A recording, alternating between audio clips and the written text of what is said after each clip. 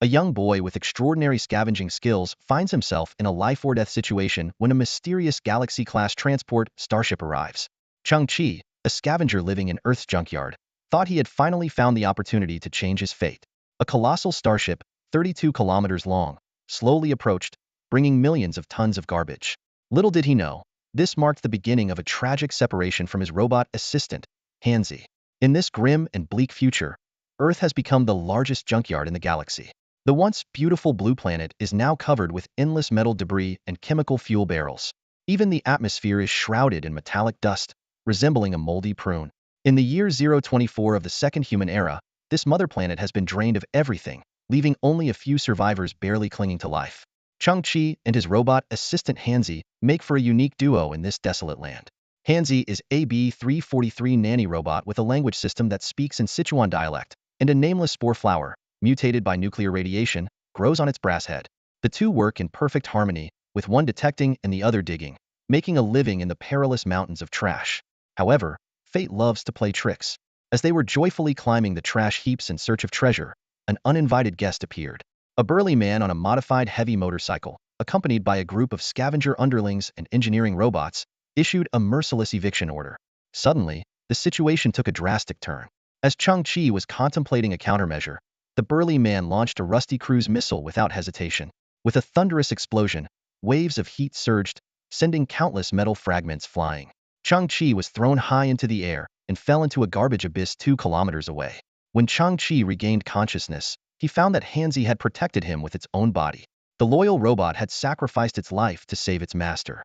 Half of its torso was blown away, the back of its head melted by high temperatures, its memory crystal shattered, and its information transmission fluid flowed like blood. In its final moments, Hanzi used its faintly flickering green energy light to utter its last words. What the heck? My head's busted? I think I'm done for. Without me around, take good care of yourself, alright? I know all your little tricks at poker. The next robot won't let you get away with them. Chang-Chi, farewell. I'm going to sleep now. Chang-Chi's face was smeared with soot, his eyes wide open, and tears glistening in his eyes. He clutched Hanzi's cold, steel hand tightly, his heart aching. Since his grandfather passed away, the B343 nanny robot had become his only companion. He had promised to replace Hanzi's hydraulic pump, but now, that promise would never be fulfilled. Suddenly, a few playing cards fell out from the seams of Hanzi's arm. All jokers. Chang-Chi's arm trembled even more, and a wave of complex emotions surged within him. He held his forehead and choked out, "Why did it have to end like this?" At that moment, a voice with a technological tone echoed in his ear, detected similar technological constructs. Would you like to proceed with tech synthesis? Startled, Chang-Chi looked blankly at the back of his right hand. There, he wore a mysterious blue crystal wristband, an item he had worn since childhood. Inside the wristband, blue stars twinkled and danced, gradually forming a certain order.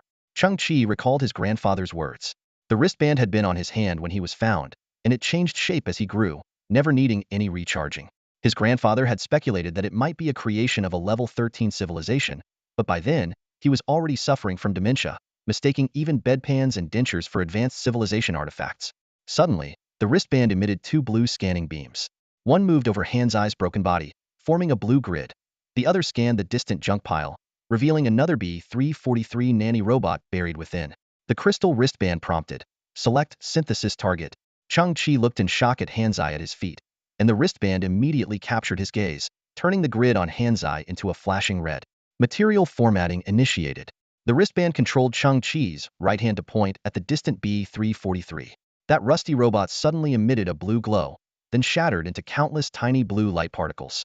These particles were absorbed by the wristband, and then transported to Hanzi through a semi-transparent river. In the dim junkyard, the scene was like a miracle. Hanzi's body gradually repaired itself, lifted by an invisible force, and stood on the ground. Within mere seconds, the light faded, revealing a completely new robot before Chang-Chi's eyes. This robot was dark silver in color, with broader shoulders, more refined joint structures, and slightly taller. Its shoulder armor flipped, exposing 8 small full-spectrum radars that emitted probing waves, causing the air to tremble slightly.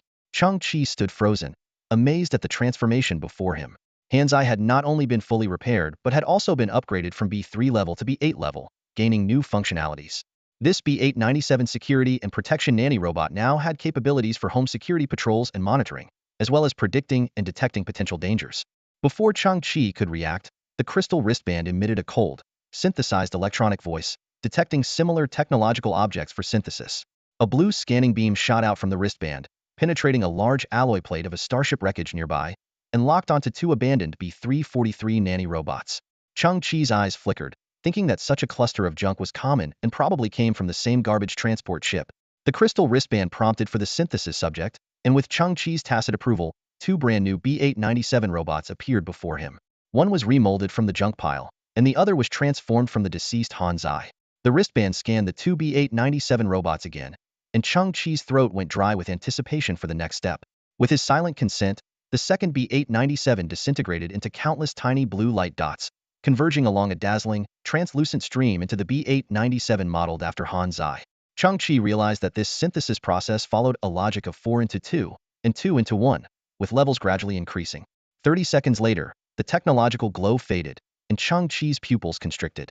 The B-897 before him had changed again. It was taller, its limbs were thicker, and its joints were significantly reinforced, seemingly able to withstand greater torque. Especially notable were its mechanical hands, which had shifted from dark silver to a silvery gray, with a marked increase in material hardness. A24 Environment Adaptive Nanorobot. Chang-Chi read the new model number silently. It possessed powerful environmental adaptability, capable of operating in extreme climates and complex terrains, with various daily operation tools hidden within its body, capable of basic shapeshifting. As soon as he finished speaking, the A24's legs suddenly transformed. Metal coverings flipped and moved, revealing a lightweight alloy track that replaced its feet. The built-in engine roared, hinting at immense horsepower. Simultaneously, its arms began to morph, with various tools continuously flipping and replacing. Hydraulic clamps, hydraulic jacks, high-speed rotating alloy saws, and a metal-cutting gun capable of emitting blue flames. 8 small full-spectrum radars on its shoulders rotated silently, significantly enhancing its scanning range. Chang-Chi looked up at the 2.3-meter-tall A24, so shocked he was nearly speechless. He knew that this kind of a great assistant robot would cost at least 20,000 credit points, something unheard of on Earth. Han Zai, Chang-Chi called out, his voice trembling, "Can you hear me?" On the robot's square alloy head, 2 thin glowing lines served as eyes, with red light flickering back and forth. It responded in an emotionless voice, "Hello, esteemed purchaser. The A24 Environment Adaptive Nanorobot is at your service. Please complete the initial setup to allow me to serve you better." Chang-Chi's body went completely stiff. This was exactly what he feared most. The mechanical body was restored, but Han Zai's consciousness was gone forever. Tears glistened in his eyes as he reached out to lightly touch the A24's chest. "Hello, esteemed purchaser. Please complete the activation process. If you insist on performing non-standard operations, I cannot ensure there won't be any accidental injuries," the robot said without looking down. Chang-Chi's hands suddenly paused, and he asked in confusion, "Why do I hear a familiar tone? Would a freshly manufactured A24 say something like that? Forget it. I can't keep this up any longer." The robot suddenly burst out, "You little rascal. Stop touching my chest." Chang-Chi's residence was nothing more than a dilapidated shack. At this moment, he sat on a broken water barrel in front of his shelter, staring blankly at the crystal bracelet on his right hand. The mysterious bracelet emitted a faint blue glow, as if it held endless secrets. Not far away, Han Zai, who had just been revived with full health and gained a level up, was admiring his new appearance in a shattered mirror. He twisted his body and struck poses, clearly satisfied with his transformation. "I'm too handsome to handle," Han Zai narcissistically muttered to himself. "When I enter the city, those female robot nannies won't be able to resist me, will they?" Chang-Chi ignored Han Zai's flamboyant behavior and focused intently on the bracelet on his wrist. He gently stroked his chin, his brows furrowed, and muttered to himself, "This thing is truly miraculous. Could it be what Grandpa mentioned, an artifact from a level 13 civilization?" He recalled that the highest level of civilization humans had encountered was level 5, while a level 13 civilization was merely the stuff of legends. Suddenly, Chang-Chi asked his right wrist, "What are you?" As soon as he spoke, he laughed at himself. Things like this usually play hard to get and won't introduce themselves. Unexpectedly, the crystal bracelet responded. A blue window appeared out of thin air, displaying, "I am an STC standard template construct," which, based on your understanding, is commonly interpreted as a standard construction template or standard template construct. But this is merely based on your cognition. This sudden response left Chang-Chi stunned. Before he could react, the window vanished, refusing to answer any more questions. Chang-Chi sensed a hint of disdain in the response. He slowly stood up, took a deep breath, and squinted, saying, "What you are isn't the most important thing. What's crucial is that I must fully utilize your value. Let's start testing. Chang-Chi quickly gathered two similarly sized stones and two pieces of toilet paper that Hanzai had used to wipe off oil leaks. He placed these items in front of the STC, hoping for a miracle. However, the STC coldly displayed. Non-technological artifacts cannot be synthesized. Chang-Chi and Hanzai crouched on the ground, staring at the blue starlight flickering within the STC. They vaguely felt that the trajectory of the starlight resembled a middle finger. Chang-Chi shook his head and muttered, "All right, it seems non-technological items can't activate it. And Hanzai can't level up further for now since we don't have another B-343 prototype." After pondering for a moment, Chang-Chi entered the shack and took out 8 pairs of complexly structured metal shoes. These were damaged items he had collected from the trash heap, intending to gather enough parts to repair a functional pair of exploration shoes to improve his efficiency in climbing the garbage mountain. Although the technology level is low, these are pure technological artifacts. Should be fine, right? Chang-Chi's eyes gleamed as he slowly raised his arm, aiming the bracelet at 2 pairs of exploration shoes. Sure enough, the STC immediately emitted a blue scanning beam, moving back and forth between the 2 pairs of shoes. Then, a prompt appeared. Select synthesis subject. After Chang-Chi made his selection, the system displayed. Material formatting initiated. 1 pair of shoes was disassembled into basic units, and a translucent stream of light showered onto the other pair. In no time, a brand new pair of mechanical boots appeared. The STC displayed. Exploration leg guards. Mechanical device extends to the knees, alleviates knee pressure, maximum jump height 4.5 meters. Chang-Chi exclaimed with joy, "Hanzai, it works." With these tools, climbing a 100-meter garbage mountain won't take more than 10 minutes. He felt a whole new world unfolding before him, his heart racing, his pupils dilating. "Let's keep going." Hanzai got excited too. "What kind of gear will come out if we keep going?" Chang-Chi's gaze fell on the remaining 4 pairs of exploration shoes, deciding to try again. He repeated the previous steps, first synthesizing 2 pairs of exploration shoes into 1 pair of exploration leg guards, then combining 2 pairs of exploration leg guards. This time, an even more astonishing piece of equipment appeared before Chang-Chi. The STC displayed jet-powered turbine shoes, 18 micro-jet propulsion turbines, high-precision gyroscope, tilt trend sensing, wearer can fly up to 300 meters, maximum speed 0.408 Mach. Flying. Chang-Chi was stunned. 0.408 Mach, that's almost 500 kilometers per hour. He stared unblinkingly at the silver mechanical shoes, which had 18 multidirectional adjustable micro-jet turbines at the bottom and a meticulously engineered structure that gleamed faintly. In today's world, the sky was almost a forbidden zone. Even a broken, once flying piece of junk couldn't be found. It seemed as if someone had filtered the trash here with a simple purpose, to prevent any scavenger from leaving Earth. These trash bugs were deemed to have the most inferior genes, and under no circumstances were they allowed to leave Earth and contaminate human civilization. Even the wealthiest among them, Iluo, only possessed a heavy-duty ground vehicle. But now, Chang-Chi had the ability to fly. "Hanzai, I can fly." Chang-Chi's voice was filled with disbelief and excitement. He couldn't wait to lift 1 foot, gently touching the seemingly oversized mechanical shoes, as if confirming whether all of this was real. A series of faint pneumatic sounds filled the air as the high-tech shoes in front of Chang-Chi disassembled into several units, moving to the sides and revealing the inner space. His heartbeat quickened involuntarily. Taking a deep breath, he placed his foot into the center of the shoe. The pneumatic sounds resumed, and the armor began to reassemble with precision, each bolt tightening automatically. In just 2 seconds, the shoes perfectly enveloped Chang-Chi's foot, shrinking to appear like slightly oversized metallic dress shoes. Chang-Chi quickly put on the other shoe and stood on the ground, swallowing hard. He looked at Hanzai with a mix of fear and anticipation. The lights in Hanzai's eyes flickered as he suggested, "I recommend you thoroughly read the manual before operating them." "Read the manual? That's no fun." Chang-Chi took a deep breath and shouted, "Let's go." Boom. Dust flew everywhere, and the ground trembled as Chang-Chi's body shot into the sky like a cannonball. He couldn't gauge his speed. He only felt the wind roaring past his ears, his hair blowing backward, and his face stinging from the force. Even midair, a slight press of his foot would generate an indescribable lift that propelled him even higher. Chang-Chi soared through the hazy atmosphere, which had lost its former purity due to the pervasive dust. Yet, for countless scavengers, the sky remained a place of aspiration. "Wow, this is incredible," Chang-Chi shouted as he rocketed to the altitude limit, stabilized by the built-in gyroscope in the flying shoes. He suddenly dove to the right, aiming straight for the slowly drifting clouds nearby. Yeehaw! Chang-Chi's silhouette streaked across the sky, his heart surging with excitement. His voice echoed through the clouds. "I am the king of the sky, the king of the world." I'm the king of the world. The STC is amazing. It can transform and upgrade any piece of junk tech into unimaginable gear. Flying high above, Chang-Chi looked down at the earth below, which was piled with an astonishing 4.55 trillion tons of tech junk, almost anything you could imagine. He thought excitedly. A legend is about to begin, and that legend is me.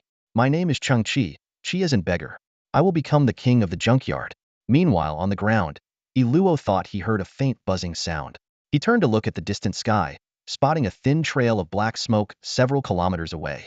A subordinate with shoddy mechanical legs remarked, "Boss, it seems like something just took off." Impossible. Iluo squinted and analyzed. Everyone knows there's a sky restriction here. With all the malfunctioning electronic junk scattered around, it must have been something exploding.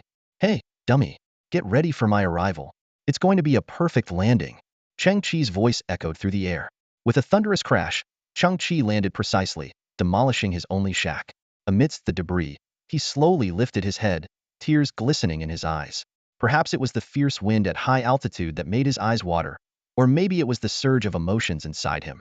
Chang-Chi's gaze fell on the remaining shoes at his feet. Although he was eager to upgrade his turbojet shoes to the next level, it required merging all the shoes he had. He decided to leave a pair of flying shoes for Dummy, as Dummy's brass legs couldn't keep up with his speed. On future treasure hunts, he needed Dummy's companionship. Once he acquired new materials, he would upgrade all the shoes together. Turning to look at the shelf on one side of the shack, Chang-Chi saw hundreds of black cylindrical blocks densely packed. These were nickel-based superalloys he had refined from countless scrap parts using a high-energy crucible. Although the refining process was complex, the alloy itself wasn't expensive, typically used for making high-strength screws and other parts. Like the copper wires accumulated over time in old junkyards, 149 pieces of nickel-based superalloy could be sold for about 100 credit points. Chang-Chi's eyes sparkled as he pondered whether these basic materials could be synthesized. Suddenly, a pleasant voice echoed in his mind. Similar technological artifacts detected, initiating material formatting. Yes, even basic alloy materials were considered technological artifacts. At that moment, Chang-Chi's satellite phone, wrapped in black tape, vibrated furiously. The screen showed a connection request from Hyena. Hyena Look, a scavenger who struck it rich by finding high-value items, now ran a loan shark business. A year ago, Chang-Chi, with nothing to his name, owed him a debt. True to his name, Hyena Luke was ruthless and unforgiving. If Chang-Chi couldn't repay the money, he would certainly be torn apart and fed to real hyenas. But that was all in the past. Now, Chang-Chi had the STC, intermetallic compound, composed of two or more metallic elements, characterized by high strength, high hardness, and excellent oxidation resistance, suitable for manufacturing high-temperature components for spacecraft. Chang-Chi's eyes gleamed as he looked at the shelf, where a brand new piece of metal with an orange-yellow sheen lay. He was all too familiar with intermetallic compounds. While precious, they weren't exceedingly rare. Scavengers who found 100 grams of this metal in scrapped Starship thrusters could live lavishly for 4 months, indulging in all the street girls along the bar street. Now, with just 2 pieces of cheap nickel-based superalloy, he had synthesized a fist-sized, approximately 500-gram intermetallic compound. This was more than enough to clear his debt. But Chang-Chi wouldn't stop there. He still had hundreds of basic synthesis materials. Similar technological artifacts detected, initiating material formatting, synthesizing amorphous alloy. Amorphous alloy 31. Amorphous alloy, composed of multiple elements, characterized by ultra-high strength, ultra-high hardness, lightweight, and extreme corrosion resistance, suitable for core wear parts of interstellar engines, classified as galaxy-grade industrial material. Similar technological artifacts detected, initiating material formatting, synthesizing high-entropy alloy. High-entropy alloy, an alloy with a disordered atomic arrangement, characterized by S3 high strength, S3 high hardness, and superior electromagnetic shielding properties, suitable for constructing high-precision interstellar radars, classified as galaxy-grade scarce material. 5 minutes later, Chang-Chi held 23 pieces of amorphous alloy and 4 pieces of high-entropy alloy. He continued synthesizing but deliberately controlled the process, leaving intermediate results. These materials were meant for monetization.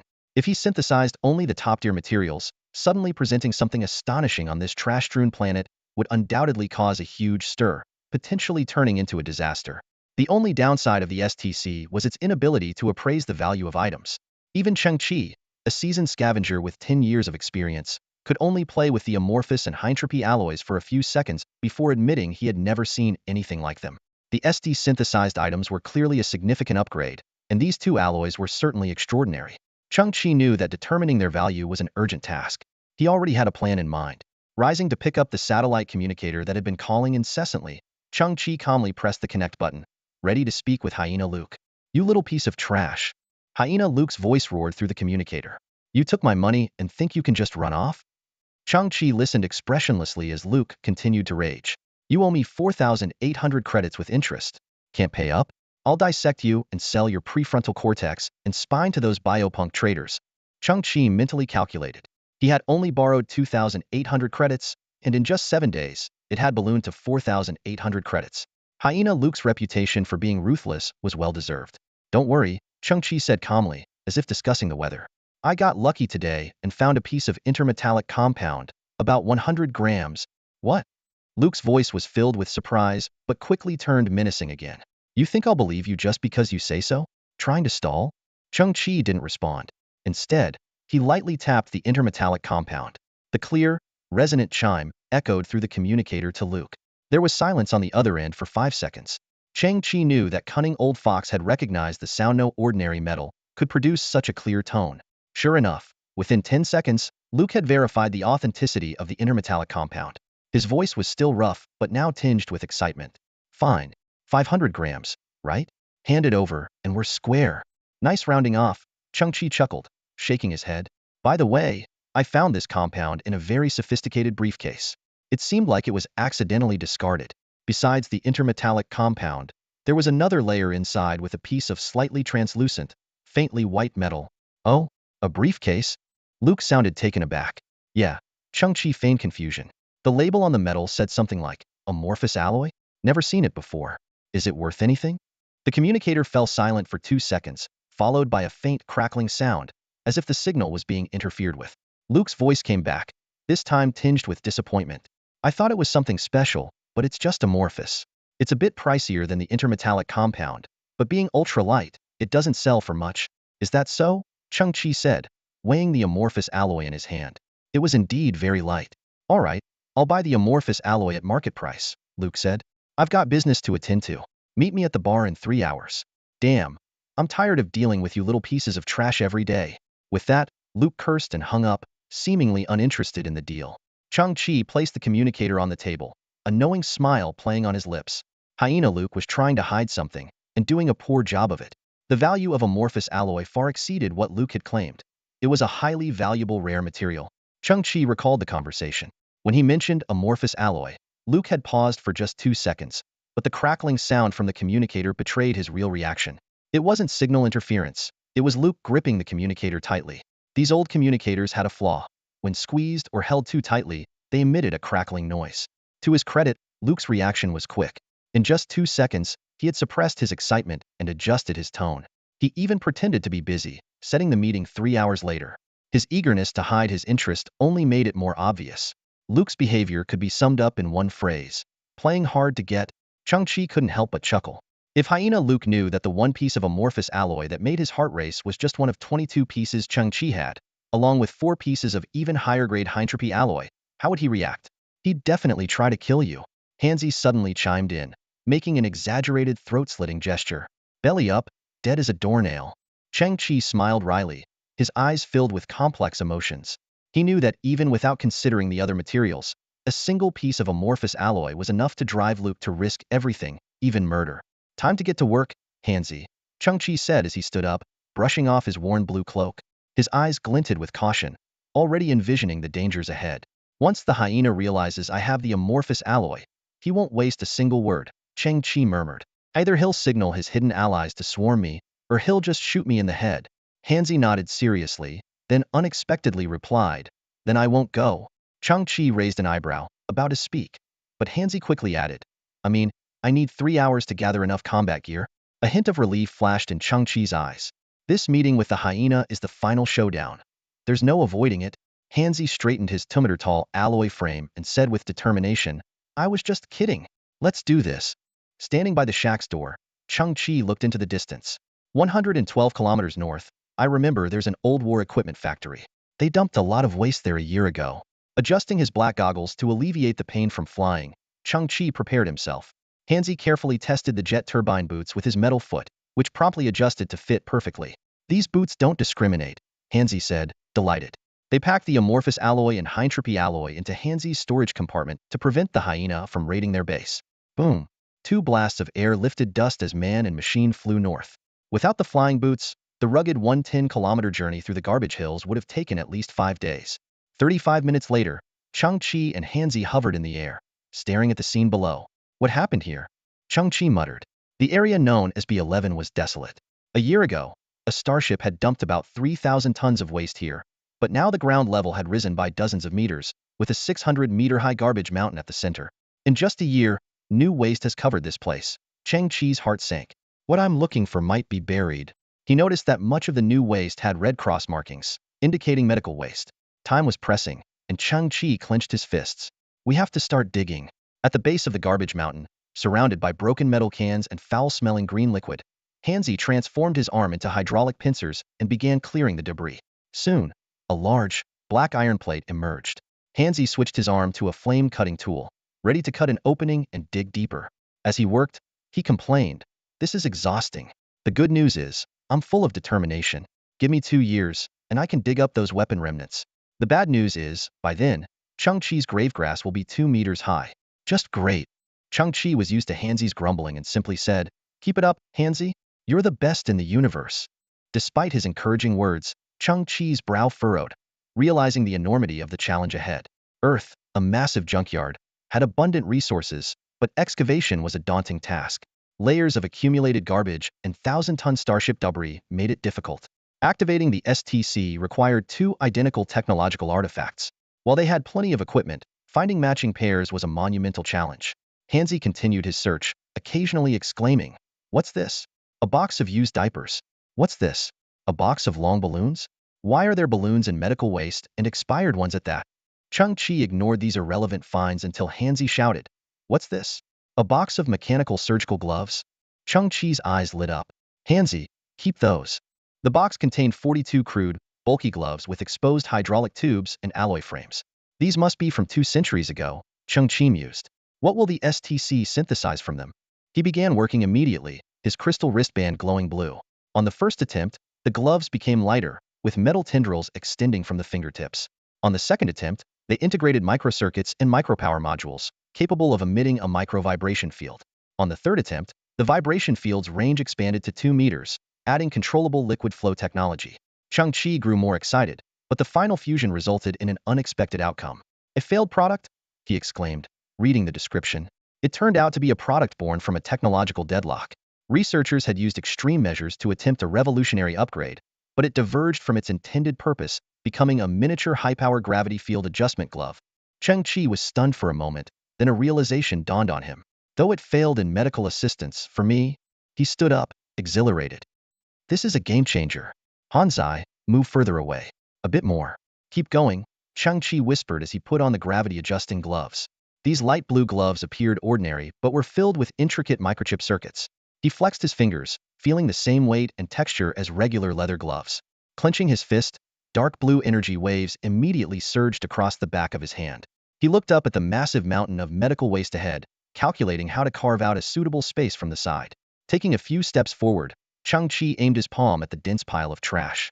He gritted his teeth, eyes wide open, and suddenly spread his fingers.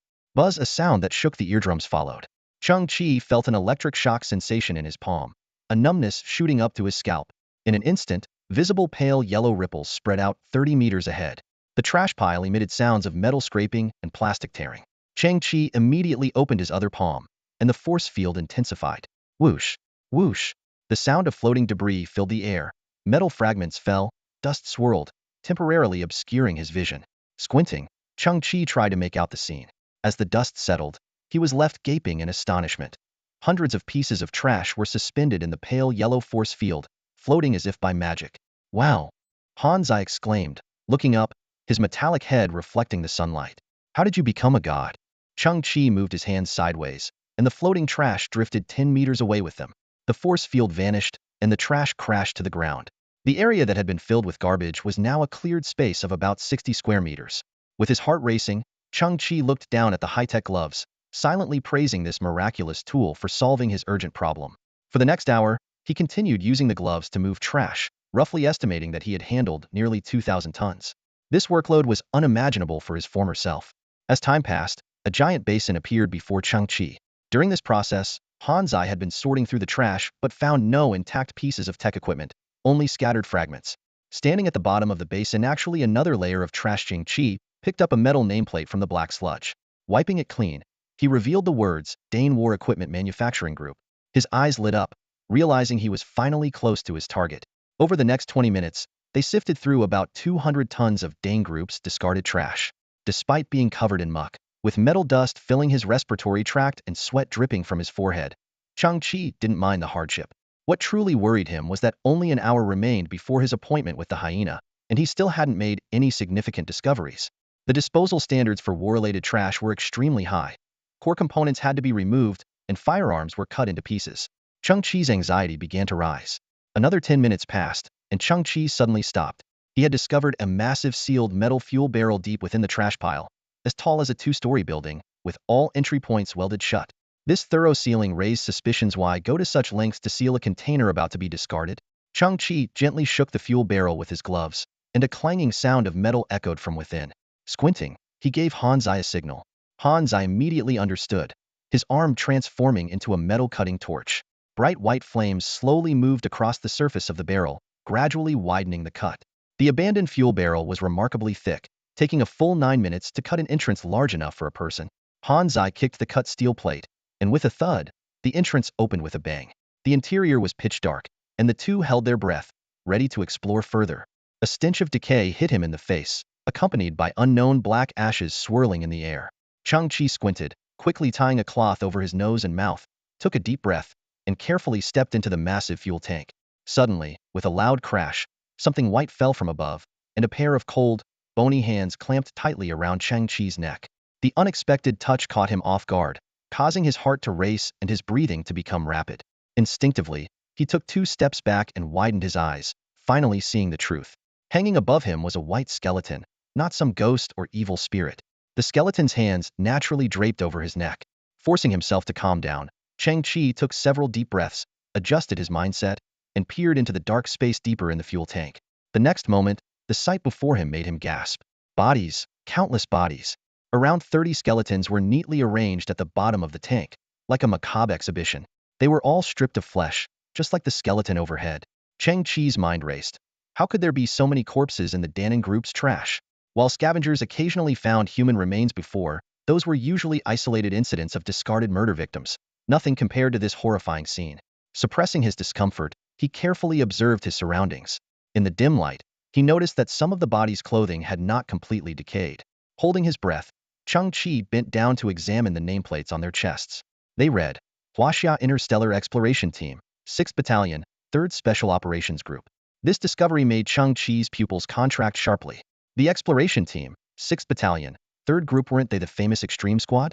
Despite being only 18, Chang-Chi had long harbored dreams of heroism.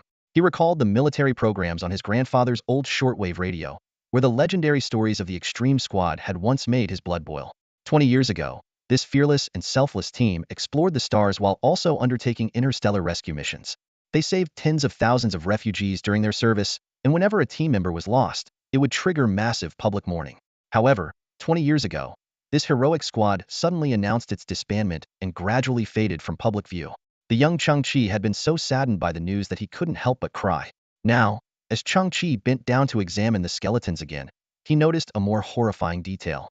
Each skeleton had distinct cut marks on their necks, indicating a sharp weapon and significant force. This discovery sent a shiver through Chang-Chi, and cold sweat soaked his back. He realized a terrifying truth. These heroes did not die by accident, but were brutally killed and discarded in this iron tank like trash. There must be a hidden, dark secret behind this. Out of respect and sorrow for these heroes, Chang-Chi began collecting their nameplates one by one. Ding Feng, Lin Luanyue, Long Zhanxiao. He committed each name to memory, silently vowing that if he ever left Earth, he would uncover the truth behind their deaths. When Chang-Chi reached the deepest part of the fuel tank, he saw 8 larger skeletons. To be precise, these skeletons were wearing exceptionally large combat suits. They were. Upon detecting similar technological artifacts, the STC immediately emitted a notification sound and released 6 scanning beams that moved back and forth over 8 nearby skeletons. The fluctuating light cast fleeting shadows on Chang-Chi's face as his heart rate continued to accelerate. 10 minutes later, Chang-Chi had moved all the skeletons and buried them, marking the site with an unmarked gravestone. It was the least he could do to show basic respect. The legend of the Extreme Eight may be a tale from 20 years ago, but since the dawn of the great cosmic era, human technology has advanced rapidly. The exoskeletons before him were now obsolete. Large in size, lined with high-strength nylon on the inside, and equipped with bulky hydraulic power systems and heavy power batteries on the back. To make matters worse, they were heavily corroded and rusted, falling apart. The hydraulic oil had run dry. The thin hydraulic rods were brittle and prone to breaking, and they emitted a strong stench of decay. Even if scavengers found them, they would likely only take the nearly worthless power batteries that had been dormant for 20 years. However, the dilapidated state of this equipment didn't bother Chang-Chi. He looked forward to the rebirth of these heroic armors, hoping to continue the legend of the extreme warriors and see them shine brightly once more. Chang-Chi raised his right hand, and the STC began to glow intensely. One of the exoskeletons disintegrated into specks of white light, which traveled along silk-like pathways to converge on another exoskeleton. As the white light faded, a brand new exoskeleton armor appeared. Its size reduced by nearly 50, with a pure black lining, more refined hydraulic systems, and fuel packs. The materials had been upgraded. Even standing still, it exuded a combat aura more than double that of its predecessor. This was an iterative version, not only new but also smaller, with enhanced materials and doubled output power. Chang-Chi's heart raced faster. Although he had expected an improvement, he hadn't anticipated such a significant boost in combat capability. The STC's synthesis wasn't conjuring something out of thin air. It was more like it had a blueprint for the evolution of all technological equipment, realizing this blueprint step by step through continuous upgrades. The second synthesis began. The new equipment was no longer a simple exoskeleton but a complete suit of armor. All power-enhancing structures hidden beneath alloy armor, further reduced in size, with significantly improved defensive capabilities. Basic performance increased by 240, and it now included multi-environment breathing adaptation, radar monitoring, long-distance communication, tactical analysis AI, and concealed melee weapons. This armor resembled a humanoid robot, with no visible hydraulic power systems or battery packs. The head featured a fully enclosed helmet with diamond-shaped visual systems emitting a faint red glow. The black coating gave it an agile and swift appearance, like a mechanical phantom capable of silently moving through the night with explosive combat power. Chang-Chi fought back his inner excitement and decided to synthesize once more. No normal man could resist the allure of such advanced armor. His throat was dry, and his heart pounded like a drum. At that moment, Hanzai stepped forward, raising a metal fist the size of a sandbag and said, "I can punch you to help you check if you're dreaming." Chang-Chi replied, "That would send me straight to my grave, not just out of a dream." He turned around, pressed his hands down, and with a serious expression, continued the synthesis. He was both nervous and exhilarated, eagerly anticipating the final result. The final synthesis was complete. Chang-Chi's pupils contracted and then widened in astonishment as he realized it was a memory metal armor, the conceptual machine proposed by the Galactic Science Union not long ago. This type of equipment had yet to be manufactured in human civilization. It represented the future, vision, and dreams. The latest STC notification left Chang-Chi stunned. The technology came from a Level 2 civilizations database. This meant that the equipment in his hands had already surpassed the current technological level of human civilization. Technology from a Type 2 civilization? Humanity has already surpassed the 0.7 level on Earth, significantly improving energy efficiency and embarking on interstellar travel, putting us at roughly a 1.5 level civilization. However, the leap from a 1.5 to a Type 2 civilization is not merely an incremental increase. From the time of Australopithecus, humans have gone through a long process of walking upright, using fire, and making tools, taking a full 4 million years to reach 1.5. Each higher level requires even more extended periods. What exactly does technology from a Type 2 civilization look like? Does it represent the pinnacle of a Type 2 civilization? The criteria for advancing to a Type 2 civilization involve more efficient energy acquisition methods, such as utilizing a Dyson sphere to fully harness the energy of a star. Even so, the resources and efforts of advanced civilizations are still finite, and different creations receive varying amounts of research attention. The object in front of Chang-Chi was one such creation from a Type 2 civilization. It was unexpectedly lightweight and even somewhat thin, resembling a dark silver bodysuit without gloves or foot coverings and lacking head armor. "Hello, darling?" Chang-Chi called softly. "Ing." As if in response, the metallic surface of the dark silver armor suddenly rippled. The ripples quickly expanded, generating high-frequency vibrations, morphing into rapidly changing geometric shapes, like a miniature tempest. In the next second, those turbulent geometric shapes began to flow, swiftly crawling along Chang-Chi's fingers and covering his entire body. Chang-Chi watched in shock as the seemingly hard metal turned into liquid.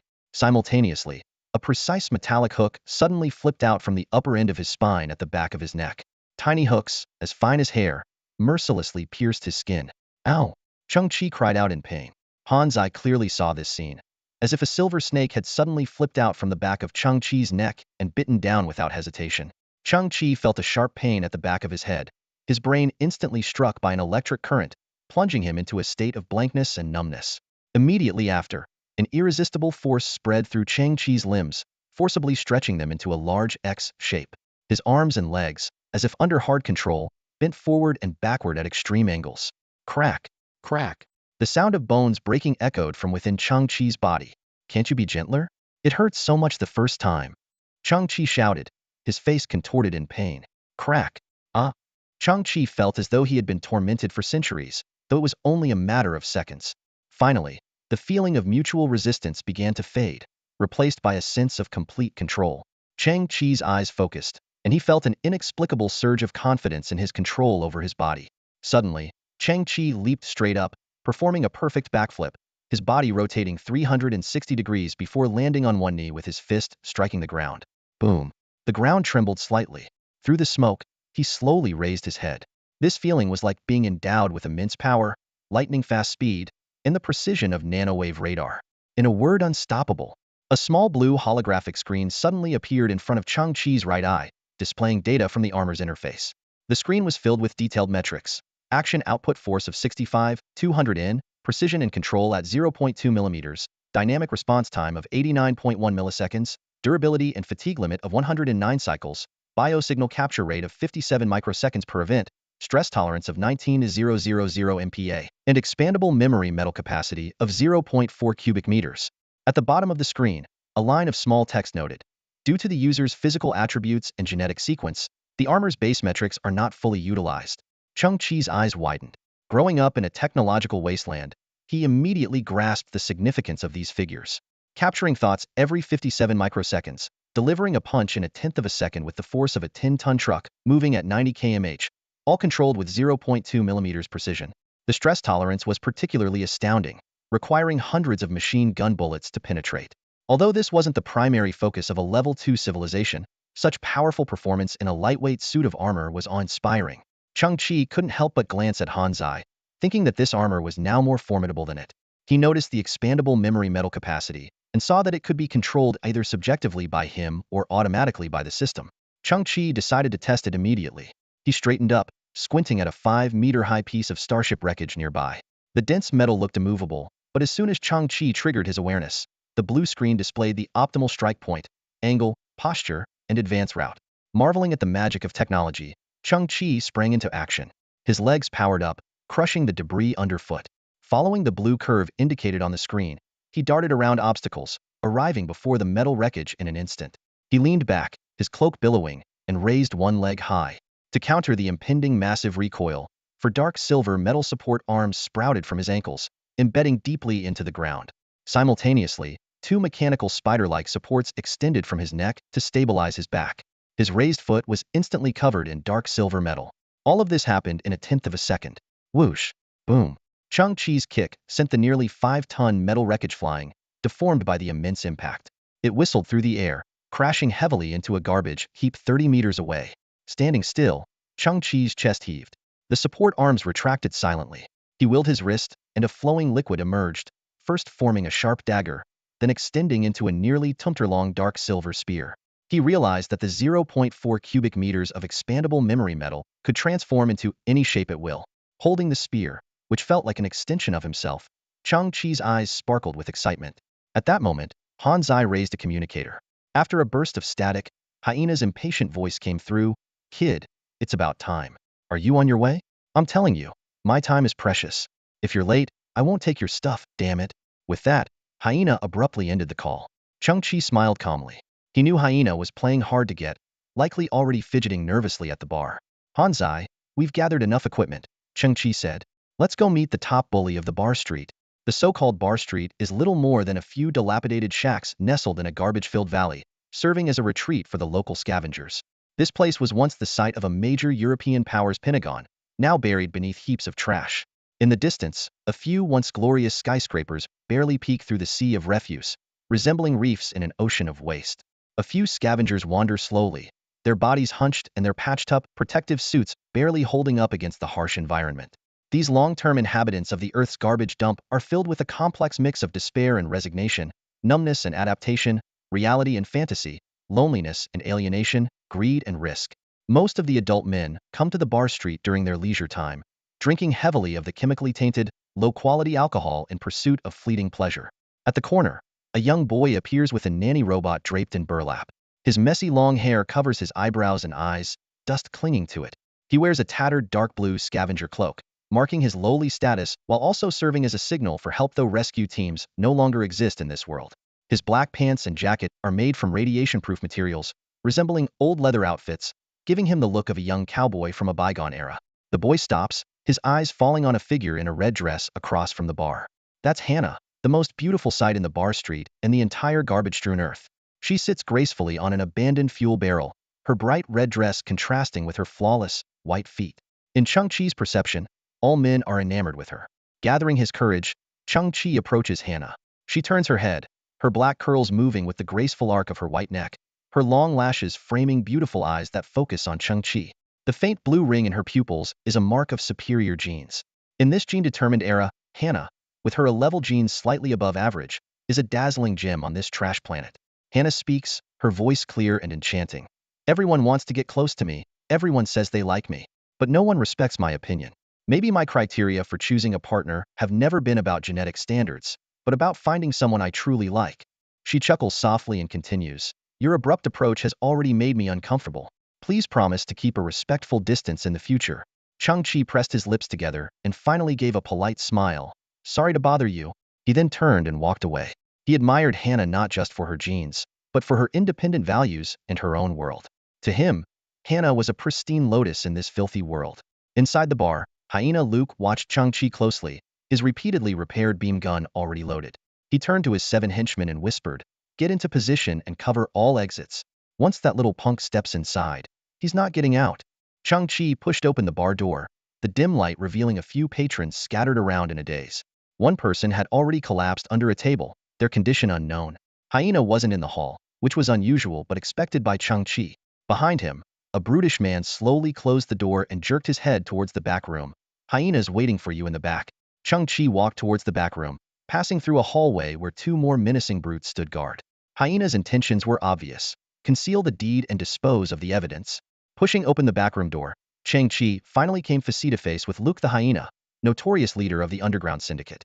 Luke was lounging behind a desk cobbled together from discarded metal, his feet propped up on the surface. A moldy cigar dangled from his mouth, punctured by his sharp black alloy teeth, giving him a menacing appearance.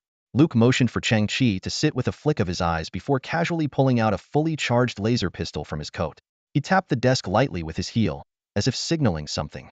Sure enough, an old man with a bloodied face and torn mouth slowly crawled out from behind the desk. Chang-Chi recognized him immediately. It was Old Lin, his grandfather's friend, who had often helped them when they were starving. Without Old Lin's assistance, Chang-Chi might not have survived. Luke cast a glance at the burly man standing in the corner. This top enforcer of the bar district had both arms modified into hydraulic mechanical limbs, brimming with immense power. Hostages, enforcers, a surrounding trap. Luke the Hyena clearly intended to leave Chang-Chi with no chance of escape. Ha! Don't tell me you're going to pull that, I didn't bring this stuff. Kill me and you'll get nothing crap? Luke sneered. Little trash bug, I have a few questions for you. Where did you? Before he could finish, Chang-Chi interrupted, slowly pulling out a piece of metallic compound from his coat and placing it on the desk. Here, this repays the loan. Well, the kid knows what's up. A flicker of surprise crossed Luke's eyes. Chang-Chi remained silent, then retrieved a semi-transparent golden metal piece from his coat. This is what I intend to sell.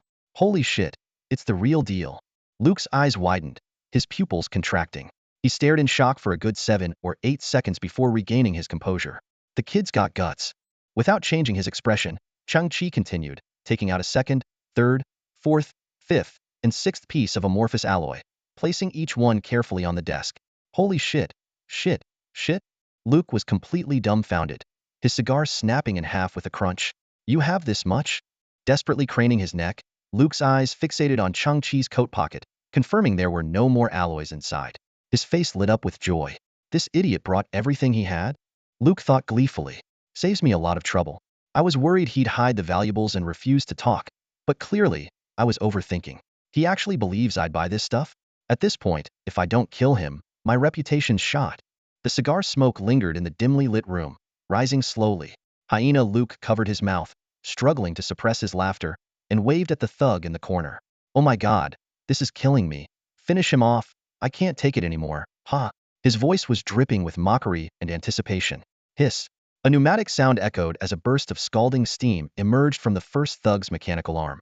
A sinister grin spread across his face as he opened his arms and lunged at Chang-Chi's neck, intending to crush it with the force that could shatter bones in an instant. In that critical moment, a fierce glint flashed in Chang-Chi's eyes.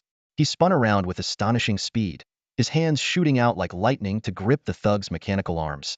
Chang-Chi's immense strength twisted and deformed the thug's arms. Creak. Crack. With a look of utter shock on the thug's face, Chang-Chi kicked him in the chest. The thug's body was sent flying, crashing through the bar's dilapidated wooden walls, and landed meters away, embedded in a heap of garbage in a twisted pose. Oh my god! Hyena Luke was dumbstruck, his mouth opening and closing in disbelief at the scene before him. Heavy footsteps echoed in the hallway outside, indicating that more of Luke's men were approaching. Chang-Chi glanced around and noticed an old-era heavy safe in Luke's office. With a slight bend, he effortlessly lifted the nearly 2-ton alloy safe. Boom! The door to Luke's office shattered, followed by a series of muffled groans from the hallway. Another loud crash echoed from the street, and then the world fell into an eerie silence. Oh my god! Luke's body stiffened. In his mind, Chang-Chi must have had some kind of augmentation, but in this wretched junkyard of Earth, there was no decent equipment to be found. Even if someone managed to cobble something together, it wouldn't have such performance, let alone allow lifting a 2-ton safe. Thud, thud, thud. Footsteps sounded at the back door, where Luke had ordered the exits blocked. The guards there had sensed something was wrong. Suddenly, a matte silver flash appeared, and Chang-Chi extended his arm.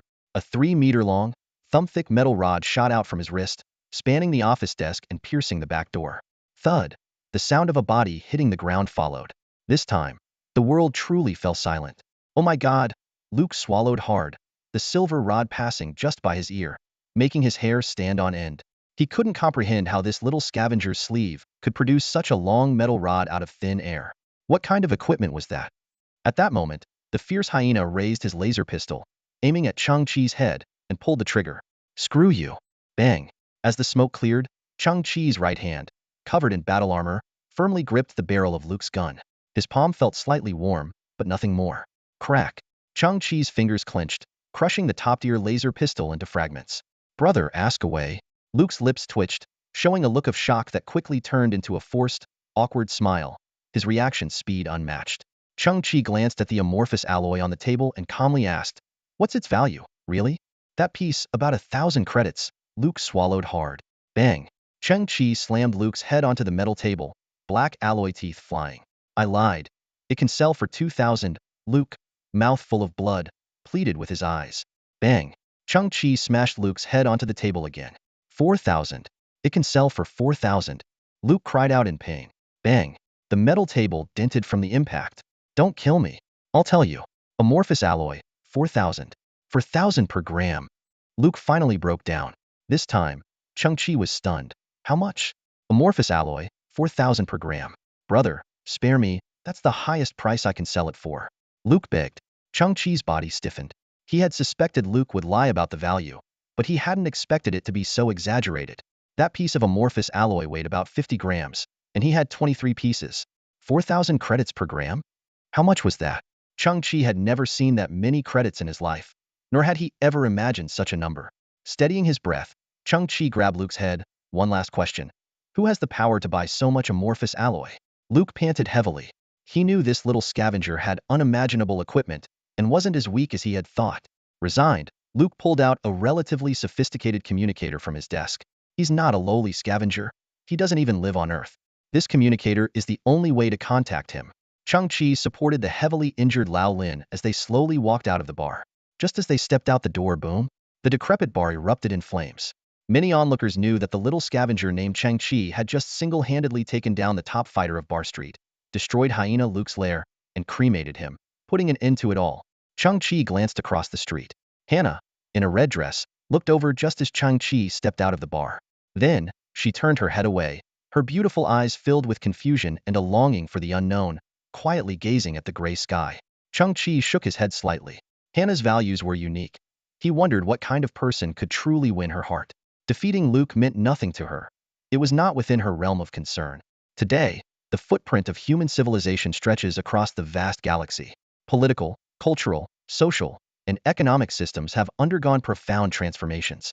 The chaotic currencies of the old era have vanished, replaced by universal credit points used throughout human civilization. Chang-Chi stood in front of his makeshift shack, clutching 23 pieces of amorphous alloy, his heart pounding.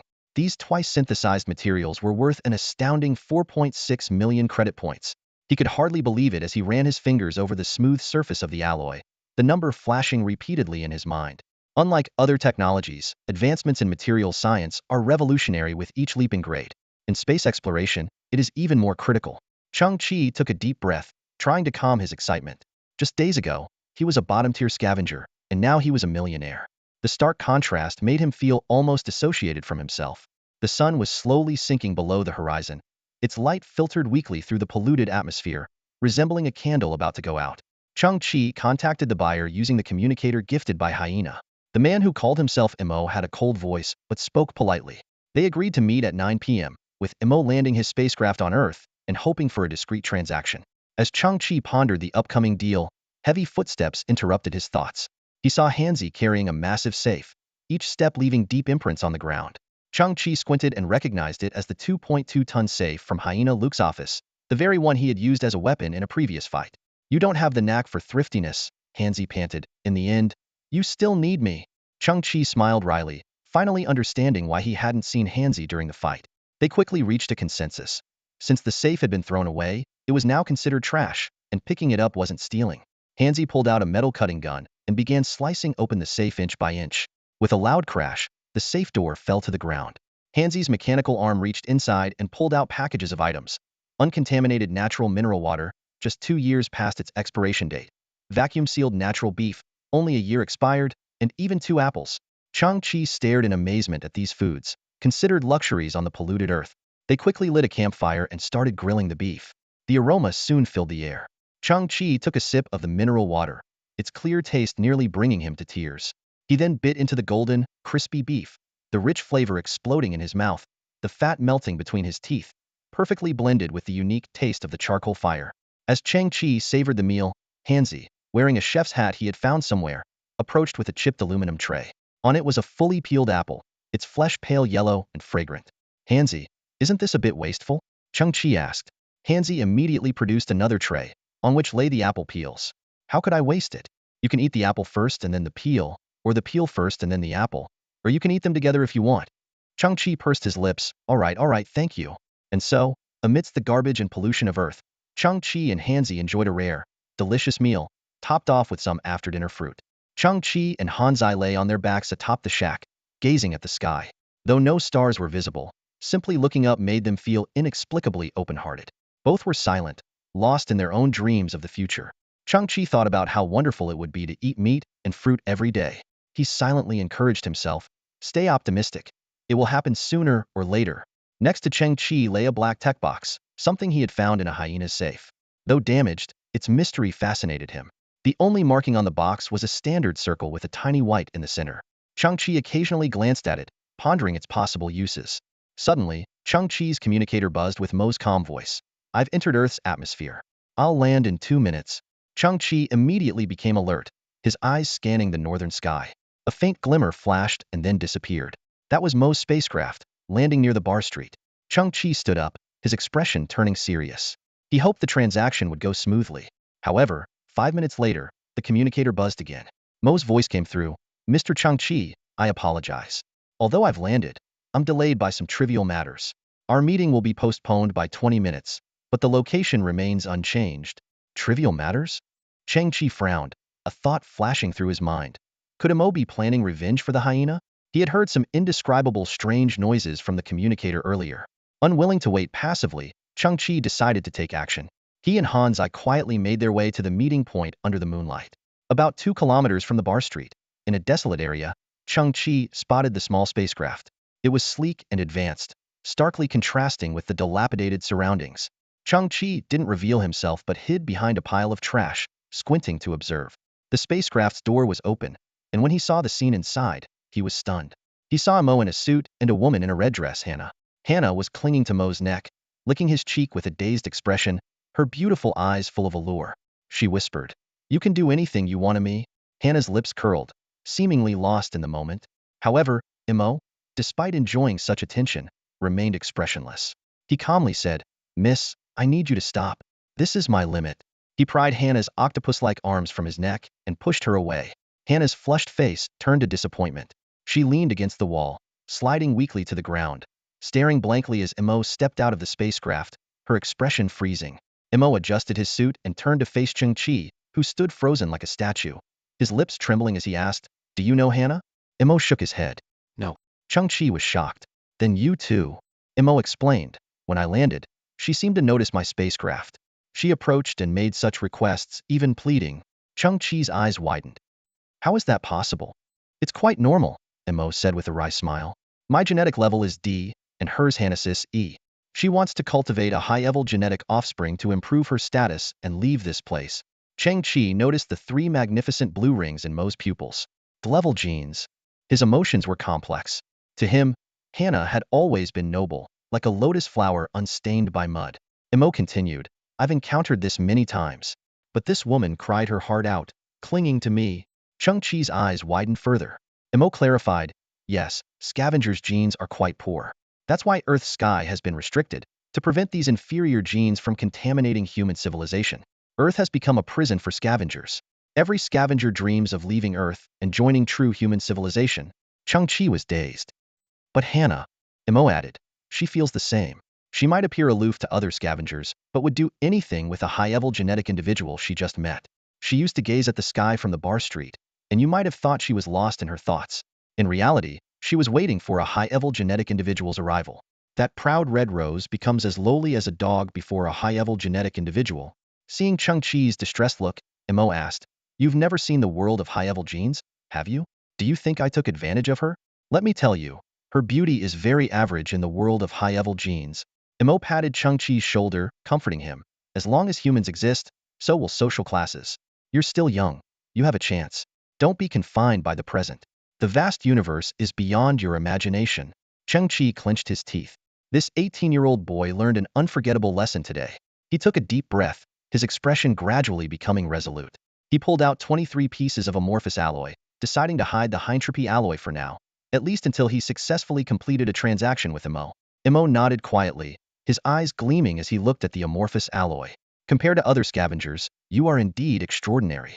These alloys are valuable. What do you want? Credit points or other items?" Chang-Chi clenched his fists and slowly raised his head, saying firmly, "I want to exchange for genetic catalyst drugs, the cheapest, most basic kind. As many as I can get, I'll take them all." Mo took out a compact piece of tech, a small scale, and held it in his palm. A golden scanning beam emitted from one end of the scale, sweeping up and down over 23 pieces of amorphous alloy. The other end displayed on a holographic screen. Amorphous alloy, 100 purity, 1,186.3 grams, worth 5.016 million credits. Mo looked at Chang-Chi seriously. "Standard market price, no tricks." Chang-Chi's brow furrowed slightly. He knew that the price per gram of amorphous alloy far exceeded 4,000 credits. Despite having beaten the hyena to a pulp, this person still dared to withhold information. On this trash-covered Earth, the saying, "people die for wealth, birds die for food," had never been more true. In contrast, Mo seemed extremely professional. He explained, "According to the Galactic Union regulations, even the lowest grade gene catalyst drugs are incredibly precious. Despite a success rate as low as 0.0035, they still sell for 1 to 2 million credits per dose." Chang-Chi keenly caught the key point. "What about outside the Galactic Union regulations?" A hint of admiration flashed in Mo's eyes. "Black market gene catalyst drugs, 800,000 credits per dose, with a success rate 0.002 percentage points higher, but they can cause genetic dissolution, leading to instant death." Chang-Chi frowned. "Is there anything worse?" Mo was surprised. "What? I thought you were prepared to risk death for that less than 1% chance. I didn't expect you to be even crazier than I thought." He paused. "If you want worse, I have something black market defective gene catalyst drugs, 300,000 credits per dose, with a survival rate of 0.8. A gleam in Chang-Chi's eyes that Mo couldn't understand. "I'll take it," Imo froze, staring at Cheng Chi for a long moment before nodding in resignation. I'll need to take your alloy first. Do you trust me? Cheng Chi watched Imo closely. I've heard that high-level gene enhancers not only optimize their bodies, but also elevate their cognition, moral standards, and thinking. Imo responded. Some people do, but not all. You can trust me with this transaction. With that, Imo put the amorphous alloy into a black leather case he carried and turned to leave. After a few steps, he stopped and turned back. In light of your trust, I'll give you a little bonus. He handed Cheng Chi a piece of paper wrapped in a dust-proof bag. Cheng Chi examined the paper card, which read Hora Linzhong, chief professor at the Miaozi Research Institute. He asked in confusion, "What is this?" Imo explained, "A piece of information. The Miaozi Research Institute was one of the last scientific institutions to evacuate Earth. Though it's been abandoned by mainstream science, I suspect they left behind a lot of research equipment and results. As a scavenger, this information should be valuable to you." Imo boarded his aircraft, and Hannah was forced out. She watched the aircraft descend, looking dejected. After ensuring no one was around, she composed herself, regained her aloof demeanor, and walked into the night among the trash heaps. Behind the trash pile, Cheng Chi watched Hannah's departing figure, a look of detachment in his eyes. He no longer saw her as the red rose in his heart, but was now focused on breaking through the never-breached class barrier. In front of his shack, Cheng Chi examined the card by the firelight. He pondered whether Miaozi referred to some unknown particle and why he had never heard of it in the news. The address read Huaxia 52nd Research District, but for the civilization repeatedly interrupted on this trash-filled Earth, the location was likely long buried under heaps of garbage. Turning the card over, Cheng Chi saw a symbol, a black circle with a small white in the center. His pupils contracted, and he immediately took out a black box he had obtained from the hyena's safe. Comparing the two, he found the symbol on the box matched the one on the card exactly. Cheng Chi began to dismantle the damaged tech box. 10 minutes later, he realized it was a signal tracker with a single target, likely pointing to the Miaozi Research Center. However, 4 types of chips inside the box were burned out. Cheng Chi clicked his tongue, realizing that finding these outdated chips in the Earth's trash heaps would be nearly impossible. Clank-clank, the sound of something being dragged outside the shack echoed sharply, like metal scraping against the ground. Cheng Chi lifted the tarp and peeked out the door. A little girl, about 5 or 6 years old, stood there with her hair in 2 pigtails and rosy cheeks. She had a thick rope tied around her waist, pulling a worn-out bathtub filled with various tech junk. Clearly, she couldn't move such a heavy load by herself. Behind the bathtub, a 3-legged mechanical dog was pushing with its head, its legs flailing uselessly, unaware that the bathtub had already stopped. The dog had a rare metal detector installed on its nose, making it an excellent scavenging assistant. "Cheng Chi, I heard a missile from Oro hit you," the little girl said, her big black eyes wide open. "I heard you died. I came to see if you were really dead. Are you dead?" Cheng Chi recognized the visitor. "Oh, it's Xiao Qiong." He stepped out of the shack, thought for a moment and replied, "I don't think I'm dead." "That's good then," Xiao Qiong said, waving her hand. "You adults really make me worry." Cheng Chi chuckled. "Where are you off to?" Xiao Qiong sniffled and looked into the distance. "I'm going to set up a stall on Bar Street to see if I can make some extra money. You know, Mom works so hard for just a few credits and doesn't take care of herself. I'm trying to help pay off some debts. You adults really are worrisome." Cheng Chi gazed at Xiao Qiong. This little girl, barely 5.5, had such a tough life. Her father had been a steady-earning young scavenger, but a year ago, in search of more valuable items, he ventured deep into the junk heaps, much like miners of old delving into coal mines. Tragically, the tunnel collapsed, and Xiao Qiong's father was buried inside forever. To support Xiao Qiong, her mother had to sell herself on Bar Street. Xiao Qiong didn't understand the nature of her mother's work, but ever since her father's death, she felt she had to take on responsibilities, often saying things that sounded far too mature for her age. Cheng Chi glanced at the worn-out bathtub and asked, "How much are you planning to make?" "Just 20 credits will do," Xiao Qiong nodded to herself. After all, every sensible person knows that greed is a bad thing. Cheng Chi gently patted the little girl's head, turned back to the shack, and returned with a big, shiny red apple. Xiao Qiong's eyes widened as she stared at the fresh fruit, reflecting a red glow. "This must be worth hundreds of credits, right?" Cheng Chi pointed at the apple and said seriously, "This is an apple with a dream. If you try to sell it or store it for a long time, it will just vanish into a bubble. It once told me its dream is to be eaten while someone walks." He placed the apple in Xiao Qiong's hand. "Here, help it achieve its dream." Xiao Qiong sniffed the apple and then took a big bite. She wrinkled her nose, tears welling up in her eyes, but she quickly wiped them away with her hand. "You adults, always trying to take care of me with some made-up fairy tale full of holes," she said, dragging the bathtub away. "I won't take advantage of you. We can split the earnings 50-50 after I sell today's haul." Chang-Chi smiled and looked towards the distant junk heaps. He knew Xiao Qiong's mother was secretly watching, not because she distrusted Chang-Chi, but because she worried about Xiao Qiong being out alone at night. Just as Chang-Chi returned to the shack, there was a knock, or rather, someone tapping on the shack's post from outside. He lifted the tarp and saw Xiao Qiong had come back. She held the half-eaten apple in one hand and a peculiar necklace in the other. The other half of the apple's dream, Mom will help it achieve, Xiao Qiong said, pointing to the apple. Then she raised the necklace over her head and handed it to Chang-Chi. Here, this is a gift for you. Don't despise it. It took me a whole year to collect matching beads. Chang-Chi carefully examined the necklace. It was a string of small metal beads, each about the size of old-fashioned marbles, shining with a silvery metallic luster. Hanging from each bead was a black thread, making the whole thing look like a bunch of little octopuses with limp tentacles.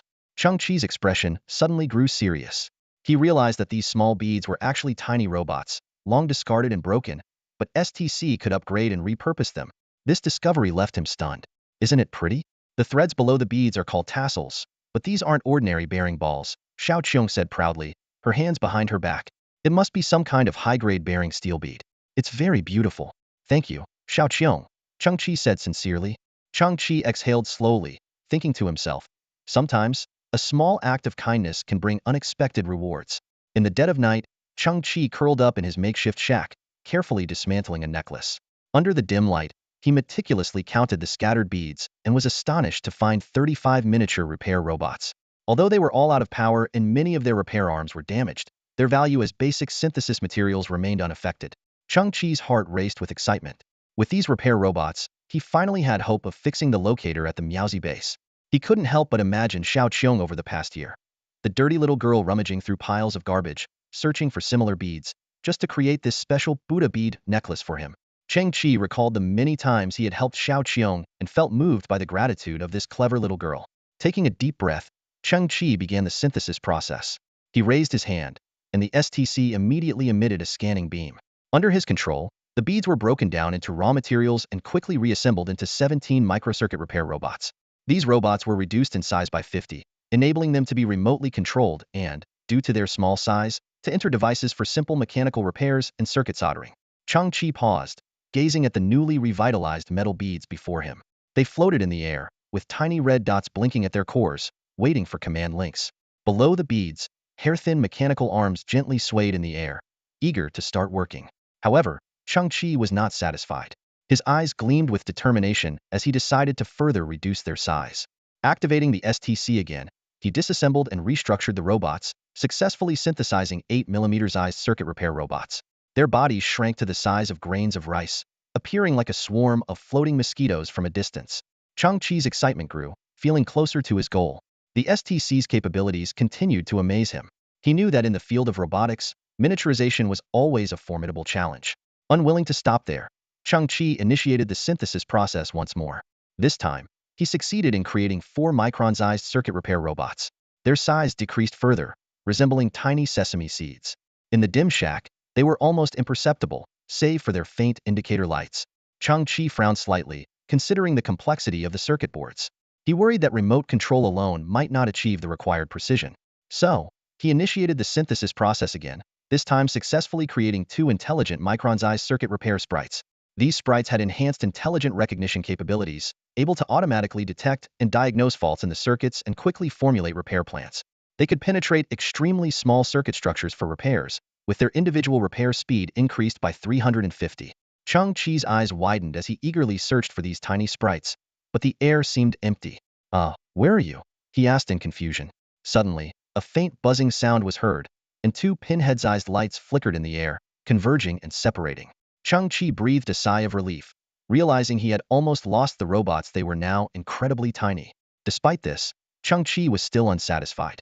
He realized that although the repair robots had reached micron size, this referred to their repair arms, and their overall size was still somewhat bulky, making it difficult to navigate inside the circuit boards.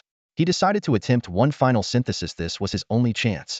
With a determined look, Chang-Chi knew that the STC always operated on a leap in levels. He believed that if the size could be halved once more, the current problem would be solved. With this conviction, he initiated the synthesis process again. However, things did not go as planned. With a deafening boom, the entire shack shook violently. A massive metal cone, nearly 4 meters tall and at least 1.8 meters in diameter, suddenly appeared. smashing Chang-Chi's only table to pieces. Chang-Chi stood dumbfounded, staring in disbelief at the gigantic object before him. "What the heck is this?" he exclaimed. "It's so huge. This is a complete disaster." The KP-03 Quantum Intelligent Repair Cluster descended slowly in front of Chang-Chi, its massive metallic cone exuding the high-tech aura of a 2.2-level civilization creation. Chang-Chi studied the enormous structure, filled with curiosity. "Buddy, with your size, what exactly can you repair?" At that moment, a hatch on the front of the cone opened, releasing a radiant blue light from within. A palm-sized metal disc floated out like a UFO, landing gently on Chang-Chi's shoulder. The disc quickly transformed, perfectly adhering to his shoulder like a metallic patch. Before Chang-Chi could react, the patch morphed back into a small UFO, hovering by his ear and emitting a mechanical voice. "Would you like to see the cluster's capabilities?" "Go ahead, show me," Chang-Chi responded. Immediately, the interior of the cone came to life. Tens of thousands of nano-sized repair robots swarmed out like a hive of bees, filling the air before dispersing and almost vanishing from sight. Chang-Chi was stunned. Nano-sized? My goodness, that's terrifying. Not far away, Hanzai was applying lubricant to his mechanical fingers when he accidentally snapped one off. A small team of nano repair robots quickly separated from the main swarm, precisely picking up the broken finger, reattaching it, tightening the screws, and even using microarc welding to seamlessly weld and polish it. Hanzai looked at his newly restored finger in amazement. They even did a manicure. Chang-Chi finally understood. The system before him was a complete nano-level intelligent repair factory. The massive cone was the central hub, the UFO by his ear was the mobile control terminal, and the nearly invisible nanorobots were the true repair workforce. Taking a deep breath, Chang-Chi turned his gaze to the century-old Miaozi Research Center locator box. This palm-sized black box had severely corroded internal circuits and a melted core circuit board, making it nearly impossible to repair with Earth's current technology. However, the swarm of nano-repair robots effortlessly entered the box. They worked like invisible hands, precisely rotating each screw, disassembling the box into over 100 parts. Dirt and rust vanished from the components at a visible speed, and the faint glow on the chips indicated the robots were soldering the circuits. Then, the newly refurbished parts were reassembled with fluid precision, a process so smooth it was mesmerizing. When the nano-repair robots finished their task, they buzzed into the air, regrouped, and dispersed again. The red LED on the locator box began to flash, and a blue light beam projected a 3D map of Earth's surface. Although this projection technology lagged behind holographic projections, it clearly displayed the mountains and oceans buried under waste. The only blinking light on the map marked coordinates 11620E, 3956N. Chang-Chi squinted. Wasn't this the former capital of Huaxia? Now, scavengers called it the no-return zone, a vast, scarcely developed landfill spanning nearly 1,000 kilometers. It was said that a 12-member armed scavenger team once attempted to approach it, but only 3 returned, gravely injured, and soon died from infections. Chang-Chi's expression turned serious. The Miaozi Research Center was located in such a perilous place? But precisely because of this, the technological equipment there might be well preserved. What astonishing secrets did Miaozi technology hold?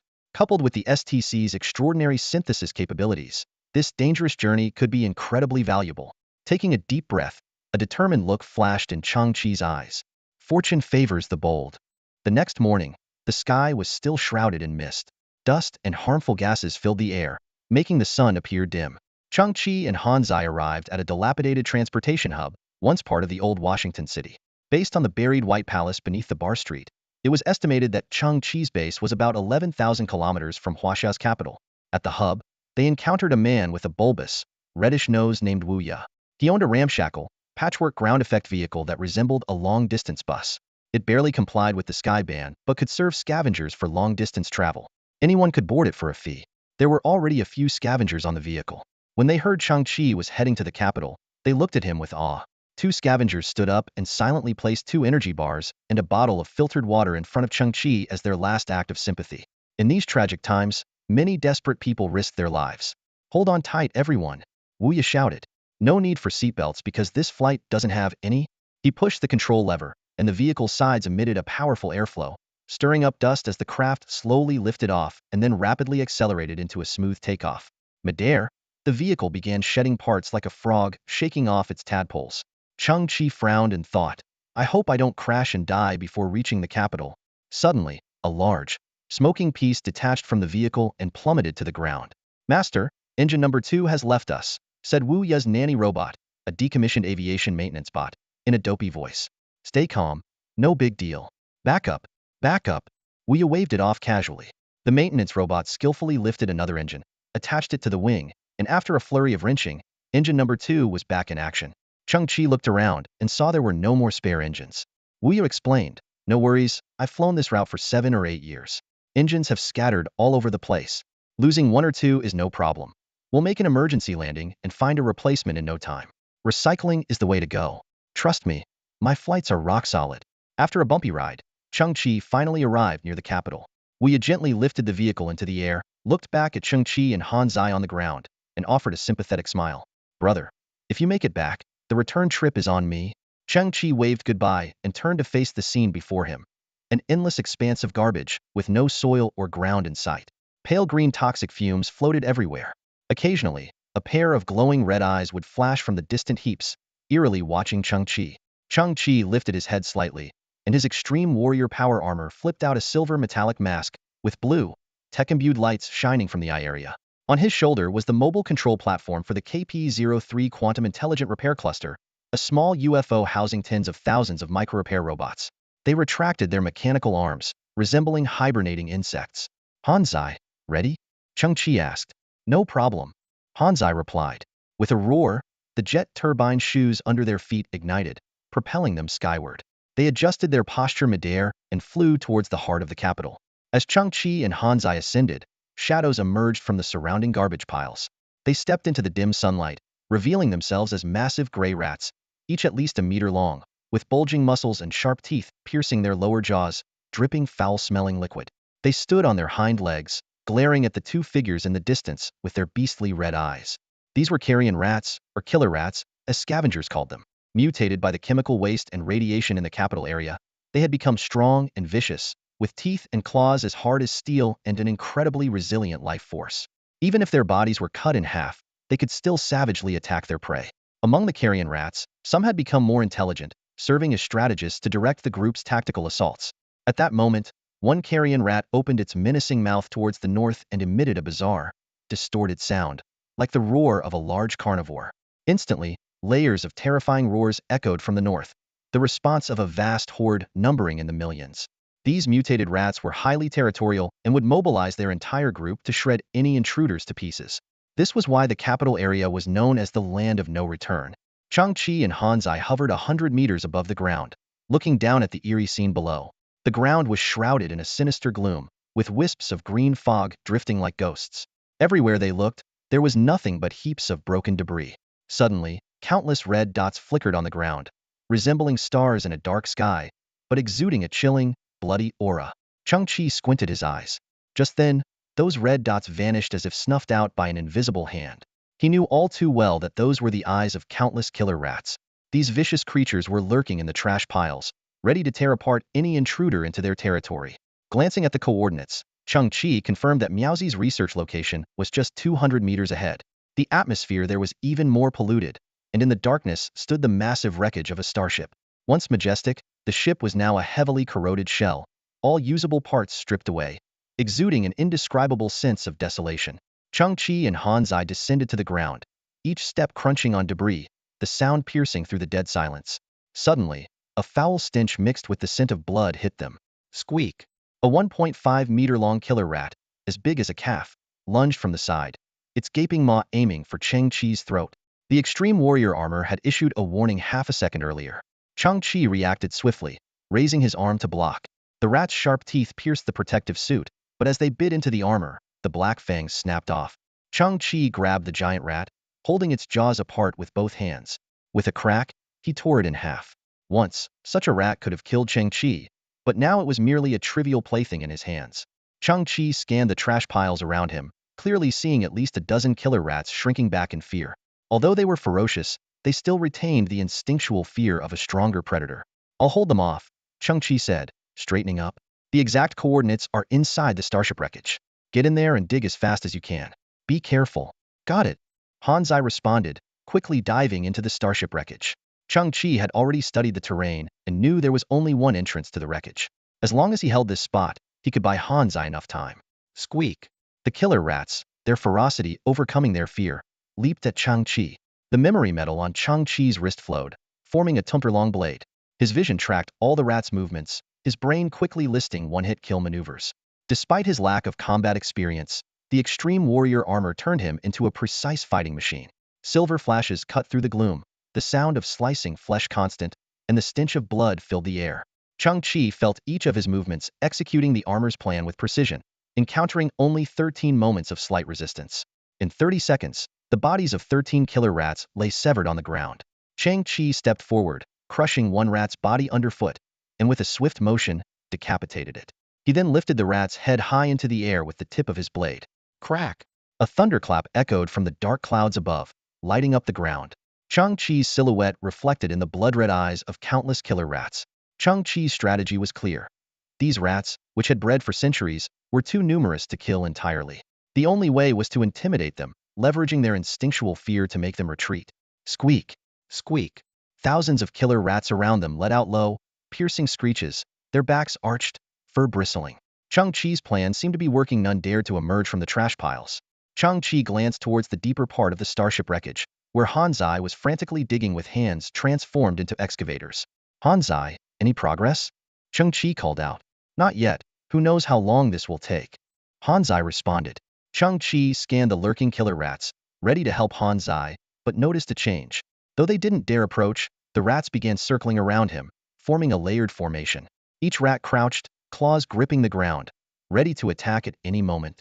Chang-Chi immediately understood their plan: to surround him in a 360-degree formation and launch continuous waves of attacks. Chang-Chi squinted his eyes and suddenly noticed an eerie, faint red sound wave on the holographic interface of his armor. Following this signal, he quickly pinpointed an inconspicuous pile of small garbage in the distance. In an instant, the truth dawned on him. At that moment, dozens of killer rats from the first layer of the encirclement leaped up. Chang-Chi frowned, spread the fingers of his right hand, and aimed at the air. The gravity control glove activated instantly. The killer rats screamed in terror, their bodies writhing madly in midair, unable to land.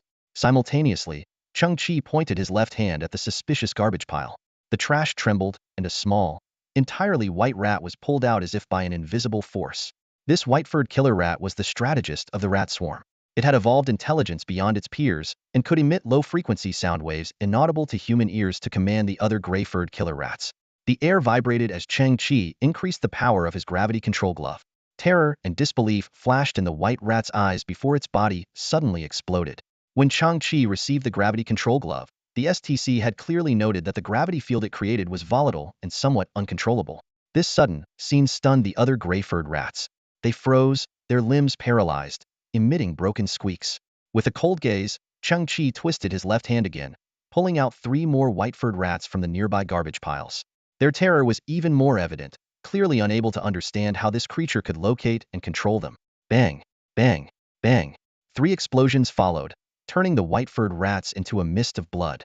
The gray-furred killer rats not only remained immobile but even started trembling, too scared to make any rash moves. A smug smile appeared on Chang-Chi's face, but it quickly froze. The ground was trembling. A suffocating stench filled the air, and deafening roars echoed around. Chang-Chi looked up, his pupils contracting 1 kilometer away. A gray wave surged, blocking out the sky. It was a tidal wave composed of countless killer rats, trampling over each other, forming a massive wave hundreds of meters high, surrounding them from all sides. What the hell? Do you really think that highly of me? What have I done to deserve your entire horde? Chang-Chi shouted, turning his head.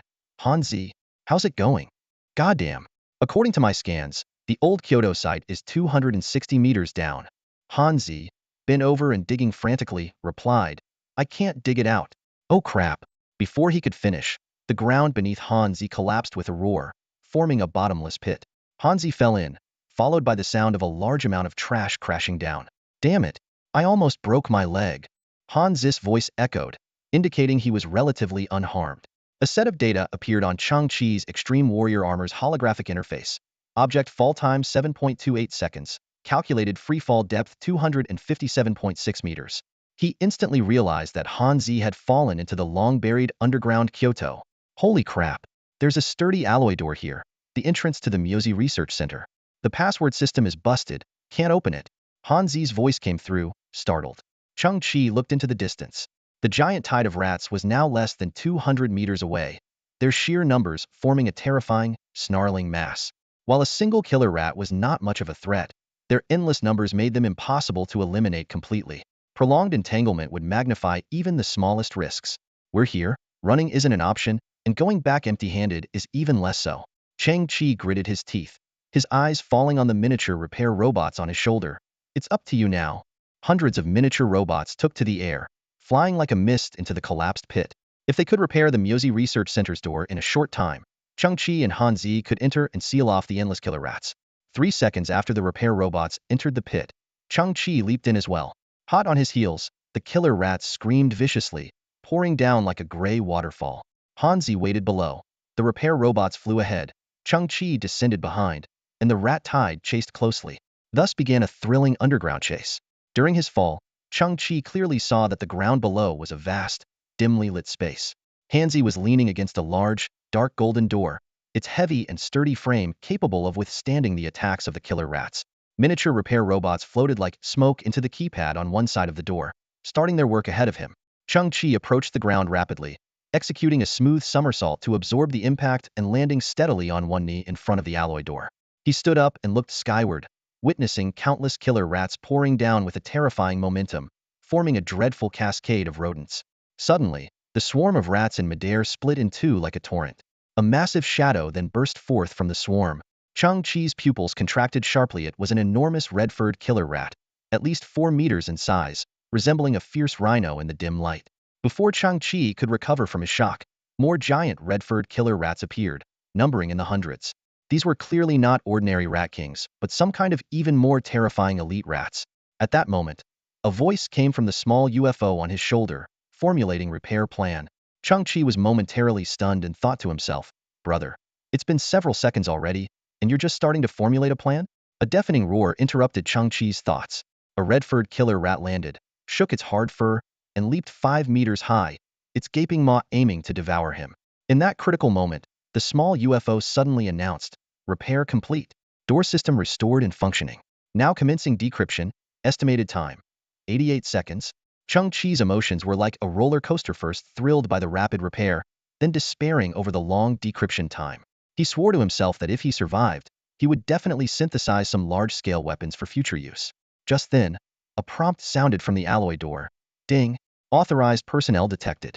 Welcome to Huaxia District 52, Myozi Research Center. Chang Chi was stunned, unable to believe he was actually an authorized person. The door began to tremble, dust falling off. As a gap appeared, Chang Chi quickly pulled Han Zi through. The door slowly closed, trapping a red-furred killer rat in the gap, which was crushed under immense pressure, its blood and entrails splattering out. Yet, the half-crushed body was still relentless, using its front paws to leap towards Chang Chi's head.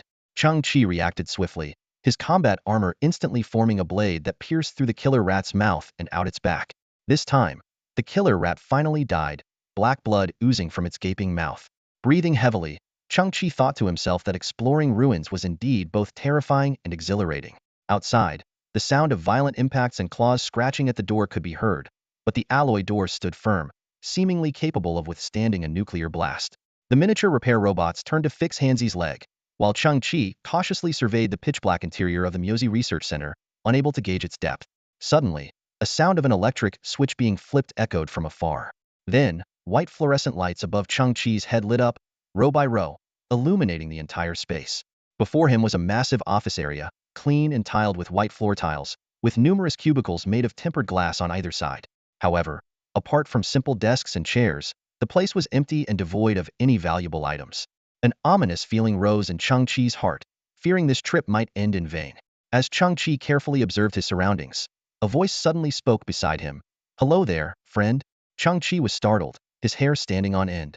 He slowly turned his head to see a middle-aged man in a white lab coat standing nearby, approaching him with eerily silent footsteps. Chang Chi warily asked, "Who are you?" as he flipped a blade into his hand, ready to react to any potential threat. The middle-aged man smiled warmly and replied, "My name is Hua Linzhong, the person in charge here." Chang Chi frowned, recalling the name on the business card. Hua Linzhong, chief professor of the Myozi Research Center. But how is that possible? The business card and the research center were from 100 years ago. He should have been long dead. Moreover, how could anyone still be alive in this place, buried under heaps of garbage? At that moment, the combat armor's life support system indicated that the oxygen level here was extremely low, necessitating its activation. Chang Chi's pupils narrowed as a terrifying thought crossed his mind. Could this person not be human, but a ghost? Don't worry. Right now, I'm just a 3D projection. A voice echoed from the void, and suddenly, Hua Linzhong's lifelike image appeared before Chang Chi. The man in the white coat flashed a slightly sardonic smile, his nicotine-stained teeth particularly striking. A damn projection that I had to record in advance. Talking to thin air in front of a camera, Chang Chi was stunned. He understood the principles of 3D projection, but hearing such crude language from Hua Linzhong, a highly respected scientist, was jarring. Hua Linzhong seemed to read Chang Chi's bewilderment and continued, "Oh, I'm here in person too. I can take you to see me, and maybe give you a tour of the Muon Research Center." As he spoke, he rolled up his sleeves, revealing a tattooed arm. He pulled a cigarette from his pocket, expertly lit it with a Zippo, and took a deep drag, his face showing pure enjoyment. Chang Chi couldn't help but marvel at the unique personality of Professor Hua, who was so different from the traditional image of a scientist. The tattoos and smoking gave him a rebellious yet charismatic aura. Sensing Chang Chi's amazement, Hua Linzhong explained, "Don't be surprised. I studied abroad when I was young, went astray, and hung out on the streets for a few years." As he walked, he continued, "Scientists are people too, after all. What's past is past. What's now is now." Chang Chi nodded silently, listening as Hua Linzhong elaborated. Muons, also known as mu particles, are fundamental particles with unique quantum properties. They have a spin of 12 and carry a single negative charge. Their rest mass is 207 times that of an electron, about 105.6 MeV superscript 2, making them essentially heavy electrons. With the cigarette between his lips, Hua Linzhong spoke with passion. 16 years ago, I became utterly captivated by muons. My initial goal was to develop entirely new energy sources. Muons are unstable particles, with an average decay life of 2.2 microseconds when at rest. Brilliant yet fleeting. He glanced at a meeting room, where another 3D projection suddenly lit up. Young scientists were cheering. "We did it. We've finally stabilized the muons." A nostalgic smile crept onto Hua Linzhong's face. 6 years ago, we made a significant breakthrough, inventing a strong magnetic field cage to confine muons in a specific spatial region, he explained. Unfortunately, we achieved nothing in the following decade. The projection of Hua Linzhong's face darkened as he took a deep drag on his cigarette. "We were under immense pressure, ridiculed by our peers, targeted by scientific societies, and abandoned by investors." The meeting room projection shifted to a scene 10 years later. The young scientists now looked weary, with heavy dark circles and greasy hair. I had full confidence in the muons. I encouraged and comforted them, but I knew they were on the brink of collapse. Hua Linzhong continued walking. "I believe muons are linked to creation itself, to the fundamental units of the universe. I have a strong conviction that once fully harnessed, muon technology will catapult human civilization to the next level." Over the past decade, I've conducted various experiments and catalyzed reactions involving muons. During one such experiment, an explosion knocked me unconscious. But in that moment, I felt my consciousness being drawn into time itself. It was as if I traveled across 93 billion light-years of the universe, arriving at the initial singularity. I saw a set of numbers, 24. I don't know what they mean, but the awe I felt, the sense of reverence, solidified my resolve to develop muon technology. Hua Linzhong slowly turned, locking eyes with Chang Chi. "Afterward, I saw you." Chang Chi felt as if Hua Linzhong's gaze pierced through space and time, reaching his very soul. "I saw you after Earth had become a wasteland, finding the buried Muon Research Center. I saw your face, and I saw your robot. I know," Hua Linzhong's voice was steady and penetrating, "that you are from the future." Chang Chi felt a chill rising from his feet, his eyes widening slightly. He realized that the 3D projection in front of him seemed to have no interactive function. It was all pre-recorded. The reason Hua Linzhong could appear to interact was because he had seen Chang Chi a century ago and remembered his actions, creating a form of communication across time. "When I woke up, I told others about the wonders of muons," Hua Linzhong concluded, "and damn it, no one believed me." Hua Linzhong bit down hard on the cigarette filter, clenching it so tightly that it deformed. He continued to lead the way, turning into a narrow corridor, his mind churning with complex emotions. "Including my good friend, Dr. Song from the Area 53 Genetic Research Institute. Even he doesn't believe me." Hua Linzhong muttered to himself, a stubborn gleam in his eyes. "So what if I used to be a thug? So what if the entire scientific community despises me? I'm not serving them." His steps were firm, his voice deep and resolute. "My ambition, laughable yet grand. All my knowledge, if it can't benefit humanity, is worthless. Humanity will inevitably face an energy crisis. Efficient and stable new energy sources are our only hope, our only hope." Hua Linzhong's eyes shone with a unique light, his tone softening. I may not be able to become a torch, but I'm willing to burn myself out, to become a spark that lights the way for future generations. At that moment, projection screens appeared again on both sides of the corridor. The screens showed research staff hurrying, documents scattered on the floor. Everyone was packing up what they could take, while military personnel patrolled with guns. The 3D Hua Linzhong lit a cigarette, a look of desolation on his face. You see, at this very moment on Earth, energy has run dry, and everyone is migrating. The Miyoshi Research Center is no exception. In fact, the Miyoshi Research Center has hit a dead end. Even if we reach other planets, our fate will be either assimilation or dissolution. He frowned and continued. Conversely, will humanity's interstellar explorations really go smoothly? Is our current energy technology truly sufficient? My time is running out. Chang Chi watched the scenes, recognizing it as the moment of humanity's great migration. Hua Linzhong, with a cigarette between his teeth, suddenly laughed. But I made a bet with my rivals. I said, as long as I, Hua Linzhong, haven't developed usable technology for the Miyoshi, I damn well won't leave the Miyoshi Research Center.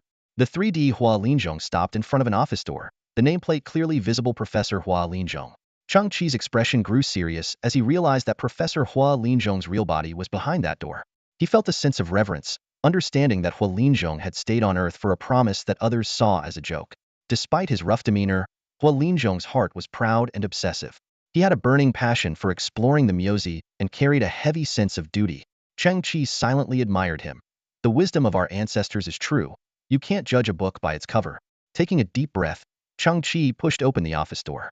The room was brightly lit, with a substance like floating willow catkins in the air. The 3D Hua Linzhong stubbed out his cigarette on the floor and walked into the office with a smile. Come in. I can see the future you, but I have no sense of time, so I don't know how many years later you found this place. Now, do you see the future me? Has this old guy aged a bit? Has he made any breakthrough in Miyoshi research? Chang Chi stood at the doorway, surveying the tidy office. In the center was a large desk, and on the chair behind it sat a skeleton. Chang Chi stood within the 3D projection, gazing at the virtual image of Professor Hua Linzhong. Suddenly, a brilliant light flashed in his mind, accompanied by an eerie voice. Miyoshi technology will one day shake the entire universe. The projection of Hua Linzhong slowly moved, circling around the desk before settling into the swivel chair. Gradually, his figure began to dissipate, leaving behind only a skeleton. Chang Chi stood there, stunned and unable to snap out of it. The entire Miyoshi Research Center was deserted, leaving only the stubborn chief scientist. That skeleton was Hua Linzhong. He had been dead for some time. Even the white lab coat he wore had turned into drifting willow catkins. Chang Chi recalled Hua Linzhong's vow. I, Hua Linzhong, will not leave the Miyoshi Research Center until I develop usable Miyoshi technology. These words echoed in the empty lab, stirring complex emotions within Chang Chi.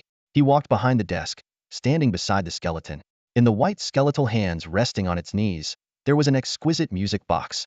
Chang Chi carefully picked it up and examined it closely. The music box was designed like a small patch of green land, covered with grass and a few tall pine trees. It was clearly handcrafted by Professor Hua Linzhong. At the bottom of the music box, there was a small play button. Chang Chi pressed it gently. A raspy voice began to play. If you're hearing this recording, it means you, my friend from the future, are the only one who can. I am now 68 years old. What makes me despair is not the broken oxygen generator in the base, but the fact that I have achieved nothing in 20 years. Hua Linzhong's voice continued. I have failed.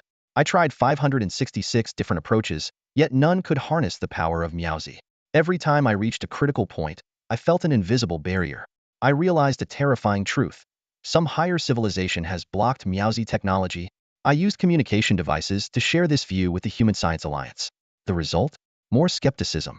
It wasn't even skepticism, really. It was outright disdain. I heard them whispering, that delusional madman is researching junk. Hua Linzhong's voice grew even more bitter. I was wrong. I wasted precious time, and even my life on something that was never going to succeed. Maybe the truth is, Miyoshi is simply a particle with no potential. My friend from the future, can you do me one last favor? If you get the chance, deliver this small music box to my descendants, if they are still alive. There's nothing particularly special about it. Inside, it holds a few stable yet insignificant Miyoshi particles that emit a faint glow like tiny fireflies. Chang Chi reached out and gently touched the branches of the pine trees on the music box. To his surprise, he found that the trunks were made of some ultra-pure transparent transistors. Inside these transistors floated a tiny cluster of blue particles, resembling a miniature star. Chang Chi's eyes widened, and his heartbeat quickened. This was the legendary Miyoshi. Although the Miyoshi Research Center had been emptied, The essence of decades of work was preserved in this form. He stared at the blue, sprite-like particles. Small yet profound and mysterious, they seemed to connect to an immense and boundless world. Chang-Chi gently touched the other pine trees and discovered that the small music box contained a total of 5 Meowsy transistors. The audio began to loop. If you're hearing this recording, it means you, my friend from the future, are the only one who can.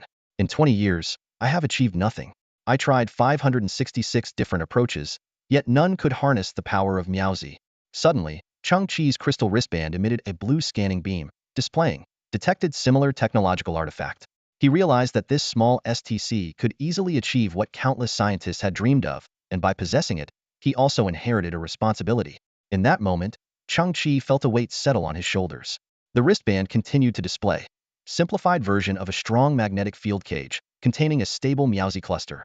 Meowsy technology belongs to microparticle energy, classified as Level 4 civilization technology. Some Level 4 civilizations have blocked this technology. Chang-Chi's pupils contracted sharply. The technological blockade was real. Professor Hua's assumption was correct. Hua Lingzhong's aged, weak voice continued. I heard them whispering, that delusional madman is researching junk. I was wrong. Clenching his fists, Chang-Chi whispered, it's not junk. Under the glare of the fluorescent lights, Chang-Chi's face flickered between light and shadow. He took a deep breath and began to work on synthesizing the technology. Chang-Chi's fingers gently glided over the sleek surface of the prototype muoncatalized fusion reactor. This seemingly ordinary silver device, no larger than a flashlight, harbored incredible energy within. Through the semi-transparent window at the base, he could see blue muons dancing and flipping, as if telling tales of their boundless potential. The interior of the device was filled with a mixture of deuterium and tritium gases. Once activated, the muons would be captured by the tritium, forming muonium atoms. Due to the muon's mass being 200 times that of an electron, and according to the principle that mass and orbital radius are inversely proportional, another atomic nucleus could more easily approach the muonium atom, significantly increasing the probability of nuclear fusion at room temperature. In the DT-mu molecule, after the fusion of deuterium and tritium nuclei, the muon is released and continues to participate in subsequent reactions, creating a continuous muoncatalized reaction chain. The built-in Collins spiral structure effectively controlled this volatile energy. Chang-Chi recalled the device's flaw. There was about a 1 in 20 chance that a muon would stick to an alpha particle after catalysis, rendering it unable to continue participating in the fusion reaction. This flaw, known as the alpha sticking problem, was the primary shortcoming of the current prototype. Despite this, the handheld device could still unleash a terrifying energy equivalent to 500 tons of TNT. Chang-Chi's pupils slightly contracted as he remembered the little boy atomic bomb dropped on Hiroshima, which had an explosive yield of about 15,000 tons of TNT and obliterated 60,000 buildings in an instant. Though the device in his hand had only 1/30th of little boy's power, as a single-soldier handheld weapon, its destructive force was still staggering. At that moment, Professor Hua Lingzhong's recording echoed in Chang-Chi's ears once more, filled with disappointment and regret. I wasted my precious energy, even my life, on something destined to be fruitless. Perhaps the truth is, muons are just particles without any potential. These words stirred something within Chang-Chi. He gripped the device tightly, inwardly refuting. How could muons be without potential? With renewed determination, Chang-Chi attempted synthesis again. This time, he successfully broke through higher levels of technological barriers and created the first-generation muoncatalized fusion reactor. This device saw significant improvements in all aspects. It completely eliminated the alpha sticking problem, became more stable overall, and improved key metrics like energy efficiency and reaction time by 185. The new device had a more refined appearance, resembling a crystal-clear sword hilt. When inactive, it emitted no energy fluctuations, and technology below a level 3 civilization couldn't detect its true nature. However, this seemingly ordinary device could instantly release destructive energy equivalent to 1,010 tons of TNT. Chang-Chi's breath trembled slightly with excitement. This device not only solved the error rate issue, but also more than doubled its power. Gripping the device, now known as the Wrath of the Creator, he felt a surge of mission and strength. Professor Hua Lingzhong's final recording echoed in Chang-Chi's ears. Life is but a dream, and in the end, it might be all for nothing. We bring nothing, and we take nothing. But the one thing I don't regret is never giving up, even if my persistence became a joke. And muons became a joke. Who can say for sure? Goodbye, my friends. Goodbye, my muon technology. Goodbye, this damned world. Listening to these words filled with regret and despair, a fire ignited within Chang-Chi. Clutching the crystal-like sword hilt, he silently vowed, Professor Hua, your persistence is not a joke. Muon technology is not a joke. One day, I will realize the vision you dreamed of. Human civilization, wielding muon technology, will shine like a brilliant star, shaking the entire universe. Changqi, I've searched everywhere here. There's nothing valuable, just empty space. Panting heavily, Hanzi burst into the office, his eyes immediately drawn to the strange device in Changqi's hands. Curiosity got the best of him as he moved closer, eyes wide open. Hey, what's that? Changqi didn't respond, his eyes reflecting a complex mix of emotions. As a rough-spoken yet righteous scientist, he harbored an obsession that was often misunderstood by the ignorant masses, despite its noble intent. Carefully, Changqi reassembled the pine tree on the music box. Inside the box was a beautifully glowing Myozi sphere. He silently vowed to himself that, if given the chance, he would fulfill Professor Hua Linzhong's last wish and deliver this music box to his descendants.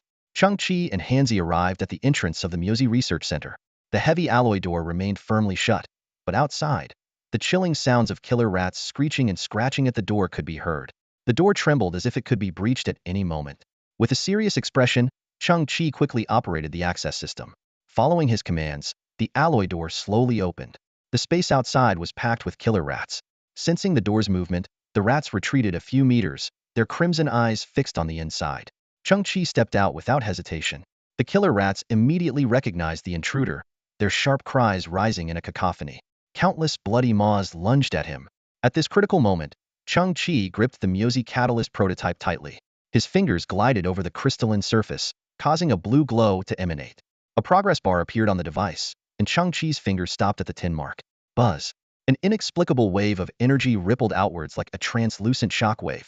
This powerful energy triggered a strange spatial resonance, shattering the killer rat's psychological defenses like an invisible hammer. All the killer rats arched their backs, their fur standing on end.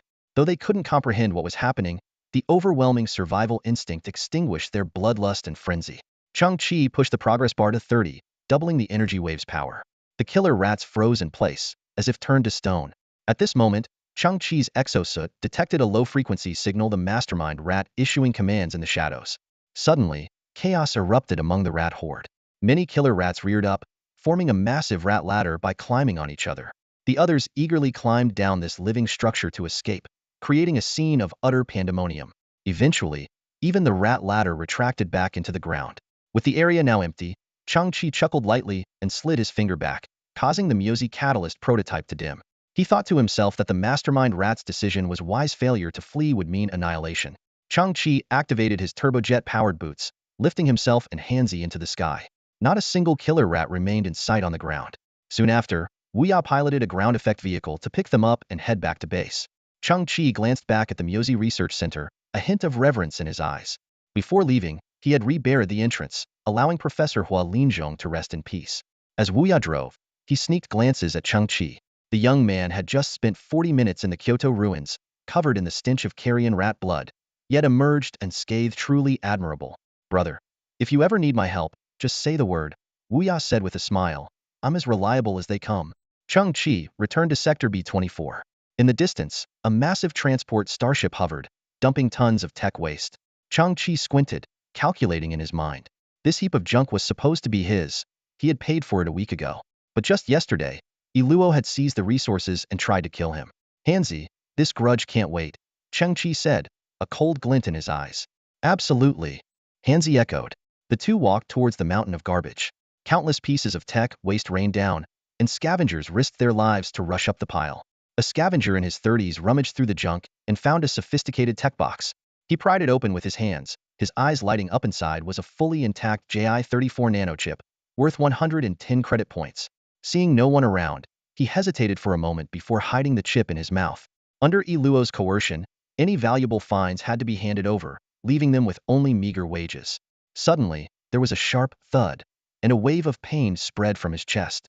The scavenger looked down to see a sharp mechanical tentacle piercing through him. Terrified, he turned to see the tentacle connected to a distant tent. The towering figure of Iluo approached, his face a mix of coldness and resignation. Trying to pull a fast one in front of Lord Pig? Iluo forcibly pried the chip from the scavenger's mouth and kicked him into the depths of the garbage pile. Weighing the chip in his hand, Iluo walked towards a large white tent and bowed respectfully. Lord Pig, we've had an excellent haul today. It looks like it's your lucky day. The boy in the blue cloak and a robot slowly climbed to the top of the trash heap along the ridge. From the height, the boy looked down at the ground below, while the clumsy yet endearing nanny robot raised a brass middle finger towards the base of the hill, as if silently taunting. Standing at the bottom, Iluo squinted up at the figures on the peak. A disdainful expression crossed his face, as if he had spotted a cockroach he thought he'd crushed, now crawling out from between his fingers, flaunting its survival. That idiot? He muttered. A missile couldn't kill him, and now he's got a new robot? Iluo scanned the ground and quickly spotted a heavy steel pipe. Bending slightly, his mechanical arm moved deftly, lifting the 100-pound pipe with ease. He hefted it in his hand, spat on the ground, and began to trudge towards Chang-Chi. At that moment, a nasal voice came from a white tent nearby. Don't act rashly. Iluo halted, looking towards the tent in confusion. The voice continued. It must be that kid who took down the hyenas of Bar Street. Zhu Deren? Iluo asked in bewilderment. That kid doesn't even have any cybernetic implants. How could he have that kind of combat power? Is he relying on that new nanny robot? The tent's flap was lifted by two mechanical arms, revealing a bizarre and enormous figure emerging slowly. It was a giant, bald, oily man with a torso like a small hill, layers of fat piled on his belly. He had no lower body. Instead, a 16-legged mechanical spider supported his massive frame, its legs precise and agile. Zhu Deren looked up, his expression haughty despite being at the bottom of the slope. Young man, you have some skill. Join me. I need people right now. Iluo immediately chimed in. Hey, trash bug, did you hear that? Zhu Deren is offering you a chance. He rolled his eyes towards Chang-Chi, explaining, just a month ago, Zhu Deren managed to assemble all the parts of a B-33 battle spider and integrated it into himself. Now, Zhu Deren isn't just my boss. He's the top fighter in B-24. Even the Scavengers Alliance can't handle him. Iluo puffed out his chest with pride. If you join us, you can walk around B-24 like you own the place. And I, as your big brother, am generous enough to overlook our past grudges. Chang-Chi frowned, looking at the grotesque Zhu Deren with disdain. That broken spider is the top fighter? Overlook past grudges? Sorry, but I, Chang-Chi, am not that forgiving. He sneered. No wonder you've been so arrogant lately, Iluo. You found yourself a backer. Zhu Deren. What a fitting name, big like a pig, somewhat human. You bastard. Iluo roared in fury, gripping the steel pipe as he prepared to charge. You want to die? Heh. Zhu Deren's fat jiggled as he smirked with contempt. Kid, you have no idea what true combat power is, nor the value of my spider legs. Honestly, without submitting to me, you won't survive. He continued arrogantly. Considering your skills, I'll give you one last chance. From now on, all valuable junk you find goes to me, and I'll give you 10% as commission. Think carefully before you answer. If I get unhappy, you won't even get to scavenge anymore. As he spoke, one of Zhu Deren's mechanical arms snaked out, snatching the JI-34 nano chip from Iluo's hand, and tucked it into a pouch at his waist. Chang-Chi's gaze sharpened. From Zhu Deren's pouch, he saw the head of a mechanical dog. It seemed not completely powered down, with the heavy metal detector on its nose still faintly glowing. Upon closer inspection, the head bore a smear of fresh blood. Chang-Chi remembered Xiao Qiong dragging a bathtub, with the mechanical dog pushing it with its head. His pupils contracted sharply, and he asked in a cold voice, Where did you get that mechanical dog? If I told you an admirer gave it to me, would you believe it? Zhu Deren sneered. Then, looking at Chang-Chi, he spoke almost earnestly, Kid, you have to take what you want. That's the way to survive on this trash planet. Join me, and you can take whatever you want too. Iluo chuckled disdainfully, adding, What a pity. That woman was really good. I used to visit her often. From now on, well, at least there's that little girl. In a few years, she'll be ready too. At this moment, Chang-Chi heard a faint noise behind him and turned slowly. He saw Xiao Qiong, with a rope tied around her waist, dragging the shattered bathtub, climbing to the top of the trash heap. The little girl's hair was disheveled, her eyes red, clutching half a withered apple. On her frostbitten face, two clear tear tracks stood out. They killed my mom. Xiao Qiong's voice pierced through the distance like a dagger, stabbing into Chang-Chi's heart. Seeing her frail, helpless figure, Chang-Chi's fists clenched involuntarily. A shadow of darkness slowly clouded Chang-Chi's eyes, but beneath that darkness, a simmering anger was growing stronger by the second. He turned slowly to face Lord Zhu, his gaze now devoid of any warmth. The device in his hand, the Miaozi Catalyst prototype, creaked as he gripped it tighter, his thumb inching along the progress bar. Inside the crystalline apparatus, a blue light began to intensify, growing ever brighter. Lord Zhu's smile finally vanished, his expression turning menacing. What do you think you're doing? You want to fight me? How dare you? Do you really think those junk weapons you found can harm me? Fool. This scene seemed to please Iluo immensely. He sneered, Lord Zhu, I've disliked this kid from the start. Why even bother recruiting him? Just kill him. Die. The giant fat man's eyes flashed with murderous intent. The mechanical spider beneath him emitted a harsh screech of metal. 10 mechanical limbs suddenly rose, their joints snapping and extending, sharp tips shooting towards Chang-Chi from all directions, covering a span of several meters. In that instant, Chang-Chi's rage erupted. He decisively pushed the Meowsy Catalyst prototype's energy bar to 100. The device in his hand, resembling a sword hilt, instantly unleashed a blinding blue beam. The Extreme Warrior Power armor flowed along his neck, projecting a holographic interface in front of his eyes. Detected significant energy fluctuation. User may experience recoil damage. The system warning flashed. In a heartbeat, the Extreme Warrior Power armor rapidly enveloped Chang-Chi's arms. Memory metal anchors sprouted from his feet, digging several meters into the ground. 8 support arms extended from the armor, forming a semicircle around him to provide formidable stability. Chang-Chi could feel the device in his hand, the small Meowsy, undergoing an astonishing reaction. The Meowsy technology system was brewing an unparalleled, terrifying power. Buzz. The light from the Meowsy Catalyst prototype surged into a 100-meter-long blue particle beam, slicing through the dim sky like a colossal sword. The recoil felt like a mountain pressing down on him, forcing Chang-Chi to grip the device with both hands. Consumed by his fury, he let out a thunderous roar, lifting the weapon high before bringing it down with all his might. The blue beam in his hand was flung out, tracing a massive arc in the sky like a blue scythe slicing through the atmosphere, heading straight for the ground. Before the beam itself arrived, an intense wave of heat surged forward. The air pressure on the ground spiked, causing the air to ignite instantly, forming a brief vacuum. Lord Pig watched in horror as his metal tendrils aimed at Chang-Chi turned red-hot and began to melt like wax. A fierce wave of heat blew the molten iron back towards him, splashing onto his face. He let out a scream like a slaughtered pig, his chubby face finally showing a hint of fear. The Meowsy beam reached its peak energy, glowing like a star descending to Earth. A blinding light erupted, leaving everyone momentarily blind. A deafening roar followed, causing temporary deafness. The scorching hot air rampaged, and amidst the chaos, cries and screams filled the air. This hellish scene lasted for a full 30 seconds. When the intense light faded and the heat wave subsided, Lord Pig struggled to turn his remaining eye and survey his surroundings.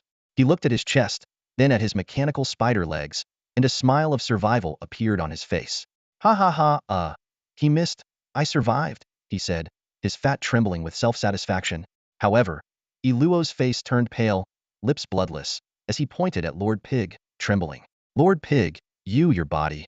Lord Pig's eye twitched, and his right eyeball strained to the left, pupils contracting sharply. His massive body was cut in half, the other half completely vaporized in an instant. The cut was seared by the high temperature, with no blood flowing out. The mechanical spider legs were also halved, the metal at the cut glowing red-hot, emitting smoke. With half his face left, Lord Pig's single eye trembled violently as he turned further left. His gaze froze again, shock overwhelming his fleeting relief. To his left was a massive trench, hundreds of meters wide and stretching for kilometers. Smoke rose from its bottom, with a sizzling sound. Vast amounts of trash were vaporized, with molten iron flowing at the edges, radiating scorching heat. The space between two distant garbage mountains was melted, revealing a huge gap. The earth bore the wrath of a god, leaving a ghastly scar. Lord Pig stood teetering at the edge of the abyss, life rapidly slipping away. A gentle breeze blew, causing his half-body to tilt and fall into the chasm. Boom! Lord Pig landed heavily at the bottom. His thick fat ignited upon contact with the hot molten iron, a flame bursting forth. In the dim depths of the abyss, a faint light flickered as the giant fat man turned into a heap of ash. Iluo, who had narrowly escaped, trembled all over, crawling towards Chang-Chi. Big brother, that strike was fated. Everything I did before was because that damned pig forced me. From now on, you're my big brother. I'll lead my men to serve you. Whatever you say, I'll do. If you tell me to go west, I won't. Before he could finish, Chang-Chi, using the power of his extreme warrior armor, unleashed 60,000 newtons of force, punching Iluo in the chest. Iluo flew dozens of meters, crashing into a garbage mountain. A sharp piece of metal pierced his chest, hanging him mid-mountain. Iluo's eyes widened in disbelief as he stared at the massive trench before him. A self-mocking smile tugged at his lips. Heh, why was I so blind? His legs kicked weakly, his head slumped, and he died on the spot. Xiao Qiong stood behind Chang-Chi, stunned by the scene before her, tears welling up in her eyes. Chang-Chi turned and walked to her side, gently holding her cold little hand.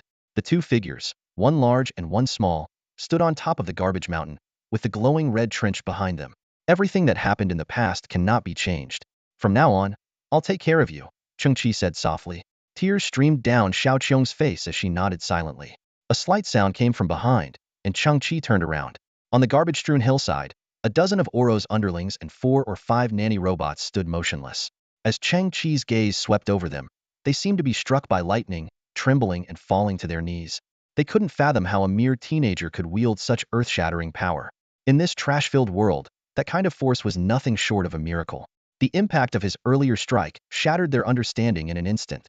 Cheng Qi's voice was low yet clear, resonating through the silent junkyard. I'll give you a chance, work for me. His earlier strike was not a mistake. It was a deliberate move to offer them a lifeline. The underlings were initially stunned, but soon felt as if they had been pardoned. They scrambled to their feet and rushed towards Cheng Qi, shouting, Brother Qi, from now on, you're our leader. If you tell us to go east, we won't dare to go west. Suddenly, a few of them came to a halt abruptly, faces turning pale. A thought crossed their minds. Could this be a trap? Would he send them flying with a punch, just like he did with Oro, and leave them hanging on the garbage heap? Cheng Qi looked up and said, Oro is inherently evil. But you, I believe, were coerced by Lord Zhu. From now on, for the garbage you collect, I'll pay you 30% of its original value. 30%? The scavenger's eyes sparkled with hope. Wait, Brother Qi, did you say buy? That's right, buy. Cheng Qi's eyes gleamed. I'm starting a new business. I'll buy garbage from all scavengers. The standard is simple. Any technology-related items of the same model, the more you bring, the higher the unit price. The underlings pondered for a moment, and a question arose. What about broken ones? Cheng Qi nodded. Yes, even broken ones. This answer plunged them into deep thought. The Earth's junkyards were vast, filled with countless trash, but most of it was fragmented scrap metal or hard-to-decompose plastics. Complete items were rare, and technological artifacts were even rarer. However, given the sheer volume, even broken items being within the scope of purchase gave them hope. Their eyes lit up with excitement as they began to dream of a better future. A skinny guy named Hosey mustered the courage to step forward, swallowing nervously, and asked, Brother Qi, if you trust us, could you give us some startup capital? Don't worry, we'll be absolutely loyal to you. Cheng Qi gave a cold smile. I have nothing to give. You'll have to front it yourselves. Hosey shuddered, sighing inwardly. In this day and age, each boss is more ruthless than the last. Out of the tiger's den and into the wolf's lair. The sun slowly sank below the horizon, casting a dim glow over the murky atmosphere. The moon hung in the sky like a faint white spot. Cheng Qi dragged his weary body back to his shack. This so-called home was nothing more than a few rickety poles supporting a radiation-proof tarp. In a world where falling debris could bury everything at any moment, scavengers rarely had a permanent place to stay. Inside the shack, Xiao Qiong was curled up under a tattered red blanket, her cheeks still streaked with dried tears as she slept soundly. Watching her, Cheng Qi made a mental note. Since he had promised to take care of her, he needed to provide some basic living conditions. Although he had sent Monkey and the others out to collect junk, his hopes weren't high. Without capital, their enthusiasm was likely to be low. Cheng Qi felt his empty pockets and frowned. Although he had synthesized some amorphous alloy earlier, he had already traded it with the merchant MO for gene catalyst drugs, leaving him with no liquid assets. He still had a few pieces of high-entropy alloy, which were quite valuable, but he couldn't reveal them until he had established some basic trust with MO. MO had been gone for 24 hours now. Cheng Qi squinted his eyes, hoping nothing had gone wrong. Just then, a commotion and the roar of engines came from outside the shack. Cheng Qi got up and lifted the tarp, seeing a dozen figures standing on a distant garbage hill. Their black hooded cloaks blended into the night. It was the Scavenger Alliance. As AB-897 security nanny robot, Hansi immediately sprang into action. Its shoulder panels flipped open, raising a small full-spectrum radar to silently monitor the group's conversation. The trench is 6.3 kilometers long and 234 meters wide. A large amount of material has vaporized. Metal and rock have melted, forming smooth walls. No traces of extraterrestrial missiles or any weapons detected, one voice reported. Someone released a nuclear fission weapon here on this garbage planet, specifically on this junk heap beneath our feet, another voice analyzed. It's impossible for scavengers to have such a weapon. A hygiene individual has arrived with extraterrestrial weapons, concluded a third voice. At that moment, a tall, slender figure at the top of the garbage hill spoke, her voice tinged with displeasure. Why wasn't I notified of a hygiene individual's arrival? She turned to scan the surroundings. Though her face was hidden by the hood, Cheng Qi clearly saw a faint blue ring in her eyes, glowing mysteriously and nobly in the dark night. Cheng Qi nodded to himself. She must be a high-ranking member of the Scavenger Alliance, a superior in this garbage world. It was said that a few people in the Alliance had enhanced their genes using catalyst drugs, making their status far above ordinary scavengers. Chang-Chi, is this your home? A melodious voice suddenly asked. Chang-Chi turned his head to see Hannah, beautiful as a rose in a red dress, standing before his shack. She had dressed up today, wearing high heels, light makeup, and red lipstick, looking stunningly radiant. Have you seen any hygiene individuals? Hannah smiled, but her demeanor remained distant and aloof. Chang-Chi's mind flashed back to that night when Hannah acted like a desperate animal, understanding why she had dressed up today merely to attract the hygiene individuals. Looking at Hannah, Chang-Chi's eyes no longer held the admiration they once did. Instead, they were filled with indifference. He replied, there are no hygiene individuals here. It wasn't exactly a lie. Hannah tilted her head, her snow-white shoulder brushing her cheek, and smiled. If you see one, could you notify me immediately? I have many research topics to discuss with hygiene individuals. For instance, how to solve the scavengers' food shortages. Chang-Chi nodded calmly. He knew better than anyone what Hannah's research topics actually were. Hannah seemed uninterested in the place and turned to leave. But after a few steps, she suddenly turned back, her face approaching Chang-Chi's. She stared into his eyes, as if searching for something. Confirming that there were no blue rings in Chang-Chi's pupils, Hannah's expression didn't show disappointment but maintained her aloof demeanor. As if feeling the distance was too strong, she tried to show a friendly smile. Remember to notify me if you hear anything. With that, she turned and left, her high heels clicking on the metal junk, her red dress swaying and her waist twisting, soon disappearing into the night. The Scavenger Alliance's investigation lasted for 2 hours, but yielded nothing. During that time, some people questioned Chang-Chi, but he feigned ignorance. As the night deepened, everyone withdrew. At that moment, the communicator specifically used to contact Mo crackled to life, followed by a brief message. Get ready to receive the goods. Chang-Chi's eyes lit up. Mo had kept his word. He immediately went outside the shack, looking up at the dim sky, anticipating Mo's arrival. In the distance, a few faint lights appeared. Chang-Chi was momentarily confused they weren't from a flying vehicle. Half a minute later, four black boxes, about the size of shoeboxes and equipped with miniature thrusters, landed in front of Chang-Chi. He realized they were some sort of small delivery boxes, similar to a courier service, indicating that Mo hadn't come personally. As Chang-Chi approached the boxes, their facial recognition systems activated, confirming his identity. The front panels of the boxes slowly opened, releasing a plume of cold mist. Chang-Chi squinted, seeing glass vials containing a black liquid inside. Mo's voice came through the communicator, black market gene catalyst drug failures.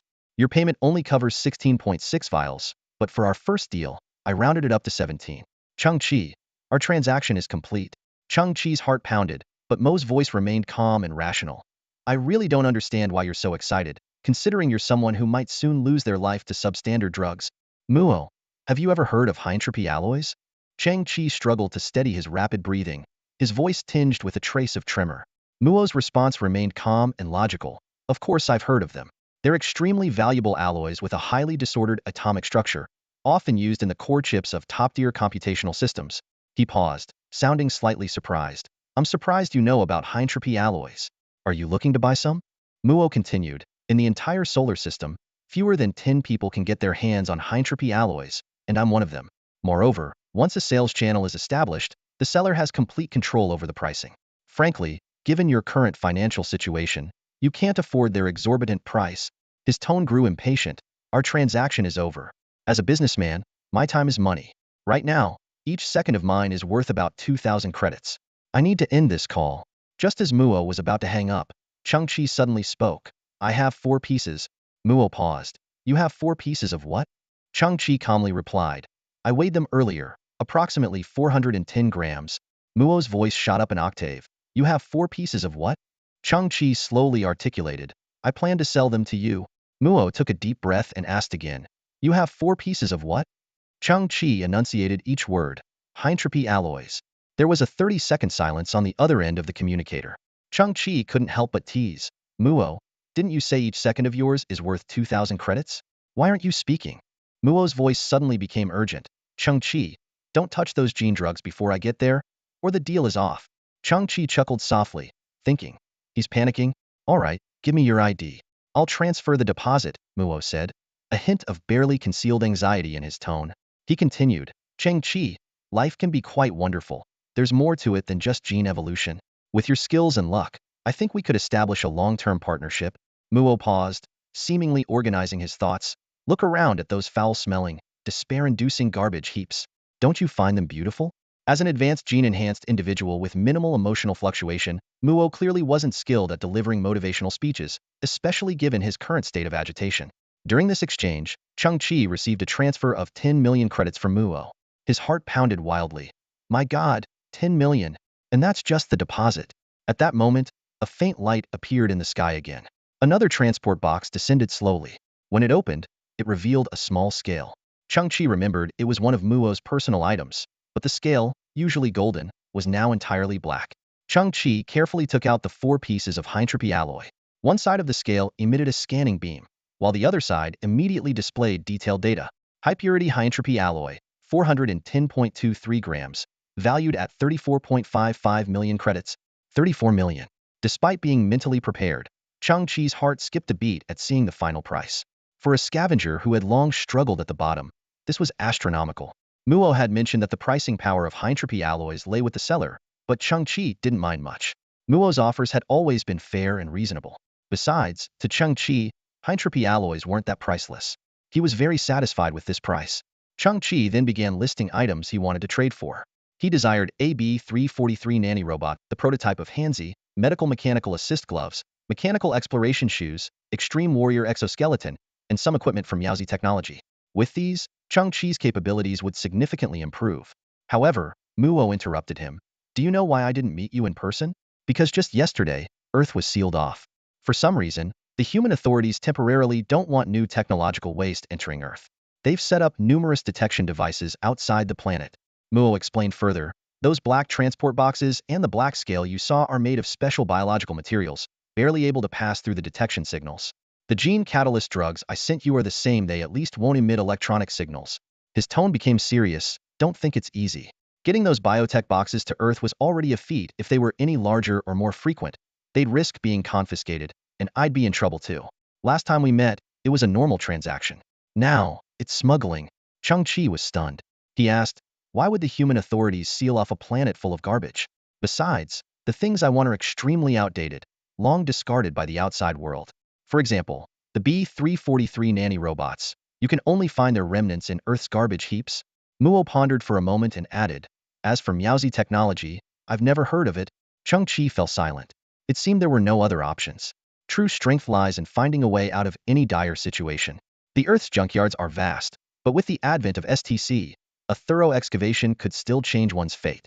Chang-Chi decided to keep the 10 million credits that had been deposited into his account and use the remaining value of the high-entropy alloy to purchase gene catalyst agents. He told him, oh, you handle the safe transport. My principle remains the same as before, not quality, but quantity. The worse, the better. The cheaper, the better. Suddenly, Mo, who was sitting in the starship's cockpit, exclaimed, Chang-Chi, what are you drinking? Chang-Chi replied innocently, I'm thirsty, so I'm drinking water. You don't think I'm drinking the gene catalyst agent, do you? Mo sighed in relief and said, Chang-Chi, take your agents and place the high-entropy alloy into the transport boxes. They will automatically return. It's been a pleasure working with you. I hope you're still alive the next time I contact you. Chang-Chi began to operate each step carefully. He cautiously took out the gene catalyst agents, and his gaze unintentionally fell on the black transport boxes. His STC immediately detected similar technological creations, ultra-small transport boxes made of high-polymer biological composite material with built-in biofuel engines. Due to their material properties and thermal principles, they can shield most detector signals. Chang-Chi looked around and found 5 boxes quietly lying on the ground. He recalled that earlier, 4 units had delivered the gene agents, and later, another unit had brought a black scale. He thought to himself, it's reasonable to get packaging when buying things, right? I shouldn't need Mo's approval for this, should I? Then, Chang-Chi's gaze landed on the black scale inside one of the boxes. He thought, this was obviously something Mo specially made for trading with scavengers. It wouldn't be of much use in the outer cosmos. He remembered his grandfather's words. In the old days, you got a spoon with a watermelon, a fork with instant noodles, and a saleswoman with a Porsche. I bought gene agents worth tens of millions of credits. Getting a small scale is not too much, right?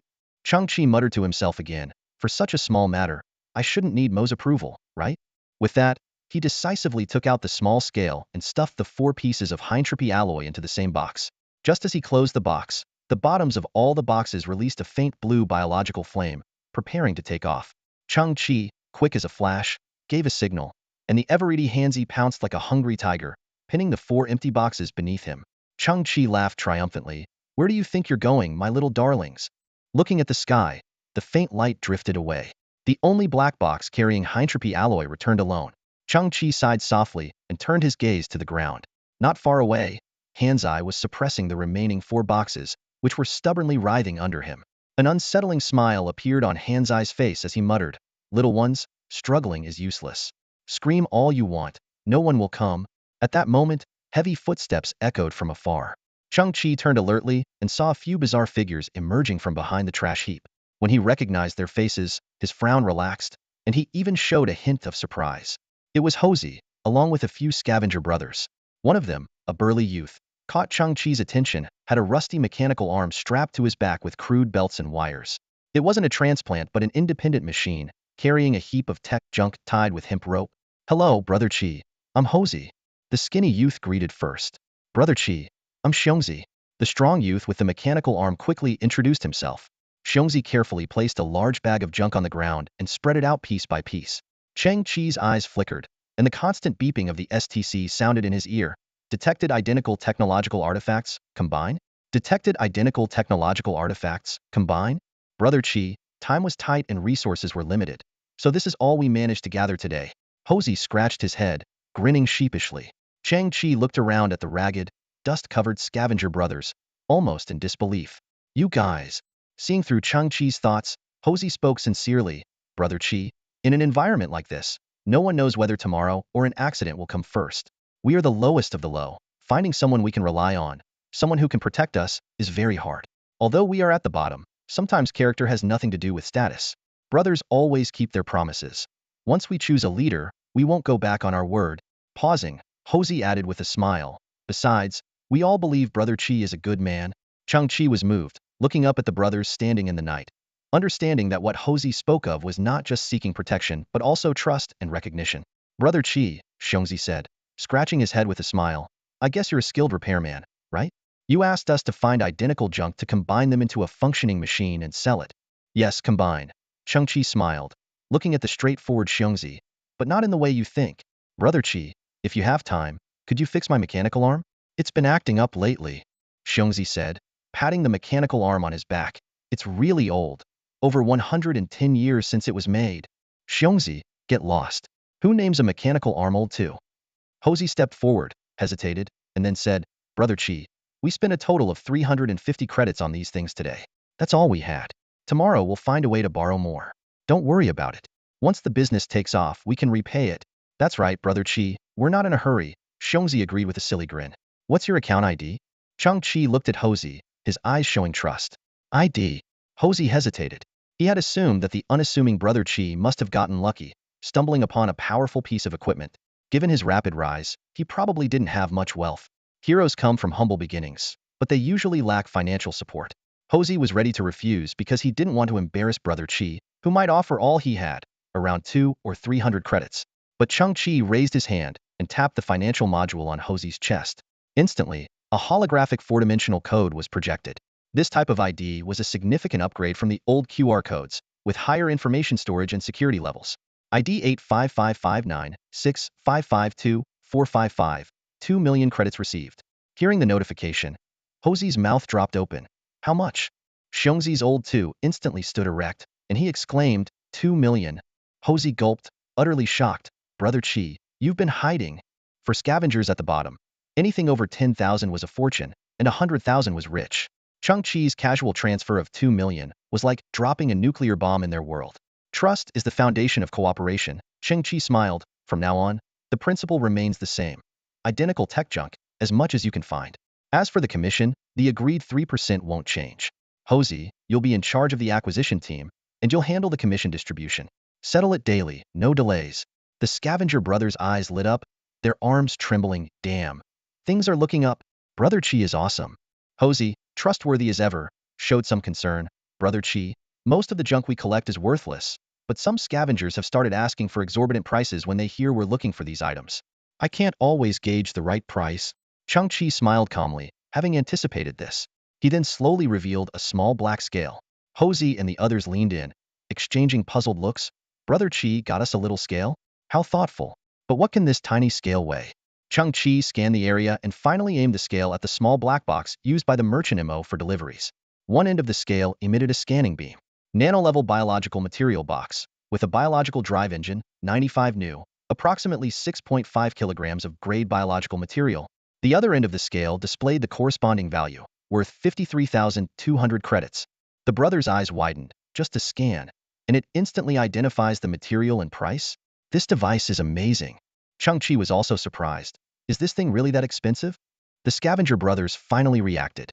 Xiongzi, astonished, said, Brother Chi, no wonder your brother Chi. Even a random shoe box is worth over 50,000. Brother Chi, can I borrow it to see how much my old 2 is worth? Model I-55 mechanical lifting arm, lithium iron phosphate battery, 3 new, approximately 43 kilograms of scrap iron. Value, 12 credits. What? Xiongzi was devastated. My old 2 is only worth 12 credits. Chigo, don't worry. Starting tomorrow, we'll all work like crazy to help you collect trash. Monkey vowed, holding a small black scale in his hands as if it were a priceless treasure. Suddenly, Monkey's expression changed. Wait, no, it starts the day after tomorrow, he said nervously. The gray storm will hit tonight and last for 1 day and 2 nights. We all need to find a safe shelter. Chang-Chi frowned, the terrifying image of the gray storm flashing through his mind. It was a rare phenomenon in the old world, a Category 12 storm with wind speeds between 32.7 and 36.9 meters per second. At sea, massive waves would crash down like rivers, and the spray would obscure all vision. On land, millions of tons of garbage would be swept into the sky, destroying the remaining structures. The Earth had become a wasteland, with 99% of its vegetation gone. Without the ability to regulate climate, the planet experienced an annual gray storm that swept across half the globe. The metallic dust in the air tinged the wind gray and claimed countless lives of scavengers. Chang-Chi recalled past experiences, huddled in the cramped remains of a starship, waiting in fear and agony for the storm to pass. We've already found a secure spot, Monkey said, a hint of worry in his eyes. Chigo, do you want to join us? Chang-Chi fell into deep thought. His treasures were considerable. 17 vials of genocatalyzing serum, a confiscated biotech crate, and the tech junk Monkey and his crew had just delivered. These were precious synthesis materials, invaluable. If he hastily took cover in some crevice, these materials could be damaged or lost, some even impossible to carry. Not to mention his shack housed a precious quantum repair cluster, as well as Hanzi and Xiaoqiong. Chang-Chi's eyes flickered. Monkey, you and the others take cover. I have my own plans. Despite their worried faces, Monkey and his crew left at Chang-Chi's insistence. Suddenly, the old radio crackled to life, followed by an emergency broadcast from the Scavengers Alliance. Attention all scavengers, you must seek shelter immediately. The warning repeated twice. Standing in front of his shack, Chang-Chi noticed a small patch of green, a lone blade of grass struggling to grow among the trash. In this devastated world, its presence seemed both fragile and resilient. 4 hours, Chang-Chi calculated silently. I need to build my own shelter. It's something I should have done sooner. This ramshackle hut is far too unsafe. My synthesis work is just beginning. I need a secure and hidden base to truly make progress. His gaze swept over the ground, contemplating the best plan. Whether it's to avoid the gray storm, radiation, or toxic gas, underground is the safest option. Chang-Chi's eyes landed on the pile of tech junk left by Xiongzi. Among it were 8 small geological probes, each in varying states of disrepair, but their spindle-shaped bodies and dark silver drills sparked an idea. Underground drilling capabilities? Expanding subterranean space? A smile curled on Chang-Chi's lips. Perfect. He immediately began the synthesis process. First, for intelligent mole geological probes took shape before him, more refined than the original devices, their drills gleaming brightly. Next, 2 large-scale engineering underground mining vehicles appeared, each the size of a truck, equipped with wide tracks and a massive dark metal drill, exuding an aura of invincibility.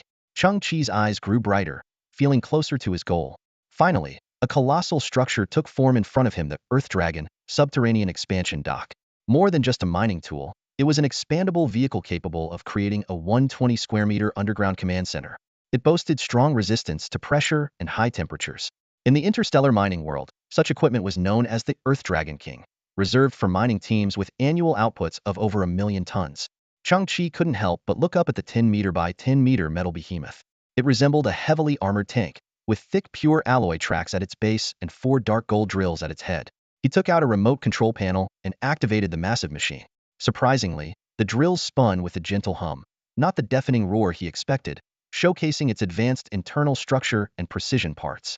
Chang-Chi set the Earth Dragon King's first task, to survey the underground structure within 100 meters of his shack and excavate a 200 square meter expandable space. As the Earth Dragon King began its work, it finally emitted a loud noise.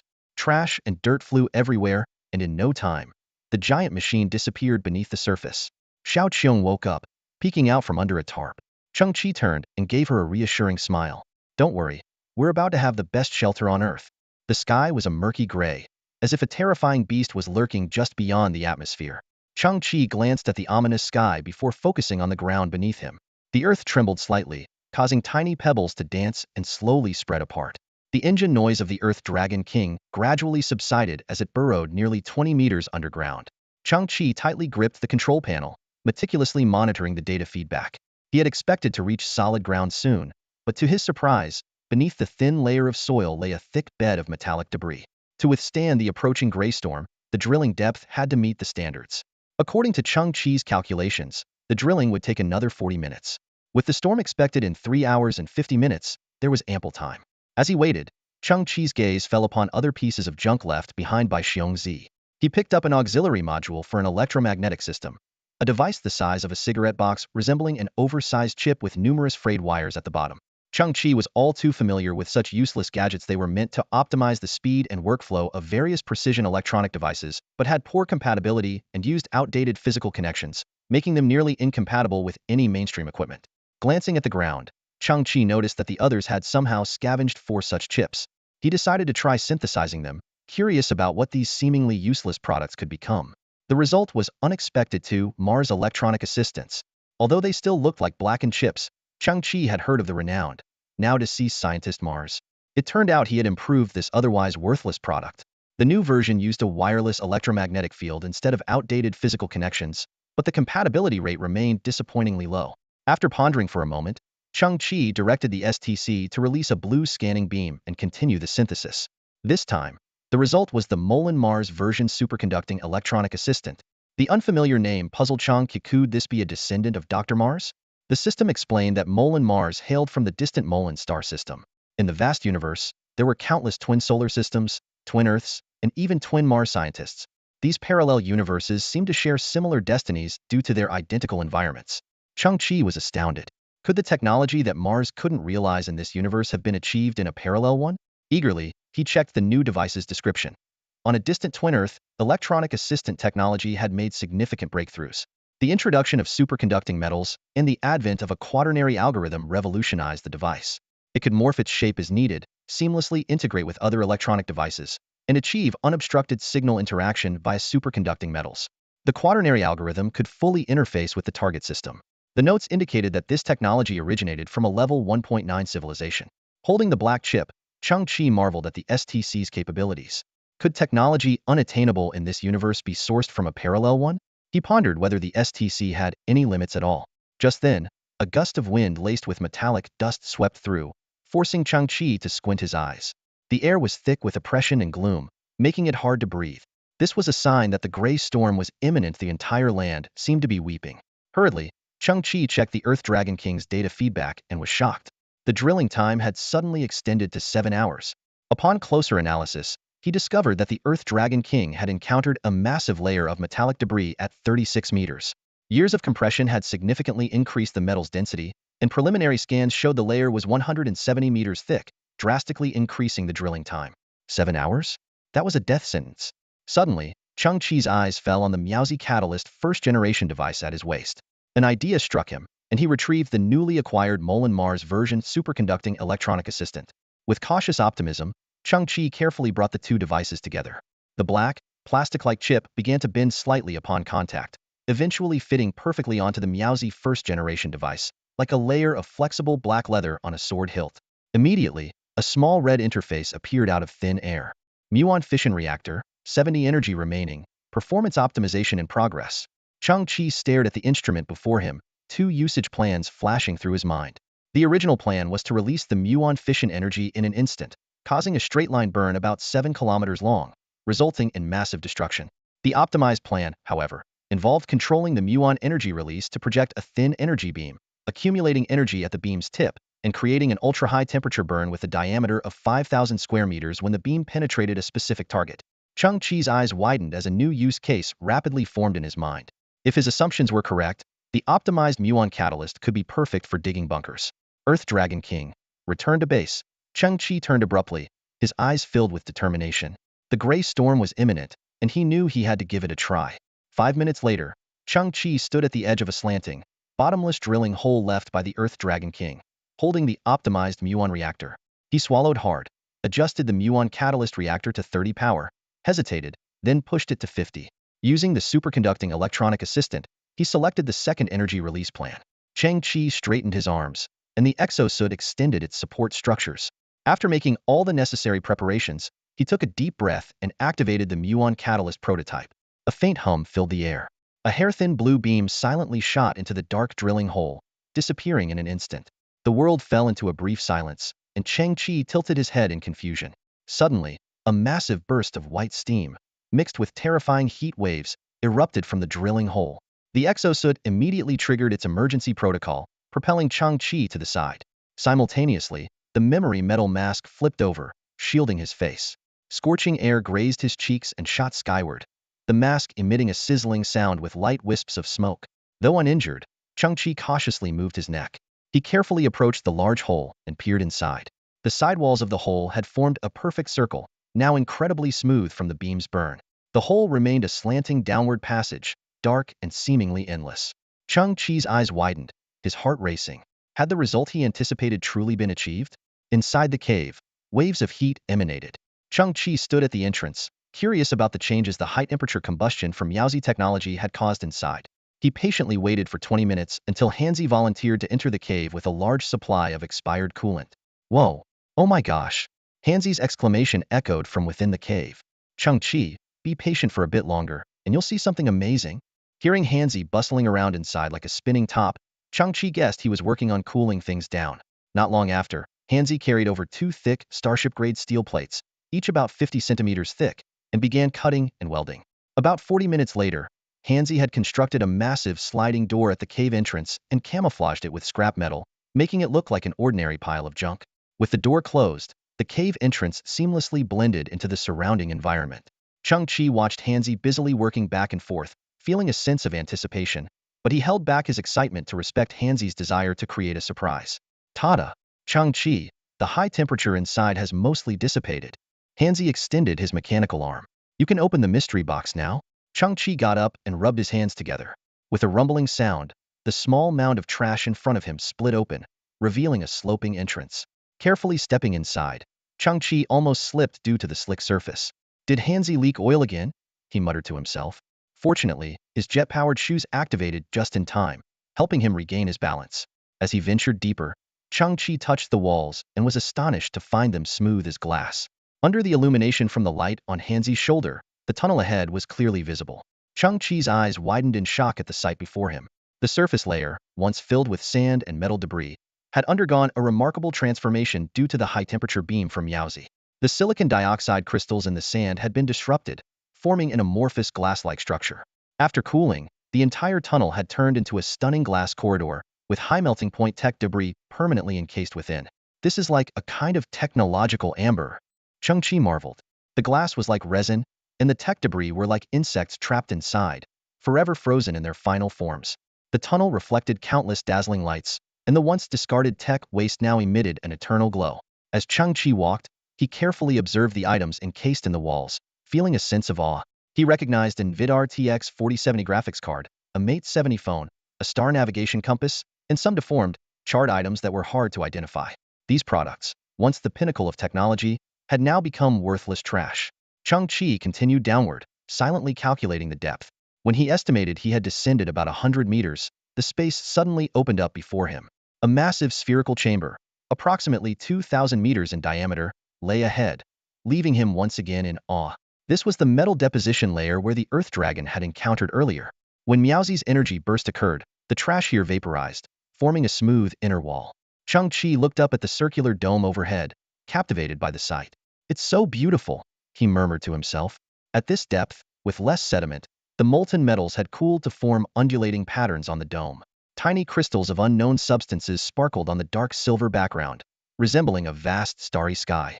Chang-Chi slowly turned, feeling as if he were in a private little universe. Immersed in the beauty for a while, he suddenly realized a question. Why was the oxygen so abundant here, and the temperature just right? At that moment, he noticed the Earth Dragon King's underground expansion dock in the distance. It had entered the center of the spherical space and was expanding in all directions. The Earth Dragon King had transformed from a heavy-duty truck into a roughly 120 square meter metal house, deploying various environmental control devices to continuously produce oxygen and regulate the internal temperature.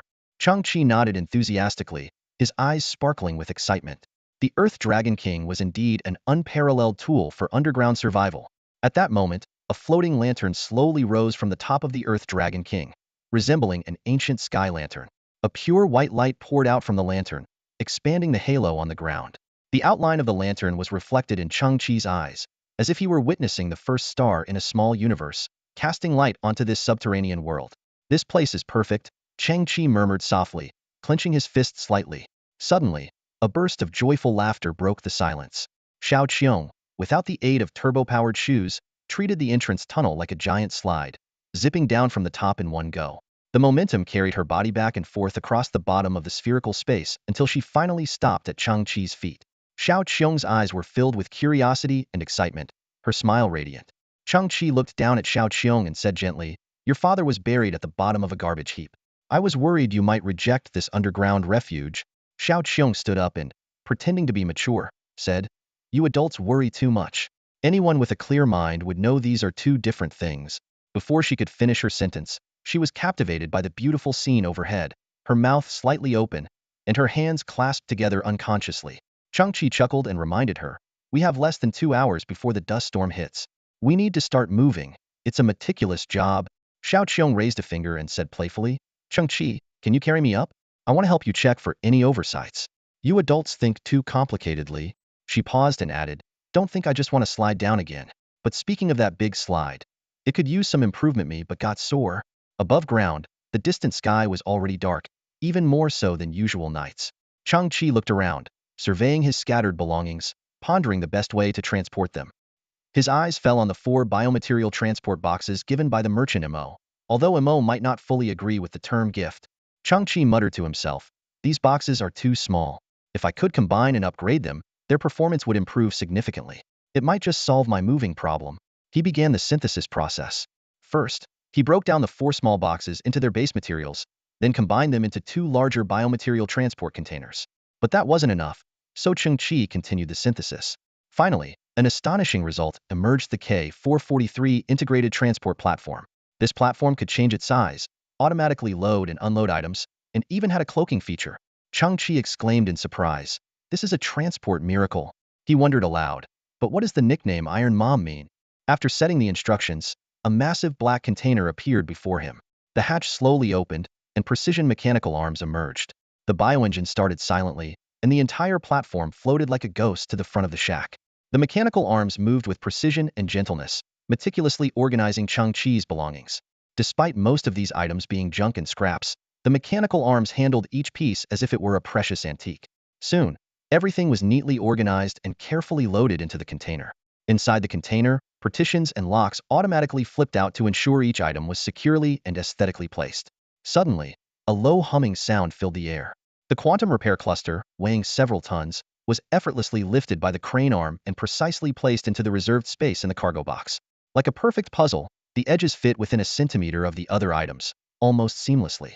Watching all this, Chang-Chi finally understood the meaning of the nickname. He couldn't help but sigh. A child with a mom is a treasure. This transport platform uses precise algorithms to maximize space utilization. Even someone with OCD would approve.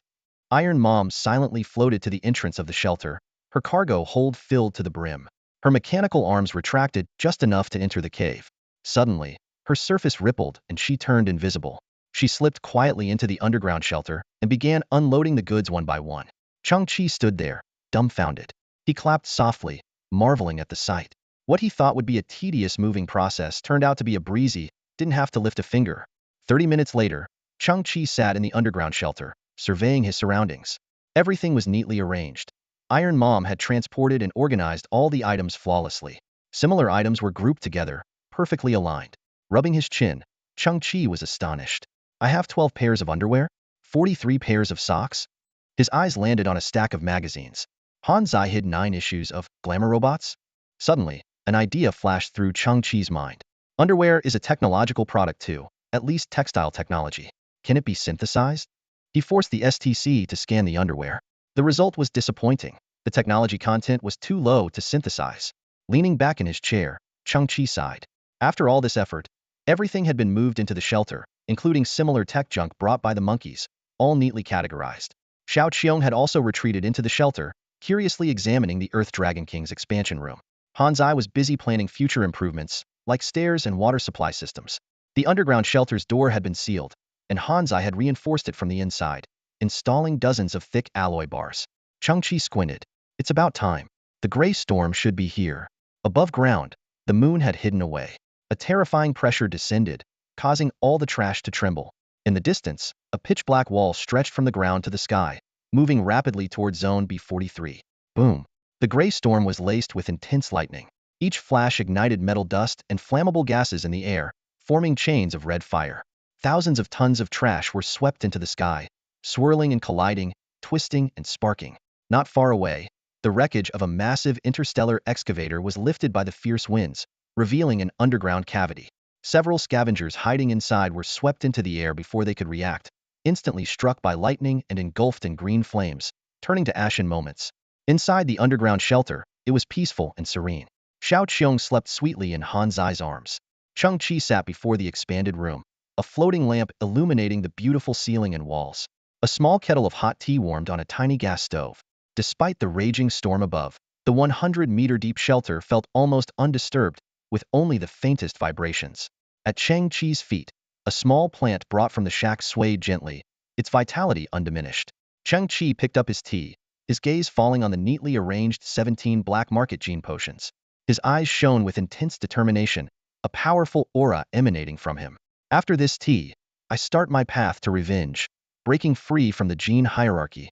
Just as he was about to take a sip, he frowned. Why does the tea taste strange? Hanzai, what's wrong with this water? It's spoiled. Hanzai poked his head out. Oh, Xiao Qiong had to pee urgently and didn't want to dirty the floor, so she used your kettle. Chang-Chi was exasperated.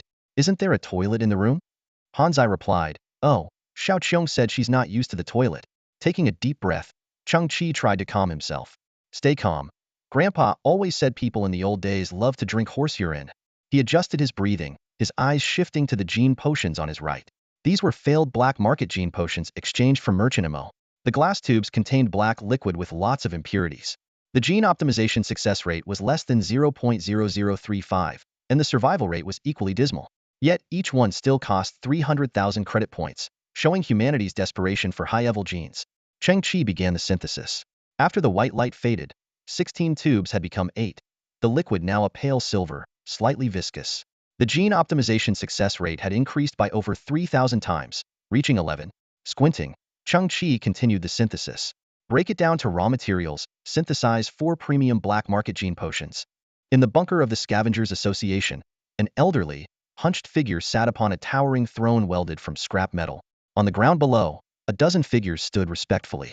Outside, a gray storm raged, causing the entire bunker to tremble violently. The ceiling creaked as metal warped, and the solitary tungsten filament light swayed, casting pendulum-like shadows of those gathered. The elder on the throne began to speak, his voice raspy yet resolute. Do not worry. This bunker has withstood over a dozen gray storms. It may seem on the verge of collapse, but it always pulls through. He paused, his expression growing solemn. But now, there's a more pressing matter at hand.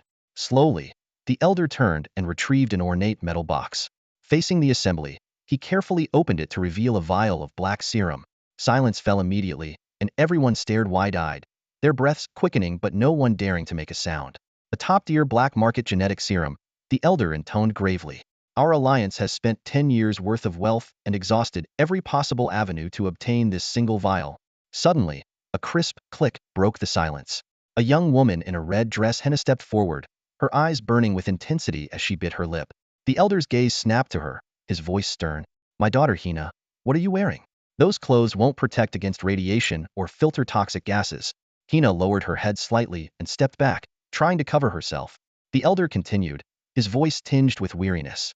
I am old, and someone must take over as the leader of the Scavengers Alliance. He coughed a few times before continuing. My eldest daughter, Hong Yun, this serum is for you. From the crowd emerged a graceful figure cloaked in gray. She stepped to the center, dramatically flinging off her cloak to reveal an impressive physique. Tall and lithe, she wore tight leather shorts that accentuated her long, pale legs. Her upper body was clad in a cropped black leather jacket, exposing a slim waist and defined abs. Her long black hair cascaded over her shoulders, and her features bore a striking resemblance to Hina's, though her beauty and proportions were superior. Most captivating were her narrow eyes, which glowed with a mysterious, icy blue light. Despite Hongyun's attire also lacking protection against radiation, the elder's eyes shone with pride and approval, devoid of any reproach. The core members present knew well that the elder had two daughters, the elder Hongyun and the younger Hina, both esteemed A-level gene-enhanced individuals. However, the elder's favoritism towards Hongyun was never hidden. A member couldn't hold back and spoke up. Leader, Miss Hongyun is already an A-level gene-enhanced individual. Why not distribute the precious serum among other high-ranking members? This way, our overall strength would be more balanced. The elder's voice turned grave. I received a notification that within the next 48 hours, a task force from the Galactic Alliance will arrive on Earth for a secret mission. To them, even a multitude of A-level gene-enhanced individuals is no match for a single-level individual. He paused, then continued. Earth has been abandoned for so long, with worsening conditions and dwindling resources. This is a rare opportunity. Perhaps we can use this task force to communicate with the Solar System Alliance and request aid. To achieve this, we need at least one representative who commands their attention. At this moment, Hina bit her lip and softly said, "Father, I am also an A-level gene-enhanced individual." The elder merely glanced at Hina, his tone indifferent. "I know, but even if your genes were upgraded, you lack the negotiating skills." Hina bit down, frowning as she lowered her head, saying nothing more. The elder's gaze returned to Hongyun, his voice softening but firm. "Hongyun, the success rate of this top-tier serum is 23, an astonishing probability. Even if it fails, its side effects are not fatal. Rest assured, I have a medical team prepared. Even in the event of failure, you will receive immediate treatment. I will not lose you, nor will the Scavengers Alliance." Taking a deep breath, the elder solemnly declared, "Prepare yourself. In 1 hour, you will undergo your second genetic evolution." He paused, lifting his head, his voice filled with expectation and pressure. The future of the Scavengers Alliance, and the fate of tens of thousands of scavengers on this earth, rests on your shoulders. After the meeting, the group took a brief respite. Hongyun leaned against the heavy alloy door of the bunker, arms crossed over her chest, one foot propped against the iron door. She tilted her head slightly, her mesmerizing blue eyes quietly observing her sister Hina. Hannah leaned against the gate, head bowed, looking visibly upset. Her hands were intertwined, nervously fidgeting with her fingers. Hongyun surveyed the bunker space with a cold and haughty voice. "Father's high expectations are a double-edged sword. Just like our current situation, with a safe bunker ahead and a terrifying ash storm behind." Hannah frowned, her voice tinged with defiance. "I can face those storms too." "No, you can't." Hongyun took a deep breath, her tone suddenly softening. "I won't let my sister take any risks." Hannah froze as Hongyun continued. "The Galactic Union never sees scavengers as human. To them, we're just cockroaches in a trash heap. Even with our E-genes, we're just slightly bigger rats. No one knows what might happen when we face them." Hongyun smiled gently, smoothing her sister's hair. "I promise, if the negotiations succeed and we get access to other gene serums, I'll make sure you're the first to benefit. No one, not even me, will come before you." Hannah's eyes welled up with tears as she turned to hug her sister tightly, choking out, "Sister, I always believe in you. You don't have to work so hard. I have my own ways." Hongyun patted her back, chuckling softly. "I know, I've always known you're a stubborn child." From a distance, a staff member called out, "Miss Hongyun, the serum is ready. We can start now." Hongyun turned, taking a deep breath. Her beautiful and noble eyes showed a heavy solemnity. She stepped forward, with Hannah gripping her hand tightly, her eyes full of worry. Everyone knew that the consequences of a failed black market serum could be genetic defects, resulting in debilitating flaws. A 23 success rate meant Hongyun only had a 1 in 5 chance. "Don't worry, Hannah." Hongyun gave a reassuring smile, then lifted her chin. The tungsten lights highlighted her stunning and resolute face. "I will succeed." 4 vials of top-grade black market genetic serum lay before Chang Chi, but he shook his head. A 23 success rate was far too low, and failure could result in permanent disability. These serums were indeed subpar. Unwilling to accept defeat, Chang Chi decided to break them down into their base components and attempt another synthesis. To his surprise, the result was 2 vials of Valente genetic serum. Chang Chi was stunned. These were the legendary Wunio Faken serums. It was said that Valente disappeared after creating 13 exclusive serums. Some speculated he was recruited by the Galactic Science Association, while others believed he was kidnapped by some dark forces. What made Chang-Chi's heart race even more was that these two pale blue serums had a 90.8 success rate. In the field of genetic evolution, this was an almost terrifying number. It seemed Valente had indeed mastered some breakthrough technology. After 3 syntheses, the serum's effects were already explosive. Chang-Chi took a deep breath and decided to attempt one final synthesis. He broke down the 2 Valente genetic serums into their base components and began the process. The result was unexpected Valente Fantasia serum. This type of serum existed only in the notes of the genius alchemist Valente and was his ultimate vision for the technology. It could replicate specific gene fragments and amplify advantageous genes through PCR, thus overshadowing inferior genes. Chang-Chi marveled at the power of STC, which could turn even conceptual notes into reality. This serum had a genetic evolution success rate of 99.9, but its effects varied from person to person. It could significantly enhance the user's superior genes, potentially resulting in a dramatic upgrade or no change at all. After careful consideration, Chang-Chi decided to consume the Valente Fantasia serum. He uncorked the vial and drank the pure blue liquid in one gulp. Initially, apart from a burning sensation in his throat, Chang-Chi felt nothing unusual. Just as he began to doubt whether he was a worthless person in fine clothes, a sudden change occurred. Chang-Chi spat out a mouthful of blood and collapsed to the ground, his eyes rolling back. It was unclear how much time had passed when Chang-Chi struggled to open his eyes in the darkness. He found himself lying on a pile of firewood and old diesel barrels, covered by a white cloth. Not far away, Hanzi and Xiaoqiang, dressed in mourning clothes made of white plastic, were weeping. Before Chang-Chi could react, Hanzi pressed the ignition switch. Electricity sparked, and the diesel burst into flames with a roar. At that critical moment, a primal sense of danger struck Chang-Chi's nerves like lightning. In an instant, Chang-Chi's body responded with unimaginable speed. He moved sideways 7 or 8 meters, avoiding the flames. It all happened so quickly that even Chang-Chi found it hard to believe. What shocked him even more was that his extreme warrior armor was lying nearby. Clearly, Hanzi had removed it, fearing it would be destroyed in the fire. However, what truly left Chang-Chi flabbergasted was the realization that he wasn't wearing the armor at all. Chang-Chi, I knew you'd survive. Hanzi chuckled, scratching his metal head with his metal fingers. Just kidding. But don't blame us. You were out cold for 48 hours. Chang-Chi sighed helplessly. Is that why you almost cremated me? He paused. I slept for 48 hours?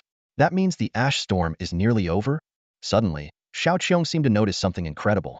She stared at Chang-Chi's face, then covered her mouth in shock. Your eyes have changed. Hanzi quickly found a smooth piece of metal to use as a mirror and handed it to Chang-Chi. Chang-Chi looked at his reflection and his eyes widened. His pupils were now encircled by a faint blue ring, clear and deep. Chang-Chi felt a surge of joy. In today's society, this symbolized status and respect. I've transformed from a natural human to an A-level genetic being? He pinched his thigh hard, afraid it was just a dream. From what Chang-Chi knew, an A-level genetic being is defined by superior genes with no defects. They excel in intelligence, physical ability, and personality, and can achieve significant success through hard work. A-level genetic beings aren't superhuman, but are the best among humans. Chang-Chi was puzzled. So, what's up with my physical abilities? He blinked instinctively. With that blink, his mind was flooded with lightning-fast images. It was a DNA double helix, glowing beautifully and mysteriously, with parts breaking and reassembling. These scenes seemed to be memories from his coma, slowly resurfacing. When Chang-Chi shook his head and opened his eyes again, he was completely stunned. His pupils now had a second blue ring. 2 rings. Chang-Chi stared at his reflection, his mind in a daze. I've leveled up to D-level genetics. D-level genetic beings exhibit exceptional talents in specific areas, such as deep understanding of a subject or outstanding abilities in sports, music, or art. They are often called elite genes and are the top echelon of human civilization.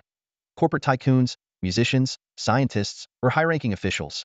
They achieve success, power, and status more easily than ordinary people. Chang-Chi was confused. Do D-level genetic beings have such speed? At that moment, his head felt dizzy, and lightning-fast images reappeared in his mind. The DNA double helix spun faster, with more parts reassembling. Chang-Chi felt a lack of oxygen, his vision doubled. This sensation lasted for about a minute before his sight slowly cleared, and the surroundings came back into focus. In that instant, Chang-Chi was thunderstruck. A third faint blue ring appeared in his pupils, becoming solid and glowing with a deep blue light. I've leveled up 3 times? Chang-Chi was astonished. I've become a C-level genetic being. C-level? C-level. Clevel genetic beings are known as exceptional genes. They possess multiple talents and, with effort and opportunity, can reach the pinnacle of power and status. Clevel marks a turning point, as their physical qualities start to transcend DNA limitations, gaining enhanced strength, speed, endurance, and agility. No wonder I could move like that. It's the Clevel genetic traits. Chang-Chi was incredulous. So, my future? He suddenly mumbled incoherently, noticing black, sticky liquid oozing from every pore. His mouth foamed as well, purging impurities. Huh? Such a cliché storyline. Author you.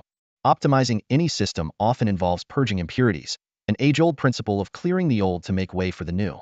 Over the years, Chang-Chi had survived on expired products and low-quality energy bars, accumulating toxins. Now, they were finally being expelled. Using the shower system in the expanded house of the Earth Dragon King, Chang-Chi took a thorough, refreshing bath. Stepping out of the shower, he felt as if he had emerged from the fog into sunlight, light and clear-headed. Looking in the mirror, Chang-Chi noticed his skin had become fairer and smoother. His features were more defined, and his eyes, with the 3 blue rings, radiated a mysterious nobility. Though he hadn't yet fully utilized the benefits of Clevel genetics, his muscles were subtly sculpted, with his chest and abs slightly pronounced, combining beauty and strength. I finally understand how worthless I was, and why so many ordinary people, despite their best efforts, remain mediocre. Chang-Chi mused. In the old days, genetic differences were inherent. Now, with genetic science, the gap due to genetics is an insurmountable chasm. Chang-Chi felt his thoughts clear, his energy abundant, his eyes shining with intensity. This feeling was exhilarating. Chang-Chi was preparing to receive his goods. According to the conversion rate for Hyntropy alloys, he had obtained 82 vials of failed gene serum from the black market. Suddenly, the communicator specifically used to contact Mo crackled to life, and Mo's calm voice came through. Chang-Chi's eyes lit up in the docking bay. Was Mo sending a second batch of serums right now? 82 vials. This was an unexpected bonus. Chang-Chi thought to himself that Mo had really come through this time. Quickly calculating, he wondered how much his strength would increase once he synthesized these serums. Chang-Chi, are you dead or what? Mo's voice remained cold and rational. If you don't respond in 10 seconds, I'll assume you're dead and make a killing on this deal. Chang-Chi was speechless for a moment but quickly replied, even if I were dead, I'd come back as a ghost to get my serums from you. Good to hear you're not dead. Mo's voice was still calm. My 20 biotech crates have entered Earth's atmosphere. I just realized there's a massive storm on Earth. You'd better hurry up and collect the goods. My previous 4 transport crates and custom scales seem to have been lost in the storm, which was a huge loss. Chang-Chi's eyes flickered as he responded, I have to say, this gray storm is indeed massive. Take my advice and prepare for the worst. After ending the call, Chang-Chi recalled the 48 hours he spent unconscious after taking the serum. The ground conditions should be the tail end of the gray storm, not as terrifying as the peak, but the chance of the biotech crates going off course was still high. He had to act fast. Losing so many serums and crates was unacceptable. Just then, Xiao Qiong floated by and reminded him, Chang-Chi, could you put on some clothes? Chang-Chi realized he was still naked from coming out of the shower. Xiao Qiong continued, don't worry, I've seen many of Mom's clients naked. I'm used to it. With that, she floated away, muttering, adults are such a hassle, needing reminders even for something as simple as getting dressed. Hanzai also passed by, mimicking Xiao Qiong's posture and teasing, aren't you ashamed? Chang-Chi took a few steps and stood in front of the Extreme Warrior armor. The armor's diamond-shaped panels flipped and shifted, enveloping his body in an instant. The data panel of the armor appeared, indicating that the user's genetic sequence had improved, boosting the core performance of the armor by 284, nearing its performance limit. Excellent, Chang-Chi thought to himself. Indeed, in the eyes of the strong, the world is a kinder place. After donning the armor, Chang-Chi put on his jet turbine shoes.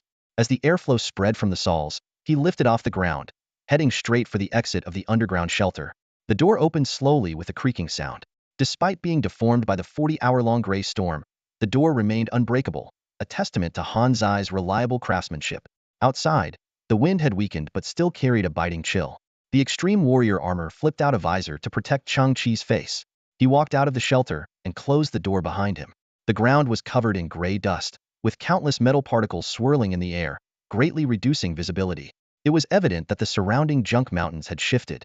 Every gray storm rearranged the landscape of Junk Earth, exposing valuable buried items, a new opportunity for scavengers after surviving a terrifying ordeal. Chang-Chi looked up at the gray sky to the north. With the naked eye, he saw nothing, but the armor's detection system quickly locked onto 20 points of light in the distance. They were descending rapidly, but the fierce high-altitude winds were causing their flight paths to wobble. Those were Mo's transport crates. Chang-Chi squinted and noticed that a few crates had severely deviated from their intended paths and were likely to collide and crash.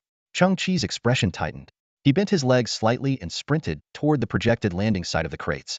With a loud thud, the ground junk flew away, and in the gray environment, he became a blur.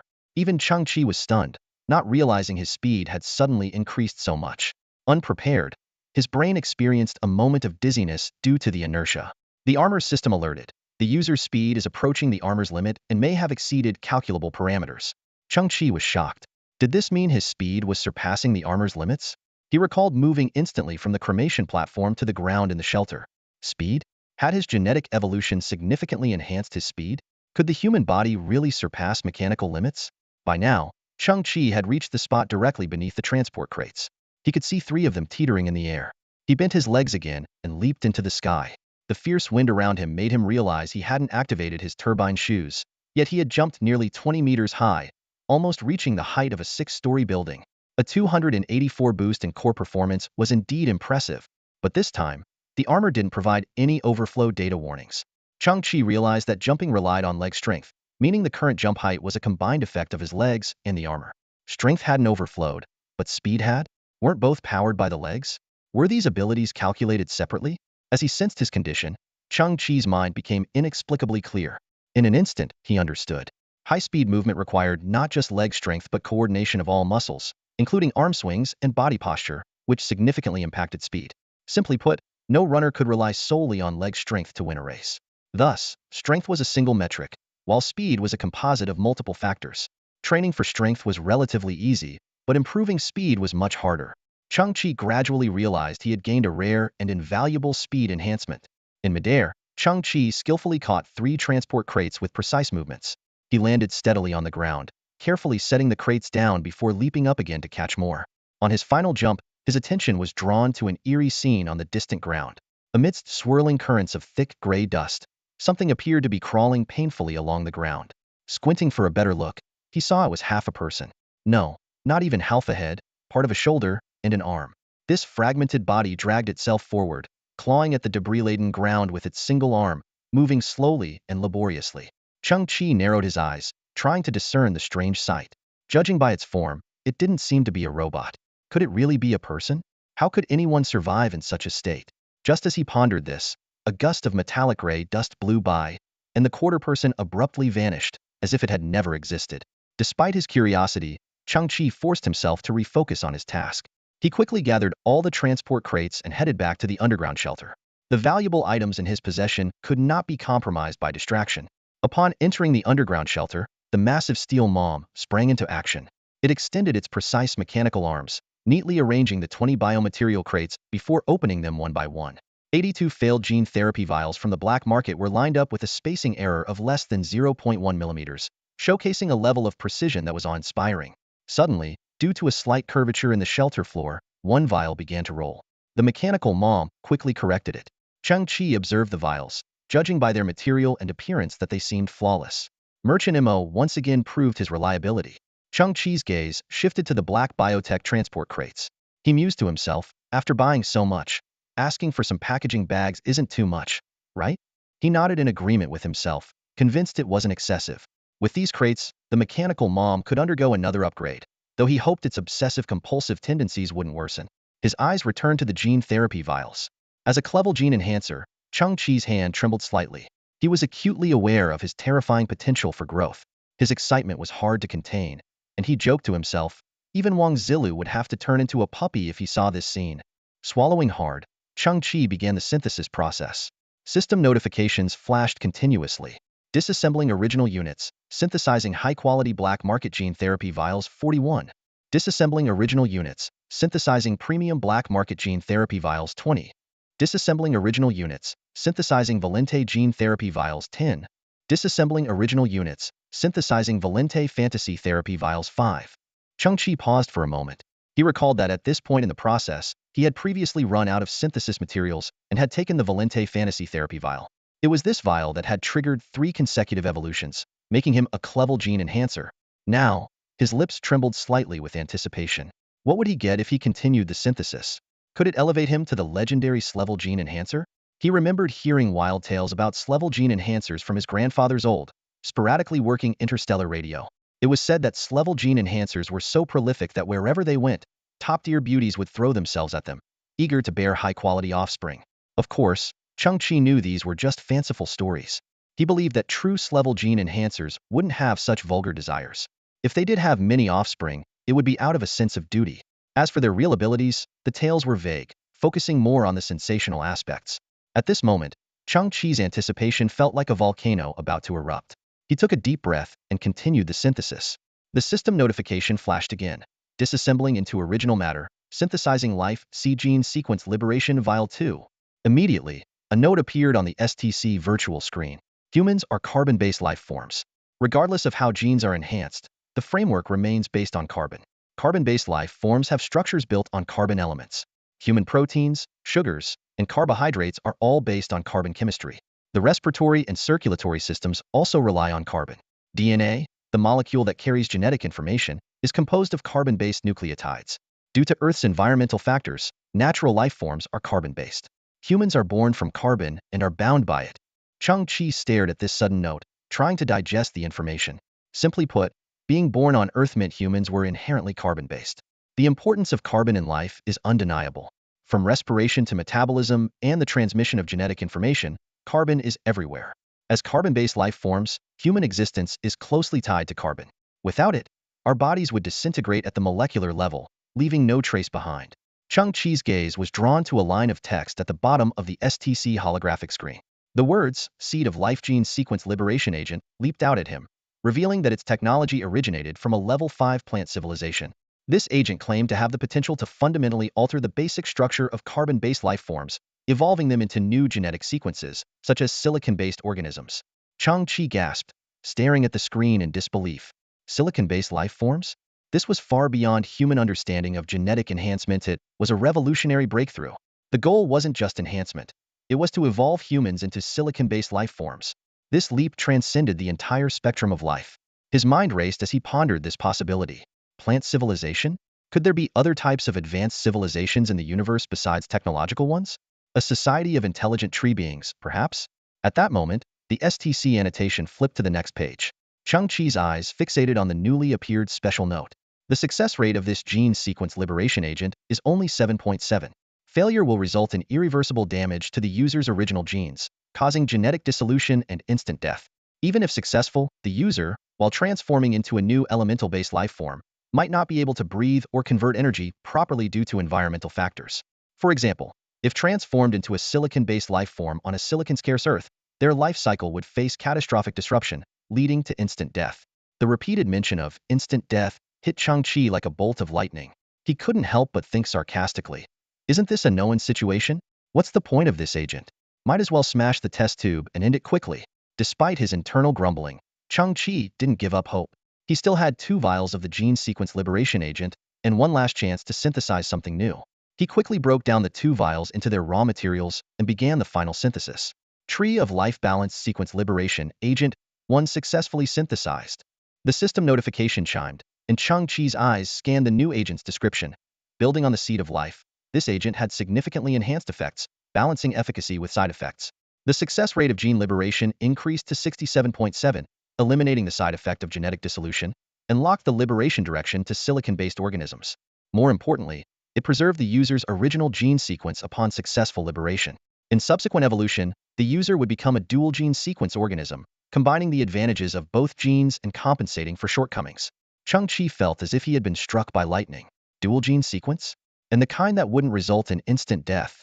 This astonishing discovery left him momentarily speechless, as waves of emotions surged within him. The Scavengers Alliance underground bunker. The alchemy lab. A rust-covered metal door slowly creaks open, releasing a burst of white steam. Through the mist, a tall and alluring figure begins to emerge. Long legs, a slender waist, a prominent chest, and flowing hair. Each contour is captivating. She walks with steady steps, moving forward with confidence. Outside, the Alliance's president, several high-ranking scavengers, and Hannah in a red dress, all watch the figure intently. As she approaches, her cold and proud face becomes clear. Tight shorts accentuate her shapely hips, while a black low-cut t-shirt under a leather jacket reveals the top curves of her chest and her pale clavicles. She is the dream of countless admirers and the object of many fantasies. However, at this moment, everyone notices a pale layer on her beautiful cheeks. The sound of her heels hitting the ground suddenly becomes unsteady, and her body starts to stagger. Bright red blood spreads like a web along the inside of her thigh, stark against her white skin.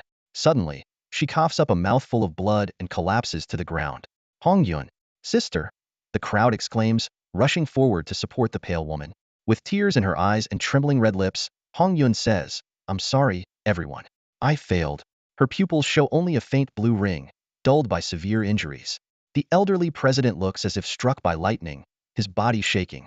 Nearly a decade of accumulated wealth has been wasted, failing to produce even a class gene modifier. His eyes are filled with regret, and looking at his weak daughter brings an indescribable pain. Hannah, tears streaming down her face, holds her sister tightly and chokes out, Sister, if we had known it would come to this, I would have taken your place. Just then, an Alliance member rushes over, nervously reporting, President, the Interstellar Alliance's combat squad has arrived. The president stiffens, the news unsettling. He pauses before asking, how many of them are there? 2 Harrier-class transport starships, the member replies, swallowing hard. We've never had 2 arrive simultaneously before. A single Harrier class can carry 2,000 people, which means they've sent at least 2,000 this time. The president's hands go numb as he repeats in disbelief, that many? Hong Yun, struggling to lift her pale face, firmly states, Father, we must seize this opportunity. There must be high-ranking officers among them. The president's expression turns bleak. How can we? We only have E-class gene modifiers. Even with you and your sister, that's only 3. E-class modifiers might earn us some verbal respect, but no real influence. Hong Yun takes a small box from her leather jacket pocket, revealing 2 black membranes the size of fingernails. Father, I obtained these by chance, she explains. These are biomaterial contact lenses. She takes a deep breath and places one on her left eye. The membrane quickly softens and adheres, a small blue ring lighting up. Combined with her natural E-class gene imaging, her pupil now glows with 2 rings. The president is shocked, his voice trembling. You're faking it. Hong Yun frowns and explains, I got these lenses from a scavenger. They've circulated on the interstellar black market, used by various shady characters. But the technology is advanced enough that standard equipment can't detect them. The Interstellar Alliance's combat squad, being a military unit, likely won't have sophisticated genetesting devices on hand. She grits her teeth. So, I have a chance. Ridiculous. The president's face contorts with emotion. Do you know the consequences if you're caught? Hong Yun's eyes shine with determination. I only know that without funding, all scavengers on Earth will face a dead end. The air hangs heavy for a long moment. The president trembles all over, but remains silent. Supported by Hannah, Hong Yun slowly stands up and says, Sister, help me freshen up. Then, please, apply the most beautiful makeup. The president watches his daughters disappear down the hallway, supporting each other, his heart filled with a tumult of emotions. On one side, a doctor from the Scavenger Alliance gravely reported to the president, President, Miss Hong Yun's body has suffered severe backlash from the genetic serum. He paused, taking a deep breath before continuing. First, she is extremely weak now, with her overall health reduced to less than a third of what it normally is. The doctor's voice trembled slightly, as if he was hesitant to speak. Finally, he spoke in a low voice, revealing an even harsher reality. Secondly, she has lost her ability to bear children. Upon hearing this, the president's body visibly trembled.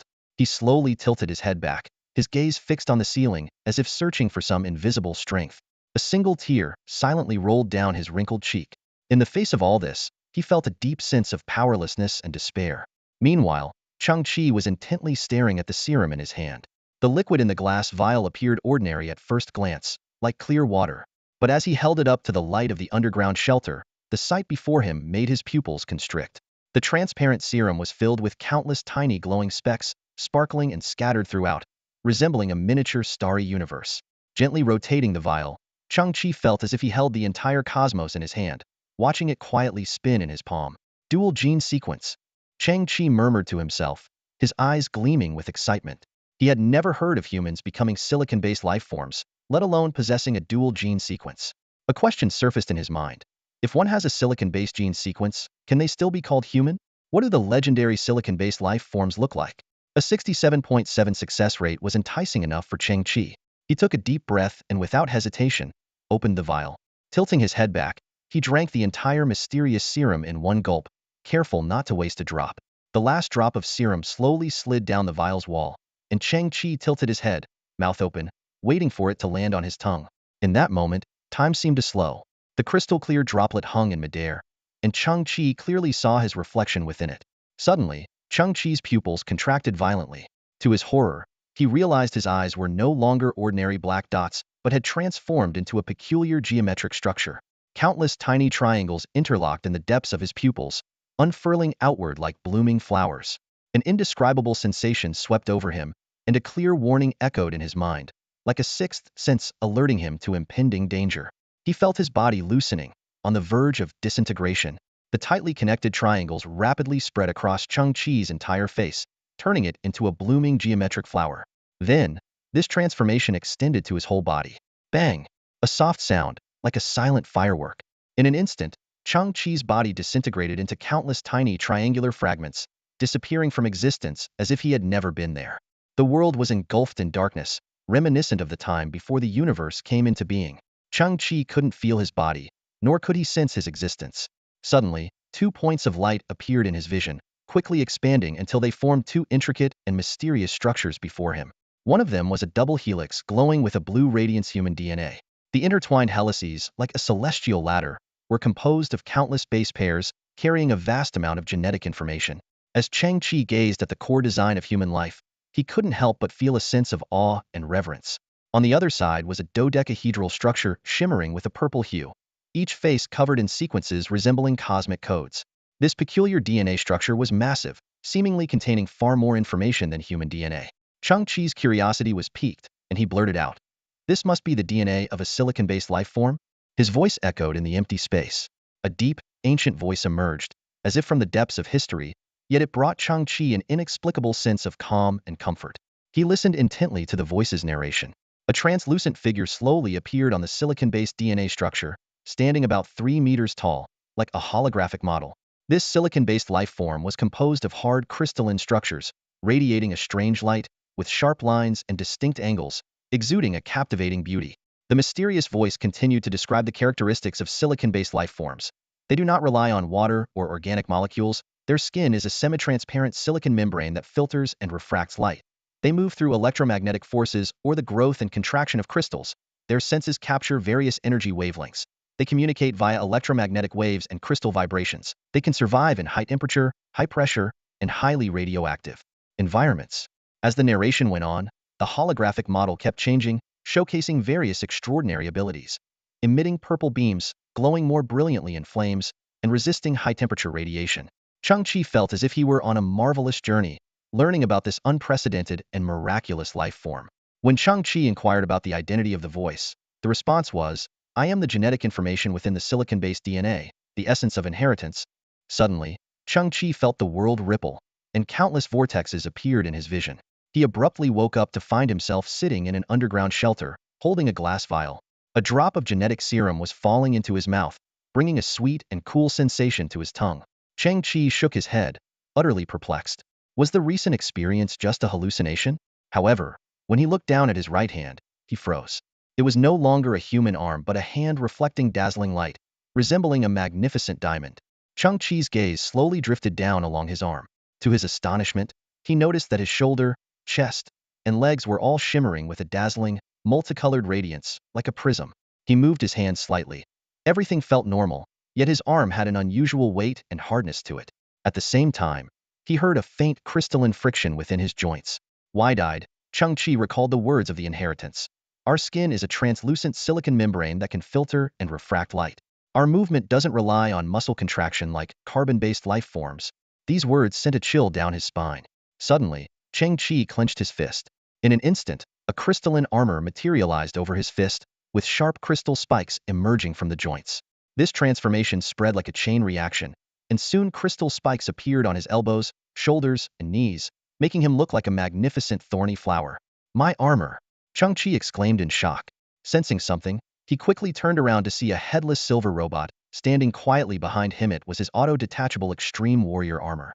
Confirming that the armor was intact, Chang Chi breathed a sigh of relief. But just a second later, a fiery excitement reignited within him. All of this confirmed one thing. A 67.7 success rate had succeeded. He was now the legendary dual gene sequencer, a being beyond ordinary high-level genes. Chang-Chi's chest heaved slightly as he recalled the process of the serum taking effect. It felt like a fantastical journey through time and space, culminating in his transformation with the last drop of serum. Suddenly, Chang-Chi's diamond-like eyes saw something strange. Floating in the air were translucent blue ribbons, lively and mysterious. These ribbons originated from his body and extended to various destinations. One connected to the distant Steel Mama, another to the Earth Dragon King expansion dock, and yet another to Hanzi, who was playing cards and cheating in the expansion dock. What is this? Chang-Chi wondered, puzzled, as the inheritance hadn't explained this phenomenon. Looking at the distant Steel Mama, he felt a peculiar sense of communication deep within his consciousness. With a mere thought, the Steel Mama awoke slightly. Blue indicator lights lit up on its massive body, accompanied by a faint hum as it activated its hover system and moved forward by 10 centimeters. Chang-Chi's eyes widened as had only imagined this scene in his mind. Yet the robot had executed it. These blue ribbons, are they some sort of link? Chang-Chi guessed and issued another command. The distant Steel Mama raised its mechanical arm into the air, then lowered it again. Chang-Chi was astounded. It really works. He then focused his attention on the Earth Dragon King expansion dock, willing its floating lights to rise by 1 meter and increase in brightness by 20. Instantly, the underground shelter became much brighter. The floating lights, now closer to the ceiling adorned with metallic patterns, made it appear especially radiant and beautiful. Chang-Chi looked up in amazement, his diamond-like body reflecting the ceiling's brilliance. Why is this happening? He murmured in disbelief. My thoughts are connecting with the control centers of these machines. But consciousness and electronic signals are entirely different things. Gazing at his diamond-like hands, Chang-Chi's eyes sparkled. Wait, I might be limiting myself with old assumptions. I am no longer a carbon-based life form. I am a silicon-based one now. I need a new perspective. He began to organize his thoughts. Computers and artificial intelligence brains are made of chips, and the primary material of chips is silicon. Purified silicon becomes silicon wafers, which are then processed to form transistors and circuits akin to neurons, brain nerves, and blood vessels. A robot's self-awareness, thoughts, judgments, and actions all emanate from that small silicon chip. Steel Mama, the Earth Dragon King expansion dock, and similar devices are pure elementary AI, which makes them a form of silicon-based life. Or rather, a primitive form of silicon-based life. Their existence is built on silicon, and they can think and have self-awareness. Chang-Chi felt enlightened. In the old days, people thought silicon-based life was distant, but in reality, it was quite the opposite. From a different perspective, our laptops are silicon-based life forms, and so are our smartphones. If these devices seem lacking in human traits, consider Siri, Alexa, or Google Assistant. They are silicon-based entities embedded in our lives, albeit lower level and man-made. Now that I am a silicon-based life form, I resonate with other silicon-based entities. This must be the unique communication method the inheritance mentioned. No wonder I can control them remotely. Chang-Chi's eyes widened. This means any technological creation I make with silicon chips can be controlled remotely. This is incredibly convenient, almost supernatural. At this moment, Chang-Chi's gaze fell on Hanzi in the distance. Hanzi was boasting. Xiaoqiong, let me tell you, connecting an ace with a 6 is like an old-time official car. Your bomb is useless against me. Haha. Chang-Chi squinted his eyes. This guy knows how to apply what he's learned. With a thought, Hanzi suddenly stood up, one hand on his waist and the other pointing to the sky, and started dancing. Dino resists the wolf. Dino resists. Dino resists the wolf. Dino resists. Hanzi chanted while dancing, then abruptly stopped, puzzled. Huh, why am I dancing? Played a little prank on Hanzi. Chang-Chi turned his gaze inward, examining his new silicon-based body. The combat abilities and adaptability of this form were yet to be tested, but one thing was certain: it was strikingly conspicuous. I can't just go out like this. It's too noticeable, Chang-Chi muttered to himself, frowning slightly. Given his dual genetic sequences, he figured he should be able to switch between them. But how? He couldn't help but wonder if he was the only human with dual genetic sequences, making any related knowledge potentially unknown. As Chang-Chi whispered, "Switch," the surrounding space suddenly plunged into darkness. He found himself in that dim, spaceless world again, reduced to a non-corporeal state of consciousness.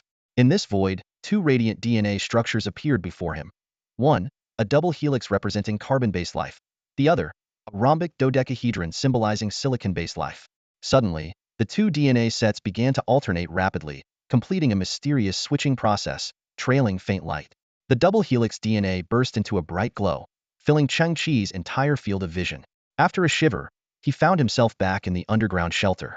Raising his hands to inspect, Chang-Chi was astonished to see his body had reverted to human flesh and blood, along with the familiar sense of bodily control. As Chang-Chi reveled in this surreal sensation, Xiaoqiong's voice suddenly broke in. Chang-Chi, do you really enjoy running around naked? Why do you adults never listen? She floated by, shaking her head without looking. Only then did Chang-Chi realize his predicament. He had been naked inside the Extreme Warrior Power Armor, which had detached when he transformed into the silicon-based form, leaving him now stark naked. Worse, Xiao Qiong and the others hadn't noticed the transformation, only the final result. He quickly dressed and re-equipped the Extreme Warrior Power Armor. In his carbon-based state, the armor's assistance was indispensable. Chang-Chi then took a small mirror and gazed into his own eyes. At this moment, his eyes exhibited a fantastical and captivating state. 3 blue rings encircled his pupils, emitting a mysterious and noble light. The innermost ring no longer contained the common black-brown human iris, but instead a geometric pattern made of triangular crystals, luxurious and intricate, shimmering with a faint golden glow. Widening his eyes slightly, Chang-Chi watched as the geometric pattern expanded, with a faint purple light seeping through the gaps. Wow, he breathed. These eyes are incredible, they could mesmerize anyone. The changes in his pupils were clearly a reflection of his silicon-based traits. But currently, it only covered the innermost ring. Chang-Chi pondered. Did this mean silicon-based genes also had levels? Much like the higher genetic ranks in carbon-based beings had more rings in their eyes, the higher the genetic rank in silicon-based beings, the more rings would be covered. No wonder it's called a genetic sequence, Chang-Chi murmured. It's also a system that can be upgraded. He took a deep breath, feeling the long road ahead, but also filled with endless possibilities. Chang-Chi's attention then shifted to the 20 biological transport crates on the ground. Each crate was worth over 50,000 credits, enough for a scavenger to live worry-free for years. Boss Missouri is really generous, giving these away just like that, he remarked. Meanwhile, on a starship hundreds of thousands of kilometers away, Emos suddenly sneezed. Perplexed, he thought, given his genetic level, he shouldn't have such strange physiological reactions. Could it be those bio crates haven't returned? Could they be lost in the Earth storms again? He speculated. Chang-Chi's gaze then fell on the steel behemoth parked quietly on one side of the shelter. He began to ponder. What kind of equipment would result from integrating these 20 crates into the steel behemoth? I can't let Boss Mo's generosity go to waste, he resolved. Let's do it. Immediately, a system prompt sounded. Similar technological artifacts detected, beginning synthesis. Breaking down into raw materials. Biomaterial Transport Container 10. K443 Integrated Transport Platform 5. It turns out, the official equipment code for the steel behemoth was K443 Integrated Transport Platform. Now, Chang-Chi had 6 steel behemoths. He couldn't help but imagine the spectacular scene if all their compulsions activated at once. Chang-Chi gazed at the 3 S-255 atomic transport platforms in front of him, filled with curiosity and anticipation. This latest model was a revolutionary upgrade compared to the previous K443. Though it still maintained the black container appearance, its volume had been reduced by a whole 50. He carefully examined the equipment manual and learned that the S-255 utilized groundbreaking atomic indentation technology. By employing a special ER force field, it could reduce the atomic spacing of items at a microscopic level, thereby achieving a significant volume reduction at the macroscopic level, greatly enhancing storage capacity. When Chang-Chi saw the note mentioning that this technology originated from a level 2.4 civilization, he nodded knowingly, a flicker of understanding in his eyes. His curiosity pushed him to further explore the control panel of the S-255, but just as he stood up, his vision suddenly plunged into darkness. He found himself once again in that familiar shadowy world. In front of him, the DNA of carbon-based and silicon-based life forms floated silently. Suddenly, a rhombus fragment split off from the dodecahedron representing silicon-based life, densely packed with genetic information of silicon-based organisms. This purple crystal-like fragment traced a graceful arc and seamlessly merged with the double helix of the carbon-based life form. As a burst of light surged, the two entities fused into one. Chang-Chi snapped back to reality, feeling something strange in his eyes. He blinked and heard a faint collision sound from his eyeballs. Hastily finding a mirror, he discovered that his eyeballs were now covered with dazzling diamonds, radiating a splendid glow. Looking ahead again, he saw ethereal blue ribbons in his vision. One end of the ribbon was connected to the S-255 atomic transport platform, and the other end was linked to the center of his forehead. Chang-Chi suddenly understood, recalling the STC's hint combining dual genetic advantages with complementary drawbacks. I can partially siliconize, he murmured to himself. That's incredibly user-friendly. 5 stars. This feature not only avoided drawing attention, but also allowed him to use his abilities covertly. Simply brilliant. Chang-Chi immediately issued a command, instructing one S-255 to load another S-255 of the same volume inside itself. This seemed impossible by conventional logic, but for the S-255, it was its core function. As the hatch slowly opened, revealing an internal space of about 15 square meters, A small force field generator at the top of the hatch emitted a faint yellow ripple force field, completely enveloping the other S-255. A magical scene unfolded. The enveloped S-255's outline appeared as a shadow and gradually dissipated, revealing a significantly smaller form. This was just the first reduction. With the continuous release of 3 force fields, the S-255 underwent 2 more size reductions, ultimately shrinking by 70 of its original size. The mechanical arm moved precisely, effortlessly placing the shrunken S-255 inside the other S-255. Chang-Chi was dumbfounded, muttering to himself, "Incredible." His mind raced, and a bold idea surfaced. What if I keep merging them? What will the S-255 evolve into?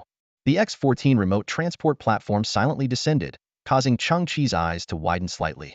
This device retained all the functionalities of the S-225 while undergoing a comprehensive upgrade.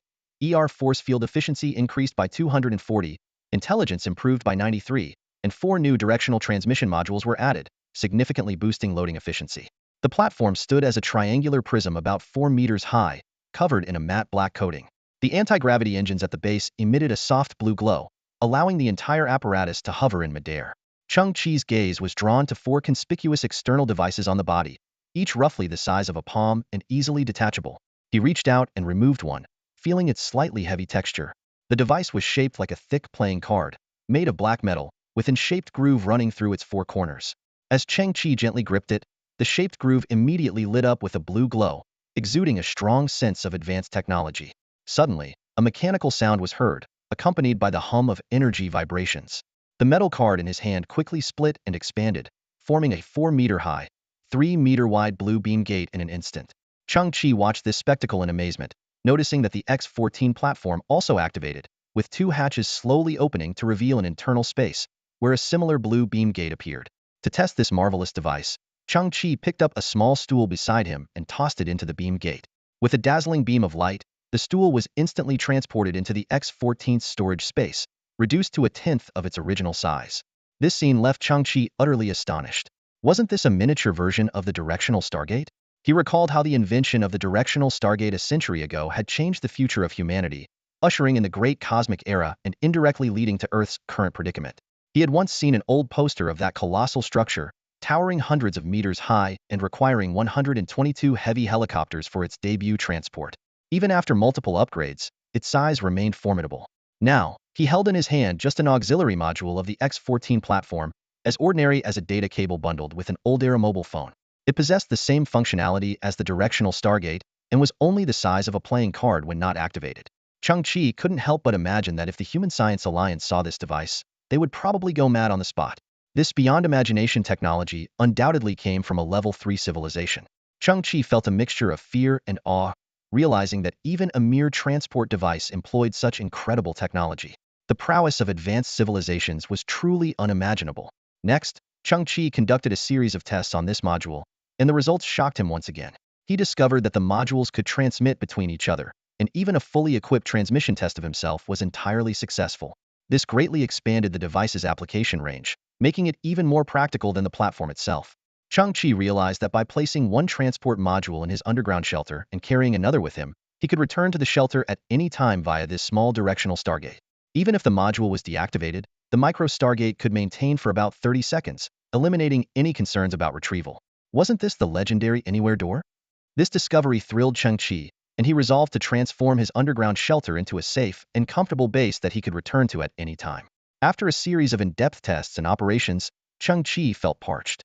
Immersed in the ocean of technology, filled with novelty and awe, it was easy to lose track of time. Delving into the principles of each machine and studying its usage could indeed make one thirsty. Perhaps this was what they called thirst for the machine. His gaze fell on a bottle of azure liquid. This was an item from the BioBox. An extra gift from MOMO was not only reliable, but also knew how to do business, always including some extras with each delivery. Previously, it was Professor Holenjong's business card. This time, it was a bottle of drink. This high-energy protein extract was a daily beverage containing various high-molecular purified nutrients. It could effectively replenish human energy in a short time, refine subpar genes to some extent, and slightly enhance physical fitness. Chang-Chi looked at the drink, a smile appearing at the corner of his mouth. Mo had mentioned on the radio that this type of nutrient solution is considered a luxury item, even among extraterrestrial human civilizations. Not only does it taste superb, but its effects are top-notch. The one in his hand was a custom product from the Mo family, boasting 20 better effectiveness than those available on the market. Each bottle sells for a staggering 12,000 credit points, making it a veritable high-priced beverage. After hearing this, Chang-Chi couldn't help but marvel. Is Imo from a prominent family? They must be truly extravagant. But it makes sense. Imo himself is a successful businessman, so his family must be exceptional. He picked up the drink and said gratefully, "Thanks again to Mr. Imo for this generous gift." Just as Chang-Chi was about to open the bottle and take a sip, the STC on his wrist suddenly emitted a fan-shaped scanning beam. A series of information quickly appeared on the blue screen. Detected special toxin. This toxin is extremely rare and classified as a type of cytoplasmic toxin. Short-term consumption will not show obvious effects, but long-term use will gradually destroy the human body's overall structure, ultimately leading to irreversible death. The source of this toxin is not from human civilization, and even the highest level of current human medicine cannot effectively neutralize it. Infected individuals will exhibit tiny golden specks in their pupils and develop photophobia. Clearly, this toxin was added later and is not part of the original energy drink. Chang-Chi's arm froze instantly, and his mind raced. The drink is poisoned? And it's a hidden chronic poison? Recalling Mo's earlier words, this drink was custom-made by his family. Chang-Chi took a sharp breath, realizing the gravity of the situation. This meant someone was secretly trying to eliminate the Imo family. It seemed like Mo's family had been consuming this drink for a long time. Wouldn't they all be severely poisoned by now? Chang-Chi was convinced that Imo had no knowledge of this when he gifted the drink to him. After all, in this world, the only person who cared about Chang-Chi's life or death was probably Mono out of any romantic interest. But because he didn't want to lose a valuable business partner. With a furrowed brow, Chang-Chi fell into deep thought. He had a good impression of Imo, and didn't want to see Imo and his entire family succumb to the poison one day. This was indeed a tricky problem. At that moment, new information flashed on the STC screen. Technology, sometimes, is a cycle. 120 years ago, Earth medical scientist Dr. Song conducted research on a gene completion drug and tested it on white mice. However, the results were unsatisfactory, and 5 years later, Dr. Song publicly announced the experiment's failure, stating that the drug could not complete any genes. In reality, the failed drug developed by Dr. Song had a certain probability of neutralizing various cytoplasmic toxins. Chang-Chi was stunned. Dr. Song? The name sounded familiar, as if he had heard it somewhere before. Suddenly, his eyes widened, and a flash of insight struck him. He had heard this name in Professor Hua Linzhong's last words. Perhaps due to genetic enhancement, Chang-Chi's brain had gained some potential. The recording left by Professor Hua Linzhong echoed clearly in his mind. When I woke up, I told others about the wonders of Miaozi. Damn it, no one believed me. Not even my good friend, Dr. Song from the Gene Research Institute in Sector 53. Chang-Chi's expression shifted as he began to analyze. Logically, such research institutes should be relatively centralized to maximize the efficiency of security and other resources. Professor Hua's Miaozi Research Center was in Sector 52, while Dr. Song's Gene Research Institute was in Sector 53. Given their close numbering, they were likely not far apart. So, could there be a chance that Dr. Song's gene completion drug was still in Sector 53? Chang-Chi exhaled slowly, his gaze fixed northward. Mr. Imo, I, Chang-Chi, am a person who understands the principle of reciprocity. I will set off immediately and make another trip to Kyoto. What needs to be done, I will not neglect. But the rest will depend on your family's fate. The tail end of the gray storm finally arrived, leaving only sporadic turbulent air currents on the ground. The sky was still shrouded in a veil of gray dust, like a lingering mist. Chang-Chi stepped out of the underground shelter, standing amidst the ravaged landscape. He looked around, taking in the endless expanse of debris. The terrain had changed dramatically. Some areas were now towering high, while former flatlands had become depressions. The landscape resembled a reshuffled deck of cards, chaotic and disordered. Han Zai and Xiao Qiong decided to stay behind. They needed to prepare extensively for their new home. Before leaving, Chang-Chi gave a stern reminder. Don't stray far from the shelter, and always carry the mini-directional Stargate when going out. He specifically emphasized that Han Zai should stick close to Xiao Qiong.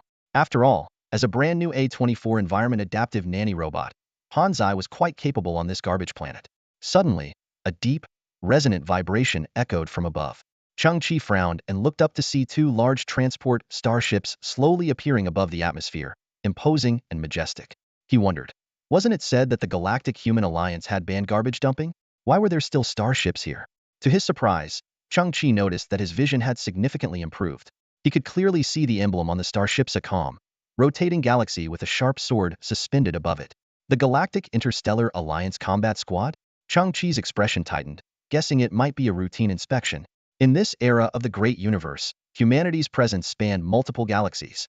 The Galactic Interstellar Alliance Combat Squad was akin to the regional military headquarters of the old days, a formal military force. Even though Garbage Earth was desolate and remote, as a territory of the Human Alliance, it still required an annual inspection. I, Crow, have never crashed a plane. Always steady as a rock. Chang-Chi boarded the rickety ground effect vehicle. The pilot, Crow, was confidently at the controls. Buddy, you're something else, treating Kyoto like a tourist spot, going whenever you please. On this whole garbage planet, no one else does that. Chang-Chi smiled faintly, thinking that Crow was always full of enthusiasm. Before setting off, Chang-Chi had unlocked another natural ability of silicon-based life forms adjusting skin color according to external light. He used this function to modify his pupils. Now, his eyes appeared to be ordinary black, but they were actually composed of countless tiny black triangles. It was hard for a normal person to notice anything unusual. Chang-Chi also perfectly concealed the 3 rings of light that indicated his class advanced genes. Chang-Chi continued to gaze at the 2 massive starships hovering silently in the sky. Crow suddenly turned his head, raising an eyebrow. Buddy, I've got some inside information about this Interstellar Alliance squad visit. Oh? Chang-Chi asked curiously. What inside information? Crow spoke mysteriously. They're here to find something. Find something? Chang-Chi was puzzled. How could you possibly know such inside information? Crow laughed. I don't have connections with the Interstellar Alliance, but I've been in the transport business for years, meeting all kinds of passengers, including members of the Scavenger Alliance. Chang-Chi nodded, prompting, what are they looking for? That I don't know. Crow shook his head. But you saw it 2 starships this time, with personnel numbers multiplied. Whatever they're after must be very important and valuable. Chang-Chi squinted slightly. Crow sighed. But, whether in the old days or now, we common folk have to follow the rules. Even if some scavenger hit the jackpot and found that item, they'd still have to hand it over, maybe get a certificate at best. Forget it. Seems like the vehicle's having some issues. Engine 3 is gone. Damn. Engine 6 is gone too. Damn. My nanny robot fell off. Minor issues, minor issues. After a bumpy ride, Chang-Chi finally arrived in Kyoto. The area was still filled with dense chemical fumes and excessive radiation. Everything dim and desolate. Crow stood on the vehicle, watching Chang-Chi walk into the dark mist, his mouth twitching, clicking his tongue. Going in without any protection? Impressive. Crow couldn't see that the Extreme Warrior armor had already flipped out a mask, covering Chang-Chi's face. The life support system activated, filtering all harmful gases. With some distance still to the Miaozi Research Center, Chang-Chi began walking, his footsteps crunching softly on the debris. After ensuring no one was around, Chang-Chi's eyes glinted. The exoskeleton of the Extreme Warrior suddenly disassembled, standing silently beside him. Meanwhile, Chang-Chi's body emitted a dazzling, diamond-like glow. He was determined to test the adaptability of silicon-based life forms in this harsh environment. Around him, eerie winds swirled, carrying clouds of toxic green gas that twisted and coiled like vengeful spirits. The Extreme Warrior's armor emitted a sharp alarm, displaying alarming data. The radiation levels around him were 16 times above normal, reaching 2.3 microsieverts per hour, comparable to the levels during the Chernobyl nuclear disaster when the fires reignited. Chang-Chi frowned but felt no discomfort. As a silicon-based being, he didn't need to breathe, and this hostile environment was of no consequence to him. He scratched his arm casually, finding the itch more noticeable than any threat around him. Looking around, Chang-Chi realized that this was one of the most extreme environments on Earth. Yet, even here, it seemed insufficient to test the limits of a silicon-based life form. Suddenly, a low growl echoed from afar. Chang-Chi glanced warily towards a nearby pile of debris, spotting several pairs of glowing red eyes. It was the killer rats. Although he had intimidated them thoroughly the last time, their vicious nature and strong territorial instincts kept them restless and ready to attack. With a thought, Chang-Chi's DNA rapidly shifted. The diamond-like brilliance on his body gradually faded as he stepped back, and the Extreme Warrior's exoskeleton quickly enveloped him. The test for the silicon-based life form was temporarily concluded. Now, Chang-Chi intended to test his abilities as a carbon-based life form. He adjusted the armor's speed assistance to 0, preparing to use the killer rats to precisely measure his speed enhancement after evolving to a Clevel G. Know yourself and know your enemy, and you will be invincible in battle, Chang-Chi silently recited. And knowing yourself has always preceded knowing your enemy. He focused, waiting for the killer rats to attack, ready to begin this test of speed. A piercing shriek suddenly echoed through the darkness as a pair of blood-red eyes lit up. A massive, red-furred killer rat burst from the shadows, its jaws opening to an exaggerated degree, releasing a nauseating stench as it lunged straight at Chang-Chi's head. Chang-Chi's exo-warrior armor instantly reacted, a cold glinting dagger flipping out from his wrist. His eyes narrowed, and the word speed flashed through his mind.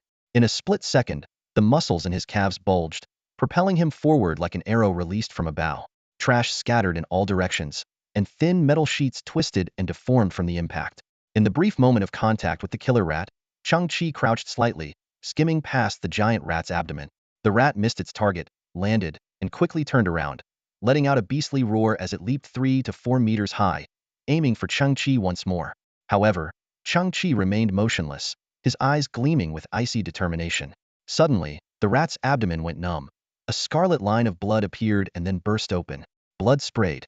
Internal organs shattered and scattered everywhere.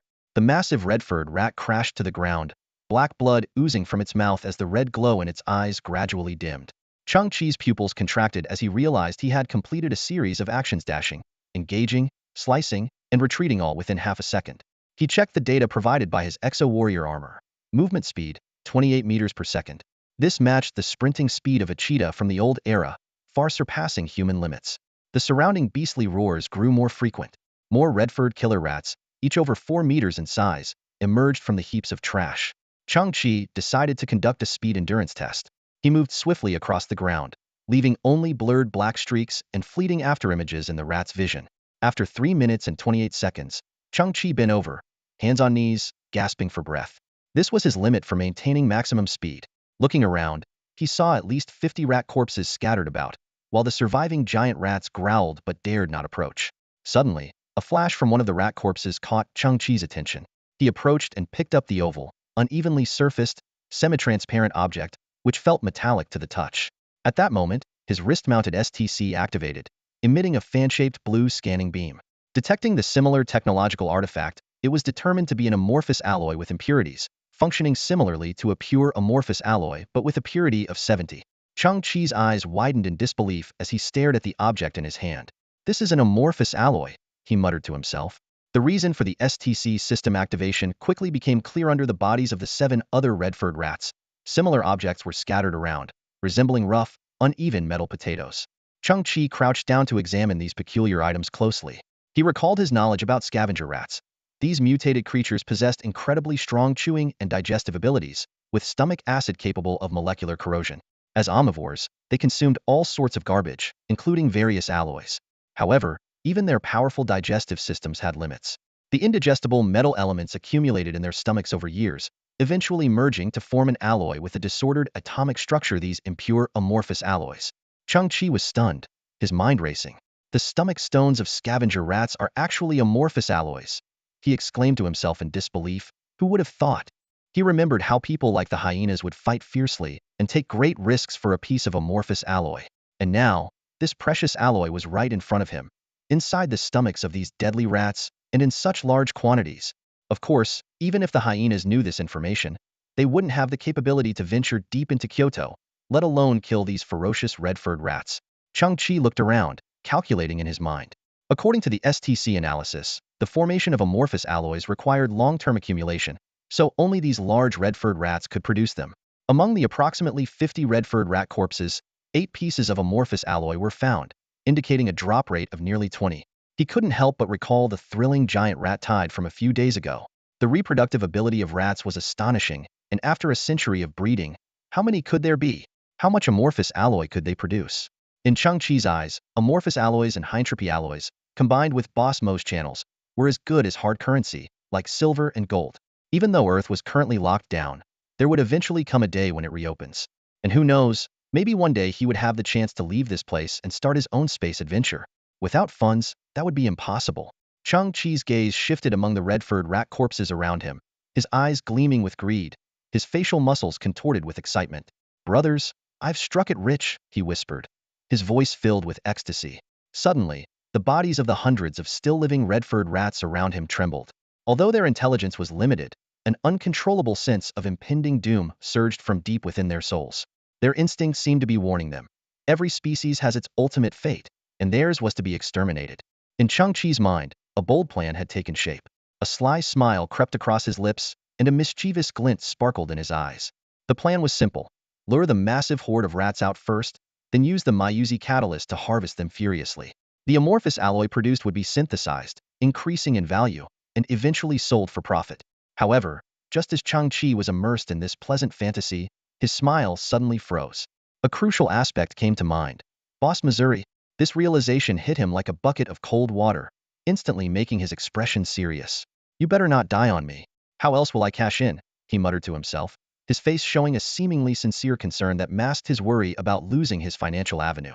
Without hesitation, Chang-Chi temporarily abandoned his entanglement with the killer rats. With a thunderous roar, the turbo-powered shoes on his feet activated, and he soared into the air, heading towards the old site of the Mayuzi Research Center. During the flight, Chang-Chi was pleasantly surprised to find his control over the turbo-powered shoes had significantly improved. This was thanks to the enhanced coordination and balance of his body after the gene strengthening. He realized that the performance of wearable equipment, whether it was jet-powered shoes or the Extreme Warrior armor, was closely linked to the user's physical condition. Regarding the Extreme Warrior armor, Chang-Chi had new ideas. Although the armor's upper limits could no longer fully accommodate his physical capabilities, especially in terms of speed, its other features remained excellent. For instance, the life support system and the memory metal that could transform into weapons at any time. Upgrading the armor seemed like a good option, but unfortunately, he had no way to acquire new armor. 10 minutes later, Chang-Chi hovered directly above the Mayuzi Research Center. Below him was an endless expanse of trash, densely packed with killer rats that growled up at him. This was undoubtedly the core territory of the killer rats. Landing here would mean a bloody battle. Chang-Chi's mind raced. Based on the location and orientation of Area 52's Mayuzi Research Center, he speculated that Dr. Song's Genetic Research Institute in Area 53 was likely to the south. The Mayuzi Research Center covered about 6,000 square meters and was square-shaped. Chang-Chi adjusted his position and slowly moved southward. Just then, the killer rats on the ground became unusually agitated, their roars louder and more furious than before. Chang-Chi frowned in thought. What's going on? As Chang-Chi moved southward, he noticed that the frenzy of the killer rats was closely tied to his position. The further he moved south, the larger the swarm became. Their blood-red eyes were fixed on him, suspended in midair. Though they couldn't fly, their agitation was palpable. Hovering in the air, Chang-Chi had already moved 400 meters south. He speculated that the old site of the Genetic Research Institute might be directly beneath him, but he didn't descend immediately. He observed a peculiar phenomenon. When he stopped moving, the massive rat swarm below gradually calmed down, as if relieved from some threat. Squinting, Chang-Chi activated his turbine shoes and moved another 10 meters south. Instantly, thousands of killer rats let out deafening roars. He pondered for a moment and then moved another 20 meters south. The rats became even more frantic. Some scurried in circles, and the stronger red-haired killer rats began tearing apart the surrounding metal debris. A realization dawned on Chang-Chi. These rats were protecting something, and he was getting closer to their guarded target.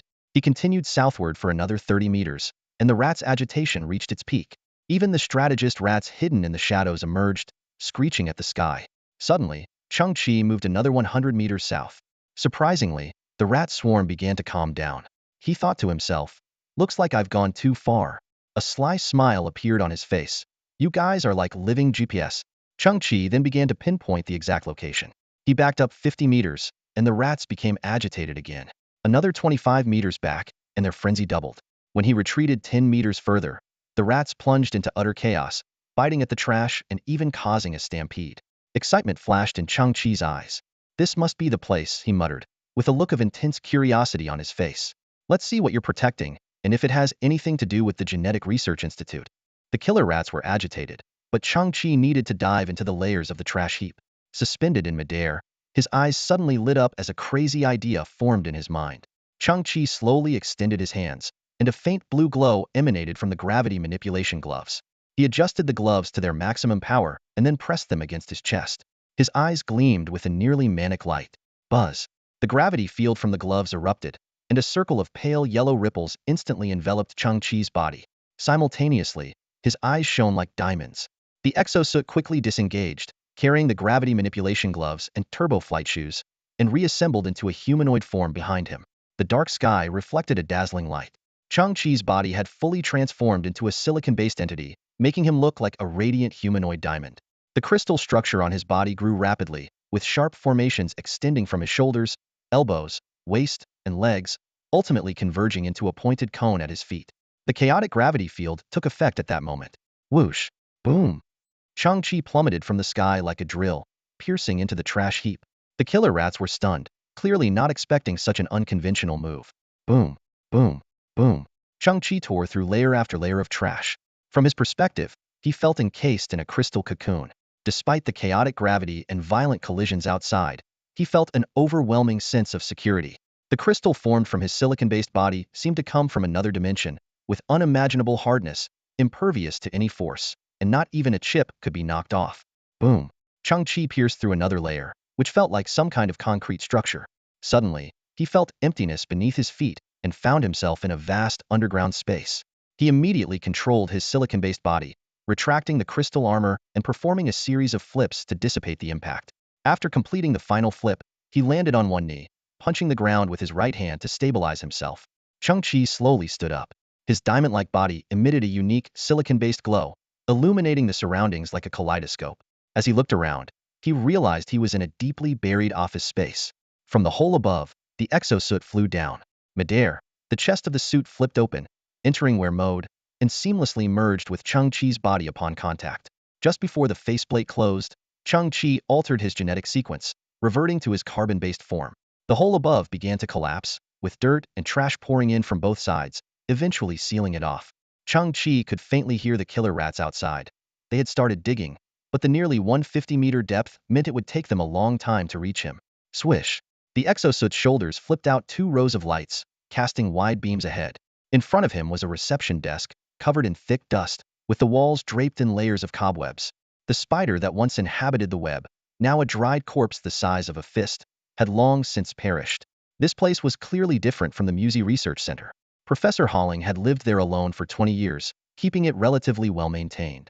But this office had been completely abandoned from the start, with the dust and filtration systems long defunct, leaving it in a state of decay. Chang-Chi stepped forward and tore down the cobwebs on the wall. His eyes narrowed as he saw 4 large characters. GU Center. Oh? What the heck? Chang-Chi was taken aback. He then noticed some plastic letters on the ground. Hua, Xia, WEL, come, to the, international, guests to, this, center. Chang-Chi suddenly understood. The letters formed the phrase, Huaxiajin, welcoming international guests to this center. Damn, that gave me a scare. I thought our Grand Huaxia capital had set up a special center for buddies. Chang-Chi joked to himself, then paused. So, this is the Gene Research Institute? In an instant, hope ignited in Chang-Chi's eyes. Unexpectedly, his haphazard efforts had actually led him here. Of course, it wasn't entirely by chance. He had to thank those navigational killer rats as well. Taking a deep breath, Chang-Chi prepared to continue exploring this unexpectedly discovered underground gene research facility. Chang-Chi cautiously ventured deeper into the facility. The power system had completely failed, leaving the surroundings shrouded in darkness. In the oppressive silence, the only sound was the incessant drip of water from somewhere deep within, like an unrelenting clock. He carefully navigated through a large office area, the occasional crunch of paper underfoot breaking the silence. Gradually, he entered the experimental zone, where the air was thick with an indescribable musty odor.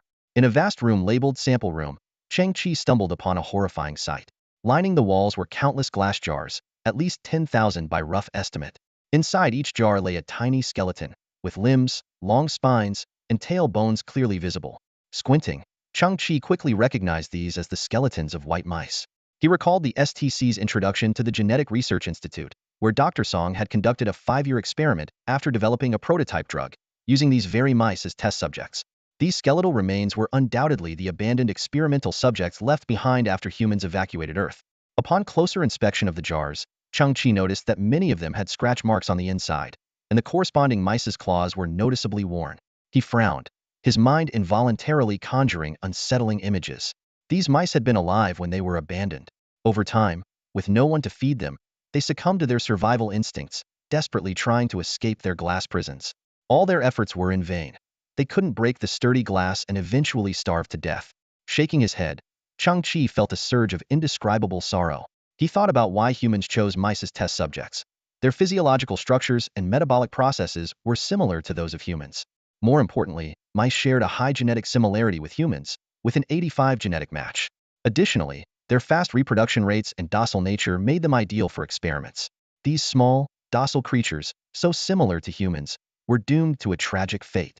Chang-Chi frowned as a disturbing thought crossed his mind. What if, in the vast universe, there existed a higher civilization that viewed humans as weak, docile, and highly similar? If humans were subjected to experiments, enduring brutal treatment and slaughter, what kind of scene would that be? He couldn't help but imagine that if such a scenario unfolded, humans would undoubtedly stand on moral high ground, condemning the aliens' cruelty and brutality, casting that advanced civilization as demonic. Surely, these mice felt the same before they died, unable to express their pain and anger. Chang-Chi continued walking forward and finally arrived at the pharmaceutical warehouse.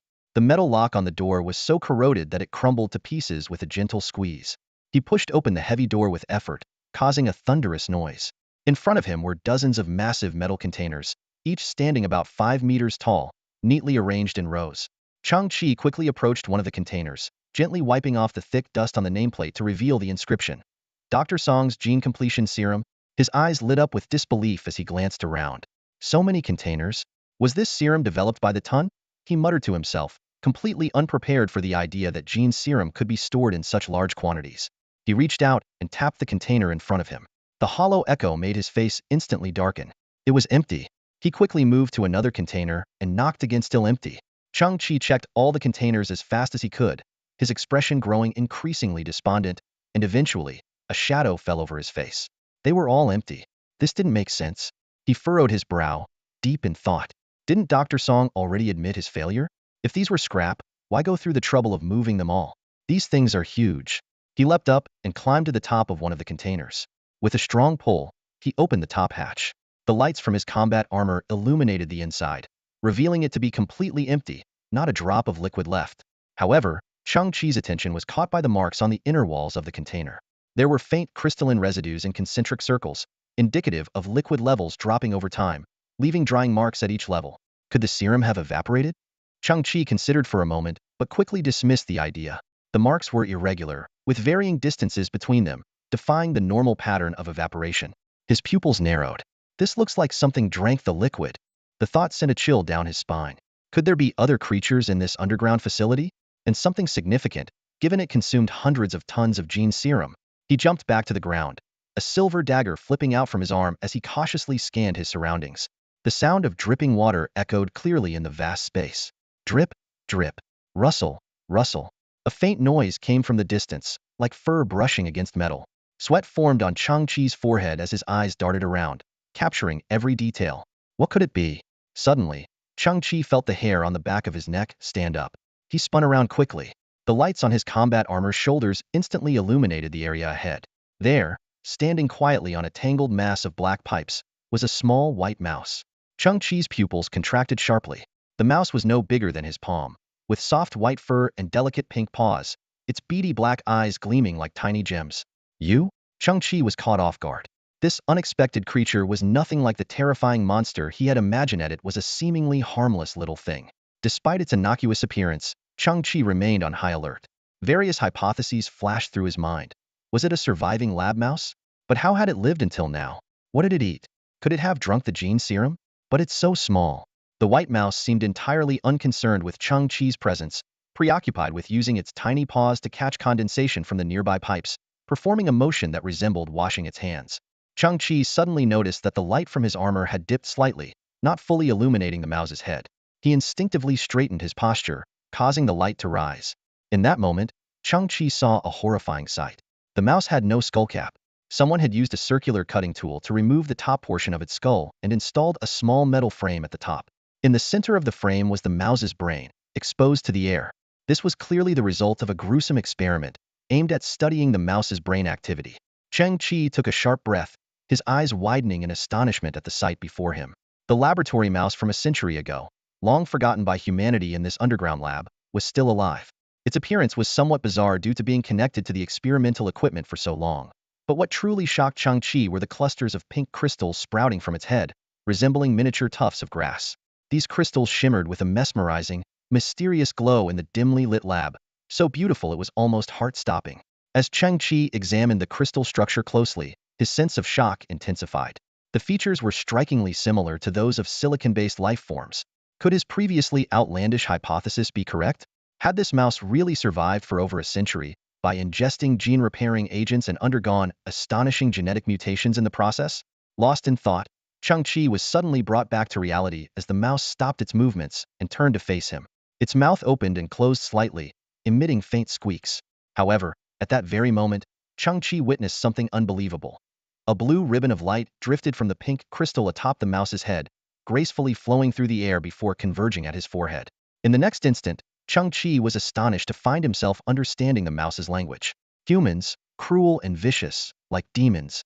The words echoed in his mind, eerily aligning with his earlier suspicions. Chang-Chi instantly grasped the truth. The mouse wasn't speaking human language. It had acquired not only the characteristics of silicon-based life forms, but also some of their abilities. This mode of communication was precisely the special method described in lore, transmitting specific electromagnetic waves. Without Chang-Chi's dual genetic sequence, he would have only heard ordinary squeaks. The mouse continued to convey its threatening message: I will not allow humans to tread on my domain. You will be killed. This is the punishment you deserve. As it spoke, the pink crystal atop its head suddenly brightened intensely, flashing at a specific frequency. In an instant, the entire Gene Research Center began to shake violently.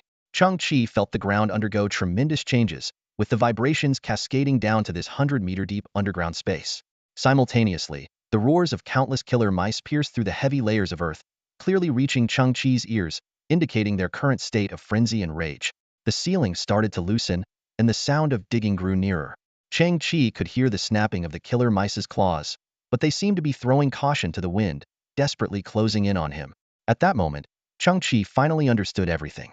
The little creature before him was the sole surviving mouse of the Gene Research Center. It had absorbed all the genetic agents, resulting in incredible changes to its body.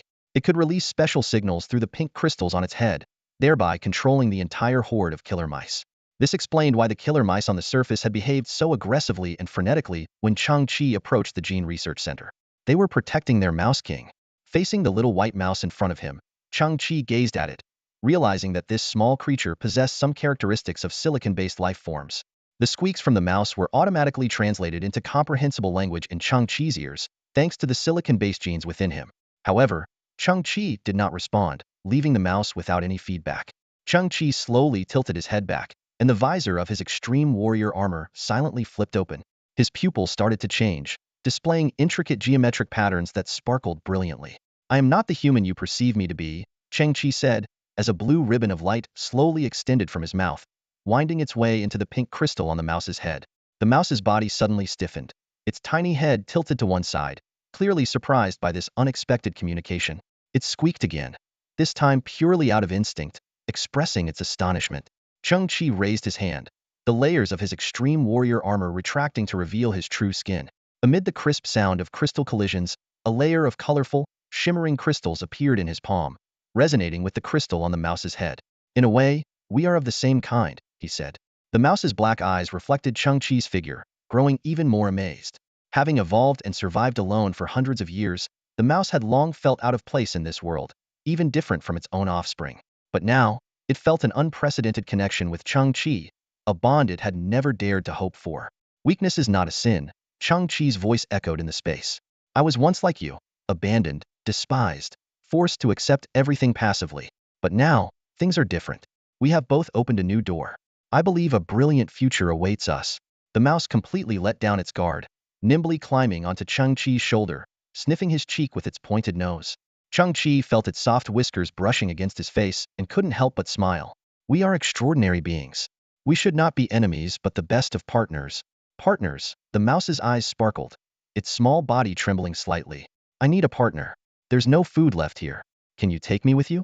What Chang-Chi heard was a clear, pure voice of a little girl. Of course. It seems like fate, Chang-Chi said, looking around and noticing that all the jars were empty. He frowned and said, but I came here to find an antidote for a friend. It seems I won't be able to help him. Antidote? The mouse extended a pink paw, using the other to make a small cut on it. A drop of crystal-clear red blood oozed from the wound, shining like a ruby. The mouse carefully held the drop with its paw. This should work. The mouse gestured, and Chang-Chi noticed a giant spider corpse lying in the corner. The spider's body was over 2 meters long, with a leg span exceeding 6 meters when fully extended. Its abdomen was covered with strange, colorful patterns, resembling a vivid skull. Despite being dead for some time, its toxic nature was still evident. Mutant spiders are highly toxic, but they pose no threat to me, the mouse explained, its voice still as pure as a mountain spring. Chang-Chi closely observed the drop of blood on the mouse's paw. The red liquid contained countless tiny hexagonal crystals, presenting a magical and beautiful scene. STC immediately released a scanning beam, and the analysis results quickly appeared. Partially silicon-based serum, refined from a large amount of gene repair agents, capable of repairing damaged genes, with detoxification efficiency increasing geometrically. It can neutralize cellular toxins effortlessly, even when diluted tens of thousands of times, surpassing all existing human antidotes. This substance is a natural product and cannot be synthesized. Chang-Chi was first shocked, then smiled with relief. Boss Missouri is saved.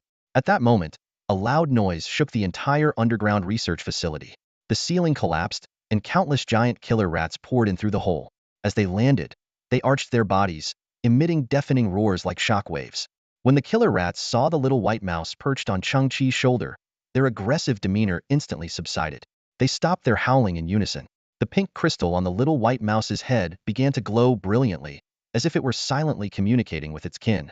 Within a matter of seconds, Chang-Chi witnessed an astonishing scene. Hundreds of terrifying, red-furred killer rats suddenly placed their front paws on the ground, bowed their heads slowly, and made a gesture of submission toward him. This is paying homage? Chang-Chi was caught completely off guard, feeling a surge of regal authority. He never imagined that the first time he would be shown such respect would be by a horde of hideous, ferocious mutant rats. If you need anything, just communicate with me, squeaked the little white mouse, its voice echoing in Chang-Chi's mind like that of a young girl. My subjects will obey your commands. Chang-Chi stood stunned for a moment, then mockingly said, I really am destined to be the king of trash. Now, even rats are part of my army? He asked in bewilderment, how many subjects do you have? The little white mouse replied immediately, 1,456,332,525, 1,456,338,016, 1,456,344,007. Chang-Chi was dumbfounded. Why is the number still increasing? Squeak, they are reproducing, the little white mouse explained. Chang-Chi was further stunned. That's at least 500 new rats being born every second. Squeak, the old ones are also constantly dying, the little white mouse added. Chang-Chi's expression was one of sheer amazement. No matter how he looked at it, this was undeniably a massive and terrifying army. The rewards of this expedition far exceeded his expectations. As Chang-Chi made his way back to the surface through the shattered cave entrance, he glanced at the little white mouse on his shoulder and said, you should have a name. How about I call you Squeak from now on? Squeak. The little white mouse chirped, seemingly approving of the name. Chang-Chi thought to himself, this seemingly harmless and even somewhat cute little white mouse is actually the king of 1.4 billion mutated rats on this trash-covered earth. What will you eat from now on? Chang-Chi pondered. Genetic catalyst agents should suit you, but they require a lot of money. Suddenly, he remembered something. Your subjects, those giant red-furred rats, have some hard metal alloys in their stomachs. I can't harm them anymore. So do you have any solutions? Those things are foreign objects in their stomachs anyway, Squeak's voice replied. This can be easily resolved. On the surface, gusts of green-furred wind ruffled Chang-Chi's scavenger cloak and the hair outside his mask. At this moment, the young man felt a mix of emotions. Thousands of hideous red-furred rats were vomiting furiously in front of him. Chang-Chi felt as though he had become an even more disgusting existence than these already grotesque mutant rats. These rats were even regurgitating food from the previous month, as if they had seen something more repulsive than themselves.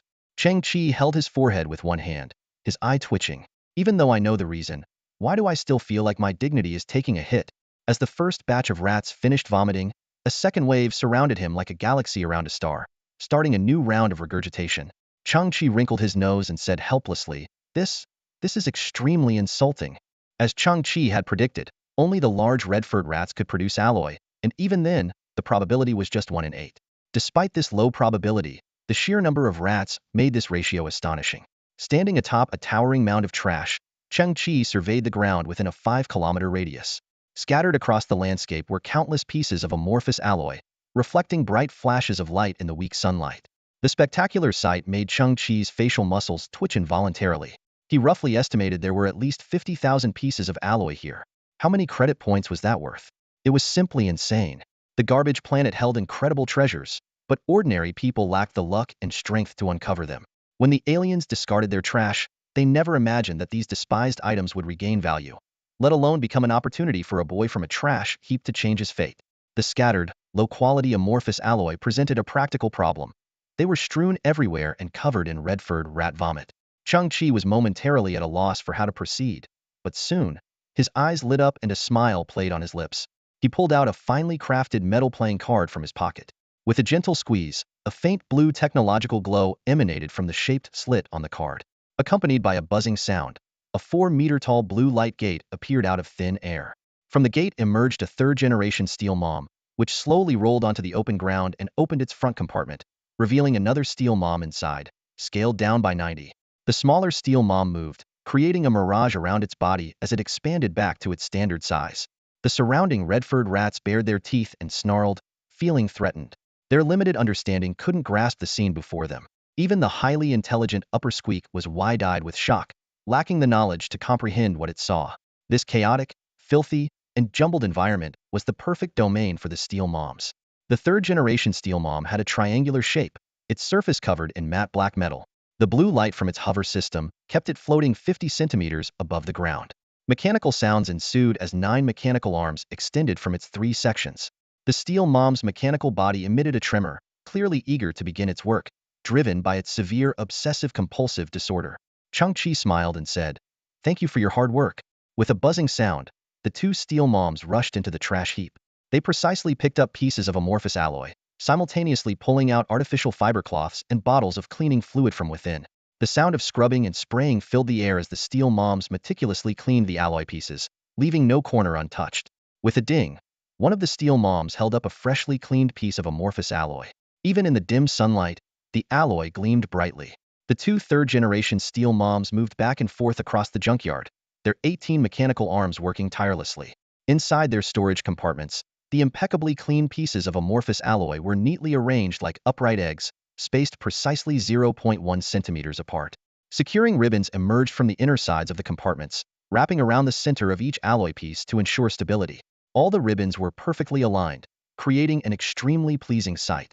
Chang-Chi scratched his head, thinking, obsessive-compulsive disorder has its perks.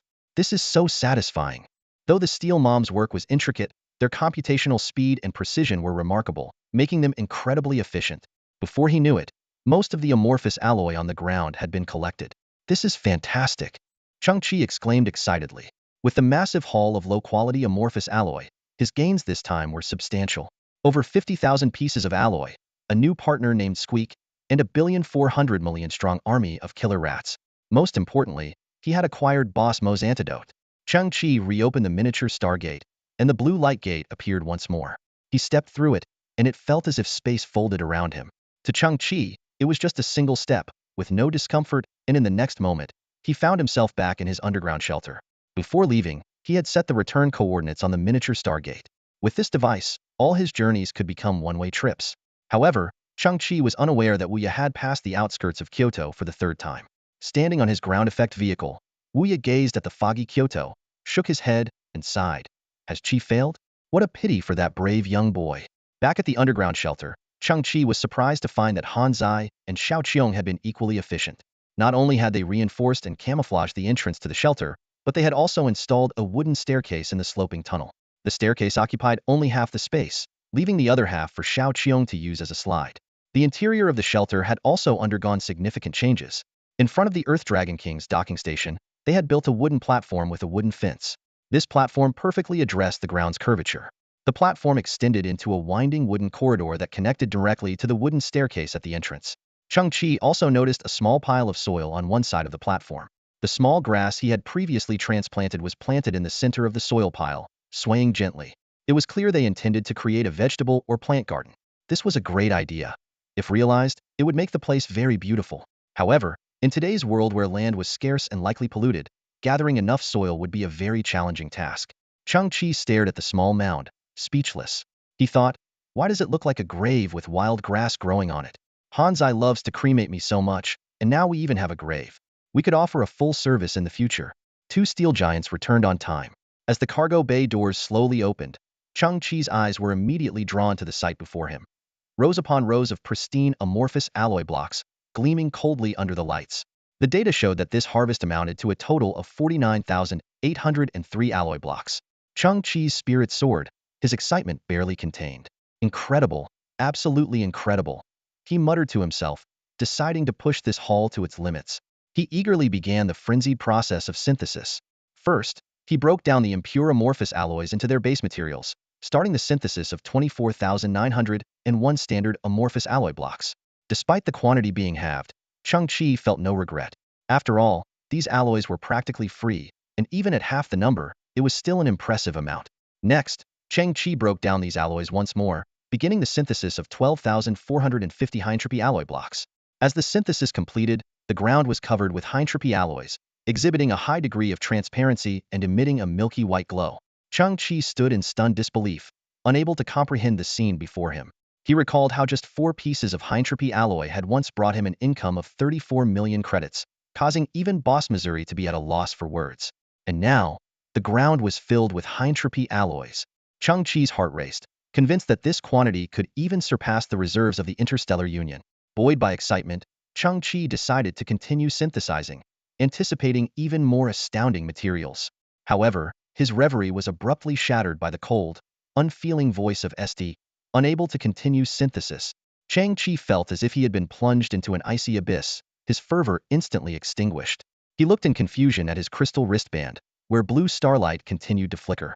STC explained that without blueprints from a level 4 civilization or higher, further advanced synthesis was impossible. To unlock higher-level synthesis, corresponding information fragments were needed. This revelation sent Cheng Qi into deep thought.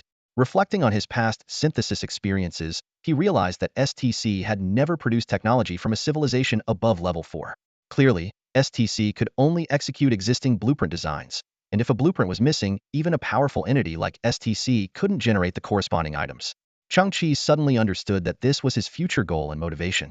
But how could he obtain these information fragments? Just then, STC's voice broke the silence again, recounting its origins. It came from a once mighty technological civilization that had suffered a devastating blow and was now scattered across the vast universe. STC expressed a hope to one day stand proud at the pinnacle of the cosmos once more and promised to assist Cheng Qi to the best of its abilities. Cheng Qi pondered, STC's words confirming it indeed came from an advanced civilization. But why choose him? Just as a strong sense of mission welled up within him, ST abruptly changed its tone, claiming that selecting Cheng Qi was a complete accident, even mocking him as the most worthless piece of trash. Angered by STC's insolence, Cheng Qi declared he would abandon the idea of reviving a civilization and focus solely on making money and arming himself. However, STC once again shifted its stance, solemnly asserting that Cheng Qi would ultimately succeed and expressing gratitude on behalf of the entire civilization. This exchange left Cheng Qi bewildered. Nonetheless, he knew how incredibly fortunate he was to have STC and could never truly choose to do nothing. Completing STC was crucial for him. No one would ever complain about having too much power or too many resources. Regarding the prophecy of ultimate success, Cheng Qi speculated it might be related to time technology, but that was far beyond his current understanding. Shaking off these thoughts, he focused on the present. Though STC currently only contained blueprints from civilizations below level 4, for humanity, which had yet to break through to level 2, this was already an overwhelming advantage. Cheng Qi understood that as long as he used it wisely, his path upward would remain unimpeded. With this resolute belief, he began planning his future. Cheng Qi gazed at the pile of high-entropy alloys in front of him, a smile tugging at the corner of his mouth. This batch of precious materials was destined for Boss Missouri. He secretly anticipated the reaction on Boss Mo's face when he learned about the transaction. With this thought in mind, Cheng Qi turned on the dedicated radio. After a burst of static, he half-jokingly said, "Calling Boss Missouri, your top client and greatest benefactor is online." On the other end, Mo's voice remained as steady as ever. "Cheng Qi, I've just conducted an investigation. The dust storm on Earth ended 4 hours ago. So, why haven't my 20 tech boxes returned yet?" Cheng Qi detected the skepticism in Mo's tone and couldn't help but smile wryly. This guy really had no tact. He took a deep breath and replied nonchalantly, "You know, things don't always go as planned. Most of the time they don't." Mo's voice suddenly sharpened. "What? Are you keeping them because you need new materials?" Cheng Qi was momentarily speechless, caught between laughter and tears. "Huh, did you mishear me, or is the signal bad? I value our transactions too much to do that." But Mo pressed on, "Those boxes are expensive. They can't just be free." Cheng Qi squinted, thinking that this hygiene individual was indeed sharp, almost guessing the truth but not quite revealing it. He decided to change the subject. "That's not important. The key point is, the dust storm brought in a lot of good stuff." Mo's tone turned serious. "This is a matter of principle. Don't think you can gloss over it." Cheng Qi was stunned again, thinking that Boss Missouri was a genius to guess even this. He cleared his throat and decided to drop the big news. "I got my hands on some high-entropy alloys." "What?" Mo was clearly taken aback. "Are you hiding some incredible secret? High-entropy alloys are rare throughout the solar system. How do you just stumble upon them?" Cheng Qi explained nonchalantly, "I told you. The dust storm swept up a lot of debris. I was lucky and picked up some high-entropy alloys. Mo's voice became cautious. How many did you get this time? Chang-Chi calmly replied, 12,450 pieces. What? 12,450 pieces? Mo's voice was filled with disbelief. That's right, 12,450 pieces, Chang-Chi repeated. Suddenly, there was a clattering sound from the communicator, as if something had fallen to the ground. Chang-Chi couldn't help but scratch his head, thinking how this big boss and hygiene individual could be so unsteady. Before he could gather his thoughts, Mo's voice came through again, now clearly excited. Forget it. Just wait. The transport boxes are on their way, he added. And don't drink those subpar gene potions. Chang-Chi emerged onto the surface, silently marveling at the scene before him. Hanzi's camouflage skills were indeed impressive. The entrance to the underground shelter was cleverly concealed beneath a pile of junk, each piece meticulously welded or glued together to form an impenetrable barrier. Without the ravaging sandstorms, the disguise was nearly flawless. Once the entrance was fully sealed, the surroundings were indistinguishable from the heaps of garbage all around, making it nearly impossible for anyone to notice the secret hidden there. Not far away, the shack where Chang-Chi used to stay had been propped up again by Hanzi, serving as a decoy to dispel any suspicion. After all, Chang-Chi needed a nominal place to stay, and he did indeed frequent the area. Chang-Chi nodded slightly, silently praising Hanzi for being such a competent caretaker robot. He then stood still, waiting for Mo's delivery box to arrive. Looking up at the sky, he was surprised to see that the two Interstellar Alliance squad ships he had noticed earlier were still hovering near the atmosphere. Why haven't they landed yet? Chang-Chi wondered. Typically, these so-called superior beings despised Earth and left as quickly as they came. A sense of alertness rose within him, accompanied by a peculiar sound, like two thin crystals rubbing against each other. Was this the sixth sense of a silicon-based life form? Chang-Chi quickly initiated partial siliconization, turning his eyes into dazzling diamonds. Only then did he see clearly that the bottom of the massive ship overhead was continuously emitting wide-range scanning beams. These beams were not visible light, imperceptible to the naked eyes of ordinary carbon-based life forms. Squinting, Chang-Chi recalled that the pilot, Wu Ya, had mentioned that their mission was to find something. Initially skeptical of Wu Ya's intel, Chang-Chi now realized it was true. Observing closely, Chang-Chi found that the ship's scanning beams could only penetrate about 50 meters underground, far from detecting his underground shelter. While they could sense the tunnels, scavengers digging for a living were common on this trash-laden Earth, making such tunnels unremarkable. Xiao Qiong's father had perished digging one of these tunnels. Suddenly, a faint sound came from behind a pile of garbage around 500 meters away. Thanks to his enhanced genes, Chang-Chi barely caught the weak noise. This was the second time he felt something lurking nearby. The last time, he had glimpsed a quarter of a person crawling in the sandstorm. Was it some kind of creature or a malfunctioning, reactivated scrap robot? Just as Chang-Chi was about to investigate, Mo's voice came through the communicator. Prepare to receive the box. Chang-Chi stopped and looked up, seeing a much larger black bio box appear in the distant sky. This box was the size of a small refrigerator from the old days, far bigger than the usual shoebox-sized ones. Well, Mo is learning from experience, Chang-Chi muttered. He's got a bigger box this time to fit more stuff. Even if it means more trips, I won't have a chance to keep the box. He glanced at the two warships hovering in the air, noticing that the box's flight path cleverly utilized the scanning blind spots. Earth is under lockdown, and they send in the big guns. Mo sure has guts, smuggling right under their noses, Chang-Chi thought, shaking his head. For a businessman, the profit justifies the risk. With the sandstorm completely gone and the air currents unusually stable, the refrigerator-sized biotech box landed steadily in front of Chang-Chi. He examined the enlarged box carefully. Aside from its increased size, there were no other technical upgrades. Of course, with the material costs multiplied, the price must have skyrocketed. What a pity, Chang-Chi muttered. Such a small box, how much alloy can it hold? 500 pieces at most? How many trips will it take?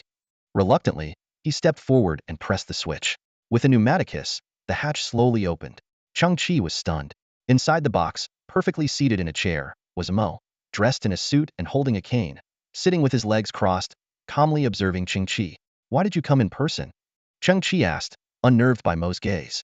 Maintaining his formal, aloof expression, Mo replied, pull me out. I can't get out on my own. Using some effort, Chang-Chi managed to pull Mo out of the box. Clearly, Mo had gone to great lengths to transport himself. The box was too large to avoid detection and too small to enter easily, so he had chosen an extreme size, ending up tightly wedged in. Why take such a big risk and come personally? Chang-Chi asked, exasperated. Do you think I wanted to come? Mo's eyes showed a hint of resentment as he gently patted the bio box. If I didn't come myself, it would be like sending a meat bun to a donkey. You didn't study history well, Chang-Chi corrected. The phrase is, sending a meat bun to a dog, right? Imo suddenly turned, staring directly at Chang-Chi. It is indeed a dog. Chang-Chi's neck stiffened. Is he setting a trap for me? He wondered. These hygiene people are so convoluted. Isn't he tired? At this moment, Chang-Chi noticed that Imo was physically weak, needing a cane to walk, his condition much worse than before. I must clarify, I don't mean to belittle you, Imo began. But I find it hard to believe you could procure 12,450 pieces of high-entropy alloy. It's almost impossible. Before he could finish, Imo fell silent, swallowing the rest of his words. Chang-Chi had already walked to the shack and, with a swift motion, lifted the tarp. The blinding reflection nearly dazzled Mo's eyes. There stood 4 single pyramids, each 7 meters tall. Chang-Chi had long ordered Steel Mom to stack the 12,450 pieces of high-entropy alloy inside the shack. The invaluable alloy was meticulously arranged, each piece precisely measured, forming a work of art that glowed with a faint golden light. Ding! Chang-Chi tapped the pyramid, producing a clear, crisp sound. He looked up and smiled. It's all packed up. Boss Missouri, have you ever seen such a wealthy dog? Unbelievable. There are so many. Imo stood on the ground, gripping his cane tightly, his entire body trembling with excitement. The cane vibrated along with him, drilling into the ground by 5 centimeters, causing Imo to lean forward and become increasingly unsteady. This quantity. There are truly tens of thousands of pieces. Mo's heart surged with joy. This will be my largest transaction in the past 3 years, and even within the entire family, it's significant. I'll make a remarkable impact on the interstellar trading market once again. Despite Mo's advanced genes trying to keep his speech in check, his pupils betrayed his excitement by constantly dilating. He made an effort to regain his professional composure as a merchant and began carefully counting the high-entropy alloy. As the count progressed, Imo became increasingly incredulous. How could so much high-entropy alloy appear on this junk planet? And all in Chang-Chi's hands? This is absurd. Despite his numerous doubts, Imo adhered to his business principles and refrained from rashly questioning the situation. I'll soon find a secure way to transport these alloys, Imo said, suppressing his excitement, his eyes gleaming. Once the alloys are transported, I'll calculate the price. Rest assured, I'll offer a fair market rate. In the meantime, I need to store the alloys here. After all, we are friends, right? Imo continued. I'll provide you with a credit limit of 5 billion credits. Do you need cash, or would you prefer to barter? Although the total value of the alloys far exceeded 5 billion, Imo was being generous. The transaction wasn't complete, but he was still willing to extend a credit limit of 5 billion. In his view, if Chang-Chi had any urgent needs, this amount should suffice. Next, Imo heard a familiar request. Although it was hard to believe, Chang-Chi said, failed black market gene serums. I don't care about the quality, just the quantity. I'll take as many as you can get. Imo couldn't hide his surprise. Why do you need so many serums? What happened to the previous ones? But in the next moment, he offered a possible answer himself, frowning. Have you mastered some kind of serum refining technique? Chang-Chi played along, acting mysteriously. Don't tell anyone. Imo took a step back, momentarily stunned. Then, he stepped forward again, staring into Chang-Chi's pitch-black pupils. Refining gene serums is one of the most challenging techniques in the world. I hope you succeed, Imo sighed. Human gene modification may not be the hardest, but it's certainly the most complex.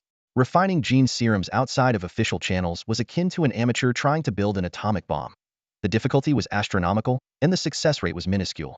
For Chang-Chi to choose this path, Imo could only commend his courage. Chang-Chi was also scrutinizing Mo's pupils, and with great effort, he noticed faint golden specks floating deep within them. The STC annotations were clear. Those poisoned would gradually develop golden specks in their pupils and begin to exhibit photophobia. Boss Missouri, have you been feeling unwell lately? Always needing a cane? Chang-Chi asked. I've recently visited some special environments and might have caught a virus, Imo replied nonchalantly. His family employed the top physicians in the solar system, so he wasn't overly concerned about minor issues. Chang-Chi nodded. Boss Missouri, have you been preferring darker places lately? Imo hesitated, recalling that he had indeed been avoiding bright light. Even in the spaceship's cockpit, he instinctively chose the dimmest lighting, and he felt inexplicably comfortable at night. How did you know? Imo asked. Chang-Chi smiled. With your family's wealth, you must have a large mansion. But regardless of the housekeeper's wishes or others' orders, the lighting in the mansion has been quite dim lately, hasn't it? Imo frowned. Thinking back, how did you know? Chang-Chi continued. Have other members of your family been feeling slightly unwell, experiencing minor weakness, although not very noticeable? Imo frowned deeper. My family is large. My father is the second son, and I'm his fourth son. To be honest, my father's branch has always been somewhat marginalized, and I've faced some exclusion myself, so I'm not very aware of others' conditions. However, Imo took a deep breath. My father has indeed been unwell lately, and our family physician has been very busy. Don't count on your physician, Chang-Chi sighed. He won't have any substantial advice, probably just some vague reassurances. He likely knows the truth, but is powerless. He might even be planning to run away. Mo's eyes widened. Why? Because. Chang-Chi was about to explain. Chang-Chi stared directly at Mo, his eyes showing a barely noticeable hint of pity. He spoke slowly, his voice deep and heavy. Your entire family has been poisoned by a type of cellular toxin. This toxin is beyond the reach of current medical science. It can't even be touched, let alone cured. Mo frowned slightly but didn't interrupt. Chang-Chi continued, gradual weakening of the body, sensitivity to light, golden specks in the pupils, these are all symptoms of the poisoning. What? Mo's body stiffened, and he nearly dropped his cane. He stumbled a few steps before barely regaining his balance. His eyes widened with shock, and his voice trembled. How do you know all this? Chang-Chi calmly replied. The toxin comes from the high-energy protein extract that your family exclusively uses. Mo was completely stunned. His eyes filled with terror. He slowly turned to Chang-Chi, his expression shifting from shock to disbelief. His heart raced, struggling to process this sudden revelation. You mentioned earlier that your father was marginalized and you were ostracized? Chang-Chi raised an eyebrow, his tone suddenly lightening. Consider yourself lucky to know me. This time, I'll help you pull off a comeback story, turning from a disregarded heir to a family savior. Mo responded blankly. I'm not useless, just a bit overlooked. It's not like I'm a total outcast. All right. Chang-Chi waved his hand dismissively, then took a glass vial from his pocket. Inside was a drop of blood, shimmering like a ruby, holding an enigmatic glow. Mo's gaze was immediately drawn to the blood. He quickly noticed the countless tiny crystalline structures within, beautiful and mysterious. His professional instincts kicked in, and he pulled out a miniature golden scale from his pocket to scan it. Blood containing a high concentration of gene repair crystals, theoretically capable of fixing any genetic flaw. No known transactions, its value is incalculable. Mo's voice trembled with excitement. Where did you get this? Chang-Chi didn't answer directly but said, you should focus more on your family. Go back and interrogate your family doctor. Make him tell the truth. He tilted his head and added, of course, your so-called top-tier physician might be one of the culprits. Chang-Chi continued to explain. As for that cellular toxin, the only thing in the entire solar system that can neutralize it is this drop of blood. I've already confirmed that its concentration is so high that even when diluted 1,000-fold, it retains its effectiveness. With that, Chang-Chi looked up at Mo and handed him the vial, saying simply, take it. You're giving this to me? Mo's eyes widened further, his voice filled with disbelief. What's the price? Chang-Chi just smiled and said nothing, extending the vial further towards him. Mo took the vial, staring at the drop of blood inside. His lips trembled, his expression shifting through a range of emotions, leaving him momentarily speechless. Chang-Chi shrugged, his tone carrying a hint of mockery. I've been through hell and back to find this blood, all to save someone's entire family. And yet, that someone suspects I stole his cargo. Mo, don't you think that's pretty ungrateful? Mo was a bit dazed and instinctively corrected. The saying is ungrateful wretch, not ungrateful pig. Chang-Chi's gaze sharpened, and his tone suddenly turned serious. Yes, a wretch. Mo's eye twitched involuntarily, and he took a small step back, overwhelmed by a mix of complex emotions. Mo gripped the test tube tightly, his expression a mix of shock and suspicion, and a thin layer of sweat had formed on his forehead. He looked up, his gaze serious as he directed it at Chang-Chi. His voice was slightly hoarse. I'll start investigating as soon as I get back.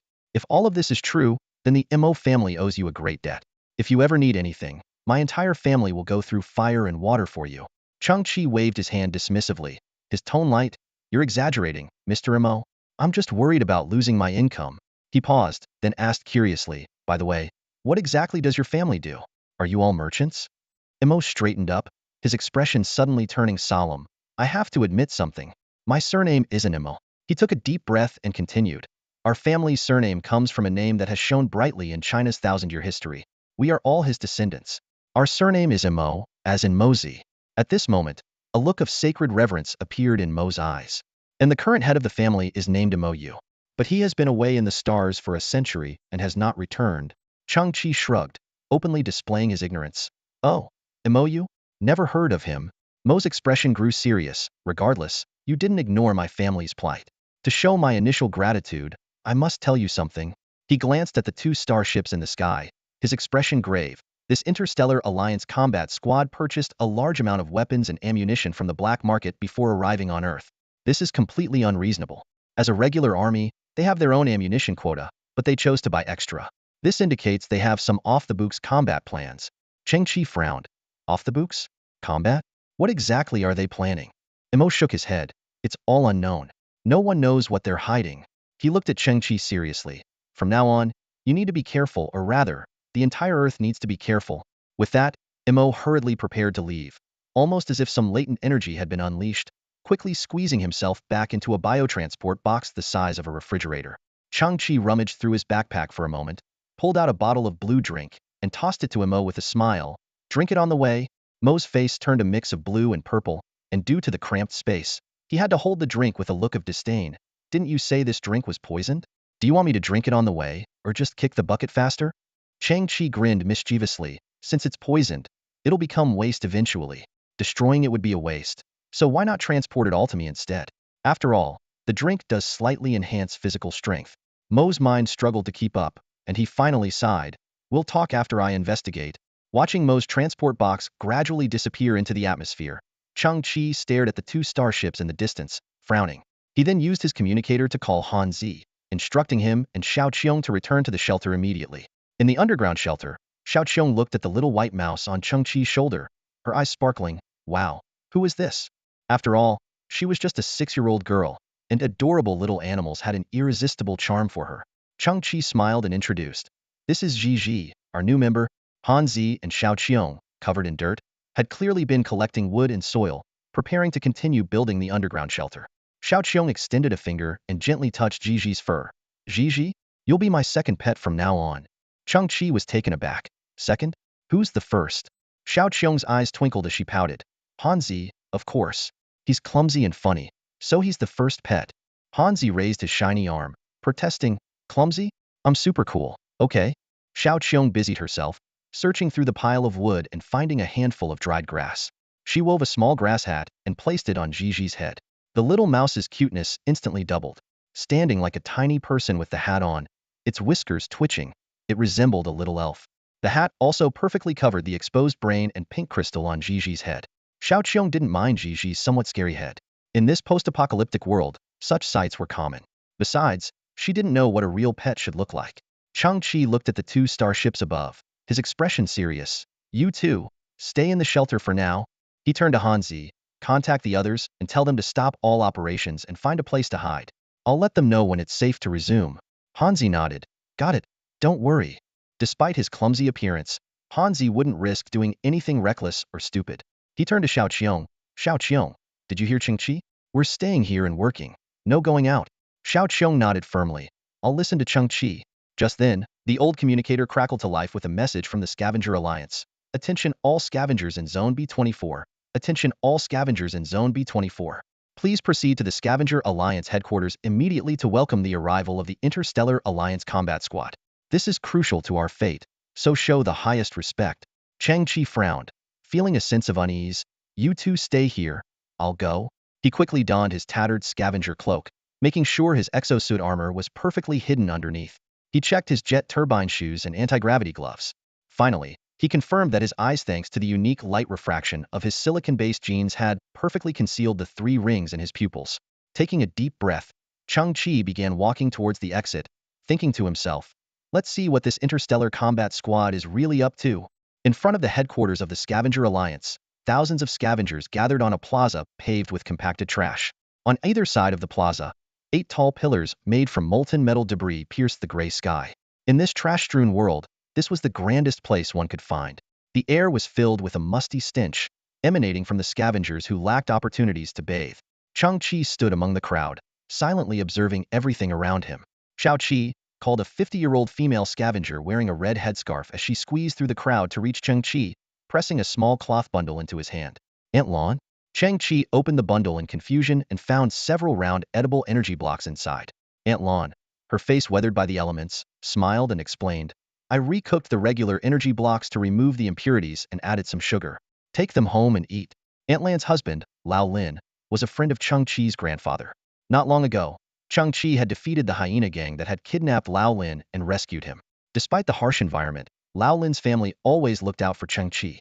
Aunt Lon, known for her culinary skills, enhanced the flavor and texture of the Alliance-issued energy blocks and sold them to earn credit points for survival. You old miser. Lao Lin squeezed through the crowd, taking out his own satchel. Chang Chi is still growing. How can that little bit be enough? Take my rations too. Aunt Lon held back Lao Lin's hand. Yours are not necessary. Lao Lin was taken aback. I know my energy blocks haven't had the impurities removed, but they are still energy. Aunt Lon shook her head. No, your energy blocks are made from the impurities. Just then, a commotion erupted from the crowd.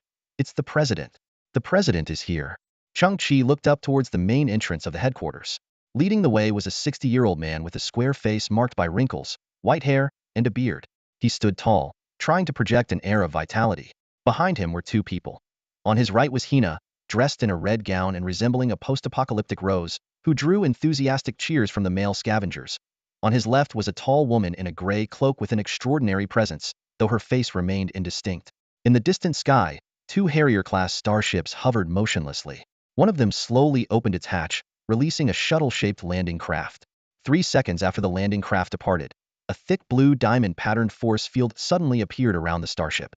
The landing craft passed through the shimmering field and descended onto the plaza, kicking up a cloud of dust. The scavengers held their breath, and even the president on the steps involuntarily swallowed.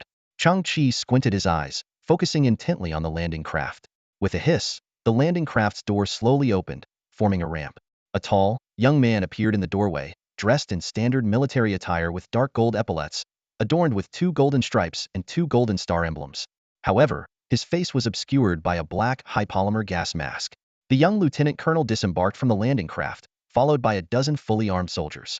He walked forward slowly, the cold mask reflecting the light and exuding a powerful sense of oppression.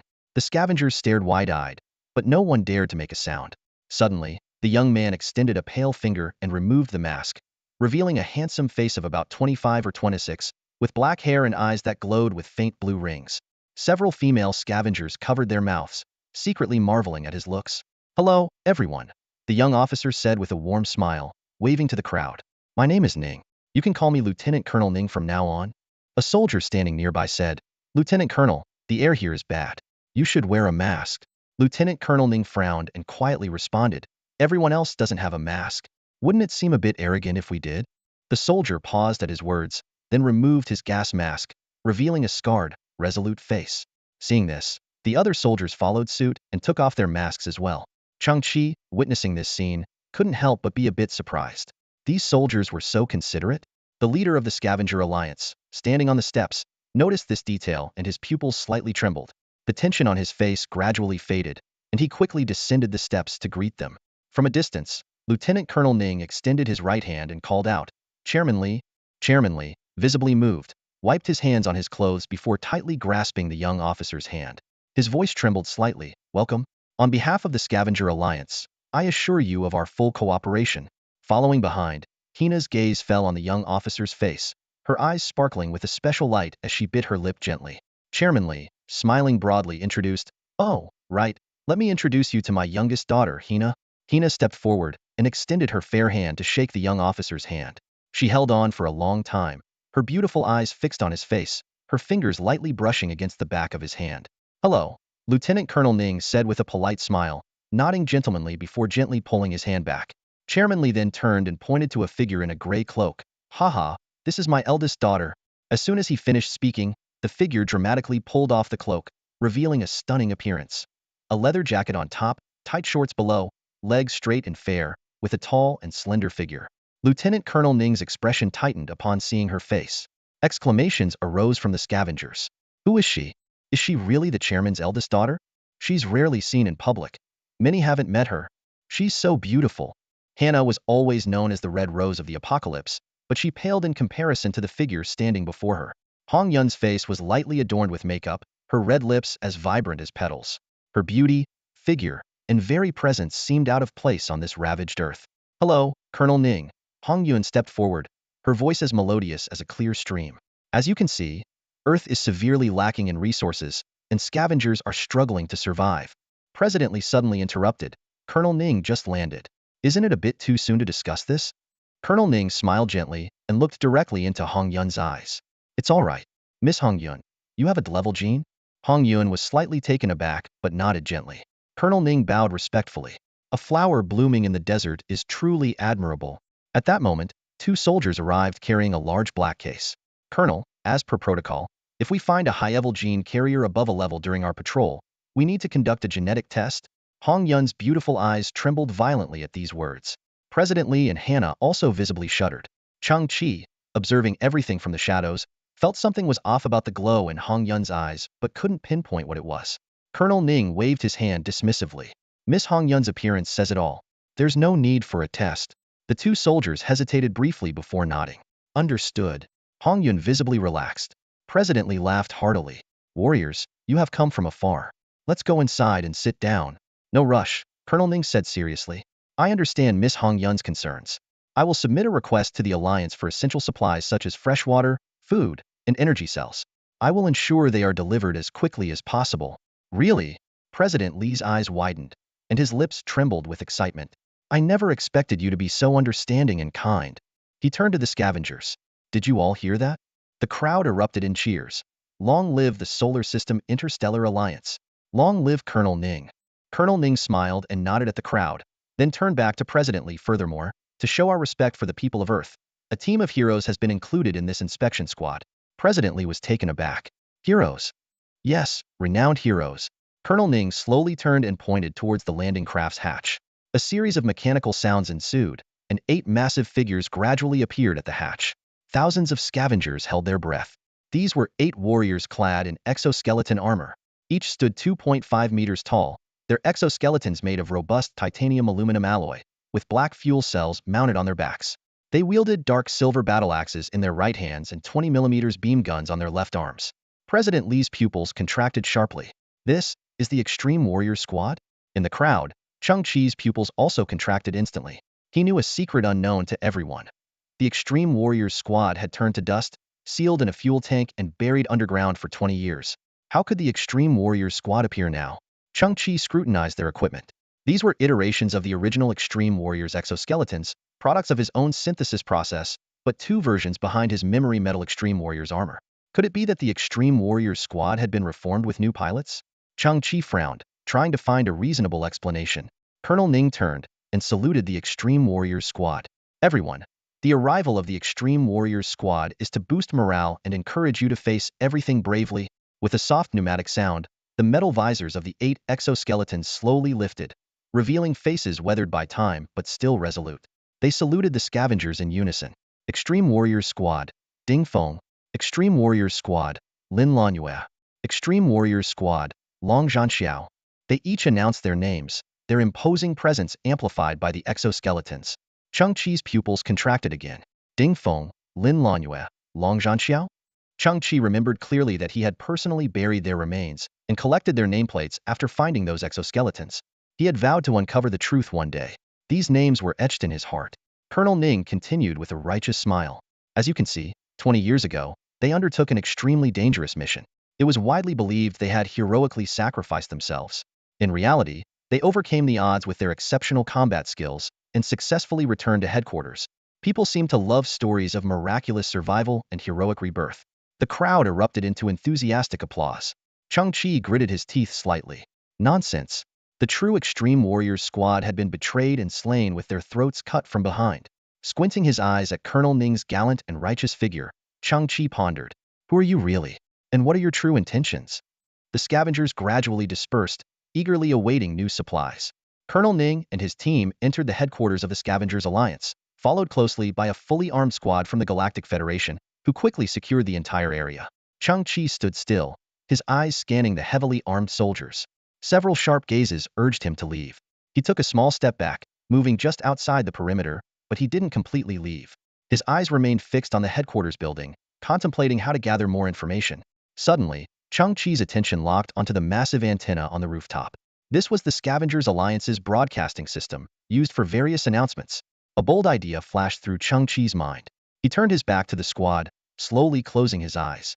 When he reopened them, his pupils sparkled with a diamond-like brilliance. In his vision, blue ribbon-like electromagnetic signals filled the air, all converging at the top of the enormous antenna. Chang-Chi felt his consciousness travel along one of the ribbons, penetrating the antenna and following the line straight to the communication device inside the headquarters.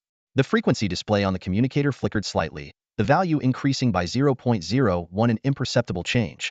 5 meters from the communicator, Chairman Li, Colonel Ning, and Hong Yuan were in conversation. Chang-Chi clearly captured their dialogue. Colonel Ning, you brought heavy firepower this time because an SS-level fugitive is hiding on the waste Earth? Chairman Li's voice was filled with alarm. Chang-Chi's eyes widened at the news. He recalled the genetically modified individual who had massacred half a colony planet 7 years ago, whose wanted level was only S. What kind of entity could be SS level? Colonel Ning's voice came slowly. It is classified as SS level because it was once one of the top leaders of the Galactic Federation's combat division. Chairman Li, have you heard of Kunlun? Kunlun? Chairman Li's voice was even more shocked. The same Kunlun from A Soldier Must Be Like Kunlun, standing at the pinnacle of the galaxy? Yes, Colonel Ning confirmed. It was one of the 4 great generals of the Human Legion, named after the famous mountain on Earth, a source of human pride. But now, it has betrayed all of humanity. A commotion ensued, like a cup being knocked over. Chairman Li, shaken, asked, "What?" Colonel Ning continued, Kunlun attempted to assassinate the other 2 great generals to seize military power. It aimed to stage a coup. Silence lingered for half a minute. Colonel Ning then said, 7 days ago, the 5th, 6th, 12th, and 19th fleets besieged Kunlun's 24th fleet. They were nearly wiped out. Kunlun itself was hit by thousands of high-powered sniper beams, sustaining critical injuries. Subsequently, it fled to Earth, the area under your jurisdiction. Chairman Li swallowed repeatedly, wiping sweat from his forehead, his voice trembling as he asked, so the recent lockdown on Earth was related to Kunlun? That was to prevent Kunlun's remnants from resupplying it, Colonel Ning replied. Resupply? Kunlun is not human in the conventional sense. Severely injured, it needs external equipment to regain its combat effectiveness, but Earth is full of technological junk, Chairman Li remarked.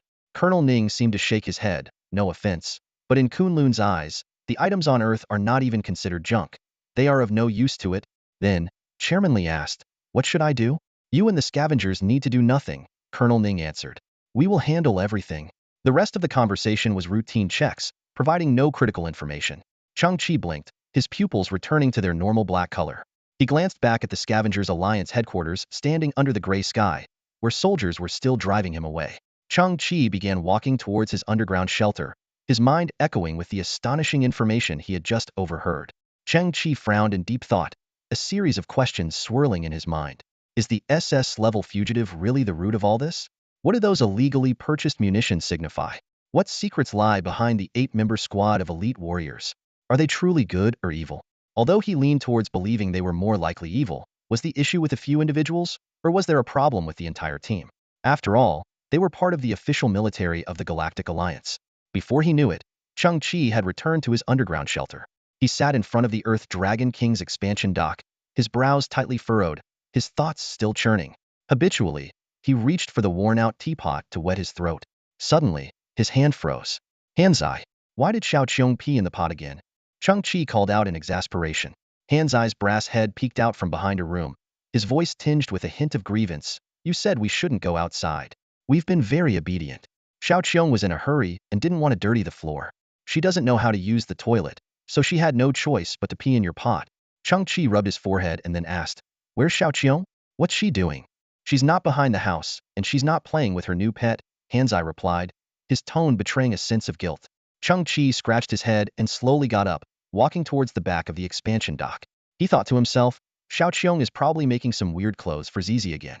Even though Zizi is a mutant rat king, it deserves some dignity. When Chang-Chi reached the back of the dock, he saw Xiao Qiong standing there, looking panic-stricken with her hands behind her back. Behind her stood a half-human hate rack, the top covered with a piece of tattered burlap. Chang-Chi's gaze was immediately drawn to it, his frown deepening. What's inside that? Chang-Chi's tone became serious. Xiao Qiong's eyes darted around as she stammered. It's Zizi. At that moment, Zizi nimbly climbed out from the ground, scaled Chang-Chi's pant leg, and perched steadily on his shoulder. The burlap behind Xiao Qiong remained motionless. Chang-Chi's voice lowered, his eyes fixed on Xiao Qiong. I asked you, what's really inside that? Little Qiong was only 6 years old, and her emotional resilience was still quite immature. At this moment, she was nervously rubbing her hands together, her eyes full of panic. Chang-Chi sighed and shook his head, recalling how little Qiong had referred to Zizi as her second pet. It suddenly dawned on him that the first pet wasn't Han Zai. It was likely whatever was inside the burlap sack. With a serious expression, Chang-Chi stepped forward and swiftly pulled open the worn-out sack. His pupils contracted, and he stood frozen in disbelief. Before him was a simple metal platform, upon which sat a birthday cake made from energy bars, shaped into a circle. Haha, happy birthday, Chang-Chi.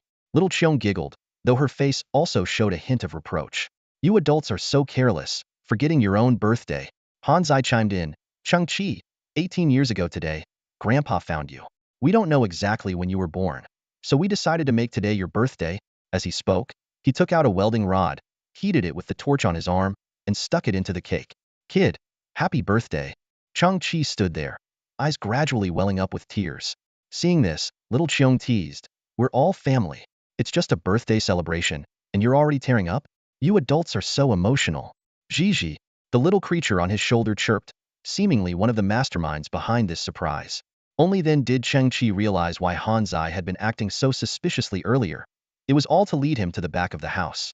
Little Cheong continued with a smile.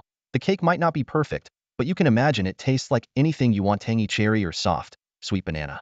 Whenever I think about it, I start to drool. Chang-Chi nodded, making a silent vow to himself. One day, when I have the means, I'll ensure we can enjoy real fruits freely. Chang-Chi, hurry up and blow out the candle. Han Zai urged. They say if you can't blow out your birthday candle, you'll have a short life. Looking at the heated welding rod, Chang-Chi wiped away his tears, thinking, how am I supposed to blow this out? But despite the absurdity, his heart was filled with warmth. He smiled genuinely. Thank you all. I wrongly assumed you were hiding something you shouldn't. Before he could finish speaking, there was a sudden crash. A dark shadow fell from the ceiling, smashing the energy bar cake to pieces. Everyone was startled and instinctively looked up at the beautifully lit dome above. Then their gazes shifted down to the object that had landed on the cake, a quarter of a human figure. 10 minutes later, the mysterious object was propped up on a metal stand. Chang-Chi, Han Zai, Little Cheong, and Gigi gathered around it, staring in bewilderment. It had a human head, distinctly female, with exquisitely proportioned features exuding a heroic aura. Its eyes were closed, with long, realistic eyelashes. Much of its synthetic skin was burned, revealing the metallic skeleton beneath. It had once had a waist-length red ponytail, but the beautiful hair was now half-burned. It also had half a shoulder, with the exposed end showing silver alloy structures, dripping some kind of red liquid. The left side of the shoulder was connected to an arm, but the arm was severely burned, with no synthetic skin left, exposing twisted and deformed metal bones. Below its neck, a partially intact mechanical spine dangled, its nerve interfaces charred, resembling a terrifying mechanical centipede swaying in the air. Chang-Chi was horrified as he realized, this isn't a robot. It's a highly cybernetic life form. Through the cracks in its skull, he could see a human brain, pink and clearly showing its folds and grooves. It had once been human, but for reasons like disease or a desire to enhance its strength and combat abilities, it had continuously replaced its body parts with cybernetic implants, eventually replacing nearly all human organs except the brain. Observing the cracks in its skull more closely, Chang-Chi noticed even the brain had been modified, with various chips implanted to enhance its reaction speed, computational power, and memory. Realizing this, Chang-Chi took a sharp breath and stepped back. He suddenly remembered the vague, crawling figure he had seen earlier on the ground. Could it have been this being? When did it get inside? He looked up at the ceiling, where the only item was the floating light of the Earth Dragon King. A terrifying thought crossed his mind. It had been hiding on the light. The sudden appearance of this mysterious entity shattered the warm birthday atmosphere, leaving everyone with new questions and concerns. This unidentified object in front of him definitely doesn't belong to the trash-filled Earth. Chang-Chi widened his eyes, carefully examining the exotic glow of the technologies and materials on it. Every detail was beyond his comprehension. His mind raced, recalling all the possibilities he had previously considered. One guess was that the Interstellar Alliance combat team outside might have fabricated an SS-class wanted criminal to cover up some unspeakable purpose. But the scene before him was so real that it almost shattered this hypothesis completely. Chang-Chi couldn't help but smile wryly. It seemed he had hit the jackpot. After all, the SS-class wanted criminal was not a fiction. However, a small doubt still lingered in his mind. Could this be just a coincidence? Maybe this strange thing was just some discarded high-tech trash, which happened to crawl into his underground shelter under the last bit of its energy. Chang-Chi found himself in a dilemma. If this was truly the notorious SS-class wanted criminal, it was undoubtedly a hot potato, handed over to the Interstellar Alliance combat team? But the stance of that team was still unclear. Not handed over? What if it really was a heinous human traitor? Just as Chang-Chi was hesitating, Xiao Qiong's voice interrupted his thoughts. She was staring at the broken body, a hint of pity in her voice. Chang-Chi, she seems to be already dead, Xiao Qiong added. She was a very beautiful sister. Han Zai's light bulb eyes flickered as he suddenly interjected. Not dead yet, her brain still has some faint activity. Chang-Chi took a deep breath and made a decision. He would perform a simple repair on this mysterious being to gather more information. He turned to look at the KP-03 Quantum Intelligent Repair Cluster, which resembled a metallic pyramid. With his thought, the ancient, miraculous device lit up with a blue glow, and its hatch slowly opened, releasing a mist-like radiance. Tens of thousands of nano-level repair robots drifted out like smoke, converging towards the broken cybernetic life form. Chang-Chi's instructions were clear. Prioritize restoring its communication functions. As the repair process began, Chang-Chi's heartbeat quickenetta was about to unveil the mystery of this enigmatic existence. Nano-repair robots coalesced and dispersed within the cybernetic organism's brain, tiny arcs of electricity flickering between damaged circuits. A small UFO hovered in front of Chang-Chi, continuously relaying repair information. Chang-Chi nodded silently, surveying the trash-strewn earth around him. He thought, with such severe damage, if it weren't for him, and if he hadn't just synthesized the quantum repair cluster, this cybernetic organism would have had no hope of recovery. Suddenly, the cybernetic organism's eyelids fluttered, its eyelashes quivering slightly. With a swift motion, it snapped open its left eye. It wasn't a typical human eye, but an electronic one, with a dim red dot flickering in the center. Xiao Qiong, witnessing this, instinctively recoiled. Chang-Chi attempted to communicate using the electronic resonance characteristic of silicon-based life, but received no response. He realized that this organism lacked a core CPU. Its consciousness entirely stemmed from the human brain. The red dot in the eye flickered a few times, gradually expanding into a red ring before slowly contracting, finally forming a beautiful yet haunting red pupil. Its right eye also began to twitch but, despite its efforts, remained closed. The quantum cluster's repair work was nearing completion. Chang-Chi steadied himself and softly asked, "Who are you?" The dust-covered red lips parted slightly, the voice crisp and cold, though weak, yet melodious. I don't remember." Chang-Chi frowned, suspecting damage to the biological brain. The scene before him was eerie and shocking. A person with only a head and half an arm, with an exposed spine slightly swaying, yet able to speak. "What do you remember?" Chang-Chi patiently inquired. The red ring in the right eye flickered. I was betrayed." Chang-Chi's heart skipped a beat. It increasingly seemed like this might be the SS level wanted criminal. "Can you recall anything else about yourself?" I. The red lips on the head trembled. "I think my surname is Hua, like the flower. Hua." Chang-Chi tilted his head in thought. "Hua Mulan. I remember now." The right eye widened, seemingly seeing nothing but void. "My name is Hua Kunlun." Hiss. Chang-Chi gasped. "It really is you. A soldier like Kunlun, standing at the pinnacle of the galaxy, that Kunlun?" "No." The beautiful head's eye quivered slightly. "My father said, a daughter should be like Kunlun, daring to lead in everything." Chang-Chi marveled. "Your father was quite something, turning his daughter into this." He recalled the legends he'd heard on the interstellar radio about General Kunlun. Invincible, with countless victories, but most information was classified. Now the truth was revealed: Kunlun was a woman, something he hadn't anticipated. "What about them?" Hua Kunlun suddenly raised her voice. "The ones who smeared my name, branded me a traitor. Their true identity theory, a group of interstellar bandits from 20 years ago. They slaughtered an entire interstellar squad, donned military uniforms, altered system records, and have been running rampant for 20 years. Chang-Chi's pupils contracted. The information was staggering. Kunlun had been framed, and that interstellar combat squad was actually a group of bandits in disguise. According to the quantum repair cluster's prompt, the cybernetic organism's head was not yet fully repaired, and these words came from her most genuine subconscious memories. She wasn't lying, nor could she lie. "I need to expose them, eliminate them. I can't let this stand." Hua Kunlun's left eye suddenly opened wide, her eyes blazing with red light, like burning battle spirit. Her head twisted violently. "I will never fall. I will fight forever." To Chang-Chi, she was just a broken body, propped up on a metal frame, her only arm completely damaged, half of her spine exposed, and her red ponytail swinging wildly with her head's movements. The scene could only be described as tragic. A former hero now reduced to a desperate struggle. I was betrayed by traitors. I was destroyed." Hua Kunlun's voice grew low, as if recounting an unchangeable truth. "I lost my body and fled to Earth." The battle spirit of the beautiful head waned, and her head slowly drooped.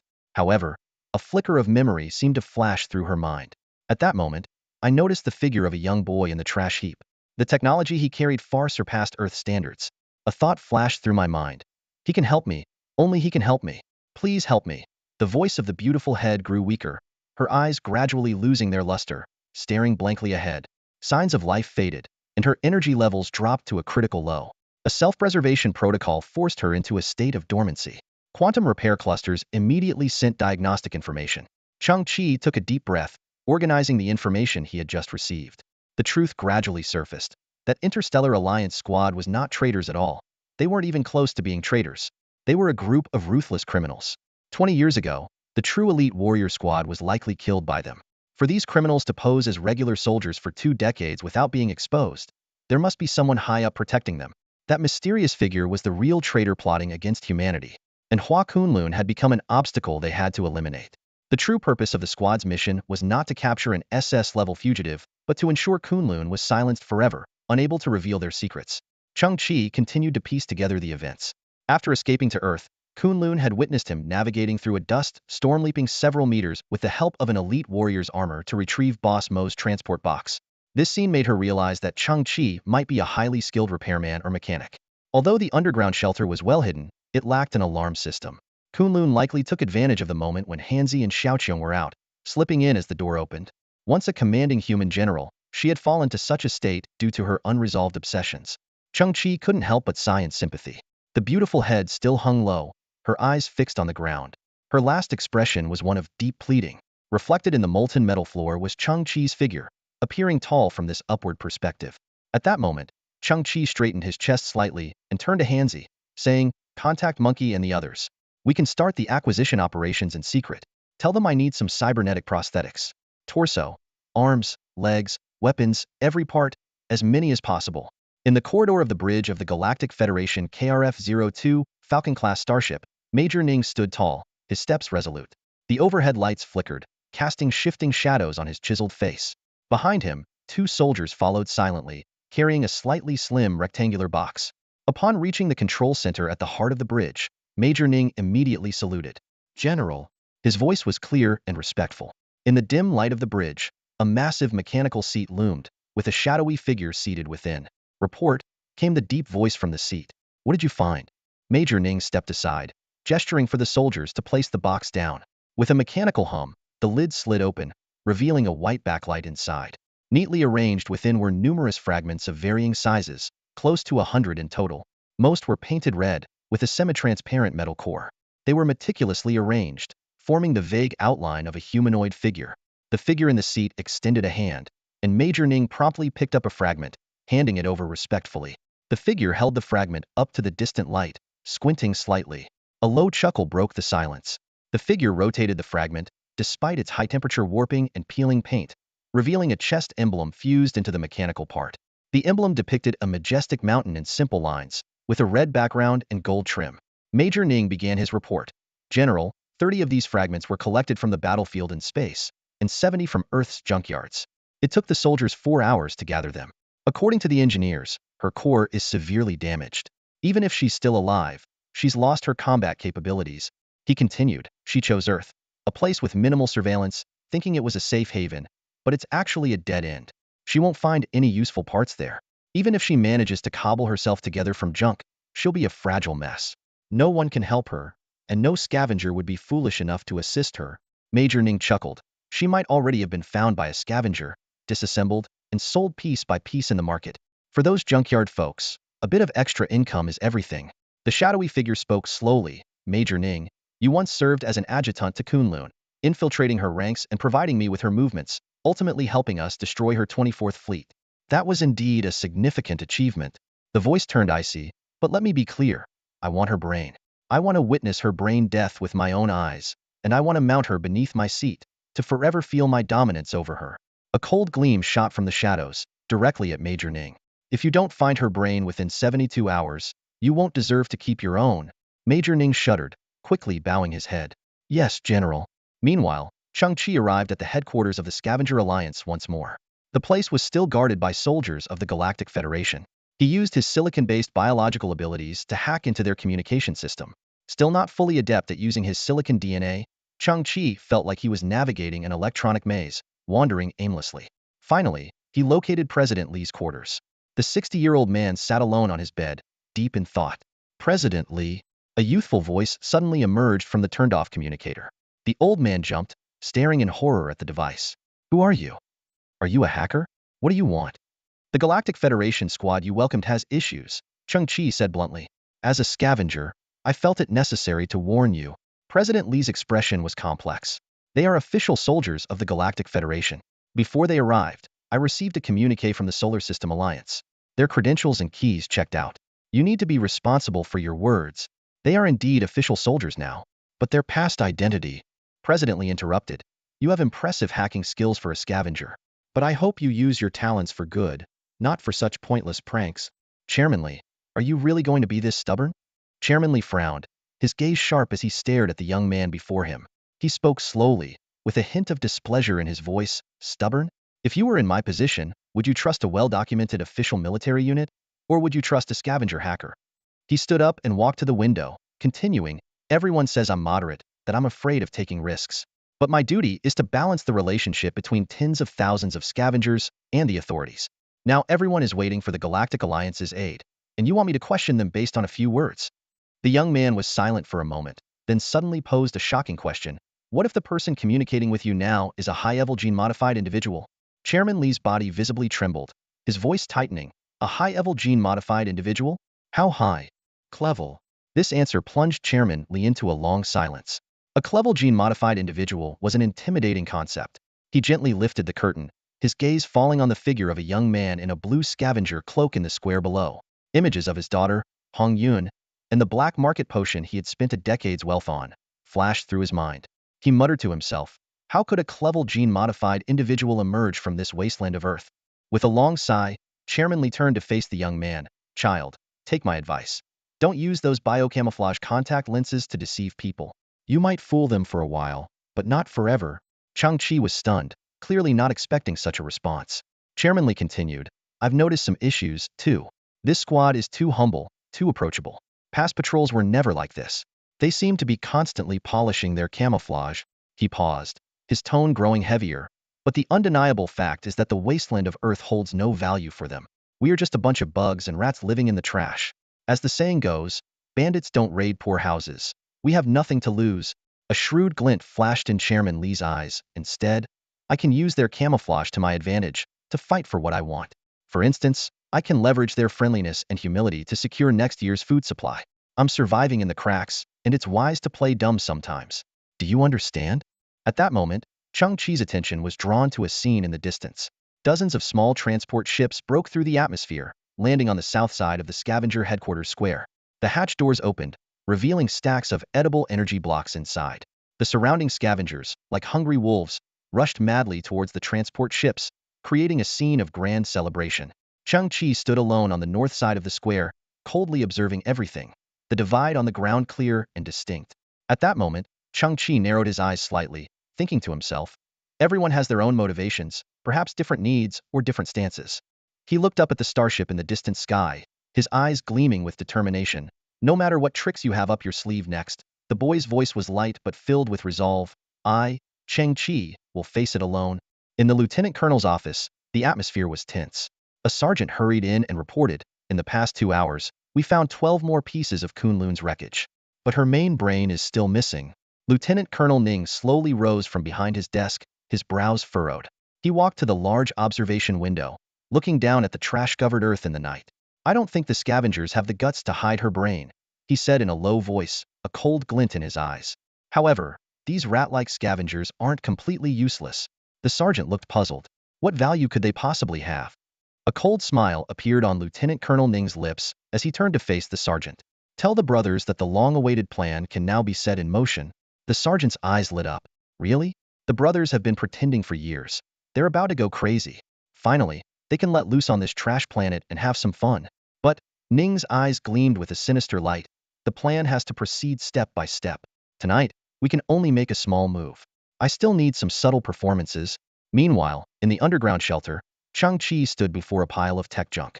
These were the spoils Monkey and his crew had gathered before the Gray Storm, just delivered. Monkey and his team were now tirelessly executing Chung Chi's new orders, striving to acquire cybernetic limbs. Chung Chi surveyed the surroundings. On the east side of the shelter, Hansi had built a 300 square meter wooden warehouse according to his instructions, which would become his workshop. Chang Chi thought to himself, I need an effective and concealed surveillance system to track that fake army's movements. His gaze fell on today's materials, 22 old-era surveillance cameras. They were identical models, their white bodies rusted, lenses coated with thick dirt. These antiques were worthless in the current era. The original owners would probably curse Monkey and his crew for being out of their minds. Chang Chi began the synthesis process. The first attempt produced a lightweight aerial reconnaissance drone with a 1.5-meter wingspan, equipped with a night vision system, a 200x zoom system, and 4 wide-angle cameras. But it had no counter-surveillance system and was very noisy, making it easy to detect.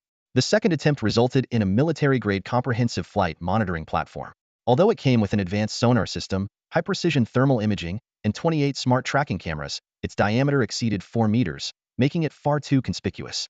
The third synthesis result piqued Chang Chi's interest. It was a man-sized metal cage with a semicircular top and a base with flashing red indicator lights.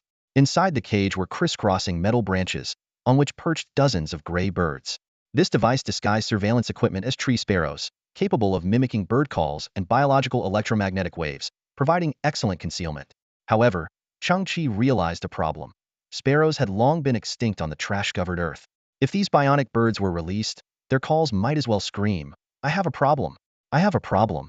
With a sense of helplessness, Chang Chi continued his attempts.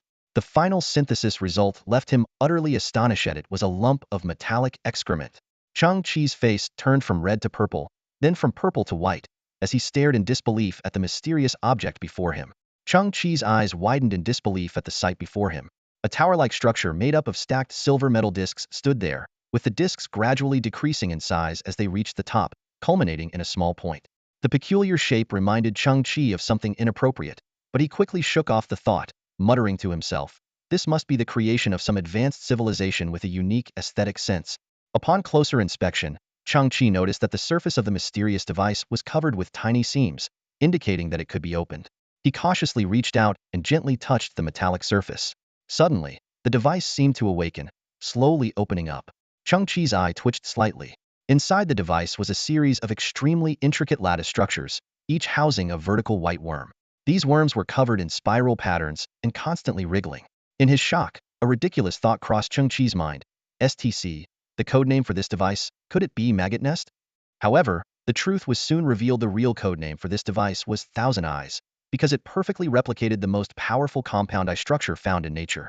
At that moment, the wriggling of the white worms became more intense.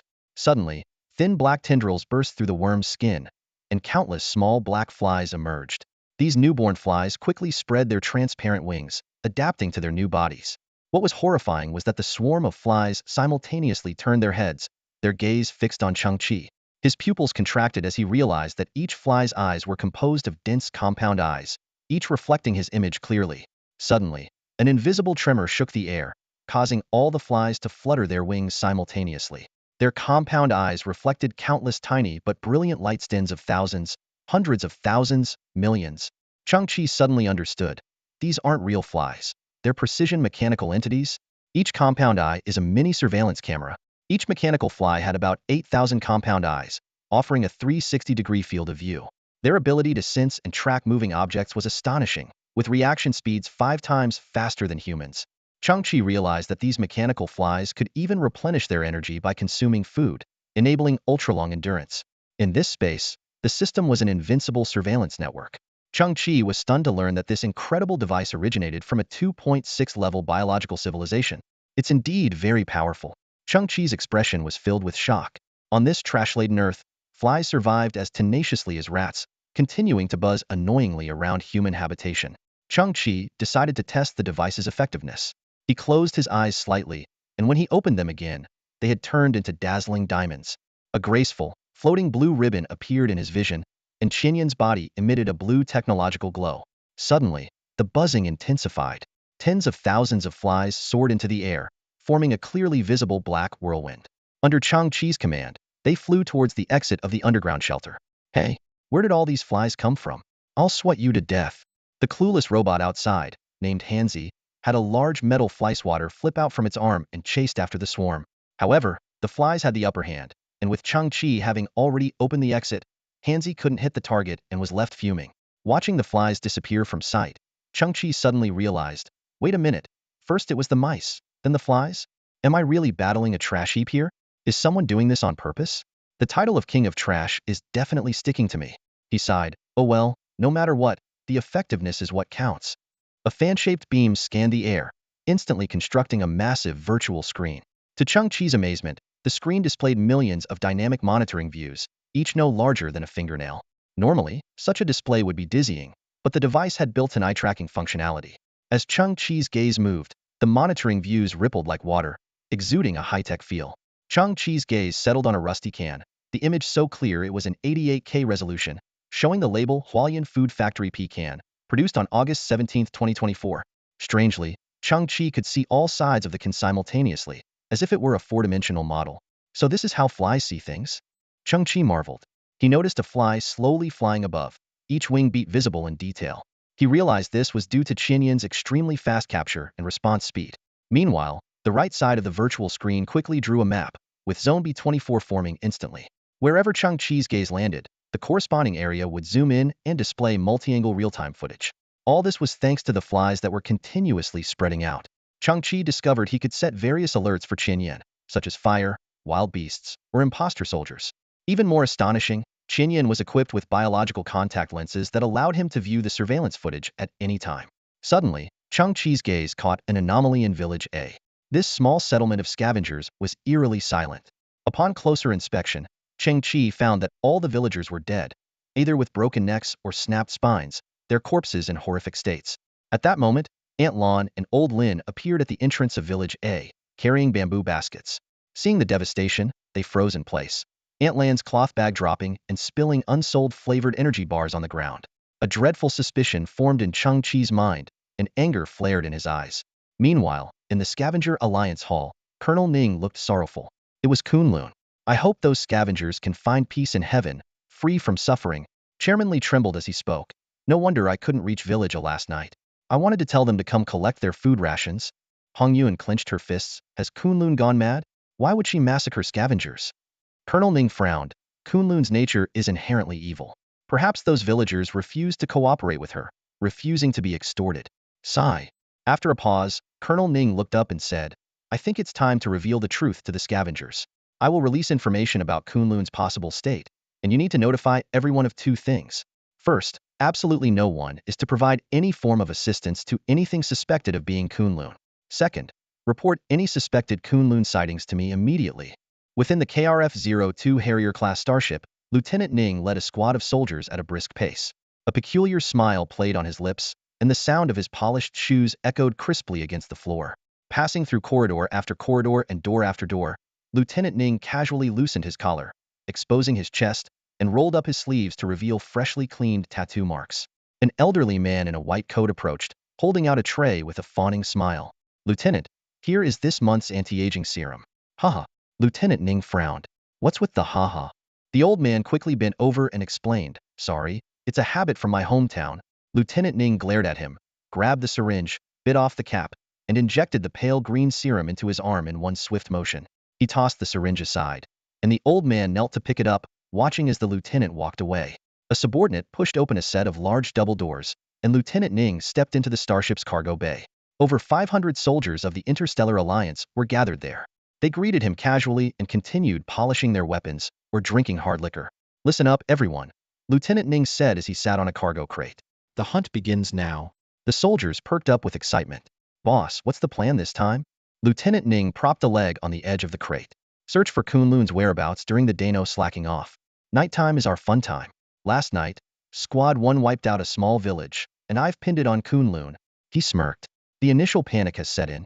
Whatever happens next, those dumb scavengers will blame Kunlun. The soldiers' eyes lit up, and they eagerly expressed their thirst for bloodshed. One of them mimicked the scavengers' humble demeanor, causing everyone to burst into laughter. Lieutenant Ning explained, the anti-aging serum we use has a side effect. It brings out our vicious nature. It's been tough on you all these years. No problem, shouted a soldier with a massive scar on his face. Isn't this our time to relax? Lieutenant Ning toyed with a knife. As usual, we'll use a point system. Teams will be divided based on combat skills. 1 point for children and the elderly, 2 points for women, and 3 points for adult men. He emphasized, leave no survivors. If anyone's identity is exposed, their points are reset, and other teams must immediately eliminate any witnesses. You have 4 hours total, be back before dawn. And, he added, tonight, it's hand-to-hand combat only. No firearms. The soldiers were eager and ready. Lieutenant Ning began the countdown, explaining the mission's purpose. After tonight, with many scavengers dead at Kunlun's hands, Kunlun will be seen as the ultimate terror. Who would dare help her or hide her whereabouts then? Squad 12, known as the Mautu Squad, had already donned their black night gear and were poised at the starting line. A large screen in the cargo bay displayed the team scores.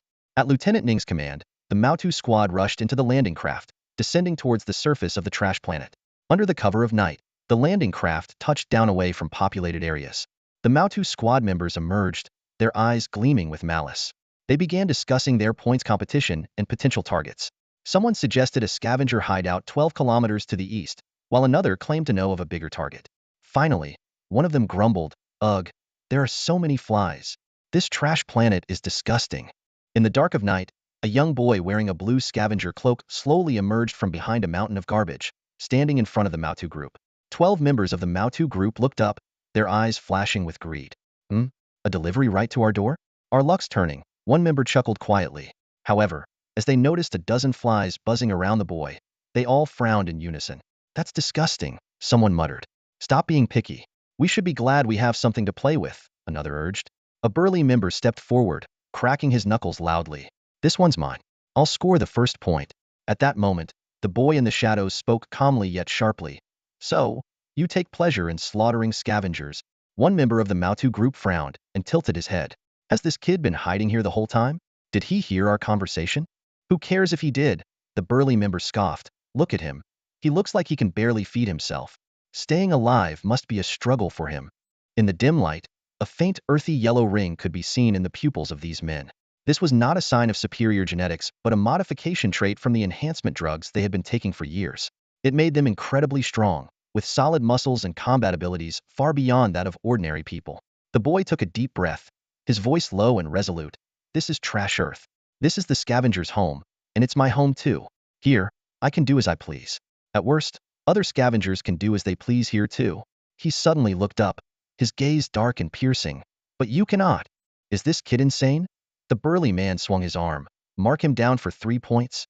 Before the words had fully left his mouth, the ground beneath the boy exploded, sending heaps of garbage flying.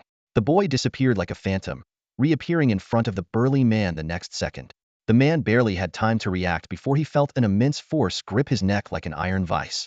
The boy effortlessly lifted the man, spun around, and slammed him headfirst into the ground with a powerful motion. Crack! Crack! The man's skull and spine shattered, and black blood gushed from his facial features. He died instantly. The other members of the Mautu group were still in shock when the boy launched his next attack. He moved like lightning, each pause delivering a lethal blow. One thug barely caught sight of the boy's curved dagger before feeling a cold slash across his neck, his vision spinning as his head flew into the sky. In just 100 seconds, all 12 members of the Mautu group lay dead on the ground, without exception. The boy's scavenger cloak fluttered lightly in the breeze as he shook his hand, retracting his memory metal dagger. 36 points, he said indifferently. Meanwhile, inside the Harrier starship, Major Ning tapped the unresponsive communicator. TSK, the Mautu group isn't up to the task? 9 minutes have passed, and there's still no word or points. He turned to a nearby team. Huzi group, get ready. Hope you have fun and score well. Chang Chi carefully examined the 12 bodies, slightly disappointed to find they weren't carrying any thermal weapons. However, he did find 12 particle-cutting daggers and 12 pieces of equipment resembling small signal jammers. After securing these spoils, he casually dug a pit and buried the bodies. Just as he finished, Chang Chi's ears twitched, and he turned to look. Another landing craft was slowly descending from the Harrier starship. Chang Chi's eyes glimmered with suspicion as he silently slipped behind a nearby heap of trash. Just then, a landing pod descended slowly onto the open ground not far away. The hatch opened, and 12 members of the Beard Squad filed out in quick succession. Their eyes gleamed with a hunger akin to that of wild beasts as they eagerly scanned their surroundings. Chang Chi inwardly mocked the foolishness of the hairy squad, who were likely wandering aimlessly in their search. He, on the other hand, had already pinpointed the nearby water source. As the sun began to set, the chemical toxins in the air started to slightly decrease. Chang Chi knew this was the prime time for scavengers to venture out for water. Suddenly, a burly man ripped off his wig to reveal a tattoo-covered bald head. He licked his lips with excitement and said, east side, 1.5 kilometers. I'll lie in wait at the water source. Not a bad use of lie in wait. A deep voice came from the top of the trash heap. Chung Chi looked up to see a young boy sitting there, with a tattered scavenger's cloak draped loosely over him, framed by the hazy silver moon behind him. The bald man squinted his eyes, scrutinizing the unexpected appearance of the boy. I've always said, even when dealing with scavengers, never underestimate them, he muttered to his comrades. This place is full of toxins. Who knows what kind of genetic mutations could occur? The man quickly assumed a defensive stance and ordered, "Look at that, balancing on top of such a high trash heap with a small metal box. He hasn't made a sound for several minutes. This guy must be highly agile. Lao San, you just injected the agility serum. Go test him out. The rest of you, surround him and wait for the right moment to strike." However, in just 4 minutes, the situation took a dramatic turn. Chang Chi was now standing on the tattooed bald head, whose owner lay bleeding from every orifice, his tongue lolling out. Chang Chi calmly wiped his hands and murmured, 72 points. Next, Chang Chi casually dug a pit and buried the Beard Squad members. He collected 12 particle-cutting knives and 12 small signal jammers, then glanced up at the hovering Hawk-class starship, his eyes shining with anticipation. Junk Earth is vast and sparsely populated. Chang Chi mused to himself, it might be a bit unsatisfying. Too much time wasted finding targets? 10 minutes quickly passed. Colonel Ning shook his head and ordered, "Axe Squad, prepare to deploy." Chang Chi stared intently at the Hawk-class starship, time seeming to slow down. He attempted two things. First, he tried to access the control systems of the two starships through silicon-based lifeform genes, but received no feedback. It could be due to the distance, or the powerful defensive field on the starship's surface blocking the signal. Second, he tried using the STC to scan the two starships, hoping to synthesize them. However, the STC provided an unexpected response. The two Hawk-class starships shared a common control brain, which possessed autonomous consciousness and personality traits. The STC's fundamental belief no plundering or forcibly synthesizing items with clear ownership was an unwritten rule passed down in the mother civilization. Chung Chi realized this rule might affect his next move. 108 minutes had passed. The extreme warrior armor silently retracted into Chang Chi's sleeve as he slightly turned his head, his gaze sweeping over the mountain of trash before him. The 12 members of the Axe Gang were all strung up on this heap of waste, resembling a ghastly warning poster. The leader of the Axe Gang was clearly an extraordinary individual. According to the Extreme Warrior Armor's assessment, this hulking man's punch packed a force close to 2,200 newtons, enough to intimidate any ordinary person. At this moment, his chest was pierced by dozens of metal spikes, blood dripping steadily, yet he clung stubbornly to his last breath. His bull-like eyes were wide open, fixated on Chang Chi's back, as a thought flashed through his mind. This can't be an ordinary scavenger. We might have been targeted by the Galactic Alliance. However, he had no time to sound any alarm before his head lolled to the side, and he took his final breath. With a blank expression, Chang Chi dug a makeshift pit and hastily buried the bodies of the Axe Gang. He gathered a pile of equipment, contemplating their uses. Meanwhile, aboard a distant starship, Lieutenant Ning stretched lazily, a hint of smugness in his voice. To ensure the plausibility of their deaths, we'll deploy just these 3 squads today. Everyone, get some rest early and look forward to their battle reports in 4 hours. Although some of the gang members felt a bit down, most were excited about the upcoming hunting game. As the night slowly faded and dawn broke in the east, Chang Chi waited in vain for a 4th wave of attacks. He realized that the preliminary round might already be over. These people likely operated by slaughtering at night and disguising themselves as regular troops during the day. To be prepared, Chang Chi deployed a swarm of thousand-eyed flies, densely scattered under the 2 starships to closely monitor the crew's every move. Should they show any signs of leaving, Chang Chi would receive an immediate alert. After completing his setup, Chang Chi returned to his underground shelter. In his workspace, today's spoils of war were neatly arranged on the ground: 36 particle-cutting daggers and 18 small electronic shielding devices. Although he had buried 36 bandits and should have obtained 36 small electronic shields, these devices also served as the bandits' communication tools. Suspecting that these communicators might have tracking systems, he synthesized them in the wild for safety. Now, these communicators had become new devices, inactive and free from tracking risks. Chang Chi picked up a particle-cutting dagger, carefully examining the Galactic Alliance insignia on its side. This was originally military-grade equipment, now stained with the blood of innocents and fallen into the hands of bandits. His gaze then shifted to the 18 electronic shielding devices, pondering how to utilize them. What his underground shelter urgently needed was a comprehensive shielding system, preferably integrated with a monitoring system. This would not only prevent deep scans from the starships above, but also identify abnormal intruders, such as those from Kunlun. Chang Chi began the synthesis process. Disassemble to raw materials, synthesis successful. Magnetic shield 9. Disassemble to raw materials, synthesis successful. High-energy magnetic beam signal defense emitter 4. EOP gravitational field shield 2. Innocent defender array 1. The synthesis process was completed in one go, reaching the highest level. Before Chang-Chi floated a metallic sphere emitting a yellowish glow, slowly rotating. The device's performance far exceeded expectations. It indiscriminately shields against all detection signals from civilizations below level 4, and can even arbitrarily alter signal feedback. It can release a visual distortion field, highly realistically modifying the observer's visual image, achieving the effect of seeing a mountain that isn't a mountain. It has a built-in pinpoint high-energy sniper beam, capable of instantly eliminating abnormal intruders upon the user's command. Equipped with an ionized plasma defense shield system, it can passively activate once, with a maximum resistance of 20 million MPa pressure. A flicker of excitement flashed in Chang-Chi's eyes. This device, originating from a level 3 technological civilization, was simply perfect. Especially the plasma defense shield, with its 20 million MPa resistance far surpassing the Earth's core pressure of 400,000 MPa, making it a potent life-saving tool. With a gesture, the metallic sphere slowly ascended to the top of the underground shelter.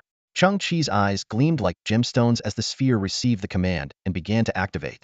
Its surface emitted a nearly invisible yellowish ripple, perfectly enveloping the entire underground shelter. Finally, a faint yellow halo formed around the sphere, completing the setup, preset, and deployment, entering a standby state. Chang-Chi tilted his head, admiring the beautiful scene. The shelter's dome was already as brilliant as the Milky Way, and now the innocent defender array resembled Saturn, complete with its iconic rings. For a moment, he felt a sense of illusion, as if a miniature universe lay above him. Shaking his head, Chang-Chi returned to the workspace. Looking at the neatly arranged particle-cutting daggers on the ground, he fell into brief contemplation. Although the extreme warrior armor could morph into various melee weapons at will, Chang-Chi decided to keep these daggers for now as a backup, leaving some room for future possibilities. After collecting more identical daggers, Chang-Chi performed a synthesis, directly upgrading the daggers to level 7 technology. The long night continued, and his eyes once again scanned the workroom. In one corner of the room, a pile of trash collected by monkeys caught his attention. Among the heap was an aluminum barrel, half as tall as a person. Curious, Chang-Chi approached and found it filled with thousands of small green capsules, smooth and lightweight, reminiscent of old-fashioned pills. Chang-Chi recognized these as soilless cultivation capsules. He recalled their purpose.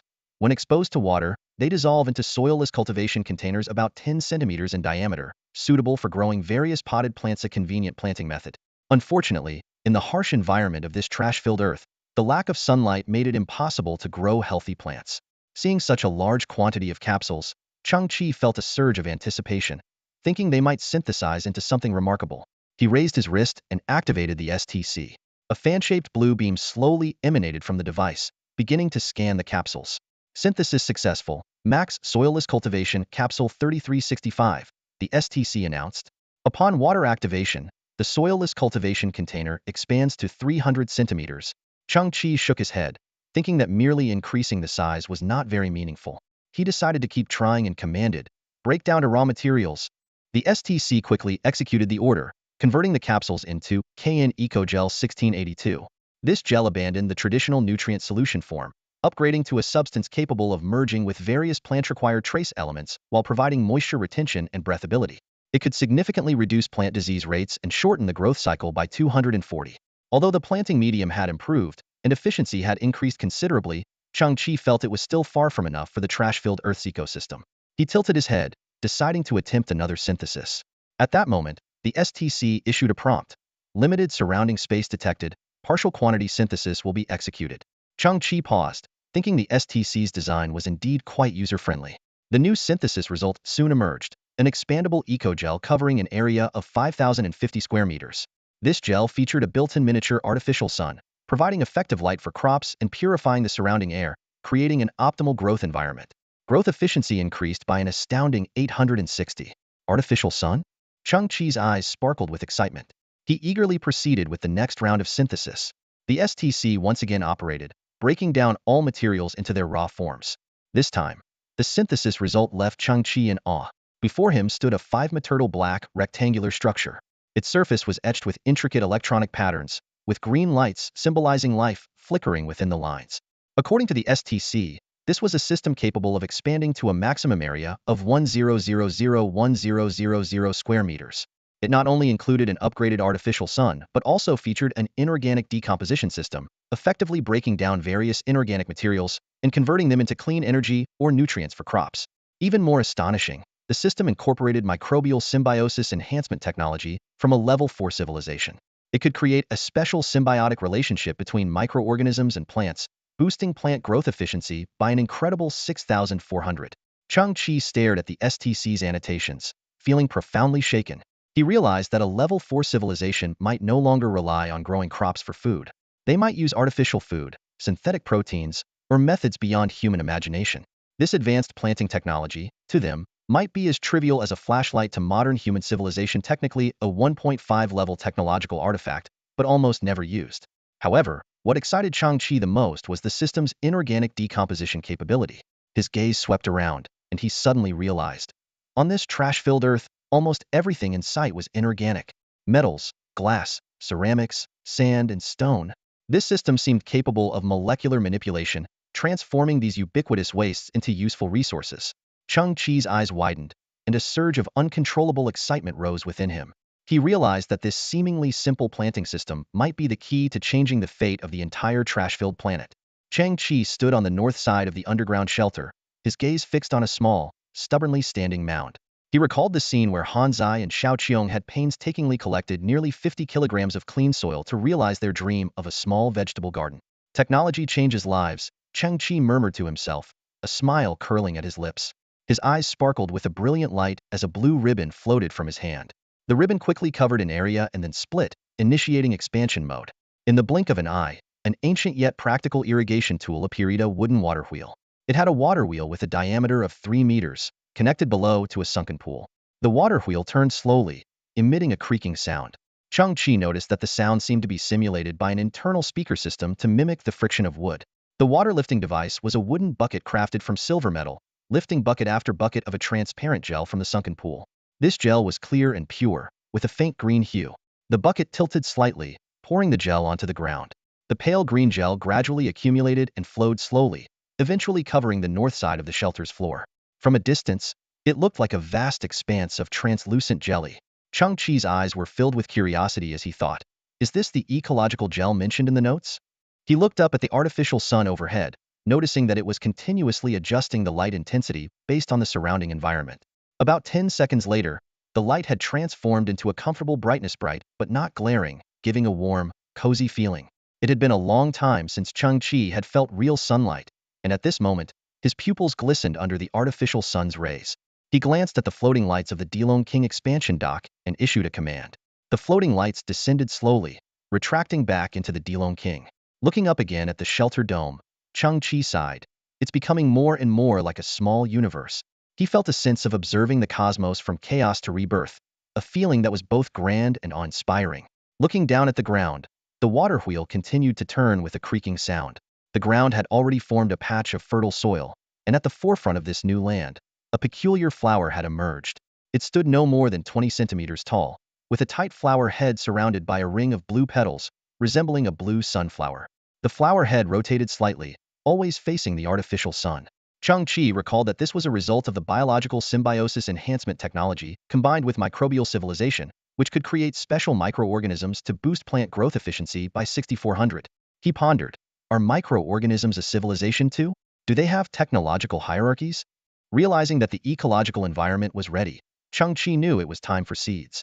He hurriedly rummaged through his belongings, remembering an encounter with a mysterious scavenger during a trip to sell scrap. The man, with a thick beard obscuring his face, had traded a bag of seeds for a nanochip in Chang Chi's possession. In today's world, seeds were both scarce and useless because there was no space for them to grow. Chang Chi had agreed to the trade, thinking that if he ever got too hungry, he could cook the seeds for food. Good thing I didn't cook them, Chang Chi thought with relief as he finally found the small cloth bag.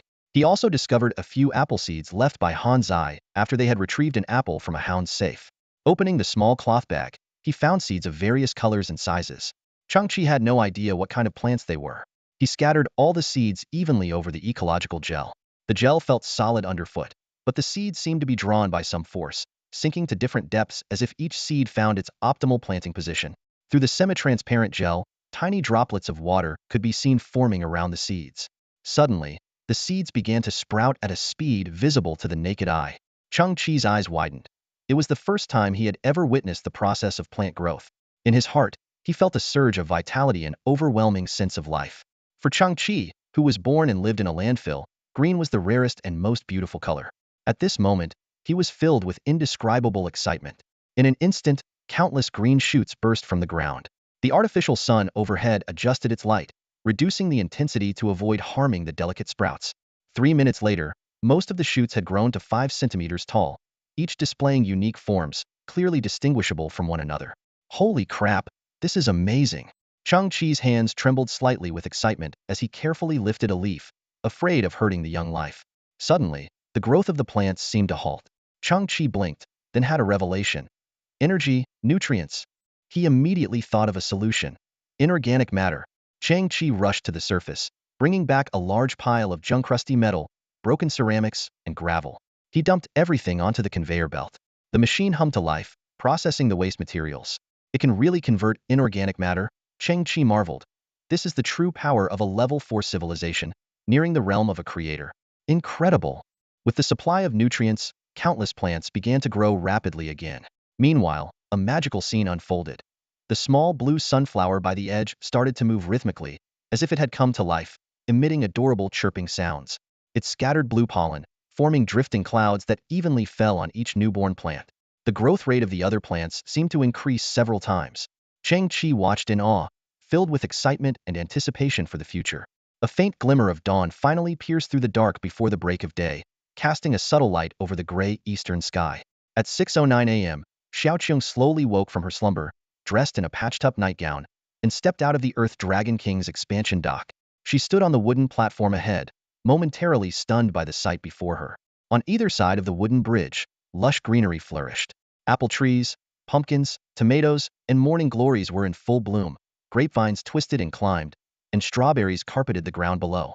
Xiaoqiang raised an eyebrow, thinking to herself, I thought I woke up, but I must still be dreaming. Suddenly, a soft sound caught her attention. Looking up, Xiaoqiang noticed a cherry tree had somehow sprouted beside the Earth Dragon King's expansion dock, and a bright red cherry fell, hitting her on the head. Well, that feels pretty real, she muttered, shaking her head nonchalantly. She let her arms dangle like noodles as she turned to head back inside. At that moment, a louder thud sounded from the other side. Hansi stood beneath a tall coconut tree, a coconut having struck its metal head. Though Hansi couldn't be hurt, spirals appeared in its electronic eyes. Hey, Hansi, you're in my dream too? Xiaoqiang wobbled over to the coconut tree and stood beside Hansi. She looked up, stepped deliberately under a precariously hanging coconut, and mumbled. They say if you die in a dream, you wake up. She continued to sway, eyes half closed, mouth slightly open, arms swinging like noodles. The two stood quietly waiting. A faint cracking noise came from above as the coconut ripened and suddenly fell from the tree. Xiaoqiang's precise positioning meant it was about to hit her square on the head. In that split second, a gust of wind blew, and Chang Chi appeared beside Xiaoqiang, catching the coconut midair. With a flick of his wrist, a memory metal knife appeared in his hand, and he swiftly cut open the coconut, pouring its clear, sweet juice into Xiaoqiang's mouth.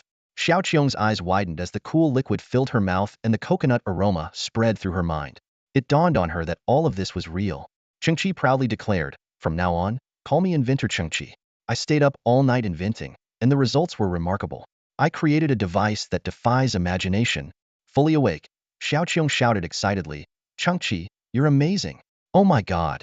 Her legs became a blur as she darted into the garden, cheering, ha ha ha, giant watermelons, giant pumpkins, giant tomatoes. Chang Chi smiled, watching everything unfold, as if it were a dream to him too. He plucked a green apple and took a big bite. The tartness in his mouth confirmed that it was indeed real. As Xiaoqiang continued exploring the garden, her attention was caught by an unusual plant. Chang Chi, what's this? She asked, pointing to a 2-meter-tall purple plant, stunned. Chang Chi approached to inspect it, noting its unique characteristics. The plant's roots and branches formed perfect geometric symmetry, with purple circular leaves evenly distributed on either side. It resembled a mysterious totem, imbued with a religious aura. Unlike the other plants, it grew slower and showed no signs of flowering or fruiting yet. Chang Chi speculated it might be an alien plant or an ancient Earth species. However, they would have to wait until it bloomed and bore fruit to know for sure. Xiaoqiang was soon distracted by other plants and continued running through the garden, exclaiming, giant peaches, giant celery. Meanwhile, Kunlun, fixed to a frame in the distance, seemed to stir slightly as she accumulated some energy. She quietly observed the lush garden, the running Xiaoqiong, and the contemplative Chengqi. Kunlun's beautiful eyes glinted, and her red pupils projected an image. It was a vast and beautiful field. A little girl with a red ponytail stood beside a strong man in military uniform. The girl lowered her head, extending her hands. Her right hand retained its human white skin, while her left had turned into a dark gray metallic limb. Through her fingers, it was visible that her feet had also been replaced with cybernetic prosthetics. The little girl timidly asked, "Daddy, can I keep my right hand?" The burly man in military uniform bent down, his rough hand gently stroking the little girl's head. His voice was low and firm. "Child, how can you gain strength beyond others if you don't replace your limbs? You are my child, a descendant of our family destined to be the strongest soldiers." A proud smile crept onto his face. "This is the highest honor." The little girl lowered her head, tears welling up in her eyes, her voice trembling. "But I like this hand. I don't want to replace it with a mechanical one." The man frowned, his tone filled with displeasure. "Have you been listening to some nonsense again?" The girl clutched the hem of her clothes with her mechanical arm, whispering, "The other kids are afraid of me. They are staying further away. What do they know?" The man's voice rose sharply, anger evident. "Those ordinary people don't understand your value." The little girl, startled by his sudden outburst, took a step back. Seeing his daughter's reaction, the man took a deep breath, forcing himself to calm down. He knelt and gently brushed her hair.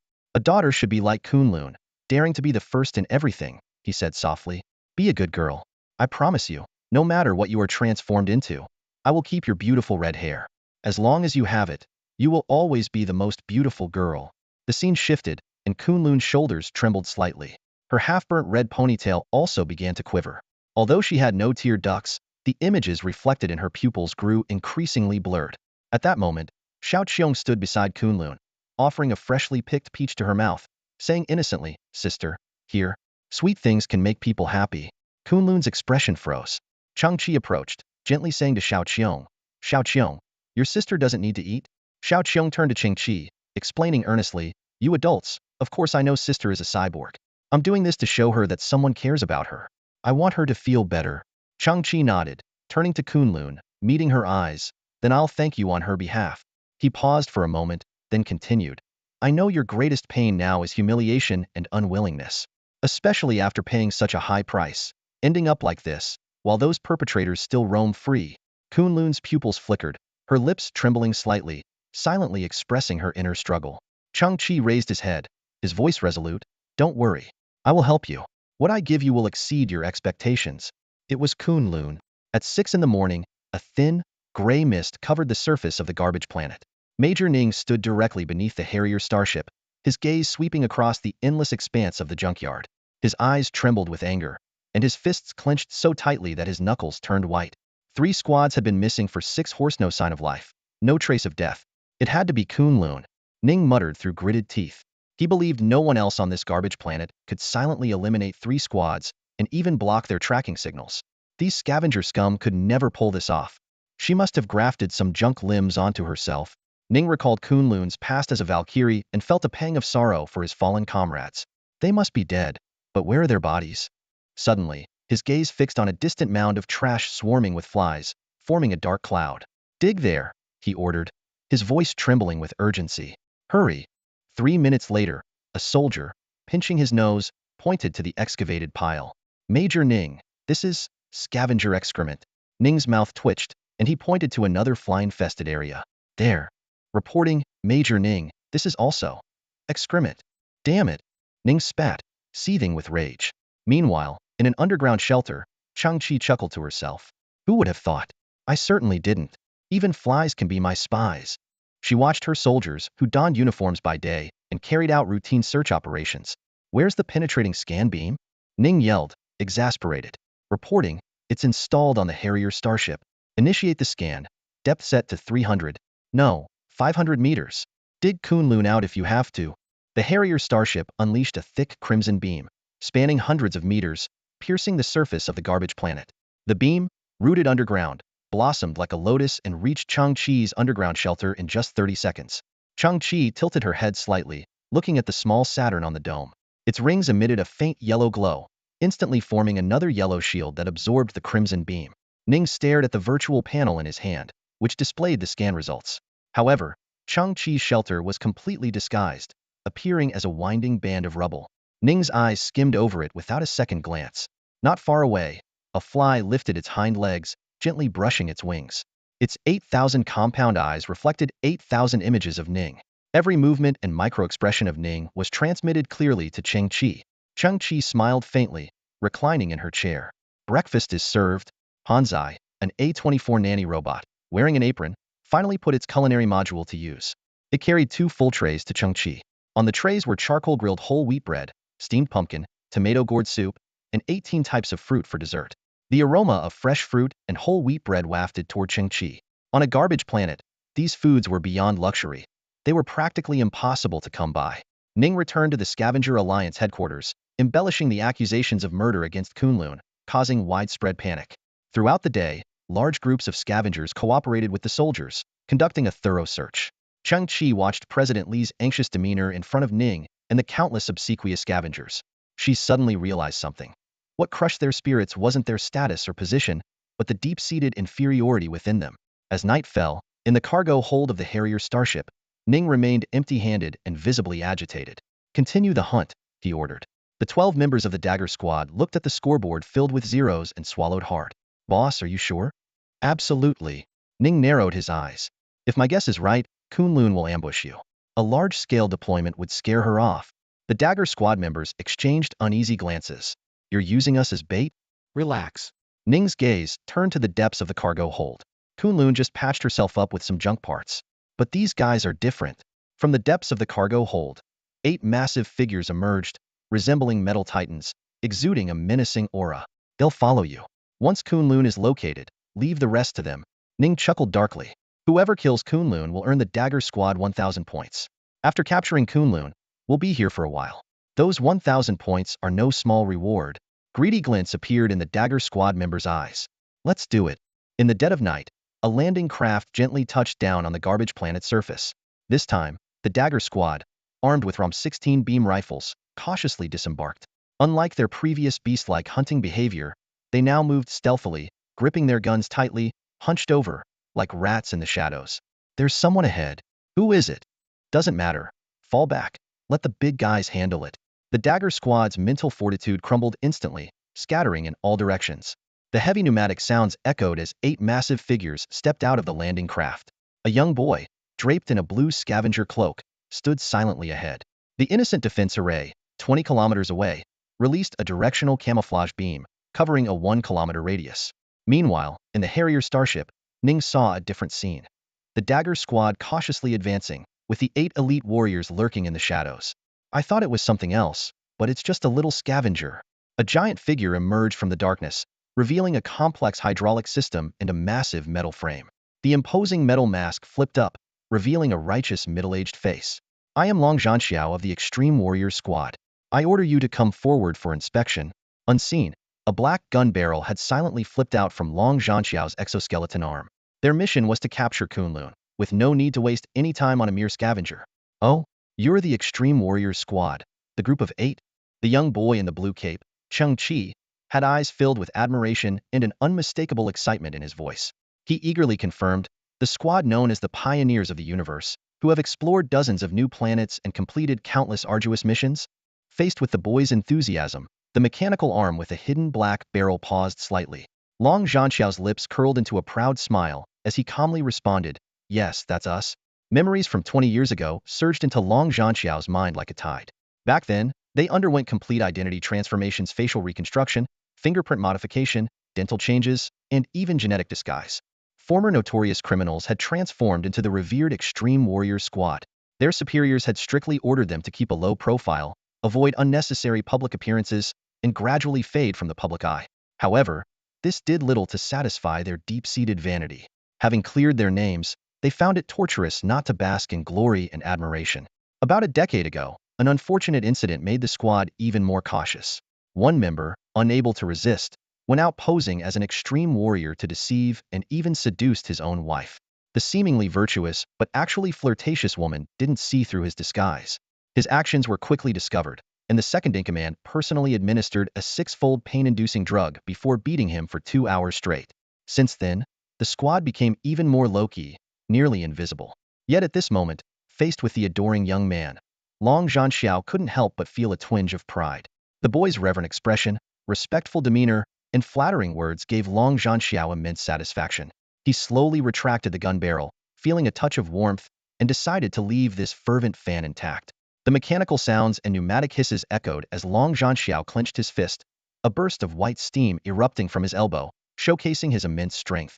By the way, Long Zhanxiao suddenly spoke, his voice tinged with amusement. What you admire is actually this cool exoskeleton. It doesn't really matter who's inside it, right? The massive mechanical figure paused, and Long Zhanxiao continued, what I mean is, whether it's me, Long Zhanxiao, or some other Long Zhanxiao, we would still be your idols, right? This Long Zhanxiao? The boy chuckled, pulling out a set of warrior tags from his pocket and holding them high. If you are Long Zhanxiao, then who are these? In the dim and faint moonlight, the tags spun slightly, reflecting a weak glow. These high-strength aluminum alloy tags were durable, resistant to deformation, and difficult to melt or damage. Their purpose was to ensure the names engraved on them could be preserved after a battle, allowing the fallen to be identified and given a proper gravestone with their correct name. Seeing the familiar names, Long Zhanxiao's eyes narrowed, a cold light gleaming in his gaze. He slightly turned his head and whispered to a nearby squad member, who handled the bodies of those 8 guys. Did that idiot Ghost Head dump them on Trash Earth? Boss, those 8 exoskeletons were badly damaged, and the Alliance issued new gear. So Ghost Head probably dumped the bodies along with the exoskeletons, the member replied quietly. A flicker of anger crossed Long Zhanxiao's eyes. That little scavenger, so well prepared. Did he find those outdated exoskeletons? He must have salvaged some weapons from them to dare stand against us. Long Zhanxiao's eyes were filled with malice as he stared at Cheng Qi. It seems you've stumbled upon some crucial information, huh? What a foolish little scavenger. So what if we are the Extreme Warrior Squad? What if we aren't? Are you seeking revenge for your heroes? His voice grew colder, laced with sarcasm. Listening to a few stories, watching some videos, and you think heroes are within your reach? You believe one day you'll step into the world of heroes? Let me tell you. With a crisp click, Long Zhanxiao's faceplate dropped, covering his menacing face. His electronic eyes glowed a piercing red, his voice dripping with disdain. Whether in the old days or now, those heroic stories are exceptions, because the authorities prefer to broadcast such news to you. You've been trained, forced to cultivate that so-called selfless spirit. The truth is, 99 of those who play hero end up dead without a trace. Before he finished speaking, Long Zhanxiao slammed his fists together, producing a deafening boom. He then advanced, each step causing the ground to rumble like a runaway locomotive, charging straight at Cheng Qi.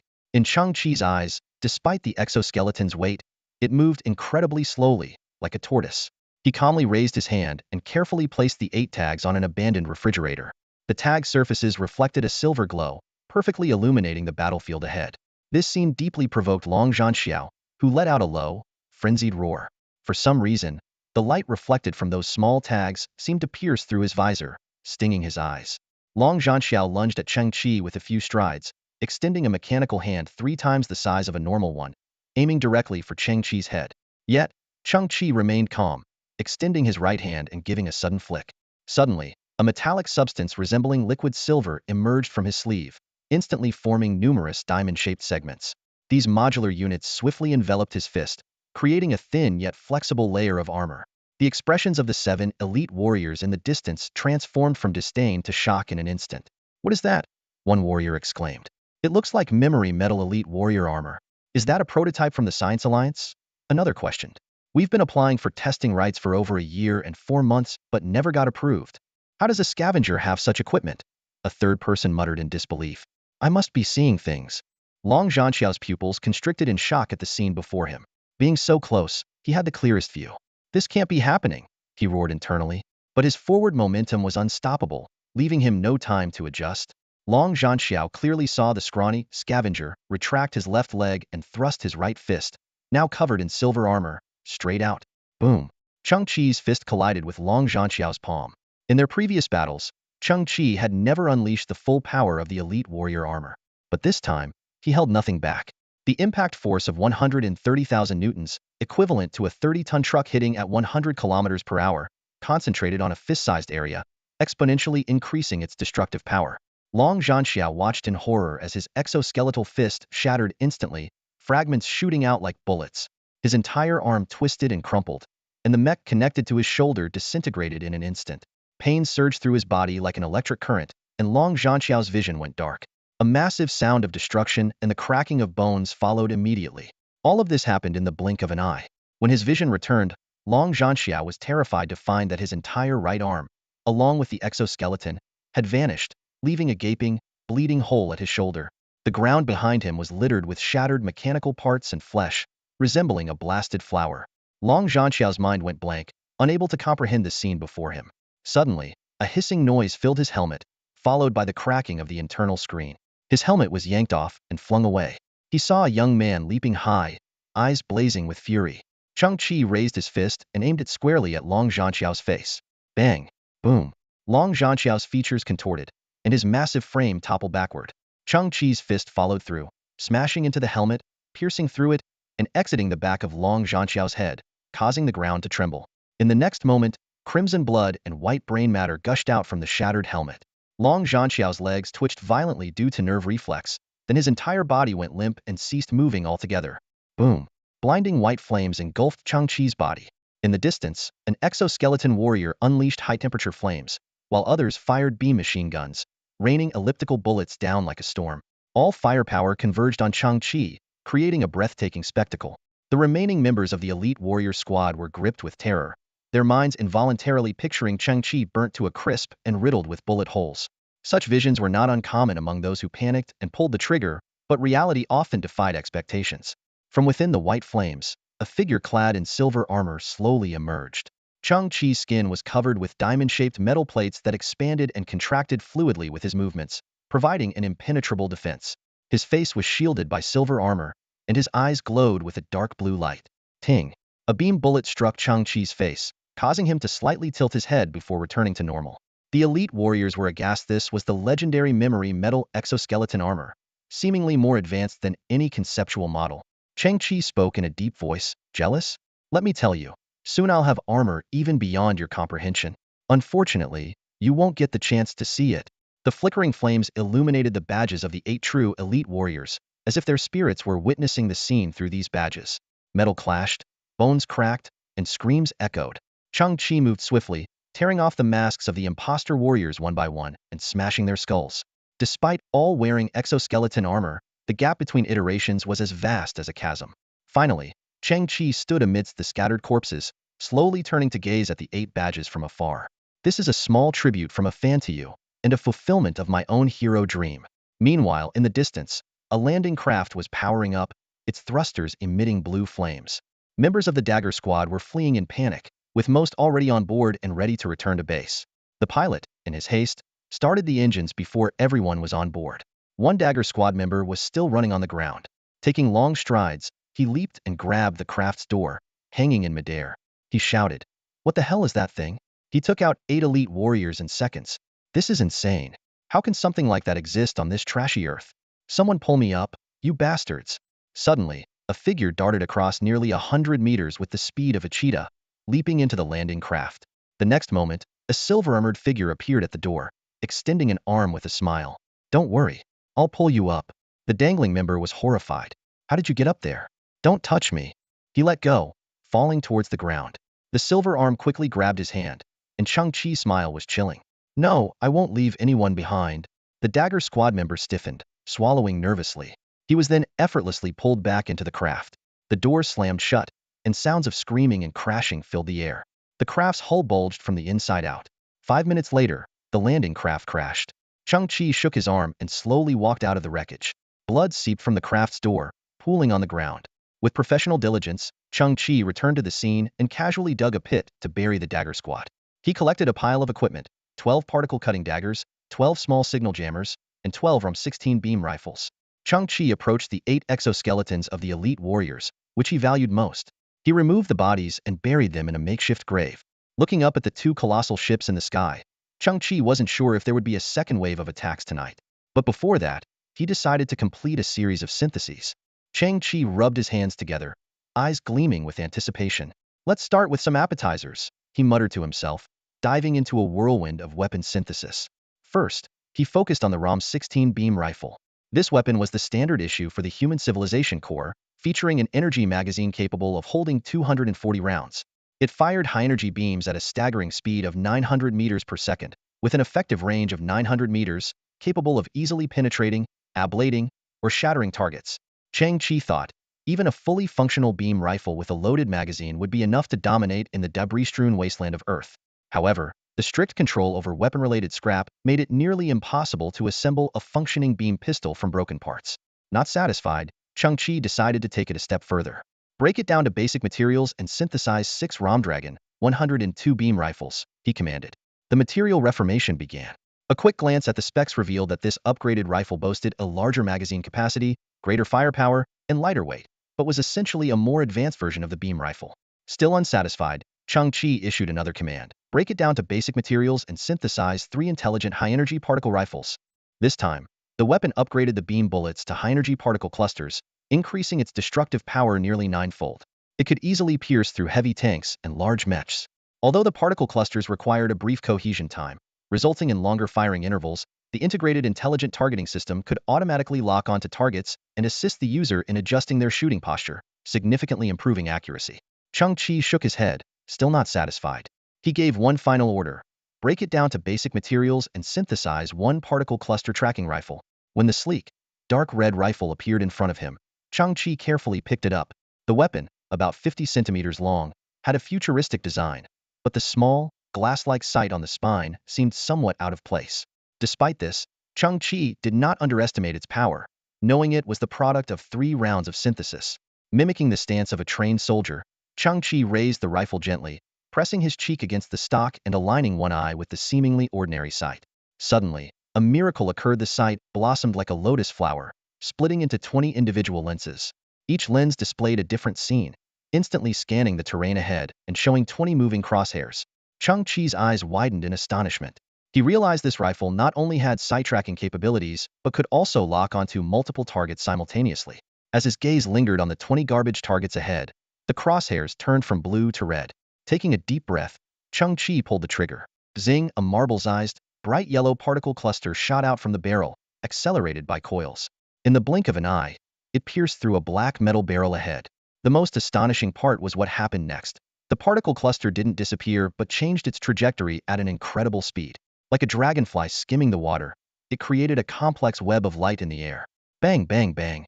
The piercing sounds rang out almost simultaneously, and all 20 targets were hit without exception. The crisscrossing web of light shattered into countless tiny sparks in the night sky, resembling a dazzling fireworks display. Chang Chi stared in disbelief at the scene before him. This bullet not only made 90-degree turns at high speed to hit subsequent targets, but also pierced a 3-centimeter-thick steel plate as its energy was about to deplete. Holy! Chang Chi exclaimed, looking down at the rifle. To his further amazement, the particle cluster's explosion effect had been set to only 26, yet the first metal barrel hit had a hole the size of a soccer ball. Hiss! Chang Chi drew a sharp breath, his mind racing with the tactical advantages of this weapon in combat. In infantry skirmishes, 1 rifle and 1 bullet could instantly take down 20 people, and without worrying about overheating, it could fire continuously. The strategic superiority of such a weapon was beyond imagination. Cradling the dark red rifle carefully, Chang Chi murmured, "As far as I know, the Interstellar Alliance squads haven't been equipped with anything like this yet, right?"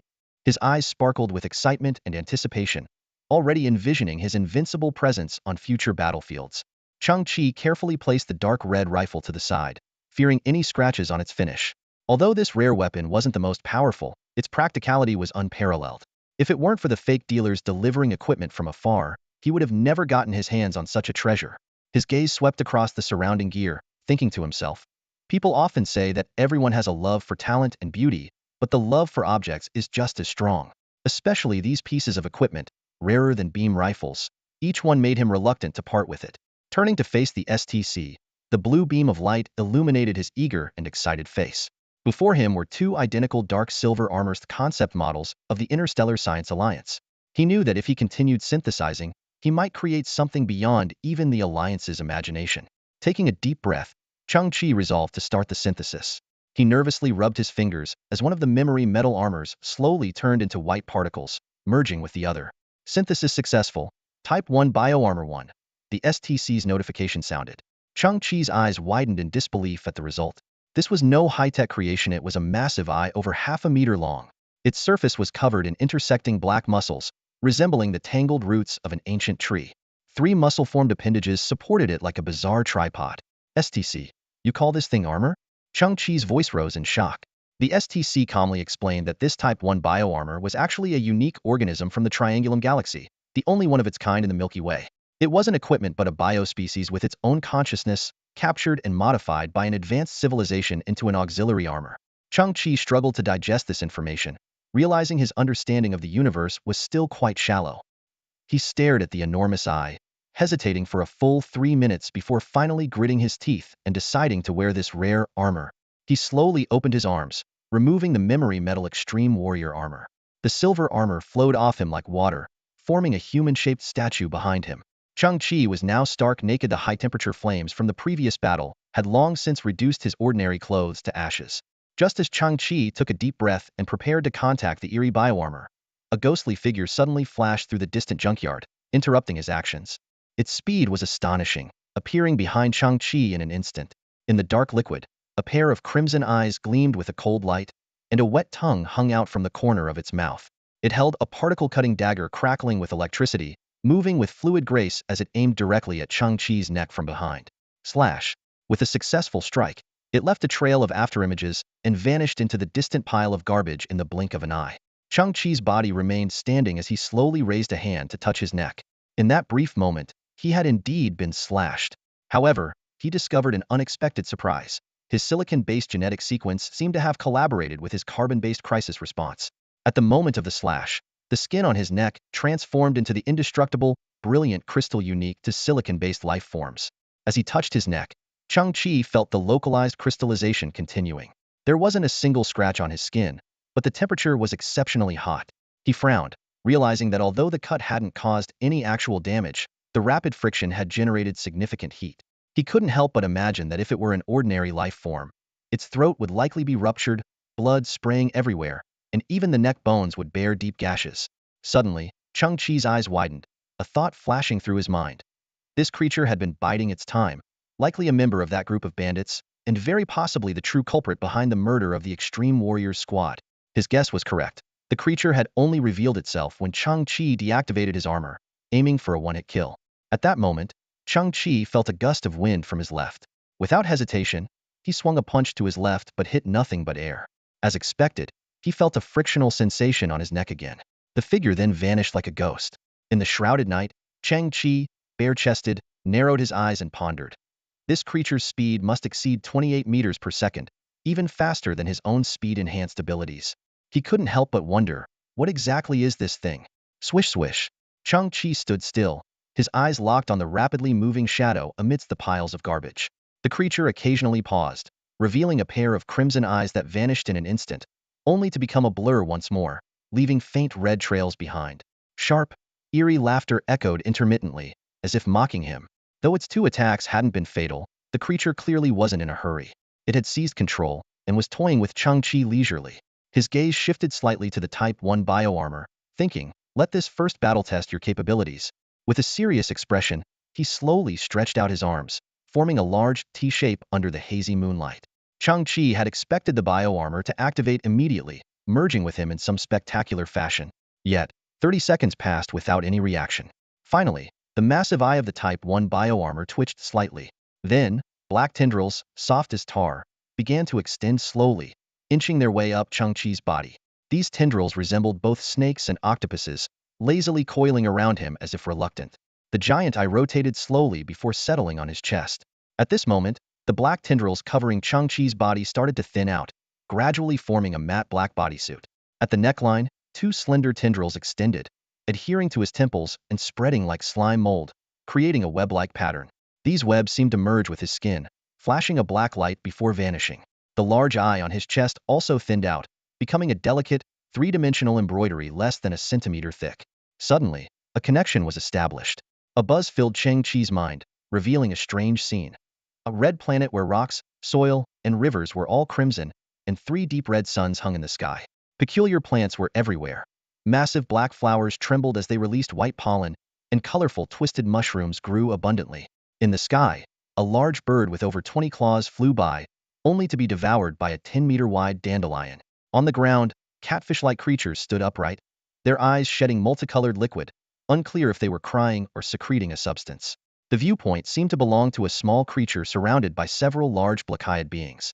They snatched a rotting dragon fruit like food from its hands and lashed at it with their tendrils. The creature could only surrender the food and cower in a corner, trembling. The beings continuously made strange sounds. Zalu, Zalu. Unclear if they were cursing or calling the creature's name. Suddenly, a brilliant light flashed on the distant red land, and a colossal plant thousands of meters tall appeared out of nowhere. Its branches spread symmetrically, instantly sprouting countless buds that bloomed into multicolored giant eyes. All creatures on the planet immediately adopted submissive postures, those with legs even kneeling and bowing. The viewpoint creature hurriedly knelt as well, feeling a sense of relief. Only during these moments of worship could it avoid bullying and find a brief respite.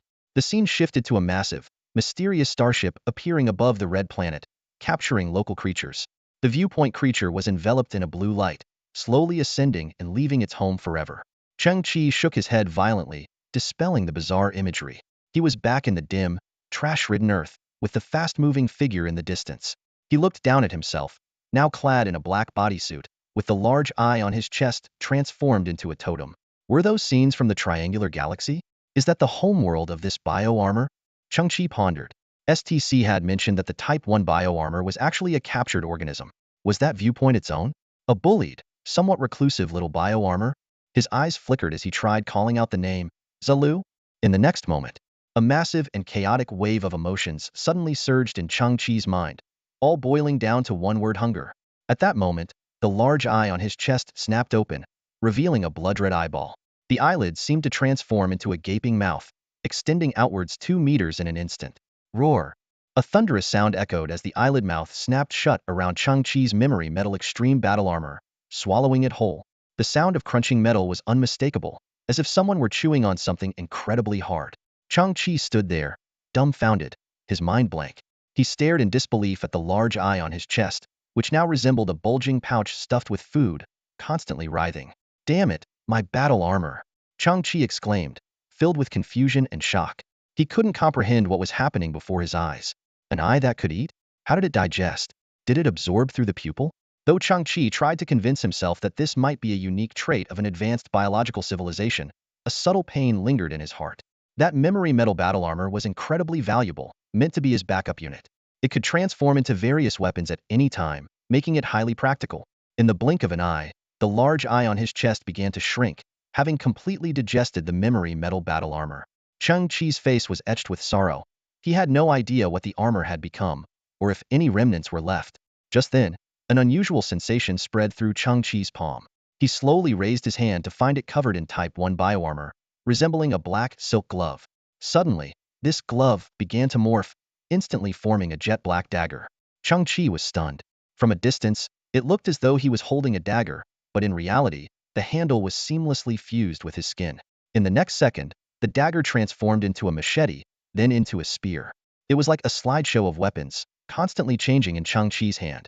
Some he recognized, others he had never seen before, numbering at least 100. Simultaneously, he felt black spikes growing from his back and the soles of his feet, anchoring deeply into the ground. These spikes served to stabilize him against powerful recoil. Chang-Chi's eyes widened slightly as he suddenly realized the truth. These were all functions of the memory metal battle armor. After the Type 1 bioarmor devoured the memory metal extreme battle armor, it acquired similar capabilities. The rapid succession of weapons he saw was clearly a test, as the Type 1 bioarmor adapted to its new abilities. Chang-Chi's eyes opened slightly as he scanned the garbage heap, searching for that elusive figure. Suddenly, he locked onto his target, a pair of crimson eyes hiding behind the trash, watching him intently. Chang-Chi bent slightly and stepped back with his right foot, pressing it 20 centimeters into the ground. Instantly, the surface of his Type I biocombat suit bulged with muscle fibers, resembling thick steel cables twisted together. As these fibers contracted and relaxed, they revealed countless tiny blue squares, glowing faintly and giving off an alien-like appearance. With a thunderous sound, Chang-Chi transformed into a blur, advancing hundreds of meters in an instant. At that moment, he could clearly feel the overflow of energy dissipating. The speed that had once surpassed the limits of his memory metal combat suit was no longer restricted. The Type I biocombat suit seemed to have no upper limit, offering a completely different kind of assistance. Unlike the restrictive feeling of wearing a steel suit, the Type I biocombat suit felt like comprehensive support from an external source. When Chang-Chi ran, the suit would release additional thrust the moment he fully exerted his strength. This assistance was exponential. Using 3 parts of his strength would yield 6 parts of force, and using 10 parts would yield 20. Chang-Chi estimated that his speed had doubled to 56 meters per second, comparable to a strong typhoon or a fifth of a bullet speed. At such velocity, distant objects would appear in his field of vision and instantly be right in front of him, causing a sense of visual disorientation. In what seemed like an instant, Chang-Chi reached the far side of the garbage heap. The mysterious assassina, scrawny old man with disheveled silver hair, was caught completely off guard by Chang-Chi's sudden burst of speed and stood frozen in place. However, Chang-Chi, using the Type I biocombat suit for the first time, was not yet familiar with its power. After passing the assassin, he tumbled several times and crashed into a pile of garbage, getting buried under a mass of falling debris. The old assassin's mouth twitched as he surmised that the young man had activated some propulsion device, but couldn't control its immense thrust. His eyes flickered, and he vanished into a blur, quickly changing his hiding spot to find a new opportunity for an attack. With a loud crash, Chang-Chi sprang up from the garbage heap, his expression excited. He kicked away the surrounding trash and burst forth once more. The old assassin leaped and dodged through the garbage with incredible speed. Suddenly, the old assassin noticed a young face with a smile appearing beside him. Shocked, he glanced around and saw all the scenery rapidly receding, with the wind howling in his ears. In disbelief, he pushed his speed to the limit, only to find that the young man still remained parallel to him. At this moment, Chang-Chi was also observing the old assassin's lower body, his eyes filled with a probing curiosity. There was a blurry shadow, with something moving rapidly. It was clearly not human legs. Chang-Chi was sprinting at full speed when he tripped over a massive piece of trash. His body rolled dozens of times before crashing heavily into a mountain of garbage. The old assassin's face tightened at the sight. But in the next moment, Chang-Chi sprang up from the pile of trash like a carp leaping out of water, turning into a whirlwind as he pursued the assassin again. This time, the Type I biocombat suit seemed to have adapted and learned something. As Chang-Chi ran, countless tiny black wings unfolded from the suit, resembling the stabilizers on an airplane, adjusting to the airflow around him and greatly increasing his stability. Chang-Chi reached out and grabbed the assassin's neck, producing a sound similar to a squeezed rubber chicken. He skidded to a halt, sliding dozens of meters on the ground, sending trash flying everywhere before finally coming to a stop. The mysterious assassin in his grasp was turning purple, eyes rolling back, his lower body dangling and twitching in the air. To Chang-Chi's horror, the assassin's lower body consisted of 6 thick, stubby legs, no toes, not even feet, just cylindrical stumps of a pale gray color, like shrunken elephant legs. These strange limbs were clearly not the assassin's own. His waist bore a large, exposed stitched wound, with a human upper body grafted onto some bizarre creature. Chang-Chi noticed the assassin holding a particle-cutting dagger marked with the insignia of the Galactic Alliance Squad, confirming that he was indeed under Colonel Ning's command. He realized it was a meticulously planned trap. First the trash squad, then the fake elite warrior squad, and finally an assassin lurking in the shadows. Colonel Ning's plan was evidently to kill Kunlun at all costs. The assassin made strange noises, pointing at Chang-Chi's hand. Chang-Chi loosened his grip slightly, and the assassin collapsed to his knees. His neck was covered in pale gray tumors, seemingly assimilated by those elephant legs. He couldn't speak human words, but a small speaker hung around his neck, its wires embedded in his throat, capable of interpreting the vibrations. A distorted, raspy old man's voice came from the speaker, with the assassin trembling as he claimed to have been forced into this, modified by bandits and grafted with alien parts, compelled to follow orders. Chang-Chi squinted, asking about the 8-member elite warrior team from 20 years ago. The assassin continued to plead, claiming he was born in a small village and didn't want to kill, but couldn't resist the urge to lick fresh human blood every day, leaving him no choice. Suddenly, the assassin's tone turned sharp and vicious. He grabbed the dagger and thrust it towards Chang-Chi's right eye with lightning speed. He assumed Chang-Chi had taken some kind of hardening drug for his body, but the eyes should be a weak spot. However, the dagger stopped just 5 centimeters from Chang-Chi's pupil. The assassin was horrified to find a pitch-black spike had formed on Chang-Chi's palm, piercing through his chest. Chang-Chi shook his head and said, "I've lived on this trash planet for so long. I've seen too much of pity, helplessness, and despair. Your act is too fake." The assassin was shocked, unable to comprehend how Chang-Chi was so perceptive.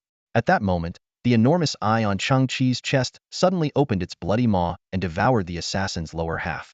The upper half, now unsupported, fell to the ground, blood spilling everywhere. The sound of flesh being chewed came from the eye, making Chang-Chi's scalp tingle.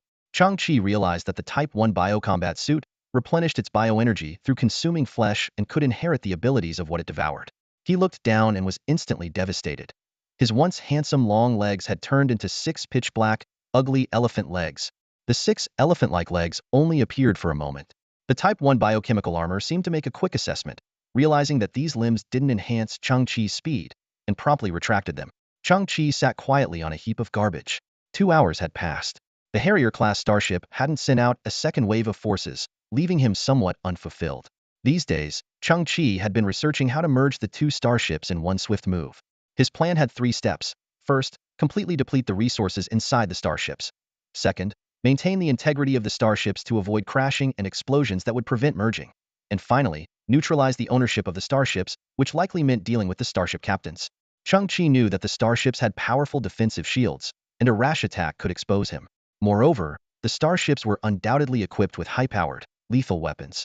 Considering their current status as regular military forces, a direct confrontation might anger the entire Galactic Alliance. Therefore, a hidden clash was not a wise choice. Instead, quietly harvesting from the shadows seemed like a reasonable compromise. After waiting another 3 hours, there was still no movement. Chang-Chi dispatched 90 of the thousand-eyed flies, positioning them directly beneath the starships to detect any activity immediately. Then, he used a miniature directional stargate to transport the day's loot back to the underground shelter. Chang-Chi took out his turbojet-powered shoes and anti-gravity gloves, preparing to take a stroll on the garbage-filled Earth. Initially, he feared that the eye on his chest would devour them, but it turned out he was overthinking it. The equipment seemed too low-tech to attract the interest of the Type 1 biochemical armor. As Chang-Chi donned the gear, a strange scene unfolded. The biochemical armor extruded black tentacles that enveloped the gloves and shoes, merging with them. The turbojet shoes shrank, becoming as thin as stockings. The anti-gravity gloves were also fully integrated, transforming into black silk gloves. After testing, Chang-Chi found that the flight and gravity adjustment functions not only remained but had become more precise and easier to control. The monitoring system of the thousand-eyed flies was also assimilated. The original invisible lenses turned into transparent nerves attached to his eyeballs, still smoothly coordinating the surveillance views. These changes left Chang-Chi both amazed and frustrated, as he now looked like a complete oddball man in tight black clothing, black stockings, and black silk gloves. At that moment, 2 drunken scavengers stumbled by, supporting each other. They stared at Chang-Chi's outfit in surprise, but quickly attributed it to the oppressive environment of the garbage-filled Earth, thinking that such abnormality was quite normal here. Suddenly, the eye embroidered on Chang-Chi's chest slightly opened, releasing a biological scanning beam visible only to him, scanning the 2 scavengers from head to toe. The Type 1 biochemical armor murmured, "Zulu," seemingly more active after its previous feeding. Immediately, Chang-Chi's SM outfit underwent an astonishing transformation. It mimicked the appearance of one of the scavengers, reshaping into a new set of clothes. Patch-covered overalls, a loose and worn-out top, an oil-stained black mask, and a pair of split-toed work boots. Chang-Chi watched in shock as his appearance changed, with the black silk gloves becoming transparent, revealing his original skin. "You can change appearances too?" Chang-Chi asked in surprise. Then, "I want my own look." He closed his eyes, carefully recalling his own clothes that had turned to ashes. The Type 1 biochemical armor whispered, "Zulu again." The newly simulated clothes instantly turned into a black biological substance, rippling like tar, then reformed and filled with color. It perfectly restored Chang-Chi's iconic outfit, just as he remembered it. A pair of black pants and a denim jacket, both made from radiation-resistant material, adorned Chang-Chi's body. On his back, he wore a blue scavenger's cape riddled with holes. Chang-Chi opened his eyes, a mix of delight and satisfaction gleaming in them. He took a deep breath, relishing the comfort of his new attire. The night on Trash Earth was shrouded in darkness, tinged with an indescribable gloom. A cool breeze blew as Chang-Chi walked slowly, his gaze like a radar scanning the towering piles of garbage around him. Intact items were scarce, let alone identical technological artifacts. Suddenly, a faint light in the distance caught Chang-Chi's attention. The dim glow illuminated a small patch of sky, with several figures moving in and out of the light. Chang-Chi recognized the place as the old Pentagon of Europe, now the only somewhat lively bar street on Trash Earth. Chang-Chi stepped inside and noticed that the bar he had wrecked during a hyena brawl last time had been rebuilt, now bustling with patrons. His eyes scanned the bar and quickly locked onto a peculiar presence in the Cornera woman of striking ugliness. In front of the woman sat a large glass of cheap beer, which she drank alone. Chang-Chi approached and sat across from her. Under the dim light, he saw her face clearly marred by a massive scar, festering and oozing, hideous beyond measure. Despite the alluring figure hidden beneath her gray cloak, her face was enough to repel any man. However, Chang-Chi's Type 1 bioarmor, integrated with his contact lenses, provided him with unexpected information. He saw that the woman was wearing a piece of relatively advanced bioskin to mask her true appearance. Beneath this disguise was a face that could only be described as astonishingly beautiful on trash earth. Chung Chi's heart skipped a beat as he confirmed the woman's identity, the eldest daughter of the Scavenger Alliance's leader, Lee Hongyun. Hey, did you see what happened that day? Inside the bar, two drunken scavengers were chatting. One of them frowned and said, "What are you talking about? Which day? What scene?" Without a specific time or context, how am I supposed to know what you're referring to? The other scavenger, not to be outdone, straightened up and spoke with a hint of pride. The day the Star Alliance squad arrived. Did you see Miss Hongyun, President Lee's eldest daughter? She was stunning. I saw her. The first scavenger said excitedly, then deflated. But so what? People like us, just trash, could never get close to someone like her. The second scavenger looked up at the sky, his eyes filled with longing. Miss Hongyun is like a flower in the desert, a diamond in the trash heap, or a rare herb growing on a cliff. If we try to reach for her, we'd fall into an abyss. He continued to dream aloud. Miss Hongyun will one day leave this wasteland, carrying the hopes of all scavengers, and walk out of this garbage planet. Only someone exceptional, superior, and perfect like a Greek statue would be worthy of her. As he spoke, he tried to take a swig of his drink, but, due to his drunken state, ended up pouring it into his nose. The first scavenger marveled, "Wow, brother, you have quite a way with words." They exchanged respectful nods. The first scavenger asked, "We just met today. May I know your name?" "Sure, sure," said the scavenger with the drink running down his nose. "I'm Wang Zi." "Oh, without rules? Without rules, without rules. Brother, just for that name, tonight's drinks are on me. Come on, we're all scavengers here. No need to differentiate." "Bartender, 8 more drinks." 5 meters away, Chung Chi sat across from Hongyun. Hongyun was curious. The bar had empty seats, yet this young man chose to share a table with her, an extremely unattractive woman. With a bit of drunkenness, she leaned forward, squinting at Chung Chi. The movement tightened her gray cloak, revealing her graceful curves. Her slender waist, firm and round hips, and long, beautiful legs were all apparent, although her face was repulsive. Chung Chi paused, then heard Zayla's voice in his ear. The biological imaging system hidden in his eyes erased Hongyun's biological disguise. Her true face appeared before him, stunningly beautiful, with skin like white jade, glowing softly under the bar lights. She was slightly drunk, with a faint blush on her cheeks and a look of curiosity and confusion in her eyes. Her face was very close to Chung Chi's, her breath warm and slightly alcoholic, creating an intimate atmosphere. Chung Chi thought, "This woman is incredibly beautiful." He felt a bit flustered. Thanks to his Type 1 biochemical armor, he could see the real Hongyun. Her flawless face and perfect body, viewed so closely, were a top-tier enjoyment for any straight man.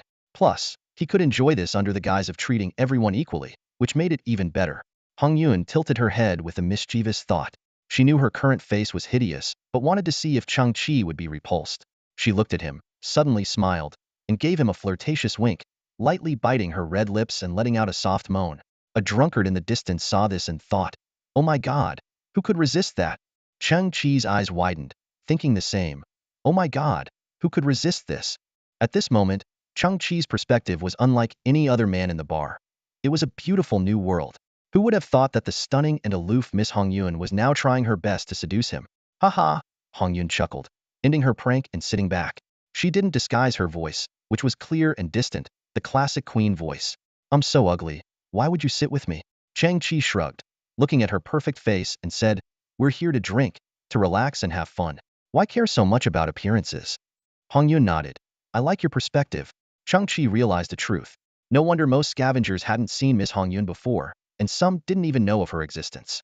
It turned out she usually appeared with this hideous face. Chung Chi looked towards the bar. The bar owner was a plump, middle-aged woman with a kind smile, serving the endless stream of customers. "I remember.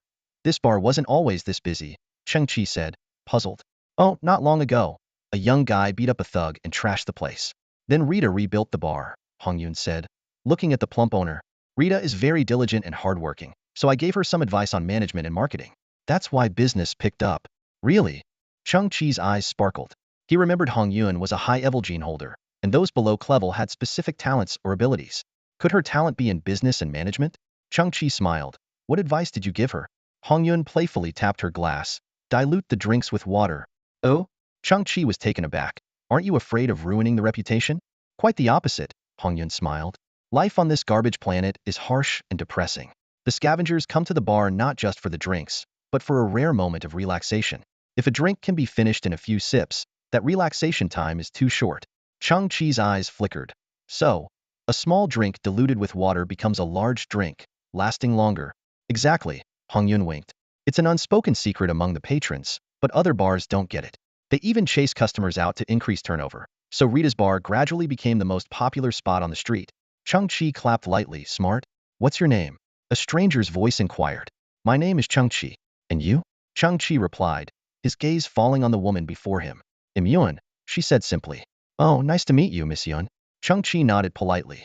Not far away, Hong Yun was lounging back in her chair with a glass of wine in hand. Her eyes scanned the entire bar with a thoughtful expression. Thanks to the anonymous heroes of the Interstellar Alliance squad, we can sit here, healthy and safe, without fearing for our lives, she said softly, a hint of gratitude in her voice. Chung Chi clicked his tongue and said slowly, yes, the reason we're so safe is all thanks to those unsung heroes. It won't be long before the human traitor Kunlun is caught. Everything here will return to normal. Hope sparkled in Hong Yun's eyes as she excitedly said, when that happens, I'm going to make a big move. Chung Chi paused and then lowered his voice. Have you ever thought that Hua Kunlun might be innocent? And that the squad isn't as legitimate as they seem? Hong Yun's expression turned serious instantly. She set her glass down and looked at Chung Chi warily. Friend, you haven't been drinking, have you? You need to know that some things are dangerous to talk about, even in private. Seeing her reaction, Chung Chi quickly shrugged and changed the subject. You just mentioned making a big move. What do you have in mind? Oh, about that. Hong Yun's spirits lifted, and she couldn't hide her excitement. I'm in a great mood today because we just received a large shipment of relief supplies. So, I've decided to declare today as Dream Day for all scavengers. Chung Chi was taken aback. What? Before he could react, Hong Yun lifted her skirt slightly and stepped up onto the table with a long stride. She raised her glass high and shouted, listen up, everyone. I declare today to be our Dream Day. The patrons in the bar exchanged bewildered looks. Someone muttered, is she drunk? We're lucky just to be alive, let alone have dreams. Ignoring the murmurs, Hong Yun spun gracefully on the table and continued to announce loudly, shut up and let me speak. Tonight, all drinks are on me. What? Really? The bar erupted in astonished chatter. The bar owner, Rita, smiled and wiped her hands with a towel, nodding in confirmation. All right, whatever Miss Yun says goes. Immediately, the bar burst into cheers. Miss Yun is so generous. Long live Miss Yun. Hong Yun beamed, swaying slightly, and raised a finger. But today, everyone must shout out their dreams. Loudly. Because today is Dream Day for scavengers. The patrons eagerly responded. No problem. My dream is to marry Hong Yun. My dream is to save up 20,000 credits. My dream is to reach E-class genes. My dream is that I'm not dreaming right now. My dream is to get a new arm. The last voice caught Chung Chi's attention. He looked over to a corner of the bar and saw his underling, Xiong Zi, who was already quite drunk and hadn't recognized Chung Chi. Xiong Zi was wiping his mechanical arm, explaining, don't misunderstand. My new arm is a literal arm. Miss Yun. Someone called out, what's your dream? Hong Yun raised her glass, her gaze resolute. My dream is to govern the entire trash earth. I want to establish a fair commercial system, a strict judicial system, recruit talents, and research new energy sources and agricultural techniques. Her words left every scavenger stunned. They all quietly watched the girl standing on the table, intoxicated but filled with passion. Hong Yun continued, her voice full of strength. Do you know? We were born here, we grew up here, and that's something we can't change. This place is backward, desolate, and despised by higher humans. But I believe we shouldn't give up on ourselves or wallow in self-pity. Tears glistened in her eyes as she spoke with a powerful, low voice. Self-reliance is the magic of the weak. I believe that each of us harbors unimaginable strength within. I believe we can change everything within our sight with our own hands. I believe that a beautiful future, a beautiful tomorrow, is waiting for us just ahead. Her voice echoed through the bar, and everyone fell silent. But each person clenched their fists in determination. Why should we passively accept all this? Why should we always be shrouded in loneliness and despair? Why shouldn't we resist and fight against so-called fate? Hong Yun once again raised her glass high, the wine swirling within. She shouted, and when the time comes, I, Yun, will need the support and help of every one of you. No problem. Well, definitely support Miss Yun. Well, follow Miss Yun to break the chains of fate. Fueled by alcohol, the crowd shouted in agreement. The scavenger who called himself Wang Zi was so fired up that he downed a large glass of beer in one go and promptly collapsed to the floor. Chung Chi quietly observed everything around him. The late-night bar was filled with drunkenness and noise. The patrons were slumped over, their speech slurred, engaging in conversations that made little sense. Chung Chi's gaze wandered through the crowd before settling on a particular figure. It was Miss Yun. also known as Li Hongyun, the eldest daughter of Old Li, the president of the Scavengers Association. Chang Chi pondered silently. With President Li aging, the leadership would inevitably fall to Hongyun. By then, these inebriated scavengers would realize that tonight's drunken words were no joke. Chang Chi's eyes gleamed as he scrutinized Li Hongyun. She was unlike the other scavengers. As a higher-grade genetic being, her management skills were evident even from her brief remarks. Chang Chi couldn't help but wonder if she could truly change the current situation. Maybe she could, maybe she couldn't, but she would certainly need an opportunity. Chang Chi's gaze shifted to Hongyun's eyes. Despite her wearing some kind of biological camouflage glasses, the poor quality of the disguise was useless against Chang Chi's Type I bioarmor. He saw through it immediately. Hongyun's pupils were completely black with just a thin ring of light, indicating she was an A-level genetic being. Chang Chi recalled her behavior in front of Colonel Ning that day, which was clearly a reckless and desperate attempt at concealment. Suddenly, Hongyun, standing on the table, looked down at Chang Chi with a drunken gaze and asked, "Hey, Chang Chi, what's your dream?" The surrounding people also turned their attention to him. Chang Chi chuckled, standing up. Compared to everyone else, my dream seems quite small, almost embarrassing to say. Come on, the crowd urged. Today is dream day. Say whatever you want. No one will laugh at you. Caught up in the lively atmosphere, Chang Chi put one foot on a stool and shouted, "All right, I'll say it. My name is Chang Chi, with Chi meaning beggar. My dream is to become the king of trash on this entire planet." Ha ha ha, this guy's had too much to drink. Well, that's ambitious. The crowd erupted into laughter. Hongyun laughed heartily. Haha, Chang Chi, your dream sounds even harder to achieve than mine. Chang Chi smirked. Wasn't it you who said that self-reliance is the magic of the weak? Haha, true. We all have magic. Hongyun exclaimed excitedly. Rita, bring more drinks for everyone. The plump Rita smiled as she brought more drinks, placing a large glass of beer in front of Chang Chi. Just as Chang Chi was about to pick up his glass, his thousand-eyed fly emitted a warning. Colonel Ning had dispatched 3 more squads, with lean and agile spies searching for information everywhere. Chang Chi took a deep breath and said to Hongyun, "Miss Yun, I have some work to attend to, so I must leave." Seeing the hint of disappointment in her eyes, he added, "But since you treated me to drinks, I should return the favor." With that, he pulled out a test tube containing a pale blue liquid from his pocket and gently placed it on the table. Then, Chang Chi waved goodbye to everyone and disappeared into the dim night. The bar was bustling with noise and excitement. The unlimited supply of drinks soon had most people drunk, but Hongyun sat alone in the corner, growing more sober by the minute. Chang Chi's words echoed in her mind. Have you ever considered that Hua Kunlun might have been framed, and that squad might not be as legitimate as it seems?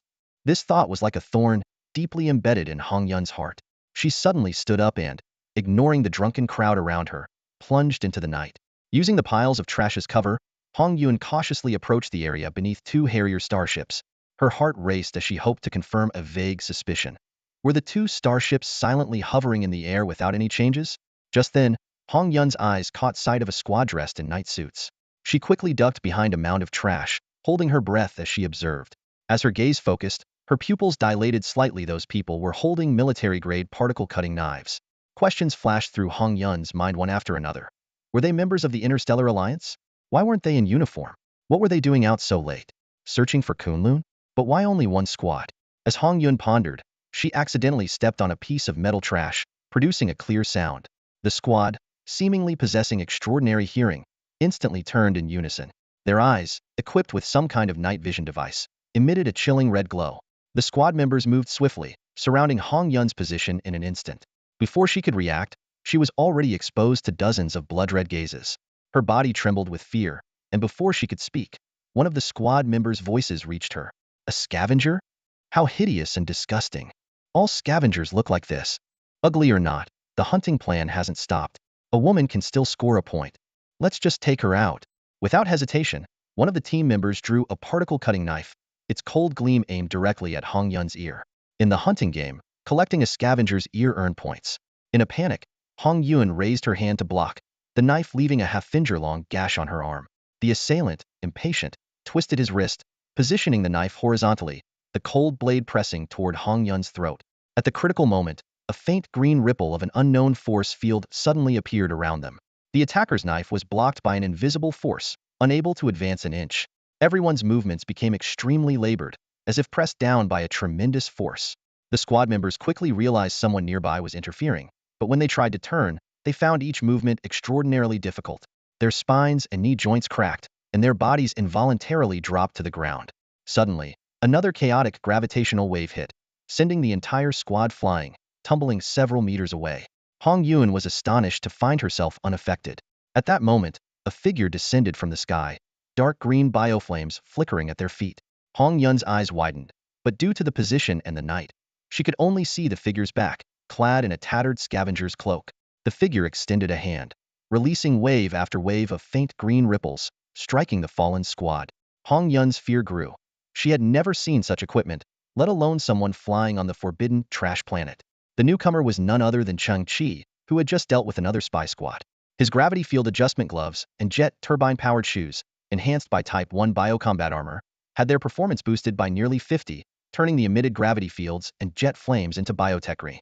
Chang Chi skillfully manipulated his gear, the green ripples he released growing denser, the gravity field's intensity increasing. The spy squad could only lie on the ground, howling in agony, unable to rise. Suddenly, the gravity field exceeded their body's limits. Bones shattered instantly, skin split open, and blood sprayed like burst tomatoes. In an instant, the intact bodies were crushed into meat patties, not even having a chance to see their assailant's face before being obliterated. Chang Chi waved his hand lightly, as if he had just done something trivial. The small squad's signal jammers and particle-cutting daggers were enveloped in a layer of green ripples, slowly levitating. Chang Chi's bioturbine jet shoes ignited, releasing green flames. With his hands behind his back, he mimicked the posture of an ancient immortal, gracefully ascending into the air. The equipment floated as if by telekinesis, following closely behind. In the blink of an eye, man and gear vanished into the night sky, leaving a faint green trail. Chang Chi thought to himself, there's still a third scout team waiting for me to take care of. His handsman Thebak pose was entirely unnecessary, purely for the sake of a stylish image. Hong Yun witnessed the entire spectacle, eyes wide, standing frozen like a statue. Her mind raced with questions. Who is he? What level of technology does he possess? He doesn't seem like a human from Earth, yet he's wearing a scavenger's cloak. The effects of that equipment, why do they seem so fantastical? Almost like magic? Suddenly, Hong Yun shook her head vigorously, the alcohol in her system turning to cold sweat. A terrifying thought crossed her mind. The Interstellar Alliance team is definitely up to something. I need to get back and tell my father and sister immediately. Meanwhile, in the cargo hold of Harrier Starship No. 2, the atmosphere was heavy and somber. Over 600 imposter soldiers were crammed into the small space, their faces etched with anxiety and fear. They had just learned from Starship No. 1 that the previously dispatched squads had been completely wiped out, with no bodies recovered. A horrifying suspicion spread among them. Could Hua Kunlun really have regained her strength? Thinking of the once invincible female warrior, they shuddered. Oppressive, stifling, and unknown fear hung over everyone. Worse still, their superiors had ordered them to stay put in the starship and not go anywhere. Suddenly, an unusual noise broke the silence. Click, click. Several imposter soldiers turned their alert gaze towards a nearby transport crate.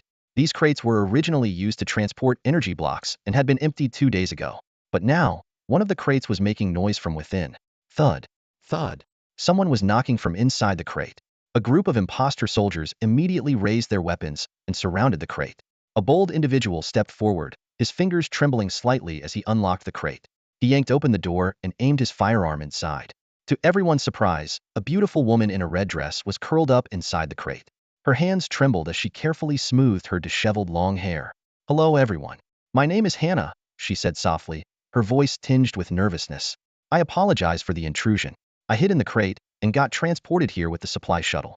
Don't worry, I just want to meet Colonel Ning. I've been hiding here for 2 days and haven't found a chance to sneak out. I could use some food and water now.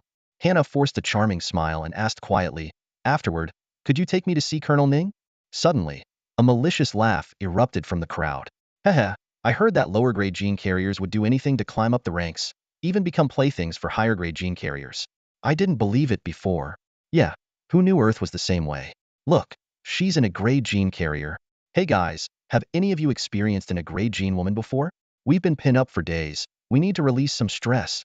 Fear washed over Hannah's face as she stammered. What are you saying? You're soldiers, aren't you? Haha, little lady, an imposter soldier sneered. Even if we really took you to Colonel Ning, he might not want you. But we won't turn you away. Look, we've also had physical enhancement injections. You can see the yellow rings in our eyes. The 600 imposter soldiers slowly closed in, their eyes glinting with greed and desire, drool dripping from their mouths. Hannah could hardly believe what she was seeing. Her eyes widened, and she shrank back into the depths of the crate, her voice trembling as she cried out, "What are you doing? Stay away." Tap, tap, tap. The sound of Colonel Ning's military boots echoed off the steel floor of the bridge. Beads of sweat slowly trickled down his forehead as he calculated in his mind. Only 12 hours left to capture Kunlun, and yet the general had summoned him now. Crossing the long suspension bridge, Colonel Ning arrived at the central circular platform. He halted and saluted crisply towards the shadow ahead.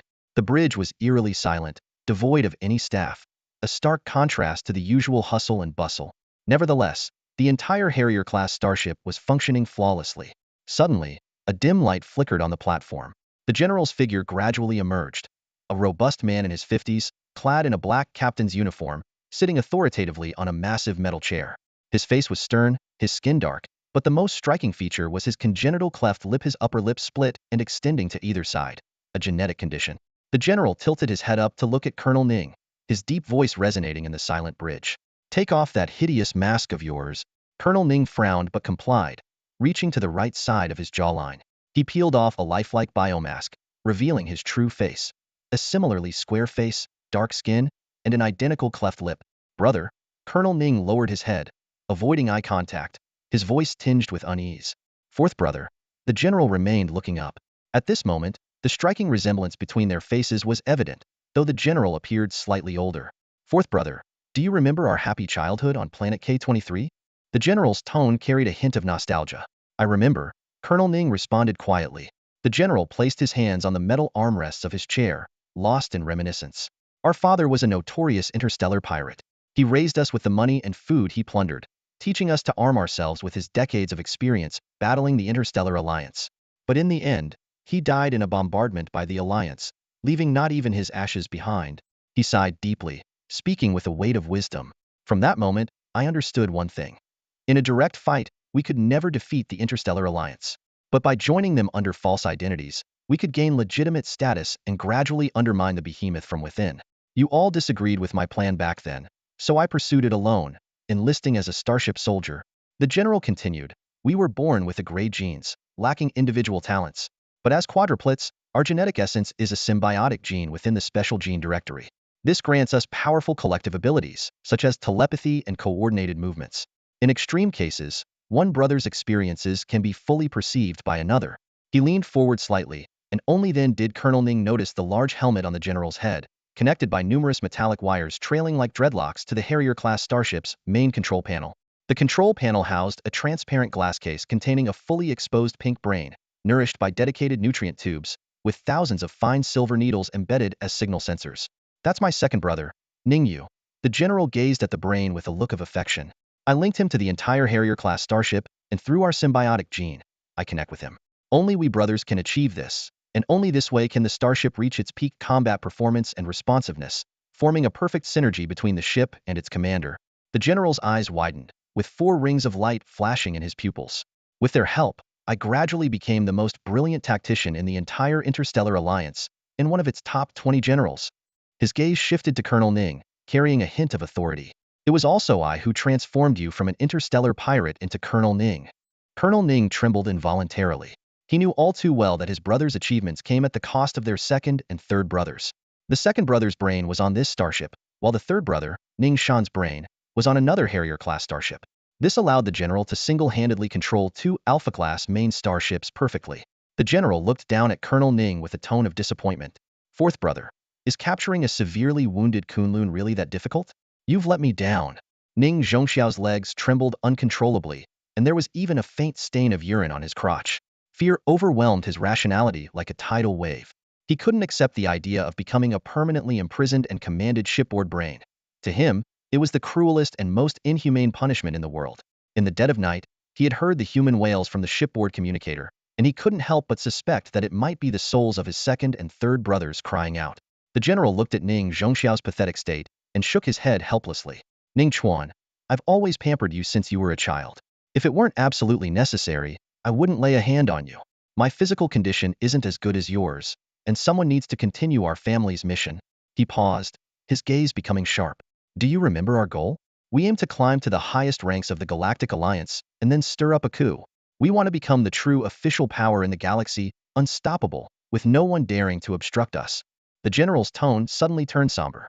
Right now, we are not strong enough, and Kunlun has discovered our secret. We absolutely cannot let her relay the information. Despite his brother's slightly softer tone, Ning Zhongxiao was still terrified. He knew his brother too well. Those eyes always resembled a beast eyeing fresh prey. Faced with the current situation, Ning Zhongxiao didn't know what to do. Let me show you something, the general said, his expression one of frustration. A signal line behind his head suddenly emitted a beam of light, flowing into the starship's core control panel. Instantly, the imaging system of the Harrier-class starship activated, projecting a virtual image overhead. The image depicted the landscape of Trash Earth. A landing pod from a Harrier-class starship was slowly descending, and 3 scout teams filed out. Ning Zhongxiao was puzzled. This was footage from about 10 minutes ago, a time when he was also monitoring everything through the starship scanning system. These 3 teams were following his orders to search for the whereabouts of the elite warrior squad. As of now, the scout teams were still searching, and Ning Zhongxiao had not received any feedback. The general's voice suddenly broke the silence. What you see is all an illusion. Ning Zhongxiao's eyes widened. What? The image zoomed in on one of the scout teams. Strangely, the picture became increasingly blurry, as if someone was adjusting the resolution. The screen was filled with more and more pixelation until the team members themselves turned into humanoid pixels. Suddenly, another pixelated figure descended from the sky. Immediately, bursts of red pixels erupted from the scout team members. The scene resembled a minor protection system, with no visible blood or broken bodies. But the viewers could clearly understand that the team members had died gruesomely. Ning Zhongxiao's face turned ashen, and his eyes twitched uncontrollably. In his information feedback, the life signals of this scout team were still normal. The general's voice was cold. I have previously achieved 7 first-class military merits. The Galactic Alliance rewarded me with a visual detector abandoned by a 4th-level civilization. It took nearly 7 years to repair, and I installed it on the Harrier-class starship. Earlier, I activated it, but within mere seconds, its internal energy was depleted. The engineers said it could no longer be used. The general's eyes gleamed coldly. The opponent's signal barrier is very strong. If not for that detector, we wouldn't have seen any of this. Ning Zhongxiao was horrified. A 4th-level civilization detector, and all it shows is a bunch of pixels?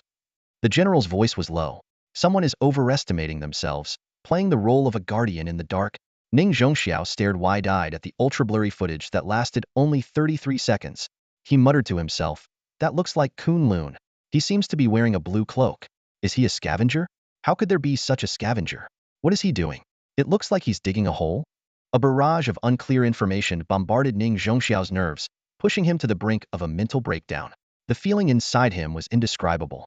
Earth, in their eyes, was nothing more than a rotten, stinking garbage dump, inhabited by a bunch of waste struggling on the edge of life and death. And the scene before him was like a maggot rising from cow dung, suddenly toppling a strong bull. Ning Zhongxiao was still in disbelief. How is this possible? The general's tone was steady. Clearly, he stumbled upon some powerful equipment, possibly even a highly advanced signal jammer. Although the chances are extremely low, he got lucky. Damn it! Ning Zhongxiao gritted his teeth as he stared at the screen. He killed my comrades, the brothers I fought side by side with. The general leaned back in his chair, his voice calm.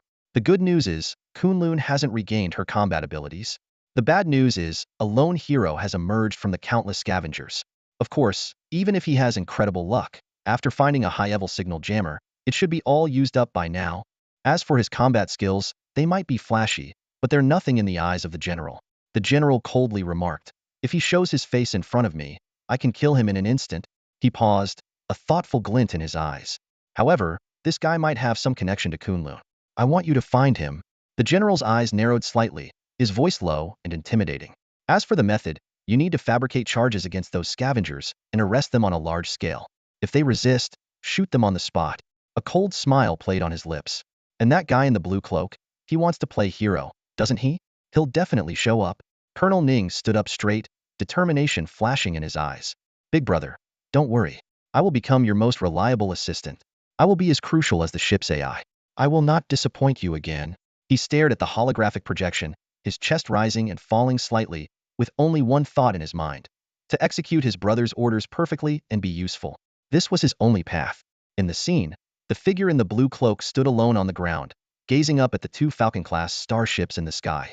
Behind him, the scattered lights of the scavengers flickered. Colonel Ning sneered, his teeth grinding. A hero? He's just a mantis trying to stop a chariot. No one can block my brother's path. Then, Colonel Ning walked briskly inside the Falcon-class starship, his brows furrowed. His adjutant followed closely, cautiously saying, "Boss, you mentioned framing those scavengers, but that might be a bit difficult."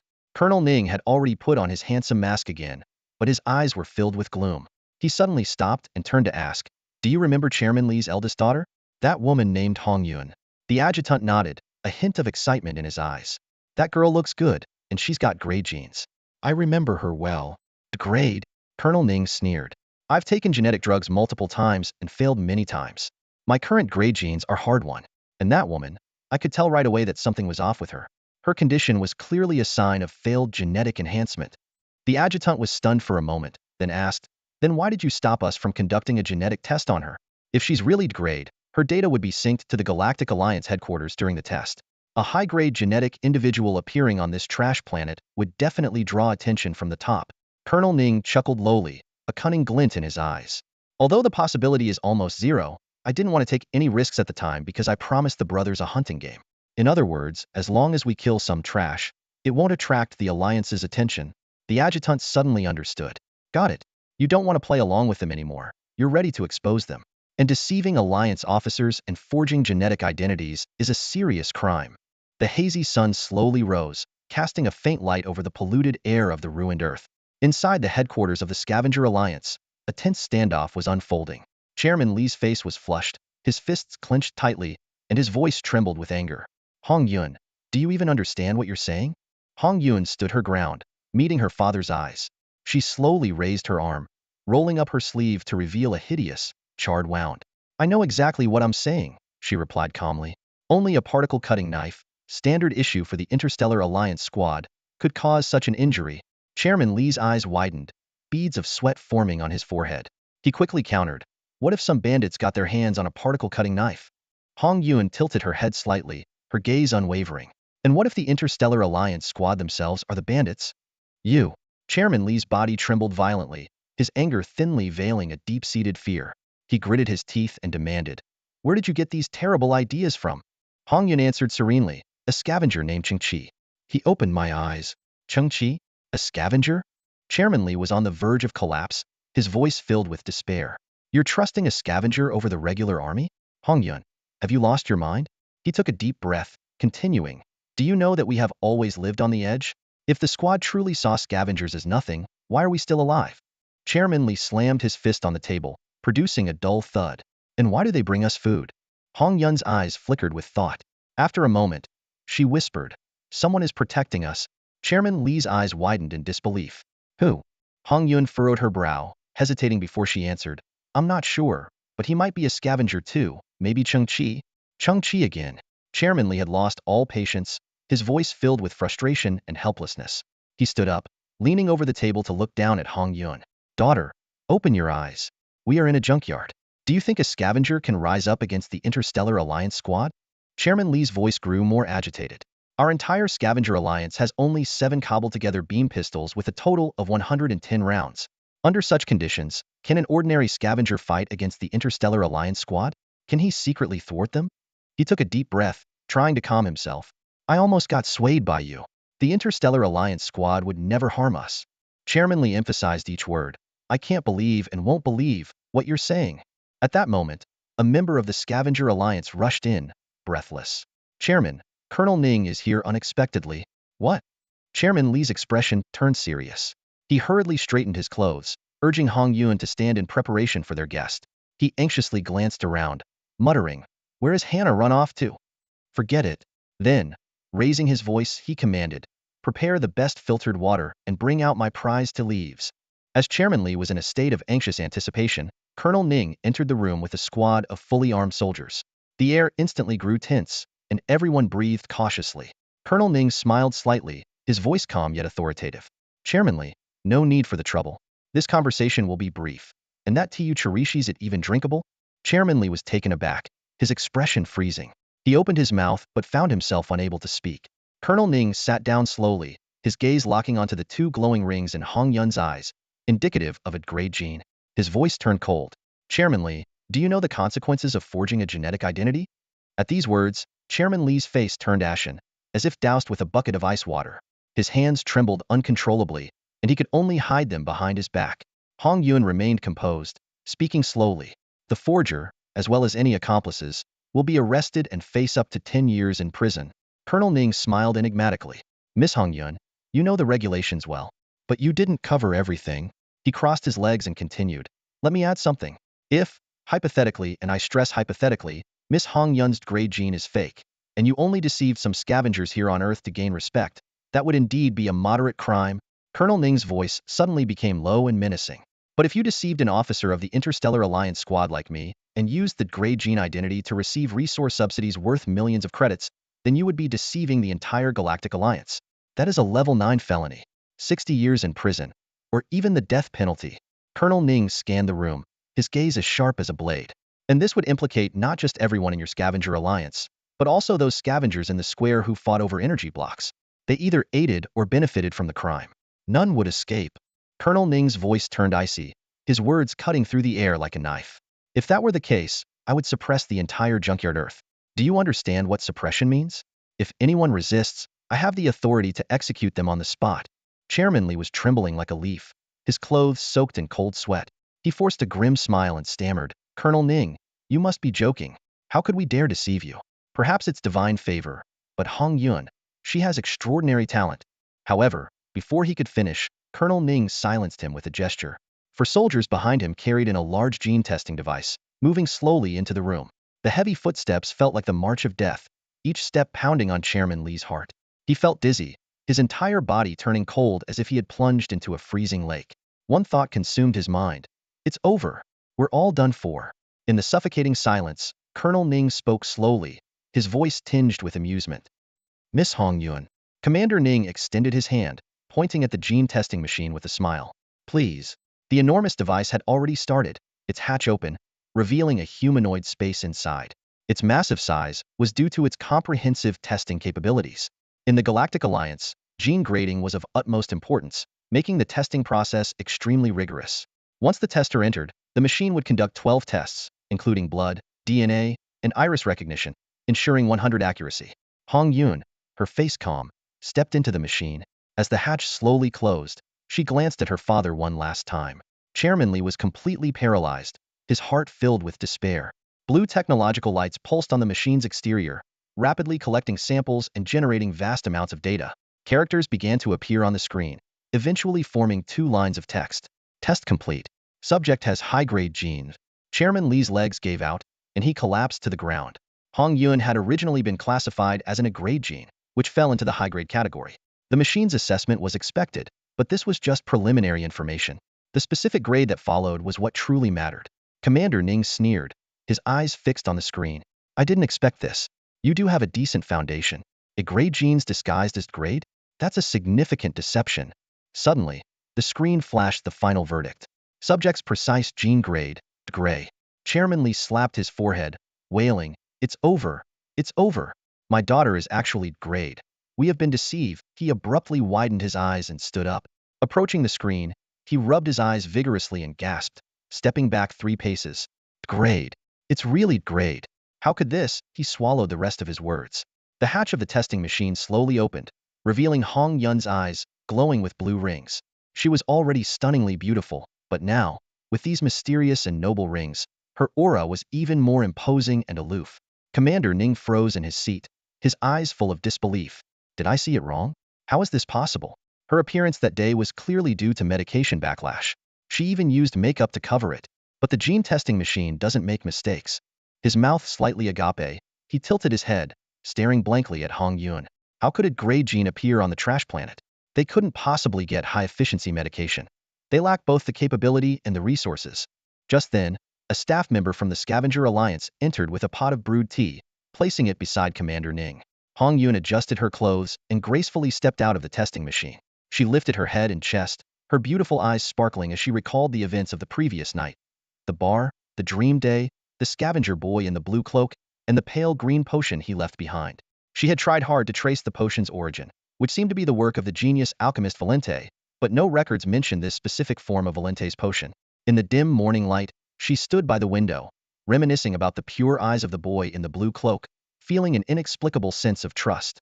Finally, she had drunk the potion in the faint sunlight. Now, standing in front of Commander Ning, Hong Yun's posture was elegant. She extended her slender, white hand, picked up the teapot, and poured a cup of tea for Commander Ning. Then, she slightly raised her fair chin and said, "Commander Ning, this tea does indeed come from the trash planet and has been covered in dust for a long time. But the real cannot be faked, and the fake cannot be real. With new help and nurturing, it has magically revived, authentic and aromatic. Would you like to try it?" Commander Ning's hand trembled slightly as he instinctively took the cup. He stared into Hong Yun's eyes, his face still filled with disbelief. How could this be? Colonel Ning led his troops away from the Scavengers Alliance headquarters. A few hundred meters from the plaza, he couldn't resist looking back, his gaze fixed on the towering headquarters building. His face was etched with frustration and regret from the failed mission. The fact that Hong Yun's genetic level was indeed genuine had robbed him of any justification for action. Without realizing it, Colonel Ning arrived at the landing craft. Lost in his rage, he stumbled on the ladder and fell to one knee. His entourage rushed over, concerned. "Colonel Ning, are you all right?" Eyes burning with fury, Colonel Ning waved them off and stood up. He turned again to glare at the Scavengers' headquarters, teeth clenched. "Bring the remnants of Hua Kunlun's 24th Fleet and spread them evenly in Earth's atmosphere. Collect the bodies of Hua Kunlun's old followers as well." The adjutant raised an eyebrow. "What are you planning, sir?" Colonel Ning's eyes turned icy. "During this time, I want every scavenger dead, including that blue-caped one. He knows who we really are. I need to draw him out and find out what he knows about Hua Kunlun. Then, kill them all and end this once and for all." A glimmer of bloodlust flickered in the adjutant's eyes. "And then we can blame the massacre on Hua Kunlun?" "Not just that." Colonel Ning's face twisted. "Afterward, I'll report to our superiors that we destroyed Hua Kunlun, this heartless demon, just as she was slaughtering innocents.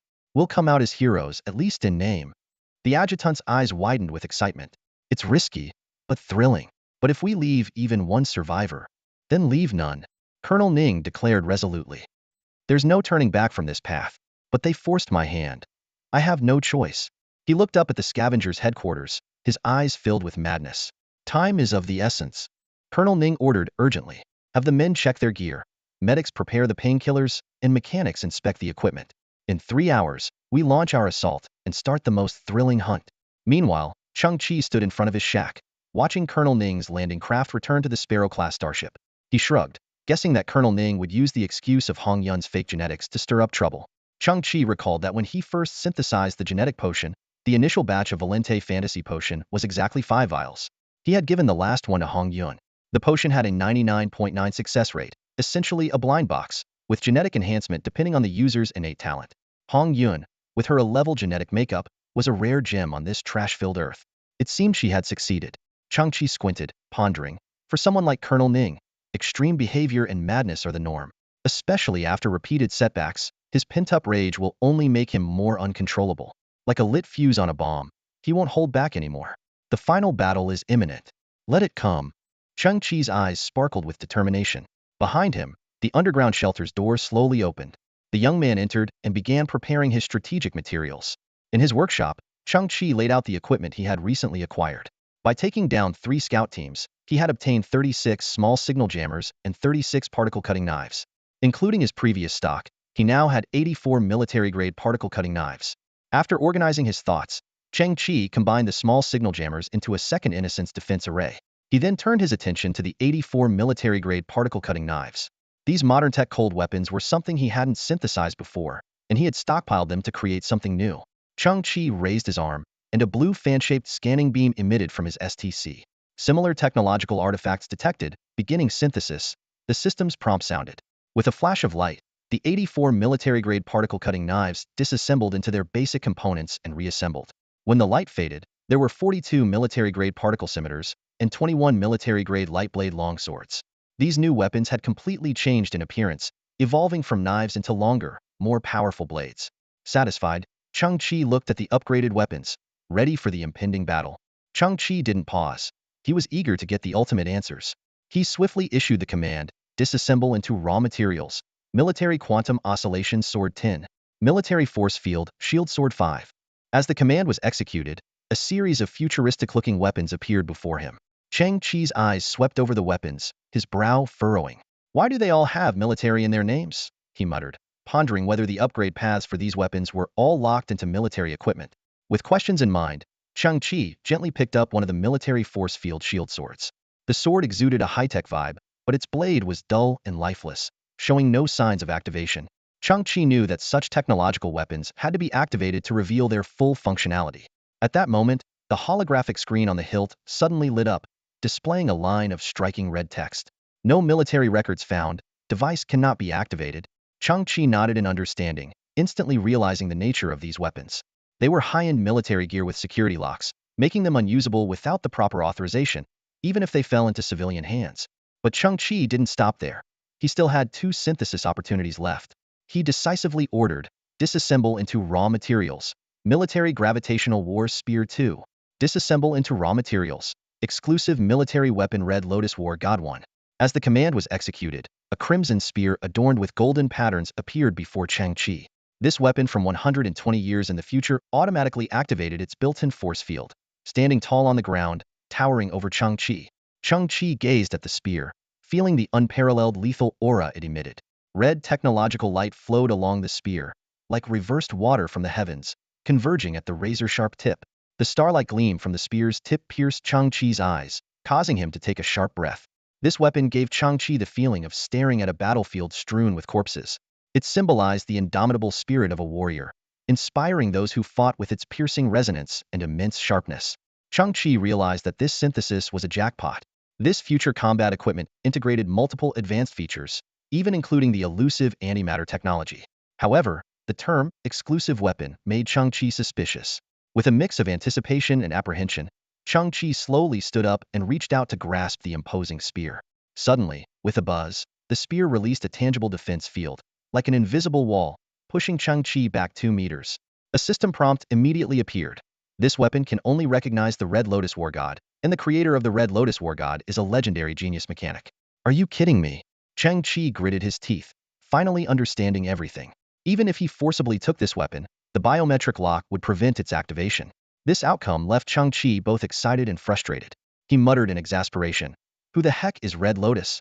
Filled with longing and helplessness over this powerful yet unusable weapon. Dad, if I install those things, can I really become the strongest soldier in the entire galaxy? In the dark corner of an underground shelter, a broken mechanical body was fixed to an iron frame. This was Hua Kunlun, once the top warrior of the galaxy, now reduced to a barely functioning heap of parts. Her program was chaotic, her eyes flickering with fragmented images. A warm scene appeared in her visual system. On a green prairie, a little girl with a red ponytail sat quietly with a burly man. The peaceful image was abruptly interrupted by a blinding flash, followed by deafening explosions and heart-wrenching screams. The scene shifted to the pitch-black universe, where hundreds of sniper beams hit the adult Hua Kunlun. She floated in space like a kite with a broken string, her body riddled with countless bullet holes. These fragmented memories caused Hua Kunlun's head to shake violently, and she let out a low growl of both anger and fear. Chang-Chi leaned against the doorway of the workshop, arms crossed, silently observing Hua Kunlun's reaction. A hint of regret flashed in his eyes, but he quickly regained his composure. At that moment, Han Zai appeared at the entrance of the shelter, carrying a massive pile of junk over 6 meters high. Chang-Chi, the monkeys are here. They've been holding back for days, and now they're delivering a ton of scrap. Han Zai shouted excitedly, using a local term for the pile of garbage. Chang-Chi carefully examined the junk mountain and found that 80 of it consisted of damaged cybernetic bodies, with all sorts of parts included. He nodded in satisfaction, silently praising the monkey's efficiency and capability. Hua Kunlun struggled to turn her head. Due to damage to her control chip, she could only open one eye fully, while the other eyelid twitched mechanically. "Are you really planning to help me?" she asked Chang-Chi. "This will put you at great risk. I know it's impossible to find suitable parts on this garbage planet. I won't have excessive demands or expectations. Asking you to restore all my functions is simply too much. I just need a pair of usable legs to escape the encirclement and return to the Alliance headquarters. Of course, whatever you manage to do will be a tremendous help to someone in my desperate situation." As she spoke, a spark erupted from her neck, and she struggled to make a nodding gesture. "Kunlun will always remember the help from Mr. Chang-Chi. Thank you." Chang-Chi smiled. "Got it?" Inside the workshop, Chang-Chi scrutinized the cybernetic bodies on the ground. Although there was no shortage of parts, including even artificial lungs, they all had one common issue. None had any surface armor or synthetic skin, just skeletons or partial cores. Chang-Chi picked up a cybernetic arm, now reduced to a blackened metal bone with unidentified bite marks, possibly from one of Zizi's kin who had gnawed on it in the junk pile before discarding it as inedible. Stretching his shoulders, Chang-Chi's eyes gleamed with determination. "Well, let's get started." Hua Kunlun had only a little energy left in her, but she refused to go into hibernation. She kept her eyes open, her beautiful red pupils fixed on Chang-Chi's workshop. The makeshift space, built from old wooden boards and metal, constantly flickered with blue light, indicating some sort of welding work. Despite knowing that expecting too much under such conditions was unreasonable, Hua Kunlun still hoped the young mechanic could piece together a functional body from the scrap. This was her only chance, and she kept praying. Just to move, just to be able to move. 20 minutes later, Chang-Chi emerged from the workshop carrying a set of blackened cybernetic skeletons.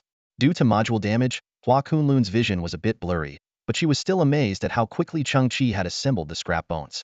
As Chang-Chi approached, Hua Kunlun's vision gradually cleared. Her one eye widened in shock.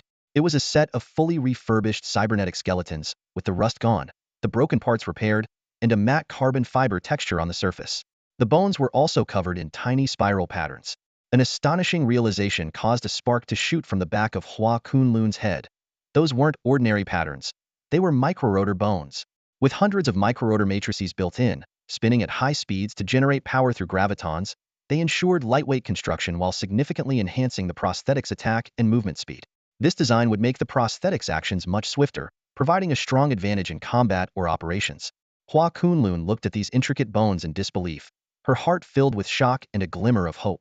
This technology represents the pinnacle of the Galactic Science Alliance's artificial limb division, surpassing the capabilities of a natural body.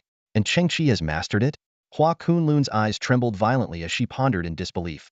This technology should be impossible to leak, and even if it did, it couldn't have reached a backwater planet like Earth. Suddenly, a shocking thought crossed her mind. Chang-Chi developed this technology independently, coincidentally matching the top-tier techniques of the Galactic Alliance. Hua Kunlun's shock deepened, leaving her with one overwhelming thought. Chang-Chi's talent is extraordinary. But then doubts arose. How could he complete a skeletal overhaul and integrate microrotor technology in such a short time? Her gaze swept over the few simple wooden shacks, silently guessing. Does he have some kind of large-scale production line in his workshop? Chang-Chi seemed to read her confusion and softly said, "Materials are limited, so we'll have to make do." He approached Kunlun, picked up an arm, and connected it to her body. Instantly, countless hair-thin tendrils extended from the arm's skeletal end, snaking through the air before slowly burrowing into Kunlun's battered shoulder, beginning to merge with her electronic nerves. Hua Kunlun's heart trembled again. She realized this technology surpassed her understanding of rotor skeletal systems. Those black fibers resembled some kind of nanoscale biological nerves. Her emotional support module issued increasingly strong warnings as she struggled to comprehend what was happening. "I suspect those imposters will soon drop their facade," Chang-Chi said, meticulously fitting piece after piece of microrotor bone. Scapula, arm bones, ribs. Hua Kunlun's expression grew serious. Chang-Chi continued, "I have a plan. If they dare act recklessly, I'll make sure they never leave here." Hua Kunlun was stunned. To her, trapping everyone here seemed impossible, let alone disabling a starship without destroying Ithis was pure fantasy. Chang-Chi's face remained calm as he said, "They say to know your enemy and yourself is to fight 100 battles without danger, but I know nothing about those two starships." Hua Kunlun frowned and explained, "The captain of the Harrier-class starship is Ning Feng, the most talented commander the Galactic Alliance has seen in the past 2 decades. His greatest asset is the 2 fully armed Harrier-class starships. The moment you show yourself, he could use the starship's star annihilation cannon to obliterate you instantly." In the Alliance, people often describe Ning Feng's connection with his starship as one with the universe. Chang-Chi's hands paused as he asked, "What kind of power does the star annihilation cannon have?" Due to the limitations of the ship size, it carries a secondary star annihilation energy cannon. A single attack generates a pressure 30 times that of Earth's core. Hua Kunlun's red pupils flickered. The star annihilation cannon, as the name suggests, annihilates stars. No individual can withstand that power, not even at my peak. Got it. Chang-Chi's voice was unusually calm. So, the 2 starships are equipped with just 1 star annihilation cannon? How can we prevent a second shot? Hua Kunlun's expression froze momentarily. She didn't understand what Chang-Chi meant by a second shot. As for most beings, experiencing the cannon's power once would be their last. She explained, "The Harrier's defense shield, codenamed Sky Shield, is one of the most robust force field shields in the Galactic Alliance. To prevent a second shot, you must penetrate the Sky Shield and destroy the cannon's core. The only way to breach the Sky Shield is to concentrate a high-energy, high-density beam on one of its diamond-shaped units. If the attack is powerful enough, the shield might suffer unit damage, creating a small breach. But the Sky Shield has 7 layers. Even if all 7 layers are breached instantly, the shield will rotate like a Rubik's Cube, shifting all 7 breaches into a massive maze. And in 30 seconds, the cannon will fire again. No one can get through." Hua Kunlun said with a complex expression, It's unrealistic to think you can break through the sky shield alone. Got it. Chang Chi's eyes gleamed with a certain light. Hua Kunlun was puzzled. Despite her explanation of Ning Feng's strength, Chang Chi's only response was a calm got it? Chang Chi suddenly asked, if I repair you completely, will you help me fight the imposters? Hua Kunlun didn't hesitate. Yes. Chang Chi nodded. But actually, your best option is to return to the Galactic Alliance headquarters during the chaos and report everything accurately. Hua Kunlun was silent for a moment, then firmly said, first, you gave me a second life, and I must repay that kindness. Second, scavengers are also residents of the Galactic Alliance, and as a soldier, if I know they are about to be killed and do nothing, I won't be able to sleep. I have to do something. Chang Chi pursed his lips and nodded. Actually, this set of pitch black, skinless bones doesn't quite match the great genius Cheng's reputation. At this moment, Hua Kunlun suddenly realized that throughout their conversation, Chang Chi had only laid out the microrotor bones on the ground without installing them. She saw him gather the bones with a smile and say, wait a moment, breaking down the raw materials to begin synthesis in the workspace.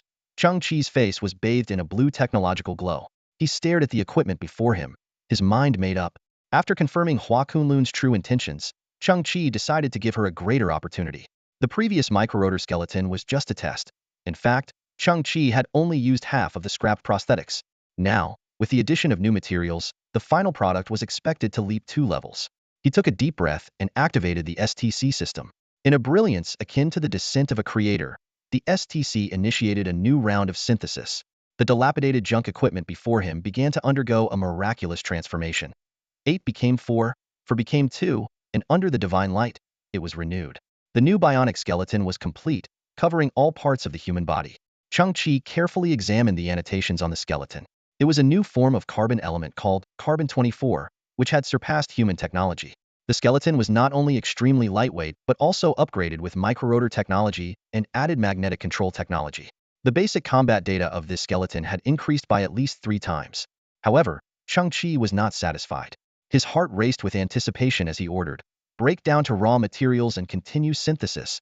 The STC system quickly responded, initiating the overall scheme synthesis module. Chang Chi was taken aback and murmured, overall scheme? Moments later, the success chime sounded. Chang Chi's eyes widened as he gazed at the creation before him. A 3.5-level cyber civilization core structure. The system annotation popped up. This is also known as the top-tier equipment of the VIA-level cyber war skeleton. The annotation detailed the state of human civilization 620 years later. Humanity continued in the universe through comprehensive prosthetics, giving birth to cyber civilization. However, the rampant spread of electronic drugs led to widespread mental distortion among cyber life forms, causing a split in the cyber civilization and igniting a century-long cyber war. The VIA-level cyber war skeleton was the pinnacle of cyber underground civilization's combat power, equipped with a unique 2 minutes and 1 second red temperature mode. It housed a BCM5241 integrated processing chip, providing comprehensive combat enhancement capabilities. Chang Chi stared at the approximately 170 centimeters tall, light red skeleton. It was no longer a collection of scattered bones but a complete entity, with numerous details filled in.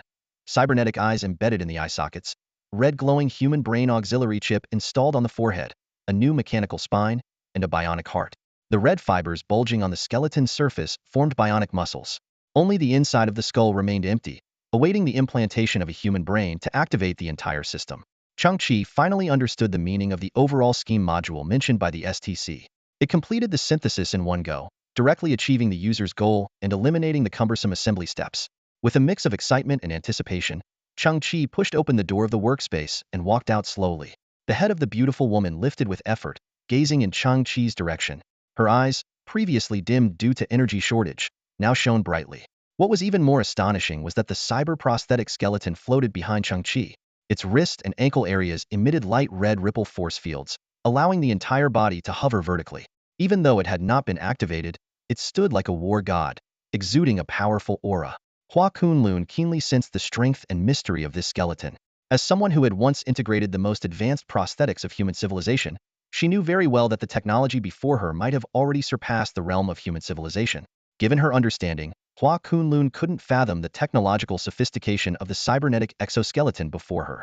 She looked at Chang Chi in shock, her mind swirling with questions and amazement, unsure of where to begin. You've truly surpassed all my expectations, Hua Kunlun said, her mechanical head glinting with red pupils. Transplanting a biological brain is a complex and precise process. I can describe my modified experience in detail to help you complete the operation. Cheng Qi shook his head gently. No need, he said, slightly tilting his head as the KP-03 Quantum Intelligent Repair Cluster activated. Tens of thousands of nanobot repair units drifted like black smoke, settling lightly on Hua Kunlun's mechanical head. They swiftly began analyzing her neural connection system, instantly devising a safe transplantation plan. The next moment, tiny arcs of electricity flickered within Hua Kunlun's head as the quantum repair cluster got to work. Her eyes widened as her passive safety system informed her that the precision of the brain transplant far exceeded the standards of the Galactic Science Alliance. Get rid of those outdated chips in your brain, Cheng Chi's voice echoed. Hua Kunlun was taken aback again. She slowly turned her eyes to the side, focusing on a nearby pale red cybernetic exoskeleton. A chip in its forehead glowed intermittently with red light, as if calling out to her with a sense of destiny. Cheng Chi stroked his chin, frowning. It's still missing something. The upgrade path for this equipment ultimately leads to an internal skeleton, he explained. Cybernetic life forms have separate systems for external armor and internal skeletons. To be honest, right now, you're just a red technological skeleton, and you'd scare little girls if you went outside like this. Hua Kunlun couldn't hide her surprise. This is already incredibly impressive. How could I ask for more? Besides, there probably isn't any armor material on Earth that could match this skeleton. Cheng Chi glanced at the other side of the shelter, where another type of scrap was neatly piled, including 15 metal smelting crucibles brought by the scavengers.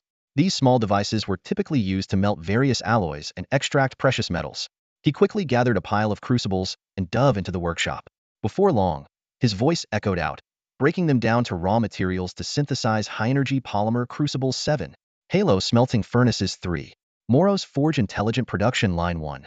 Cheng Chi continued, capable of smelting and forging 223 types of rare alloys, incorporating the lifelong forging techniques of Master Moros.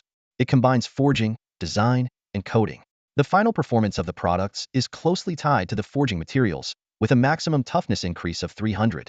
Adhering to Moros's ultimate mechanical aesthetics, every item produced by this line will become a sought-after piece in the interstellar collectibles market. Satisfied with his work, Cheng Chi nodded and smiled. He turned and opened the wooden door of the workshop, leaning against the doorframe, and gazed at the distant figure of Hua Kunlun. Sigh, General Hua Kunlun. Meeting me was really your good fortune. In your past life, you must have saved the galaxy. Hua Kunlun frowned with difficulty. I don't quite understand what you mean, and frankly, I've saved the galaxy twice in this lifetime. Cheng Chi was stunned, nodding repeatedly. All right, you win. Cheng Chi buried himself in his work for 20 minutes, and finally completed the task at hand. He took a deep breath, wiped the sweat from his forehead, and sat back down. Grabbing a bright red apple, he took a big bite, savoring the refreshing sweetness. Whether it was assembling or researching machinery, this level of focus always captivated him, making him feel insatiable. Suddenly, the small Saturn-shaped device on the ceiling, the Innocent Defense Array, started, flashing with a blinding red light and emitting a sharp alarm. Cheng Chi paused for a moment, furrowing his brow. A real-time image of the surface appeared in his vision. A small garbage transport ship was landing near his shack, bearing the insignia of the Interstellar Alliance Squad. Cheng Chi quickly traced the source of the information and discovered that this transport ship had detached from a Harrier-class starship. What's going on? How did they find this place? He muttered to himself, slowly standing up, his eyes fixed on the garbage ship. The hatch opened slowly, and a man in a white lab coat, around 60 years old, stepped out. He looked somewhat shifty-eyed and kept waving his hands, shouting softly, "Don't shoot! Don't shoot! I'm one of you!" Cheng Chi was taken aback again. This guy's actions were like those of an intruder in a village, yet he claimed to be one of us? Ridiculous. The man continued to shout, "I'm coming in. Don't attack me." He lifted the flap of Cheng Chi's tent, only to find it empty and in disarray. At that moment, Cheng Chi, clad in a blue scavenger's cloak, emerged quietly from behind a nearby garbage heap. He was holding a sharp black dagger and said coldly, "You'd better explain yourself, or I'll make sure you stay here forever." Seeing Cheng Chi, the man in the white coat immediately ran over, nodding and bowing with a smile. "Are you Mr. Cheng Chi? I'm sent by Boss Missouri. M.O.?" Cheng Chi was puzzled, glancing between the garbage ship and the Harrier-class starship in the sky. The man in the white coat continued to explain with a smile, "Haha. I'm known as the Thousand Faces Demon, currently employed by Boss Missouri. He sent me here to pick up some goods." Thousand Faces Demon? Cheng Chi's eye twitched, thinking how childish such a nickname was in this day and age. Sensing Cheng Chi's skepticism, the man in the white coat quickly added, "Rest assured, I'm not with the Interstellar Alliance. I captured one of their logistics team members in advance and used a biodisguise mask to infiltrate the Harrier-class starship. My mission is to collect the goods from you and leave promptly. Chang-Chi was somewhat surprised. He recalled that Mo had indeed mentioned finding a way to retrieve the Heintropi alloy, but he hadn't expected it to be done this way. The man in the white coat continued, Mr. Chung, the Interstellar Alliance squad is planning something big, and their internal situation is chaotic. I slipped out under the guise of disposing of medical waste. I'm disguised as a nutritionist, usually responsible for delivering anti-aging drugs to them, and I don't know their specific plans. You must be very careful. Chang-Chi tilted his head and asked, do you know what you're supposed to pick up? 12,450 pieces of Heintropi alloy. The man in the white coat answered immediately. Chang-Chi remained doubtful. You surely know that this stuff is incredibly valuable, so I have to be cautious. The man in the white coat nodded in understanding. I understand your concerns. First, you can contact Boss Missouri anytime to verify my identity. Second, Boss Missouri specifically told me the secret code for our meeting. Chang-Chi was taken aback. He had never agreed on any secret code with Mo, but he decided not to interrupt, curious to see what the man would say. The man in the white coat looked around and then leaned in close to Chang-Chi, whispering, Mr. Chung, the first part of the code is wolf heart pig lung. Chang-Chi was even more confused but tentatively responded. Meat bun hitting a donkey? Connection successful. The man in the white coat exclaimed excitedly, I told you we're on the same side. Mission accomplished. Chang-Chi rubbed his forehead in exasperation, thinking how absurd this all was. To be safe, Chang-Chi used a dedicated radio to contact Mo. Sure enough, this self-proclaimed Thousand Faces demon was indeed hired by Mo to collect the goods. Only then did Chang-Chi relax a bit, preparing to hand over the cargo. Mo's words echoed in Chang-Chi's ears. This guy is incredibly capable. His reputation, credibility, and trustworthiness are top-notch. In the entire interstellar black market, his business skills are among the best. You can safely entrust the Heintropi alloy to him.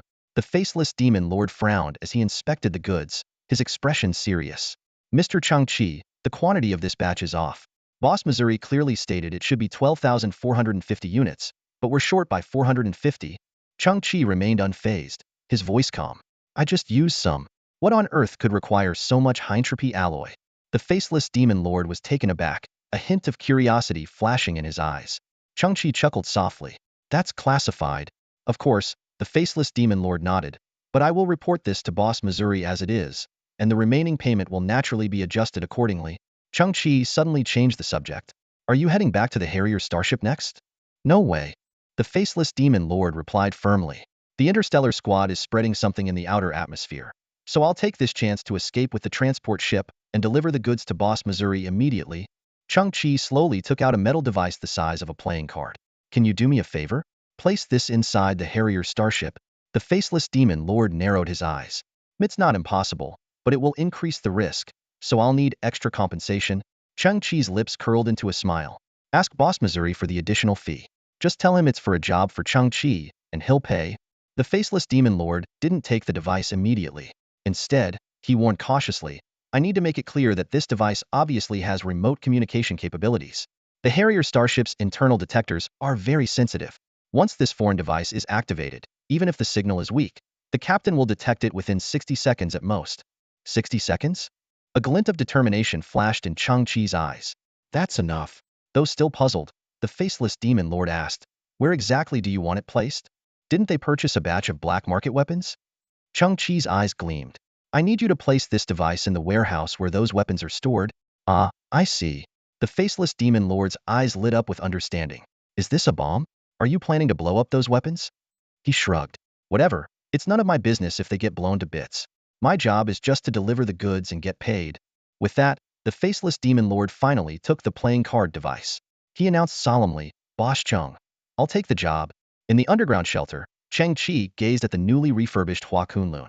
Her body was now covered in a brand new exoskeleton, with beautiful synthetic skin on her cheeks and a cascade of crimson hair perfectly grafted onto her new frame. Chang-Chi couldn't help but marvel at how Hua Kunlun epitomized the pinnacle of mechanical aesthetics. Hua Kunlun's eyes were closed, appearing to be asleep, but her consciousness was immersed in the augmented reality of VIA-level cyber technology. In this isolated virtual space, she was learning to operate her new cybernetic body while undergoing adaptive combat training. Chang-Chi couldn't predict when she would wake up, but he knew he had to leave. As he crossed the wooden bridge within the underground shelter, Chang-Chi noticed a silent scavenger communicator nearby. He tapped it lightly, a smile tugging at the corner of his mouth. I hope you don't disappoint me. Suddenly, a deafening announcement echoed through every corner of the junk planet. All scavengers, assemble immediately in Zone B-24. Two 20-kilometer-long Harrier-class starships hovered thousands of meters above, slowly adjusting their positions, their bows tilting downward like two suspended swords aimed at the ground. The scavengers quickly gathered, forming a massive group that moved sluggishly across the ground like a bloated giant beast. The temperature was unusually low today, and the cold seeped through their protective suits, causing them to shiver intermittently. In the distance, small whirlwinds kicked up gray metallic dust, swirling erratically. President Lee walked at the forefront of the group, puzzled by the sudden orders from the Interstellar Alliance squad, but unwilling to think the worst. He hoped it might be a unifying command, or the distribution of a second round of supplies. Looking around, he couldn't see his two daughters and frowned, lamenting their lack of manners. Suddenly, a grand scene unfolded before his eyes. The main hatches of the two Harrier-class starships opened with a thunderous roar, and a line of landing craft descended in formation. Fully armed soldiers of the Interstellar Alliance disembarked in a steady stream, their eyes cold, forming a neat phalanx in front of the scavengers. President Lee's heart skipped a beat as he felt an overwhelming sense of oppression. At that moment, one of the Harrier-class starships emitted a red laser, creating a clearly visible red line in front of the scavengers, stretching from north to south. From a distance, Colonel Ning's voice boomed, "Everyone, stand behind the line." He stood expressionless, 100 meters away from the scavengers. President Lee swallowed hard, quickly stepping back to stand behind the red line.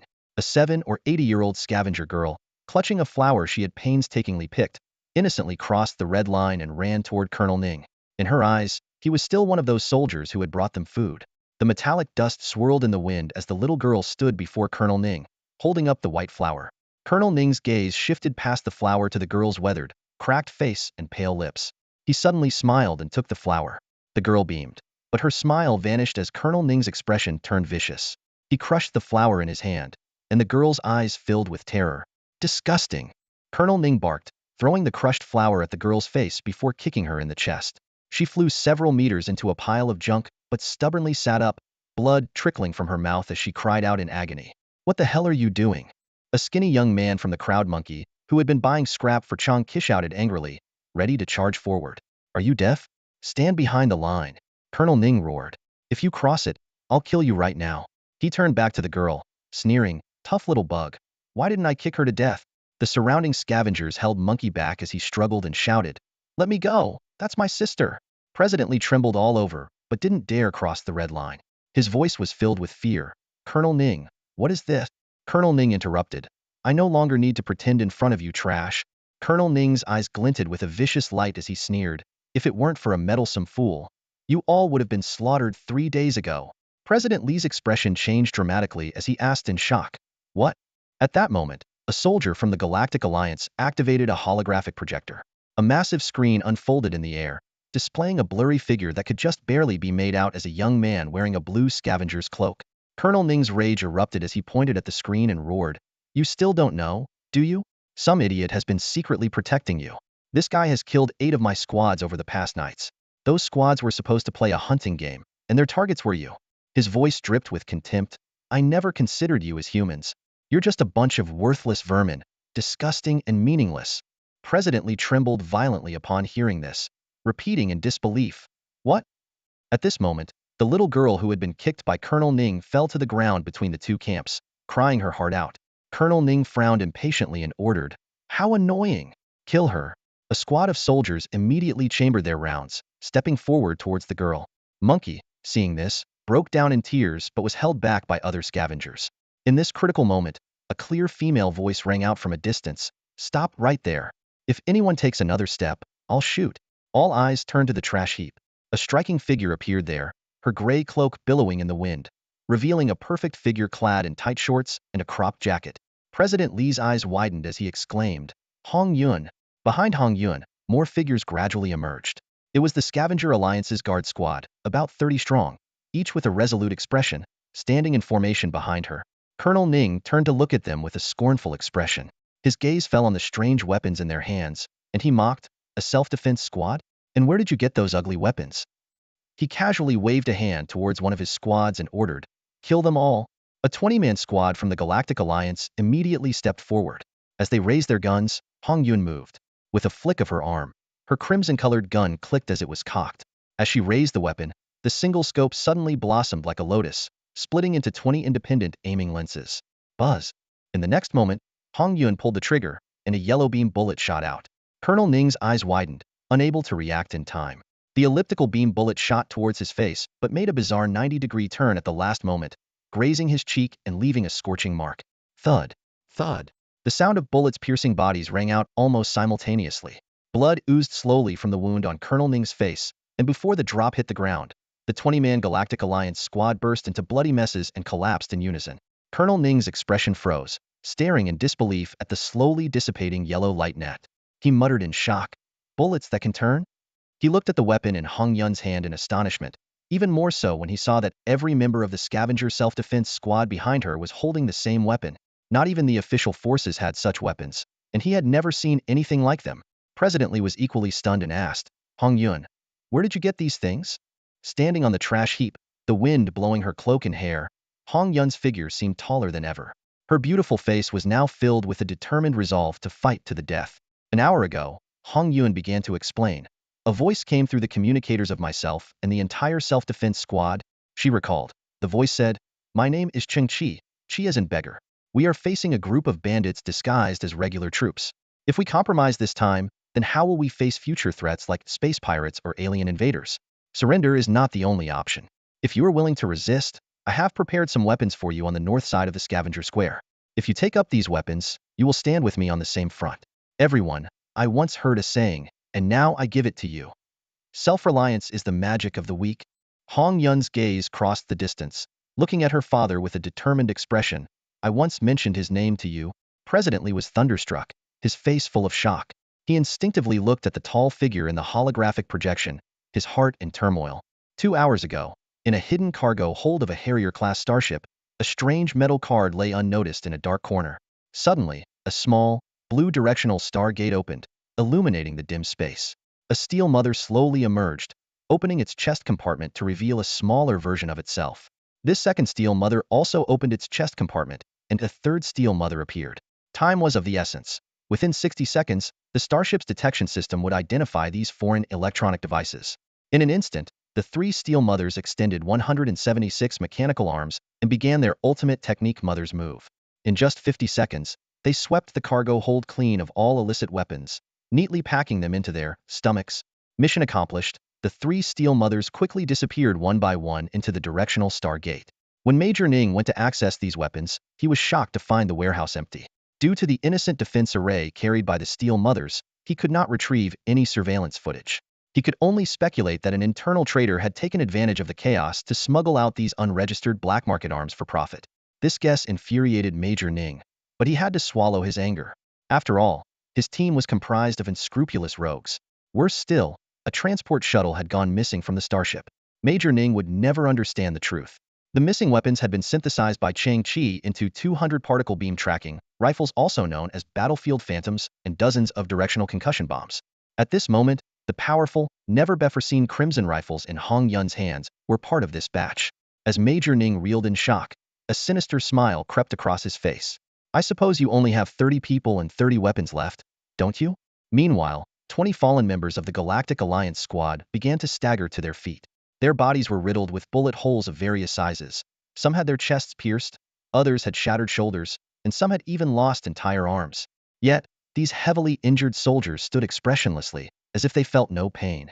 Their Alliance combat suits immediately released medical gel to seal their wounds and provide basic treatment.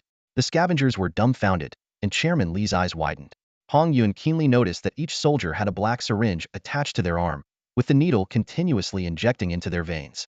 The moment they stood up, the dosage increased dramatically, and the entire vial of black liquid was injected into their bodies. Pain suppression serum. Major Ning's eyes gleamed coldly.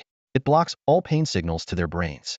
As long as their bodies can function, they become tireless, pain-insensitive killing machines. He looked at Hong Yun and the others with disdain. "As for you, trash will always be trash. Even with these excellent weapons, your aim is still pathetic. Hong Yun, how many people can you kill with a single shot?" With fresh blood still trickling down his face, Major Ning pointed at Hong Yun and roared, "But if you dare fire another shot, I'll activate the Star Destruction Cannon and wipe out half of your scavengers." Hong Yun's face turned pale, and her hand holding the gun trembled. "Ha ha ha, trash." Major Ning laughed maniacally. "Look at this horde of scavengers. How many of you can stand up against me? Do you think a few high-powered guns can scare me? I've walked the path of blood and steel. He squinted his eyes. Chairman Li, I can slaughter you all, or I can spare your lives. It depends on your attitude. I order you to kneel before me. As soon as he finished speaking, a massive black cannon barrel, several meters in diameter, extended from one of the Harrier-class starships. Pure black energy churned and burst within it, enveloping the ground in an invisible pressure. I want to know if you're hiding information about Kunlun, and I want to know everything about that person with the blue cape. Major Ning's brows furrowed. But I demand you tell me while kneeling. Chairman Li's body trembled uncontrollably. He had always believed in a moderate approach and was inherently timid.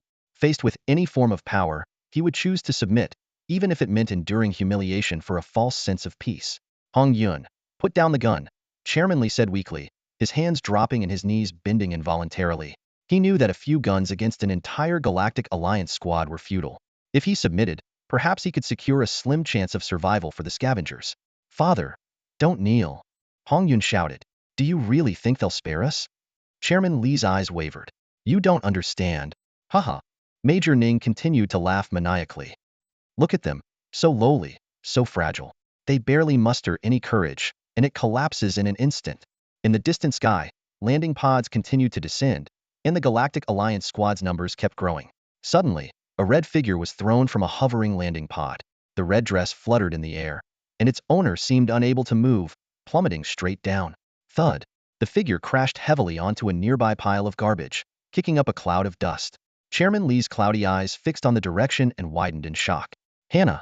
Hannah lay slumped on a metal sheet, her red dress torn to shreds, exposing her bruised and battered body. Blood trickled from her mouth as she stared blankly at the Harrier-class starship in the sky, her sticky hair unmoved by the passing wind. Hannah! Chairman Li cried out in anguish. What did you do to her? Hong Yun froze in place, her eyes fixed. Heh. Major Ning chuckled indifferently. She offered herself willingly. So I turned a blind eye and let my soldiers enjoy a reward, just a few hundred men. He squinted his eyes. For a lowly woman, being of such value is already an honor. Chairman Li was overwhelmed by the successive shocks, his vision darkening. Kneel. I told you to kneel. Major Ning's face twisted with madness. Kneel before me, and I might spare your life. The disguise mask on his face, damaged by a recent wound, hung loosely on one side of his face.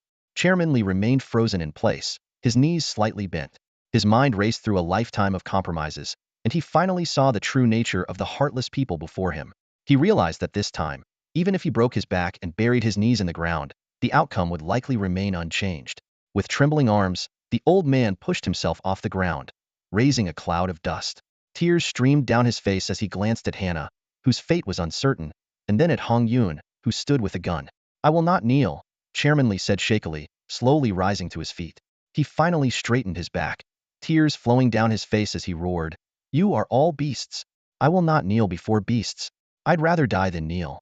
Colonel Ning's face flashed with panic, but quickly, his brother Ning Feng's voice echoed in his mind. The Star Annihilator cannon is ready. Colonel Ning's expression relaxed. It was time to end this charade. He turned, pointing towards Hong Yun and Chairman Li, and snarled, Die! In an instant, the Star Annihilator cannon's barrel emitted a terrifying black light, plunging half the sky into darkness. A massive column of annihilating energy descended from the heavens, aiming directly at the 300-meter radius centered on Chairman Li and Hong Yun. Beast! Chairman Li cursed one last time, closing his eyes to await his fate. At that critical moment, a figure appeared between Chairman Li and Hong Yun with a speed that seemed to warp space. The figure raised a hand, and a bright yellow spherical shield instantly expanded, covering a 500-meter radius. With a deafening roar, the two immense energies collided, consumed each other, and dissipated. When everything calmed down, the surrounding temperature had inexplicably risen by nearly 10 degrees. Colonel Ning and his men retreated in shock, staring ahead. The Star Annihilator cannon's energy was completely spent, but the bright yellow shield remained intact. The shield gradually became transparent, and the remaining energy contracted back to its Korea small, Saturn-like glowing sphere that hovered quietly beside a young man in a blue cloak. Colonel Ning's eyes widened as he looked back and forth between the young man and the void projection. It's you, he exclaimed. Everyone stared in astonishment at the young man. Chairman Li collapsed to the ground, his murky eyes half open, recalling the image of the hacker from earlier. Hope slowly appeared in Hong Yun's eyes. How do you possess such a high-level defense mechanism? Colonel Ning shouted in disbelief. Who are you? The young man in the blue cloak maintained a calm expression. He stepped over the red line, picked up the little girl from the ground, and returned her to the tearful monkey among the scavengers. My name is Cheng Chi, Chi as in beggar, the young man said firmly, facing Colonel Ning. I am a true scavenger. Colonel Ning gasped, suddenly noticing that the small Saturn-like glow on Cheng Chi's shoulder had dimmed. It can't withstand a second attack, he realized, shouting to the sky, brother, initiate the second attack immediately. The Star Annihilator cannon consumes immense energy, requiring a secondary charge between firings. However, once preheated, its recharge time is drastically reduced, needing only 55 seconds in extreme conditions. At this moment, the enormous barrel began to glow with an ominous black light once more, resembling a black hole ready to devour everything. Colonel Ning laughed arrogantly. You indeed exceed my expectations, but I love seeing so-called heroes realize they are nothing more than insignificant ants, mere specks of dust before true power. His voice dripped with haughty disdain. Without the defense shield, everyone under the Star Annihilator cannon is an ant. Just then, Cheng Chi's actions shattered Ning's boast. With a slight bend of his knees, he leapt into the air like an arrow. To everyone's astonishment, dark green bioflames erupted from his feet, propelling him dozens of meters higher. The scavengers were stunned, their minds in chaos. Someone exclaimed, he actually has flight equipment? Colonel Ning looked up, shouting menacingly, dodge? The Star Annihilator cannon is locked on. It's useless. However, Cheng Chi's next move left everyone breathless. With a flick of his wrist, he conjured a device resembling a crystal flashlight. Without hesitation, he aimed it at the sky. Instantly, an invisible tremor spread out, and a thread-thin white energy beam sliced through the sky. Buzz! The outer Tian shield of the Hawk-class starship became visible. Blue light appeared out of nowhere, forming tightly connected, glowing blue diamond-shaped modules that created a layered energy shield. From a distance, it looked like 7 semi-transparent giant spheres enveloping the Hawk-class starship. Colonel Ning gritted his teeth. He wants to destroy the Star Annihilator cannon? Dream on. He can't penetrate the Tian shield. At that moment, a piercing, unbearable ringing filled everyone's ears, as if a needle were stabbing their eardrums. Cheng Chi had pushed the Meowsy Catalyst prototype to 100 output.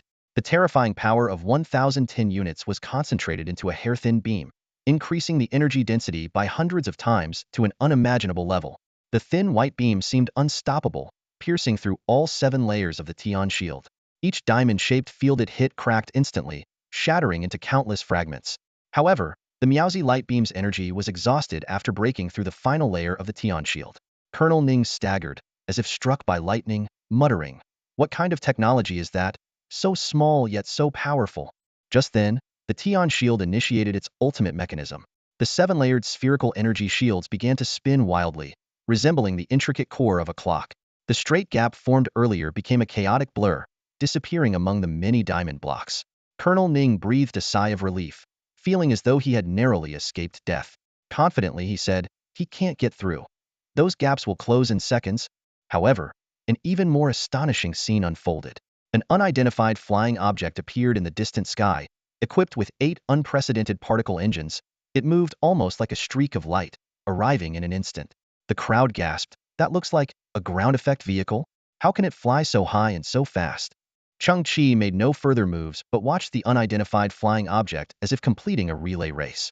Panic-stricken, Colonel Ning shouted, what is that thing? Its speed is incredible, and it seems to be entering the shield. Fire! Shoot it down! On the ground, countless soldiers raised their weapons, and in an instant, thousands of beams shot through the sky. The flying object demonstrated breathtaking agility, performing high-difficulty maneuvers like a butterfly weaving through flowers. However, reality often disappoints. Despite its agility, the flying object couldn't escape the concentrated firepower. Boom, boom, boom. 3 engines spewed thick black smoke, clearly out of commission. Yet, to everyone's shock, the flying object retained its incredible speed and agility despite losing most of its engines. Colonel Ning and the soldiers were dumbfounded. 5 engines destroyed, and it's still so swift. Normally, it should have crashed by now. Under the incredulous gazes, the flying object swiftly escaped the ground weapons range, diving into the first gap of the Tian shield. With exceptional piloting skills and a compact, nimble frame, it navigated through the shield's layers, rapidly approaching the Star Annihilator cannon. Faintly, they heard a cocky voice from the flying object. No problem, no problem. I once flew 120 kilometers under extreme conditions with just half an engine. When I, crow, fly, it's always rock solid. The scavengers were horrified by the audacious declaration. Is that really a raven? President Lee collapsed to the ground, his pupils trembling violently as he stared in disbelief at the scene before him. A young man wearing a blue scavenger's cloak stood not far away, his presence seemingly heralding some monumental change. President Lee's gaze darted between the young man and the raven in the sky, his heart filled with shock. Chang Chi squinted slightly, recalling the intelligence he had previously obtained from Hua Kunlun. Although the Harrier-class starship's destruction cannon and Sky Shield defense field were formidable, the Innocence Defense Array, a product of advanced technological civilization, could withstand a single attack from the destruction cannon despite its small size and limited energy. The key was to eliminate the threat immediately after the defense array failed. An hour and a half earlier, Chang Chi had contacted Raven, explaining the situation in detail. Raven, as always, showed boundless enthusiasm. Under Chang Chi's guidance, Raven retrieved the engines scattered along the flight path and acquired 8 chasing wind particle turbine thrusters synthesized by Chang Chi. After modifications, Raven's flight capabilities were greatly enhanced. At this moment, Raven was also carrying 10 directional shock bombs synthesized by Chang Chi using illegal equipment. It took Raven only 43 seconds to break through the last layer of the Sky Shield. Meanwhile, the destruction cannon's charging countdown had only 8 seconds left. Raven acted swiftly. With a wave of his hand, the 10 directional shock bombs attached themselves to the surface of the destruction cannon like magnets. The bomb's detonation countdown was only 5 seconds. Standing on a dilapidated ground effect vehicle, Raven looked back at Chang Chi and the numerous scavengers. Through the fully closed Sky Shield, he revealed a triumphant smile. His voice slightly choked. Everyone, I, Raven, never disappoint. No matter when, I can safely deliver anyone or anything to any place. Raven slowly closed his eyes and whispered, but this time, I won't be coming back. Chang Chi shouted from a distance. Stop showing off and get back here. Got it. Raven responded, moving swiftly. He dove into the directional stargate prepared by Chang Chi just before the explosion, disappearing in an instant. Boom, boom. The destruction cannon on the Harrier-class starship was engulfed in continuous explosions, its massive structure disintegrating and crashing down. Colonel Ning stood dumbfounded, utterly unable to comprehend what had just happened. How is that person's piloting skill so exceptional? Where did that ship come from, and where did those bombs come from? Where did he go? How did they manage to do all this? A whirlwind of questions swirled in his mind, with no answers in sight. Attack. No mercy. Colonel Ning's voice echoed across the battlefield, his eyes gleaming with madness. He stared at the Harrier-class starship billowing thick black smoke, completely losing his sanity. I refuse to believe that he alone, with those strange guns, can defeat my army, numbed by painkillers. With a wave of his hand, the troops behind him spread out, forming a massive fan-shaped encirclement. Hong Yun was the first to pull the trigger, and a bright yellow web of light instantly pierced through the bodies of a dozen soldiers. However, due to lack of training, she and the other scavengers couldn't unleash the full power of their weapons, unable to control the strong recoil. The soldiers' bodies erupted with gory holes, some even losing half their faces, but their expressions remained unchanged. They merely staggered before continuing forward, raising their weapons. Hong Yun watched in horror. To her, these soldiers were like a horde of mindless zombies, a dark mass advancing unstoppably. Miss Yun, you've done enough. Chang Chi's voice came through. I arranged it this way to ignite the fire in the hearts of the scavengers. Leave the rest to me. Hong Yun looked at Chang Chi from a distance, incredulous. How can you face this army alone? That guy. Target that guy. Colonel Ning pointed at Chang Chi, shouting through gritted teeth. Trash, all of them. And that disgusting rat on his shoulder turned them into Swiss cheese. Only then did Hong Yun notice the white, fluffy creature on Chang Chi's shoulder. Chang Chi exhaled slowly, turned his head toward the little white mouse wearing a straw hat, and said softly, Squeak, did you hear that? He insulted you. The little mouse stood up, its straw hat lifted by the breeze, revealing a pink brain adorned with pink crystals. It frowned, its small eyes filled with fury, and let out a sharp squeak. Suddenly, the entire junk planet resounded with countless beastly roars, forming waves of sound that shook the heavens and earth, from the distant capital to the ground beneath their feet. A heavy stench of blood filled the air. Everyone felt an instinctive fear, even if they didn't understand what was happening. In the next moment, countless pairs of crimson eyes appeared from the gaps in the garbage mounds and the ground, each as large as a fist, fierce and terrifying. A soldier felt a tremor underfoot, and then the steel plate beneath him was lifted. A 5-meter-long giant Redford rat emerged from the junk pile, opening its 2-meter-wide mouth and spraying corrosive saliva as it let out a deafening roar. Despite the painkillers, the soldier's mental state remained intact. Confronted with this unprecedentedly terrifying beast, His fear exploded, and he let out a terrified scream. The red-furred rat gave him no chance to breathe, biting off half of his body and chewing it with a horrifying crunch. Those are killer rats. Countless killer rats. The scavengers were also enveloped in immense fear, retreating on the ground. Killer rats were their nightmare, especially these giant red-furred killer rats they had never seen before. However, the scavengers soon noticed something strange. The killer rats seemed to be under someone's control and did not attack any scavengers. It's him. That boy! Someone shouted in terror, pointing at Chang-Chi. Chang-Chi stood still, and wherever his gaze fell, clusters of red-furred killer rats emerged from the ground.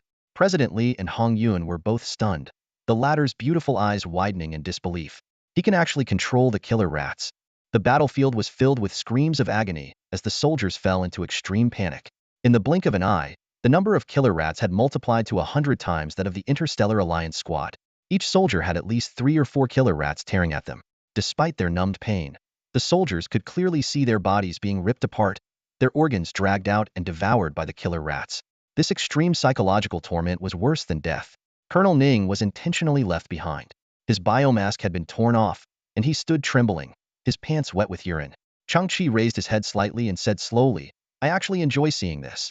You've finally realized that you're just a pathetic, insignificant ant, not even worth a speck of dust in the face of true power." Colonel Ning's face turned ashen as he retreated, muttering softly, "Big brother, what are you waiting for? Why aren't you making a move? Are you just going to watch my brothers die one by one?" Suddenly, a deep and powerful voice came from one of the Harrier-class starships. "I've long wanted to get rid of this band of bandits. They are filled with uncontrollable risks and offer no help to my future. So, let's end this farce now. General, you must escape." The young lieutenant's voice echoed through the bridge, his blood-streaked face contrasting sharply with his determined eyes. "Someone has to bring the message back. My brothers and I will hold them off at any cost." In the vastness of space, explosions rang out, and fiery flashes illuminated the darkness. Inside the bridge, the lieutenant operated the console, his voice heavy with resolve. "Our battleship is surrounded. There's no chance of escape. In 2 minutes, I will initiate a suicide collision. General, you must seize this opportunity to escape." He paused, a moment of softness in his eyes. "If you can, please visit my wife and my unborn child. Tell them I am not a traitor." The scene shifted abruptly to a wide grassland, where a little girl with a red ponytail sat beside her father. She raised her right hand, the metal gleaming in the sunlight. "Daddy, I've replaced my right hand with metal too. Am I now the strongest warrior in the galaxy?" Her father smiled gently. "Not yet, my child. When will I be?" the girl pressed. "It's a long journey," her father explained. "As technology advances and you grow older, your prosthetics will be continuously upgraded. One day, you will become the mightiest warrior." The scene shifted back to the crumbling starship. The bridge was on fire, and the young lieutenant stood at the console, shouting back, "General, escape now." Suddenly, a loud explosion shook the entire ship, blowing a massive hole in its side. Through the breach, a towering figure clad in black metal slowly entered. It was a heavily cyberized cyborg, its face resembling a demon, with 4 massive metal fangs glinting menacingly. It wielded a giant axe crackling with electricity, effortlessly resisting the powerful vacuum. The black cyborg scanned the room and spotted the young lieutenant, setting the collision command. With a ghastly wail, it moved instantly, raising its giant axe to cleave the lieutenant in half. Clang! A silver spear intercepted the descending axe just in time. The protagonist charged forward, facing off against the black cyborg. The black cyborg roared, unleashing terrifying power as electricity surged through its axe. With a loud crack, the silver spear shattered. The young lieutenant was split in two. The protagonist, filled with despair and rage, extended her cybernetic arm, unleashing a burst of flames from her palm to propel herself backward through the breach, into the void of space. As she looked back, she saw the black cyborg standing like a demonic titan, holding the lieutenant's bisected body, staring at her from afar. Suddenly, a high-energy sniper beam struck her, severing her torso and exploding her legs into fragments. Another beam followed, obliterating her left arm into countless pieces. In that moment, she witnessed her 24th fleet surrounded by nearly 100 warships, disintegrating into cosmic dust under the relentless barrage. Though her cybernetic body lacked tear ducts, her heart bled. The world seemed to plunge into endless darkness. The shockwaves tossed her broken body through the void. As her consciousness faded, her visual systems malfunctioned, and the last thing she saw was a gray, desolate planet. When she regained consciousness, she found herself lying in a heap of junk. Through her blurry vision, she saw a young boy in a blue cloak standing amidst the storm. The scene twisted again, returning to the grasslands. Daddy, my name is Honglian. Why did you give me the codename Kunlun? It sounds like a boy's name, the little girl asked. The strong man chuckled. Honglian sounds too delicate. Kunlun represents strength, towering and solid. Oh, I see, the girl mused. One day, when I'm no longer fragile, everyone will know my real name is Honglian. The scene shifted to an underground shelter. A pair of brilliant eyes suddenly opened, red pupils glowing with unparalleled brilliance, filled with anger, defiance, and intense battle spirit.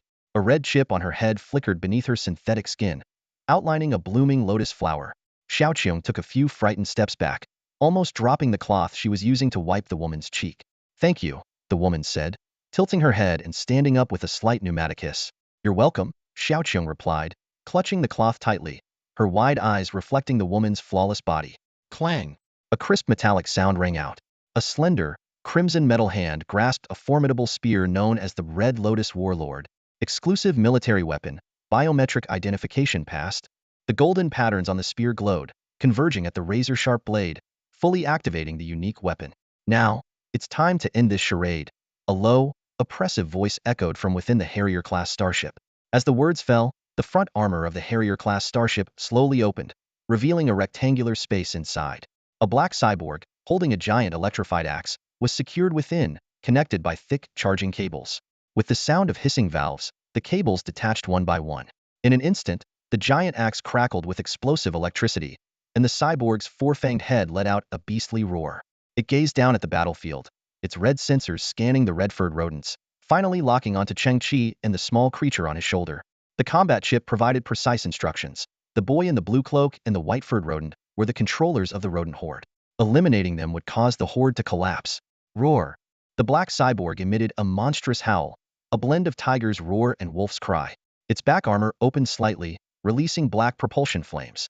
In a high-altitude dive, it charged at Cheng Qi with its electrified axe ready to strike.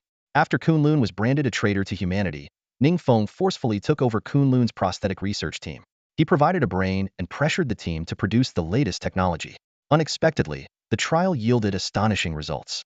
This new artificial body was deemed the most powerful for the next 5 years, unmatched in human civilization. During the combat tests, this black prosthetic, like a bloodthirsty beast, crushed all other prosthetics in the lab, including Kunlun's replacements. Ignoring public opinion, Ningfeng named it Shaxing. The researchers concluded that Shaxing was 1.5 levels ahead of Kunlun. At a time when human civilization was hitting a technological bottleneck, the emergence of Shaxing was an incredible breakthrough. On the night Shaxing was officially named, Dr. Zheng Tian, Kunlun's former chief mechanic, committed suicide, leaving a note. The glory of the past has turned into today's regret. I will no longer serve Shaxing because I cannot accept all this. Aboard the Harrier-class starship, Ningfeng sat in the general's metal seat, coldly observing the ground situation. He realized that the upheaval was caused by a young scavenger. Ningfeng speculated that the boy might have accidentally acquired remnants of an advanced civilization on the junk planet. Despite the incredible energy of the device that pierced the sky shield, Ningfeng believed that such a handheld weapon posed no threat to Shaxing. He was convinced that Shaxing's speed and reaction capabilities far surpassed human understanding, and that it could decapitate the opponent in a single encounter, ending the farce.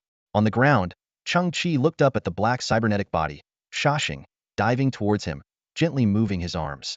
Suddenly, the scavengers exclaimed, and Cheng Qi turned to look into the distance.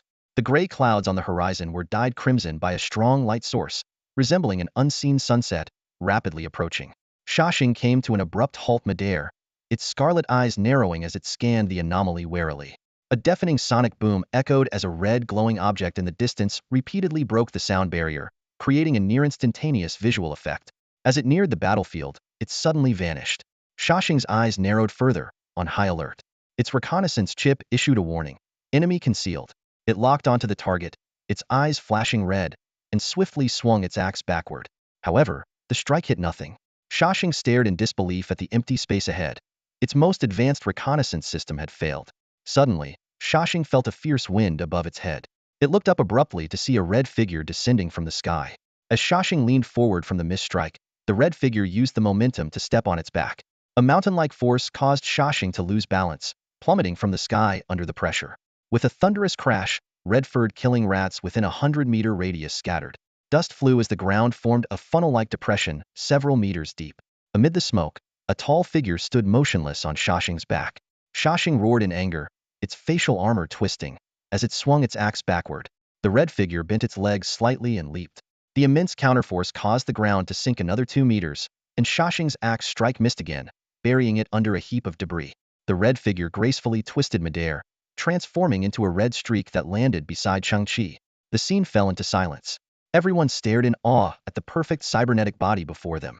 Her skin, forged from a translucent metal, glowed with a fiery red hue reminiscent of agate stone. Strands of golden light gracefully flowed across her body. She stood naked, her perfect feminine curves fully exposed. Long legs, a graceful curve of the hips, a slender waist, and rounded, firm breasts. Every contour and curve was flawlessly sculpted, like a masterpiece crafted by an artist. Her face was covered in immaculate, synthetic skin, her features cold yet beautiful. A long red ponytail, seemingly woven from fine red fibers, cascaded like a galaxy, gently floating in midair. In her right hand, she gripped an imposing red spear, its shaft also pulsing with golden light. The spear stood upright, its tip pointing skyward, exuding an aura of mysterious technology and lethal precision. She slowly opened her eyes, her red pupils emitting a sharp, piercing glow, exuding an air of heroism. The surrounding scavengers were mesmerized by her perfect form. She was like a sunset, a breathtaking presence never before seen on this desolate planet. Colonel Ning staggered back in shock, stammering, Kunlun, Ning Feng, aboard the starship, widened his eyes, the perfect form reflecting in his pupils. He muttered in disbelief, "She's been restored? Who could have repaired her to this extent?" Ning Feng scrutinized Kunlun's body and suddenly raised an eyebrow. He recognized the material of her metallic skin, his face showing even greater astonishment. High-entropy alloy, and it's refined. Waves of shock surged through his mind. A body entirely covered in high-entropy alloy was rare throughout the entire galaxy. Despite his years of battle, he had only collected 900 grams, while Kunlun's body required at least 5, 10, or even 20 kilograms or more. How could anyone on this scrap planet possess such a quantity of high-entropy alloy to craft Kunlun's metallic skin? Extracting it from the junk? That was unrealistic. This meant Kunlun's agility and defense were now at an extraordinary level. The crimson figure slowly turned her head, revealing a flawless profile, and said to Chang-Chi, "You gave me a second life, and it far exceeds my expectations." Chang-Chi looked at the figure and her red spear, a smile forming on his lips. "Should I call you Kunlun or Honglian? I've invested heavily in you." Honglian's beautiful red eyes flickered. "After all this is over, I will repay you." Chang-Chi smiled again. It turned out that the 450 blocks of high-entropy alloy taken by the Thousand Faces Demon Lord had been used on Honglian. Forged by the Moro's intelligent forging line, not only had it been refined and purified, but it also formed the ultimate mechanical aesthetics comparable to a work of art. Hong Yun, Chairman Li, and the nearby scavengers were beyond shocked. A scavenger had managed to create a cybernetic body of such caliber. The conversation between Chang-Chi and Kunlun was captured by the Harrier starship's scanning equipment and transmitted to Ning Feng's ears. He was even more shocked. That scavenger repaired Kunlun? How could he accomplish all this? Suddenly, an earth-shattering roar echoed. Roar! Junk flew everywhere as a black cybernetic body suddenly rose from the ground. The back of its armor was damaged, sparking with electricity, yet its overwhelming ferocity remained terrifying. Its scarlet eyes fixated on Kunlun, a strange roar escaping its fanged mouth. "Defeated foe. I will kill you." It raised an axe with its left hand and clenched its right fist, striking the axe with a resounding metallic clash, then spread its arms and howled at the sky. Colonel Ning's pupils contracted sharply. "That's Father's signature move." He turned to the Harrier starship. "Big brother, the brain inside Shashing is father's. Didn't you say he was obliterated by the Galactic Alliance?" Ning Feng's voice echoed in his mind. "A well-meaning lie, nothing more. He was gravely wounded and escaped the encirclement. I ended his life and extracted his brain, now forged into Shashing. As the saying goes, father and son are of one mind. We share a psychic connection. Otherwise, how could I remotely control it?" A deep fear filled Colonel Ning's eyes. How? Such ruthlessness? Father actually urged me to give up resisting the Galactic Alliance." Ning Feng coldly replied. "Have you forgotten? No one can stand in my way." General Hua Kunlun of the Galactic Alliance, with a commanding presence, stepped forward, her crimson figure cutting through the tension. Her voice was cold and resolute. "We have ample evidence proving that you are a gang disguised as an Alliance squad. I have the authority to take you back to the Galactic Alliance headquarters." As her words hung in the air, a menacing roar erupted from a distant black cyborg. Suddenly, black currents surged from its chest, spreading rapidly across its body, forming a spherical magnetic cage, a personal force field designed for both offense and defense. The surrounding air distorted slightly under the immense energy, indicating that it had activated an extreme state powered by burning energy reserves. Hua Kunlun lifted her gaze, piercing through the atmosphere to the countless corpses and wrecked starships scattered beyond Earth. Her voice grew deeper and more threatening. Of course, I could also choose to execute you on the spot, to honor the 12,455 crew members of the Galactic Alliance Fleet 24. At that moment, a crimson lotus glowed on Hua Kunlun's forehead, soon enveloped by rising flames. A palpable wave of energy emanated from her, exponentially amplifying her aura. She spoke icily. Those words about taking you back were just a formality. The next second, Hua Kunlun activated the red heat mode of her VII-class cyberwar skeleton. Her body shot forward like a cannonball, spear aimed straight ahead. The holographic red lotus totem within the spear bloomed, projecting a colossal lotus hundreds of meters high behind Hera's stunning spectacle. Chang-Chi squinted, recalling the STC's introduction. In the age of the Starry Sea, melee weapons had lost much of their practical value, but this weapon symbolized the spirit of the god of war, an unending battle cry in the hearts of countless soldiers. 120 years later, it became the emblem of the Red Lotus war god. Whenever this enormous lotus appeared, human troops were immensely inspired. Chang-Chi pondered whether Hua Kunlun would still be alive 120 years later, or if the weapon had been passed down to someone else. At this moment, Hua Kunlun let out a roar that reverberated through the heavens. The menacing figure wielded a massive, electrically charged battle axe and lunged from the crater. As the two figures collided, Hua Kunlun's red spear instantly pierced through the black force field, shattering it in a burst of golden light. The weapons clashed, and the black battle axe shattered into countless fragments in a fraction of a second. The disparity in their power was like heaven and earth. In the next instant, Hua Kunlun's spear drove through the cyborg's head, piercing from its fangs through to the back of its skull. Tiny black shards and bright red brain matter splattered out. The cyborg's red eyes widened in shock. Inside the starship, Ning Feng felt a sharp pain in his head. With a roar echoing through the red heat mode, Hua Kunlun shouted, "Return your life." The sky seemed to tremble. A tremendous surge of energy emanated from her body, channeling into the Red Lotus war god in her hands. The spear's tip unleashed a crimson beam of light, hundreds of meters in diameter and stretching for kilometers. A devastating particle oscillation wave and antimatter flames erupted, obliterating everything in their path. The cyborg, with its last bit of attack intent, swung the axe handle at Kunlun. But the powerful energy beam consumed it, reducing it to a dark shadow before disintegrating into ash. The crimson beam shot into the sky, creating a circular gap tens of kilometers wide in the atmosphere. The violent airflow swept past two Harrier-class starships, causing their massive, 20-kilometer-long bodies to sway like boats in a storm. Lieutenant Ning's face turned pale as he witnessed the scene, stunned as if struck by lightning. Thousands of scavengers instinctively buried their heads in the junk piles. Ning Feng, aboard the Harrier-class starship, was thrown from his metal seat by the violent turbulence, his mind reeling with fear and pain. He was horrified. This was not the Hua Kunlun he once knew. How could that junkyard boy create something so terrifying? Through the atmospheric breach, Hua Kunlun saw the remnants of the 24th Legion and the frost-covered, lifeless bodies drifting quietly in the dark void. She slowly knelt, leaning on the Red Lotus war god. Though she had no tear ducts, her cybernetic red eyes flickered with dim light. "You are not traitors," Hua Kunlun murmured, lowering her head. The red lotus on her forehead flashed briefly before dimming.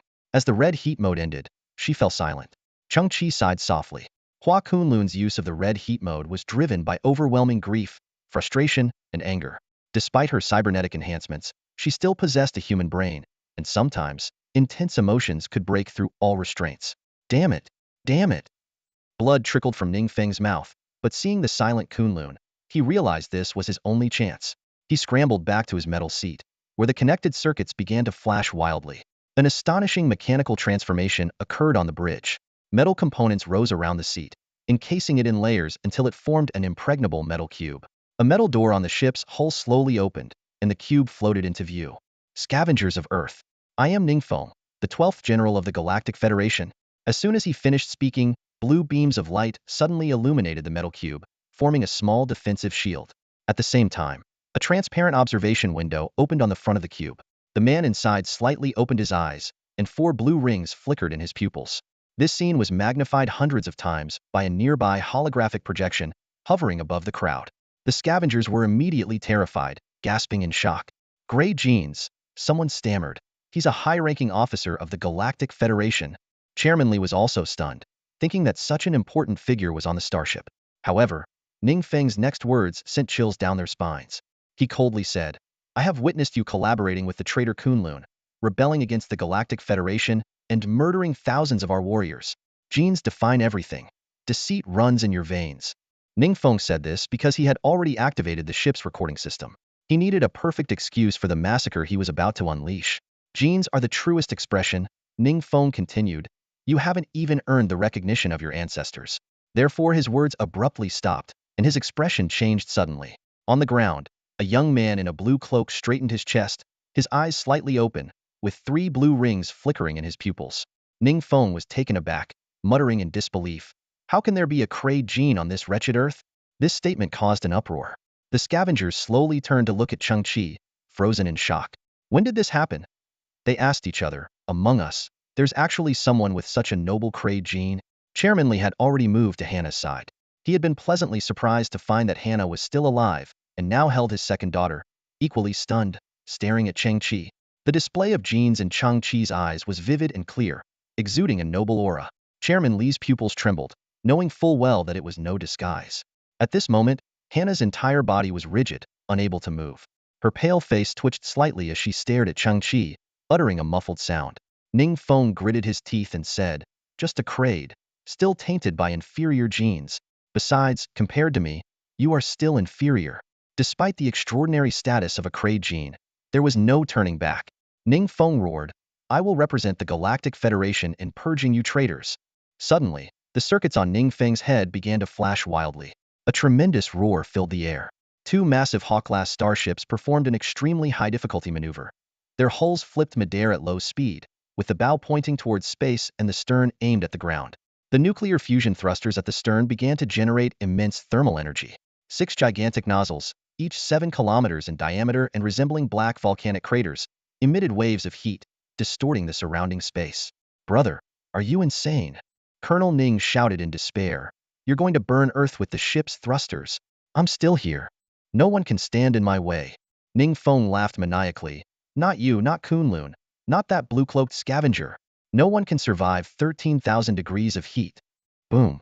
The starship's flamejet engines roared to life. The flames grew, changing from yellow to blue, and finally to pure white, covering the sky like the wrath of a god.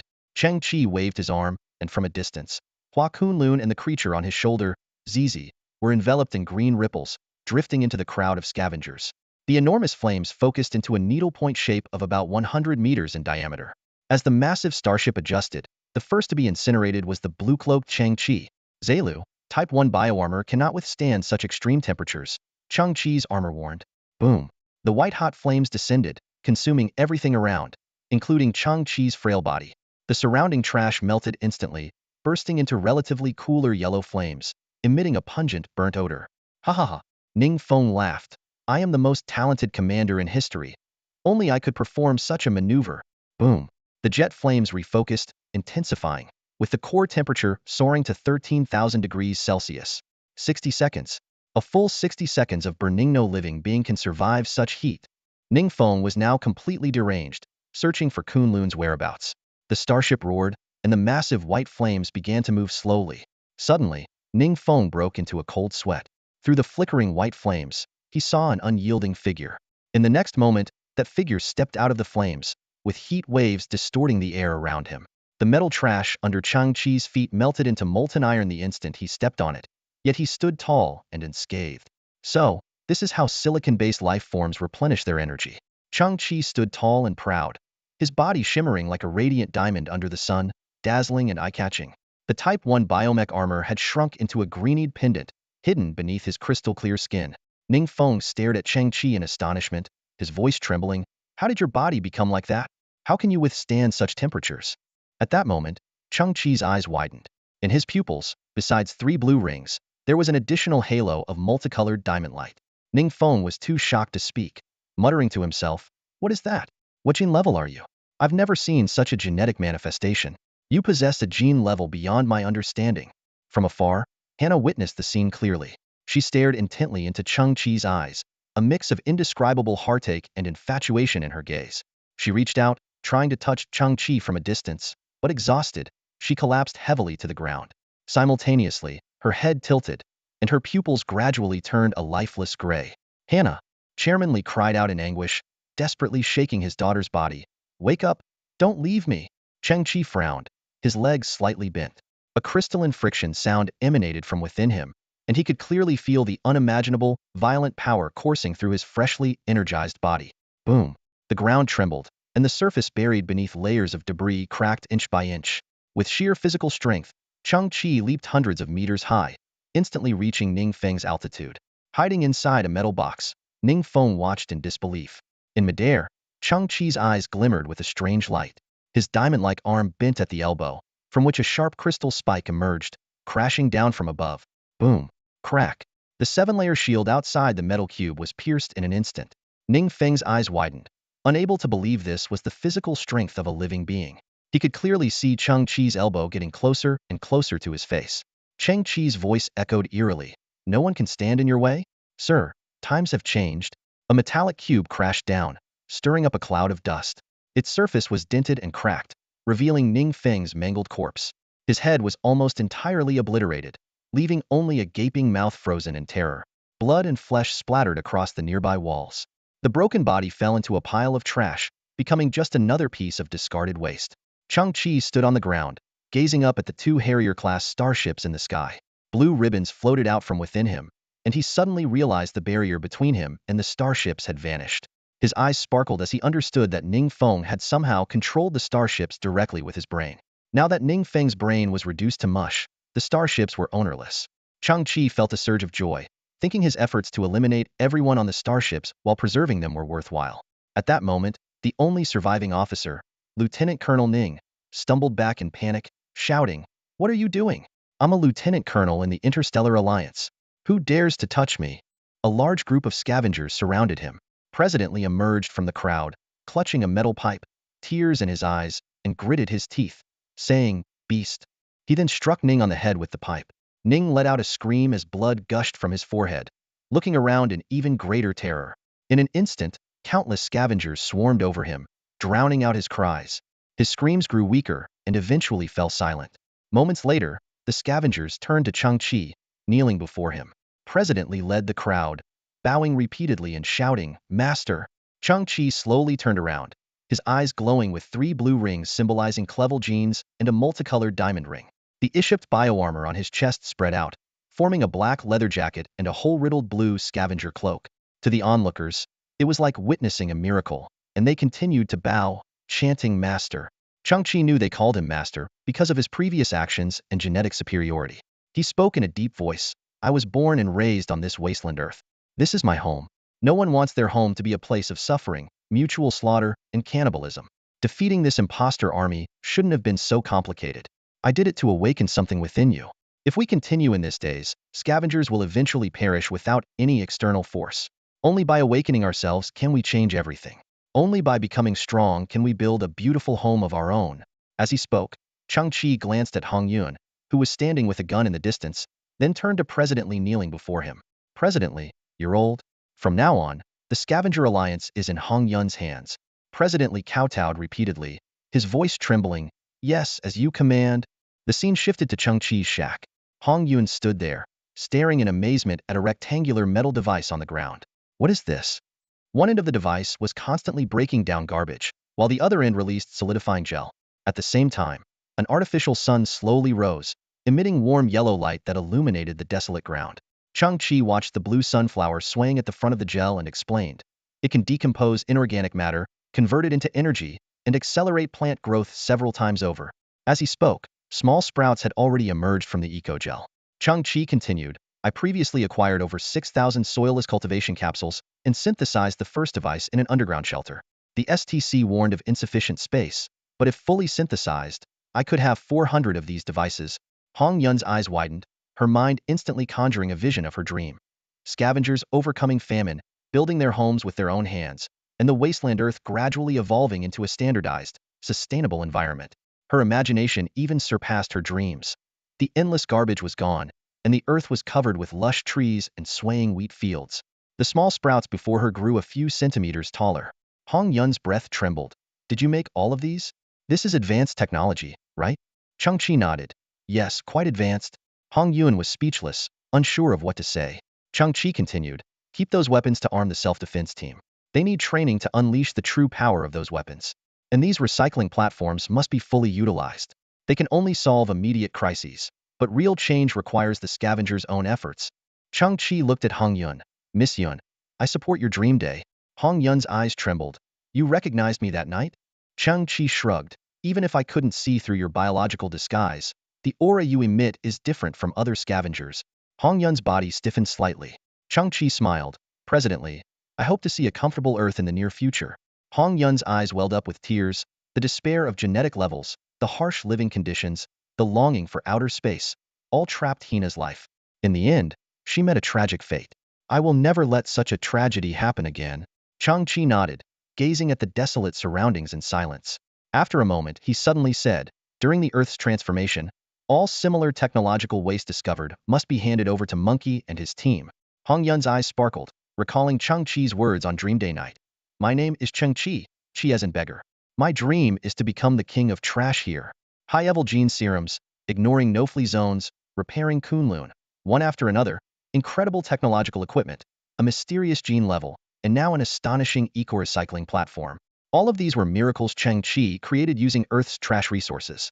Hong Yun's heart surged with inspiration. She realized he was already the true king of trash on Earth. In the end, Hong Yun said nothing more, only showing respect as she nodded. Yes, not far away, Hua Kunlun, the valiant Valkyrie, stood motionless amidst the ruins, her presence commanding.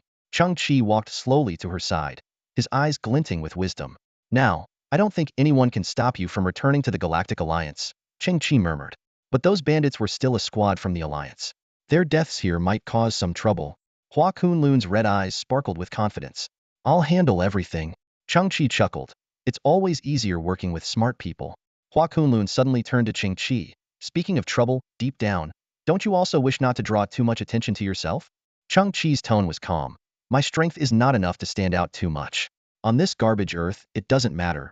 But facing the vast universe, it's better to be cautious. Understood. Hua Kunlun looked up at the gray sky. If anyone asks who repaired me and gave me this powerful body and new life, I'll say he is a mysterious and brilliant mechanical genius. Mechanical genius. Chang-Chi savored the phrase, recalling the STC's notes on the Red Lotus Valkyrie. A profound sense of time and space suddenly emerged within him. Chang-Chi, you deserve that title. Hua Kunlun continued. I've seen you turn trash into new machinery time and again. She suddenly turned around and extended her mechanical hand, revealing a chip with exposed wires in her palm. This is my former memory chip, containing my journey through the stars. The most crucial part is the 5 scattered technological ruins in the deep cosmos. Chang-Chi's eyes brightened. Technological ruins? Yes, Hua Kunlun nodded. Among them are mechanical planets abandoned by advanced civilizations, interstellar battlefields with tens of thousands of shipwrecks, and even the legendary time portals left by a level 12 technological civilization. She looked at Chang-Chi earnestly. I think these are valuable resources for you. This is the only way I can repay you. Chang-Chi took the chip, eyes gleaming. These are indeed priceless resources. But this is your memory chip, containing all your past memories. He paused and suddenly asked, I've always been curious. Your previous body was covered in synthetic skin. Could it allow you to have a boyfriend? Hua Kunlun stared directly at Chang-Chi. Chang-Chi, I've always admired you. Despite having such immense power, you often act foolish and shameless. How do you manage that? Chang-Chi grinned. Living on this desolate garbage Earth, surrounded by despair. If I didn't find a way to adjust my mindset, should I just cry all day and be emo? Hua Kunlun paused slightly, realizing that Chang-Chi's smile was always bright. At that moment, Hua Kunlun suddenly knelt on one knee before Chang-Chi, placing her left hand over her chest. Hey, what's this for? Chang-Chi was startled. Even if I'm very charismatic, isn't this a bit much? I express gratitude on behalf of the countless souls of the 24th Fleet. Hua Kunlun bowed her head slowly. You cleared our unjust charges. There's no need for that. Chang-Chi helped Hua Kunlun up. As Spider-Man's uncle said, with great power comes great responsibility. Who is Spider-Man? And his uncle? Oh, a mythical figure from ancient history. Haven't you heard of Spider-Man's 3 battles with the White Bone Demon? It's understandable. Not many people are as well read in history as I am. Hua Kunlun stood up and interrupted Chang-Chi's boasting. There's one more thing. She suddenly noticed Xiao Qiong hiding in the junk pile, watching Chang-Chi from a distance. I really like this child. I can see she has great potential. Hua Kunlun paused. I want to take her with me and train her to become an excellent warrior. One day, she might even replace me. Chang Chi frowned. Hua Kunlun quickly added, don't worry, I won't transform her in any way. Xiao Qiong will always be Xiao Qiong. Xiao Qiong's eyes flickered. I want to become a strong warrior so I can protect those around me. If I were born a powerful warrior, Dad wouldn't have died, and Mom wouldn't have died. Chang Chi's frown gradually relaxed. After a long pause, he sighed. Everyone has their destiny. Xiao Qiong, I'll be waiting for you to become the strongest warrior. I hope you gain the strength to protect everyone around you. Xiao Qiong nodded, her eyes moist. When that time comes, I'll protect you. Chang Chi was moved, good child. All those times I made sacrifices were worth it. Oh? Hua Kunlun was puzzled. What sacrifices? That's not important. Chang Chi closed his eyes in pain. Please take good care of Xiao Qiong. It's quite a coincidence. Hua Kunlun looked at Xiao Qiong. This child's real name is also Honglian. Some things are just meant to be. Oh. Chang Chi was surprised. For a long time, he hadn't known Xiao Qiong's real name. I think you're about to start your journey through the cosmos, Hua Kunlun suddenly said. When I return to headquarters, I'll arrange a ship for you. A ship? Chang Chi smiled. That's not necessary. I prefer a fleet over a ship. Hua Kunlun suddenly realized something and looked up at the two tilted hyena starships floating in midair. The Galactic Alliance will soon send people to investigate. Unless you can hide them, otherwise. Chang Chi chuckled. Just watch me hide them. Chang Chi stood atop a towering pile of junk. The wind made his blue scavenger cloak flutter. Hua Kunlun had finally contacted her old comrades, and soon someone would come to take her and Xiao Qiong away. Meanwhile, Hong Yun had moved the ecological cycle platform. As she had said, she would start a grand project. The STC's electronic voice sounded in Chang Chi's ear.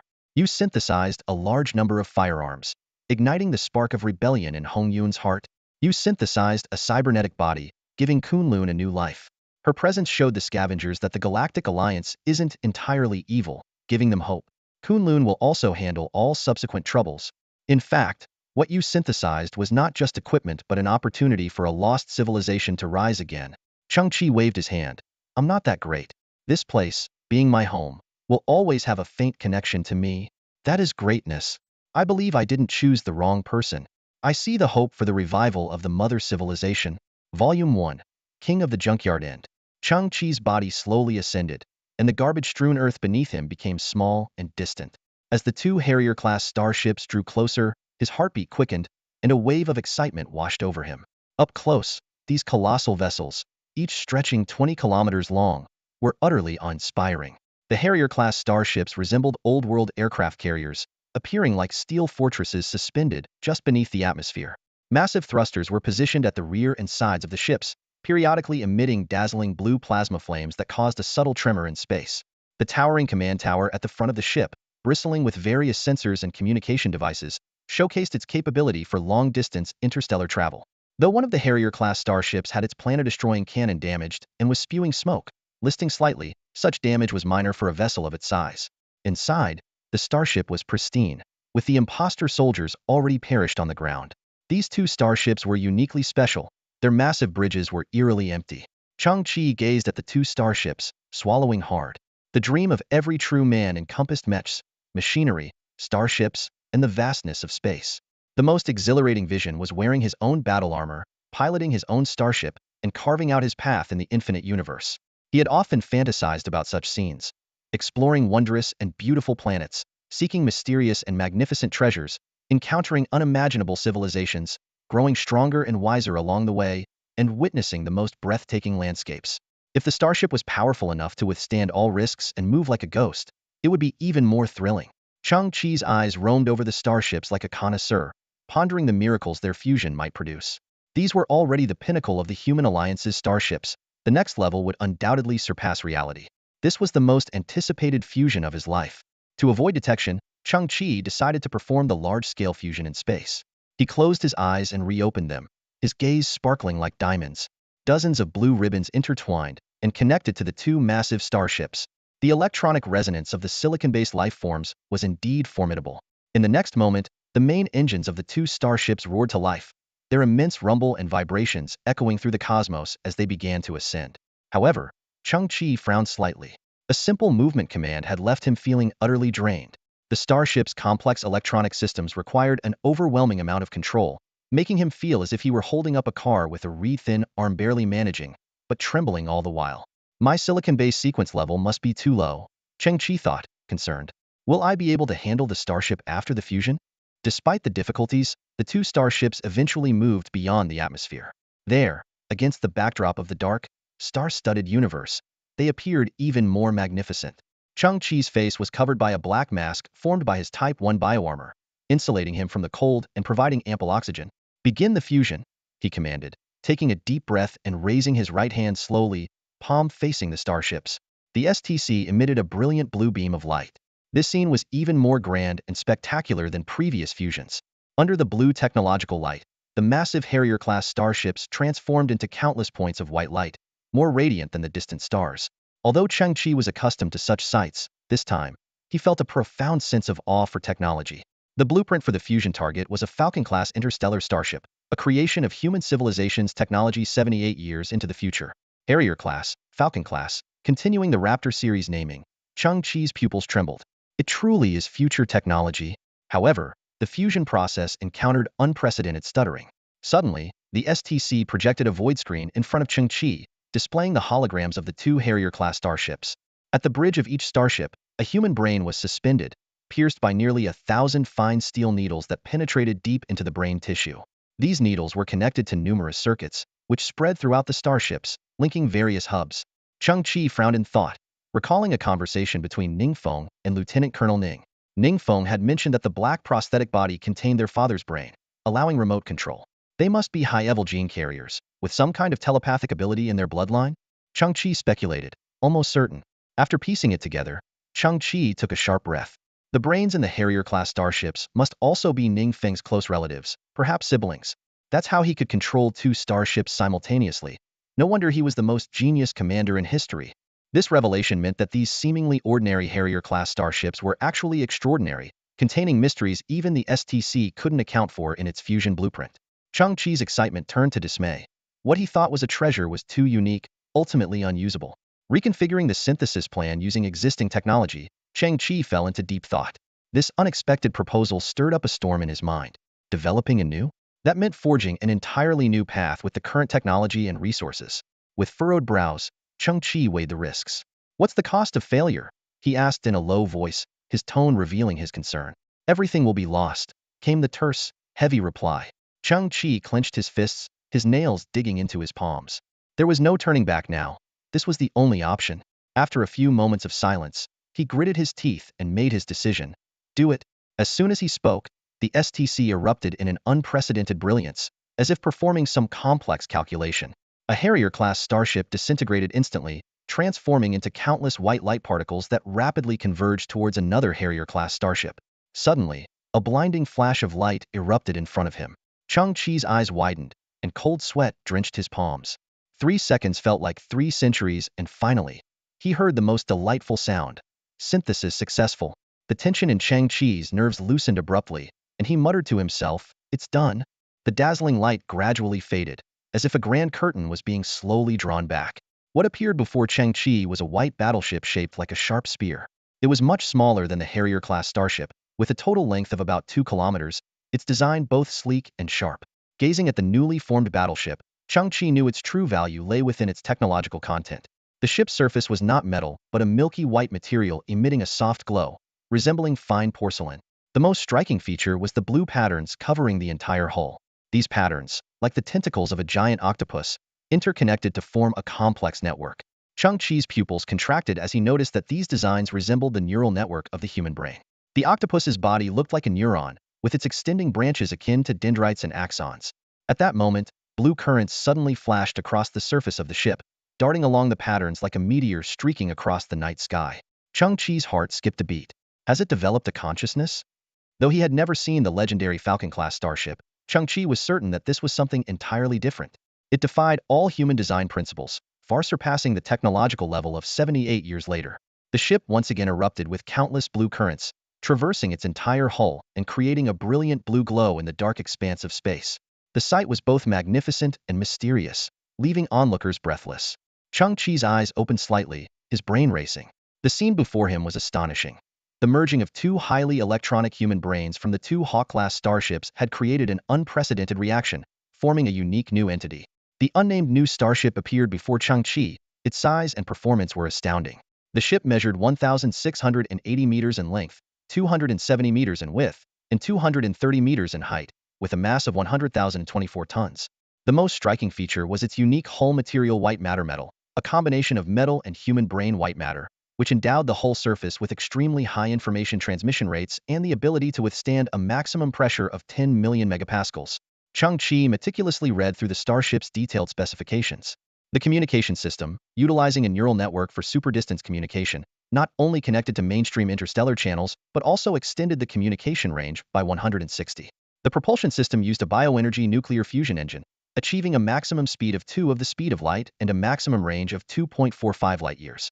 The starship's internal facilities were comprehensive, with 3 levels containing 10 first-class cabins, 95 capsule sleep pods, a 400-square-meter recreational area, a dining area, an automated medical equipment zone, a fitness training zone, and a cargo storage area.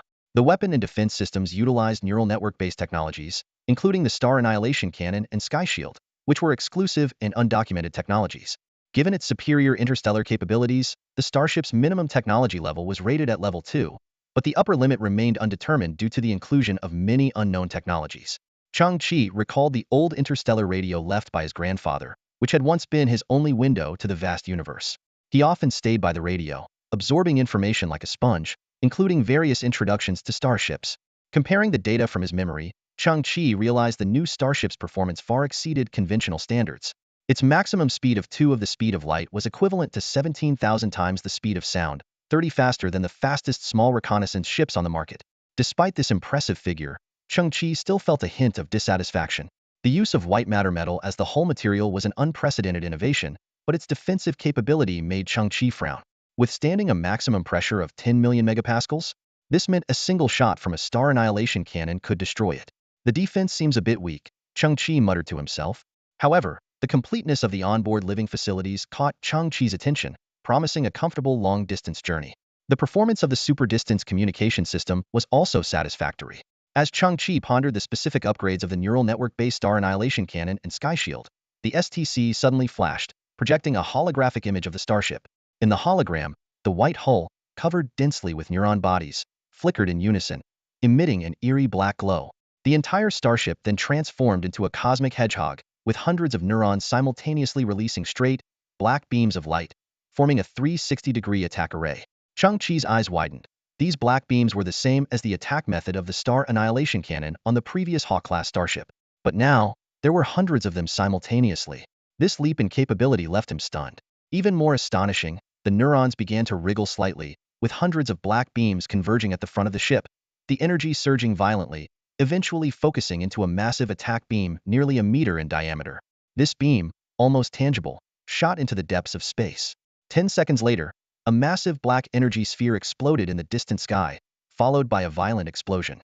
Although it was just a holographic simulation, Chang'e could clearly feel the terrifying power within, a world-shattering force that sent chills down his spine. Chang'e finally understood the intricacies of this attack mode. In dispersed firing, each beam's power was 10 of the original Star Annihilation Cannon, capable of hitting multiple targets simultaneously. When the beams converged, the power increased to 220 of the original. This design not only enhanced power but also significantly improved practicality. Next, the holographic simulation demonstrated the performance of the neural network-based Sky Shield. The white starship's neural network suddenly flickered, and a blue neural network pattern slowly emerged and began to expand. As it expanded, it continuously dragged out a series of afterimages, eventually forming a 10-layer light blue neural network shield around the starship, firmly enveloping it in the core. Chang'e realized that the design was inspired by the neural network structure of the human brain. Using this structure, the efficiency of the Sky Shield was significantly improved. Rough calculations indicated that the new Sky Shield's defensive effect was 4 times that of the old version, with deployment speed increased by 10.3 times. And it also had dual camouflage functions of visual distortion and electronic reconnaissance signal distortion. This greatly compensates for the shortcomings of white matter metal. Chang'e nodded in admiration, calculating in his mind that even his prized Musi first-generation machine might not easily penetrate this defensive barrier. Chang'e stood on the bridge, his gaze sweeping over his starship, and he couldn't help but feel a surge of emotion. The hull of this starship was indeed fragile, much like the human brain, powerful in function but easily damaged. However, the upgraded Sky Shield system acted like a sturdy skull, providing robust protection for this brain He pondered the additional features of the neural network Sky Shield. While it could distort signals, it felt more like camouflage than true invisibility. Deep down, Chang-Chi still felt uneasy, as if something was missing. His thoughts then turned to the upgraded Star Destroyer cannon, and he envisioned its two modes. In dispersal mode, it was like a powerful shotgun, and in focused mode, it transformed into a precise sniper rifle. As for speed, this starship was 30 faster than the fastest small starships on the market. In summary, this new starship had the makings of a reconnaissance scout. While its overall performance might still lag behind some super starships, it was already quite outstanding as a light starship.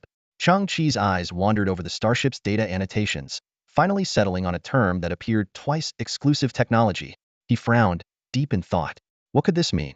The starship's AI quickly provided feedback. So far, the special technology of this starship was in an inactive state and required self-exploration. A glint of excitement flashed in Chang-Chi's eyes. This was normal. After all, this starship was a product beyond the STC blueprint. Exploring hidden features? That's my favorite. Watch me decode this in no time. Chang-Chi rubbed his hands together, and the turbo-powered shoes propelled him silently through space. After circling the starship, Chang-Chi was stunned. The entire starship was seamless, without a single gap. Just as he was puzzled, a small cluster of blue, glowing neural network appeared on the hull in front of him. This neural network slowly unfolded in a way that defied geometric principles, forming a 3-meter-high entrance. Definitely unconventional. Even the hatch is magical. Chang-Chi muttered, stepping into the starship. The hatch closed silently behind him, becoming a seamless wall. Looking around, the interior of the starship perfectly blended sci-fi and fantasy elements. Under the bright lights, the pristine white metal gave off a delicate and soft vibe. Chang-Chi removed his protective mask and walked down the empty corridor, his footsteps echoing. This is my starship, Chang-Chi marveled, finding it increasingly incredible. A scavenger now owning his own starship, it was like a dream. Where's the bridge? Where's the bridge? The bridge is on the 3rd deck. Chang-Chi hummed a tune, suddenly stopping in his tracks. He slowly stepped back 3 paces and looked into a cabin he had just passed, his pupils contracting. Inside the cabin, a woman in a red dress sat on a half-meter-high platform. Her red gown flowed, one foot dangling off the edge, the other leg bent, and her hands clasping her ankle as she gazed upwards. That posture, that facete was unmistakably Hannah, who was already dead. Hannah slowly turned her head, extending a bruised hand toward Chang-Chi, mumbling something strange. Chang-Chi's skin crawled, but Hannah remained in place, unable to truly affect him. Continuing forward, Chang-Chi saw a middle-aged couple huddled together, Xiao Qiong's parents. They wore tattered scavenger cloaks, leaning on each other. When they saw Chang-Chi, they smiled and nodded. Chang-Chi was stunned. These two were also dead. Further ahead, Chang-Chi encountered a group of quadruplets. The eldest was Ning Feng, a fallen subordinate, frowning and marching in place, silently chanting, "No one can block my path." The younger one was Lieutenant Ning, beaten to death by scavengers, now cowering with fear in his eyes. The other two, who resembled Ning Feng and Lieutenant Ning, had vacant expressions, their arms hanging limply, their heads empty. What are these, ghosts? Chang-Chi exclaimed, his mind unable to comprehend what he was seeing. He observed closely. These ghosts were neither holograms nor any form he recognized. Finally reaching the bridge, Chang-Chi gazed through the enormous one-way transparent glass at the vast, deep universe. In the center of the platform stood a giant cocoon, 3 meters tall and over a meter in diameter, emitting a blue glow, pulsing like a heartbeat. At that moment, Chang-Chi felt a tingling sensation on his scalp, as if countless tiny currents were converging at his brow. When the energy reached a certain level, it felt as if a third eye had opened on his forehead. Then, some intangible force flowed from his forehead, drifting into the giant cocoon in front of him. Suddenly, a dazzling light burst from within the cocoon, illuminating the curled-up silhouette of a baby, reminiscent of an ultrasound image of a fetus in the womb. Chang-Chi's eye twitched involuntarily, and an eerie feeling surged within him. In the next moment, the baby stretched out its limbs abruptly, its chubby arms and tightly clenched fists reaching towards the sky. Then, the baby began to grow at a speed visible to the naked eye. In the blink of an eye, it transformed into the outline of a 4- or 5-year-old child, and in another blink, it grew into the form of a teenager and finally into a 2-meter-tall adult. This towering figure lightly touched the ground with its feet and took a step forward, silently passing through the giant cocoon.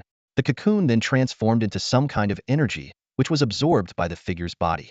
The tall figure, trailing wisps of light, walked step by step towards Chang-Chi and finally stood before him. Chang-Chi was shocked to discover that what stood before him was a skeleton enveloped in a blue glow, with 2 clusters of blazing white flames flickering in its eye sockets. The skeleton's mouth opened slightly, and an invisible sound wave spread out. Greetings, my creator. After merging with a fragment of your consciousness, I have become an independent life form. Life form? Chang-Chi was stunned. What exactly are you? I am this starship. The blue skeleton stood straight, and I am also a tangible electronic representation of human consciousness. Chang-Chi felt an indescribable sense of awe. The intangible human consciousness had become a physical entity? He tried to grasp the concept. So, the residual consciousness of two human brains within the starship was synthesized and merged with the starship, forming an electronic consciousness? Chang-Chi asked, somewhat puzzled. Are you akin to some form of artificial intelligence? I am something far more unique. In all known records, I am the only one. The blue skeleton's voice echoed. I originated from the souls of Ning Yu and Ning Shan, but I am distinct from them. Now, I am both a soul and an electronic consciousness that can exist in the material world. Soul? Material world? Chang-Chi's eyes sparkled as he slowly turned to look back at the familiar figures on his path. Are there really spirits in this world? Have you heard of the 21-gram soul theory? The blue skeleton continued to explain. At the moment of human death, the body loses exactly 21 grams. That is the weight of the soul. As the soul leaves the body at that instant, the so-called soul is actually human consciousness. Human consciousness and the body have always been two separate entities, like a mech and its pilot. Chang-Chi paused slightly. Then where does human consciousness go after death? It floats in the air, existing silently in an undetectable form. Chang-Chi took a breath, feeling a bit horrified. So, those who have died are actually always around us, quietly watching us? One could interpret it that way. The blue skeleton's ghostly flames flickered as it calmly looked ahead. Human consciousness is a quantum state, born from quantum phenomena at the microscopic level of the brain, such as the quantum vibrations of proteins or the quantum tunneling of ion channels. For instance, the process of brain cells transitioning from a superposition state to a collapsed state also contributes to the formation of human consciousness. Chang-Chi was astonished. So, the concept of a quantum soul is real. The blue skeleton continued. After humans die, their consciousness particles do not dissipate but become a superposition state. If someone can observe them, the consciousness will collapse back into a definite state. Chang-Chi's eyes widened slightly. So, the spirits I saw earlier became visible because they collapsed into a definite state for some reason? Yes. The blue skeleton nodded. Before you observed them, they were consciousness particles floating in another space. Chang-Chi felt a sense of shock. Another space? The blue skeleton explained. This space both exists and does not exist because it is another dimension. Normally, no human can break through this barrier because it lies beyond the fourth wall. The fourth wall? Chang-Chi felt his mind expanding. This term comes from human theater. The stage has 3 walls on the sides and back, and the fourth wall exists between the actors and the audience. The blue skeleton continued. The souls of the deceased exist beyond the fourth wall, like spectators, silently watching the performance of the living. But I, as a tangible electronic consciousness, possess both physical and spiritual states. The blue skeleton paused. Therefore, I am an entity capable of breaking through the fourth wall. Chang-Chi recoiled at the revelation. This was too bizarre. The blue skeleton added, because I possess both soul and reality attributes, I can observe all consciousness particles within my domain, causing them to collapse into a definite state, forming the spirits you see. Chang-Chi stood there, stunned. The principles of the undead revealed by the blue skull had opened his eyes. His mind raced, trying to digest this information that defied conventional understanding. The blue skull seemed to notice Chang-Chi's confusion and continued to explain. Of course, the so-called deterministic state only applies to me. Because of the unique consciousness link between us, you can share my perspective. Others would not be able to see those spirits. Chang-Chi's eyes widened as a startling thought crossed his mind. With thousands of years of human civilization, wouldn't the spirit world be overcrowded? The ghostly flames in the blue skull's eyes flickered, as if contemplating how to explain such a complex issue. It spoke slowly. They dissipate when their energy runs out, but the duration varies. Consciousness has quantum entanglement properties. The more emotional ties the deceased had in life, the longer they linger. Chang-Chi pondered this. The explanation reminded him of familiar ghost stories. It's like those tales where spirits with strong obsessions refuse to leave. The blue skull nodded slowly and then stepped aside, revealing a space behind it. Chang-Chi's expression froze as he saw 8 tall figures standing quietly in the distance. They were 8 resolute warriors, clad in massive mechanical exoskeletons. His pupils trembled as familiar names surfaced in his mind. The Elite 8, Ding Feng, Lin Luanyue, Long Zhanxiao. In that instant, the 8 warriors straightened their backs and raised their hands in a standard military salute toward Chang-Chi. His body stiffened. He could see clear gratitude and a sense of relief in their eyes. Chang-Chi's thoughts flashed back to a recent moment. He had slain 8 imposters in front of the warriors' nameplates to give these heroic spirits some closure. Connecting this with what the Blue Skull had said earlier, Chang-Chi realized that the 8 warriors had witnessed the entire scene from beyond the fourth wall. Their current actions were a gesture of respect and gratitude toward him. For 20 years, these warriors' consciousnesses had lingered, unable to dissipate due to their grievances and unresolved issues. An indescribable emotion surged within Chang-Chi. He murmured, "I'm not that great. It was just a coincidence, a small effort." Yet the mysteries of the world had allowed him to receive their personal thanks in such an unexpected way. Chang-Chi smiled and nodded toward the 8 figures. In the next moment, they maintained their saluting posture as they slowly faded away. Their entanglements finally unraveled, and they truly left this world. As Chang-Chi was about to turn away, he suddenly noticed a middle-aged man standing behind him, wearing a lab coat, with a cigarette in his mouth and tattoos on his arms. Chang-Chi's eyes widened as he recognized the man Professor Hua Linzhong. The man in the lab coat discarded his cigarette, slowly and solemnly rolled down his sleeves to cover the tattoos, and carefully adjusted his attire before bowing deeply to Chang-Chi. Chang-Chi understood that this bow from Professor Hua Linzhong was a tribute to the unforgotten Miaozi technology. He took a deep breath and bowed back slowly, a mutual respect transcending the fourth wall. Chang-Chi said with heartfelt respect, "I didn't do much, just had the fortune to stand on the shoulders of giants.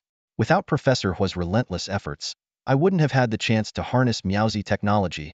Professor Hua Linzhong's figure gradually faded. At that moment, the scavenger couple reappeared, standing close together and looking at Chang-Chi with the same smile. Chang-Chi suddenly realized that they, too, were expressing their gratitude. After their passing, Chang-Chi had taken in their daughter, Xiaoqiao. Chang-Chi stood on the deck of the starship, filled with awe and wonder. He deeply realized how insignificant human knowledge was in the vast universe, unable to fully comprehend even its own civilization. With these thoughts in mind, he turned to the tall blue skeleton, eager to understand the unique technology of this starship. The blue skeleton spoke slowly, its voice low and magnetic. "I am the embodiment of this starship, and the only entity known in the universe capable of breaking the fourth wall. Thus, this starship also possesses the ability to traverse the fourth wall." It nodded slightly and added, "As a crew member of this starship, you too will have the opportunity to cross with me." Chang-Chi's eyes widened as this information exploded in his mind like a bombshell. Just 2 minutes ago, he had only begun to grasp the profound and mysterious concept of the fourth wall. To him, it was an awe-inspiring and unreachable existence. And now, he had the chance to experience it firsthand and even use this technology. The discovery left him both excited and astonished. The blue skeleton's voice rang out again. "Great creator Chang-Chi, prepare yourself. You will be the first human to cross the fourth wall." With those words, the entire starship began to vibrate slightly as the main engines roared to life. White particle flames erupted from the rear of the ship as it slowly moved forward. Through the one-way transparent canopy of the deck, Chang-Chi saw a blue glowing neural network materialize in the dark expanse of space ahead. The starship glided into the neural network in a quiet yet spectacular manner. It was as if they were passing through a mirror. In the next moment, the white starship emerged from the other side of the neural network. As the entire ship exited, the neural network flickered briefly before silently dissipating. From Chang-Chi's perspective, the surroundings didn't change much. The universe remained vast, the distant sun still shone brightly, and beneath him was still the gray and desolate earth. However, his entire field of vision seemed to be covered by a faint green filter, giving everything a slightly greenish hue. This feeling was indescribable. Chang-Chi knew clearly that he existed in this world, yet he did not fully belong here. It was a paradoxical yet vividly clear sensation. Suddenly, Chang-Chi noticed nearly 10,000 green glowing figures gathered in the distance. He squinted, his expression serious. Those were the bodies of the 24th Fleet of Hua Kunlun, previously scattered around Earth by Ning Feng. At this moment, these nearly 10,000 figures saluted Chang-Chi, their presence both imposing and tinged with melancholy. They knew it was Chang-Chi who had restored Hua Kunlun, giving them a chance to clear their grievances. Chang-Chi's heart was a mix of emotions, and he could only silently murmur to himself, "I am unworthy, I am unworthy."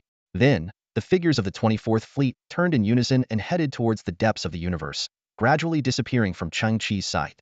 Chang-Chi took a deep breath, calming his complex emotions. He realized that he had indeed pierced through the fourth wall, and the experience was truly beyond belief. While Chang-Chi pondered his connection to the real world, a small passenger starship approached from a distance. Chang-Chi recognized the insignia on the starship.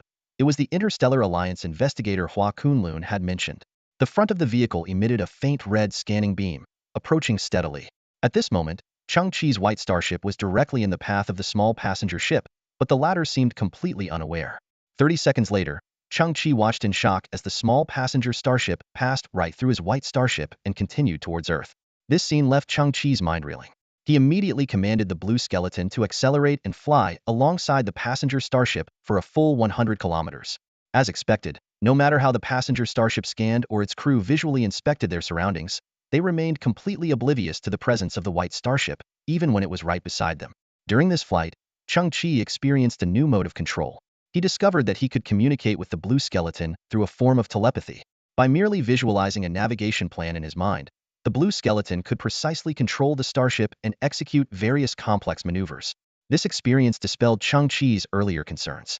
He had initially worried that his silicon-based genes might not be sufficient to pilot the starship. However, with the blue skeleton acting as an intermediary, his control over the starship felt natural and seamless. This scene was reminiscent of the genius Commander Ning Feng's maneuvers, but the coordination between Chang-Chi and Blue Skull was even more seamless. Blue Skull's hollow eye sockets glowed with ghostly blue flames as he slowly revealed the secret of the fourth wall. The inside and outside may overlap, but they are entirely separate spaces, completely non-interfering. Whether human or any other living being, they cannot detect our presence as long as they are alive. Likewise, we cannot harm them. Chang-Chi's heart pounded with excitement as he eagerly asked, "Can we enter and exit at will?"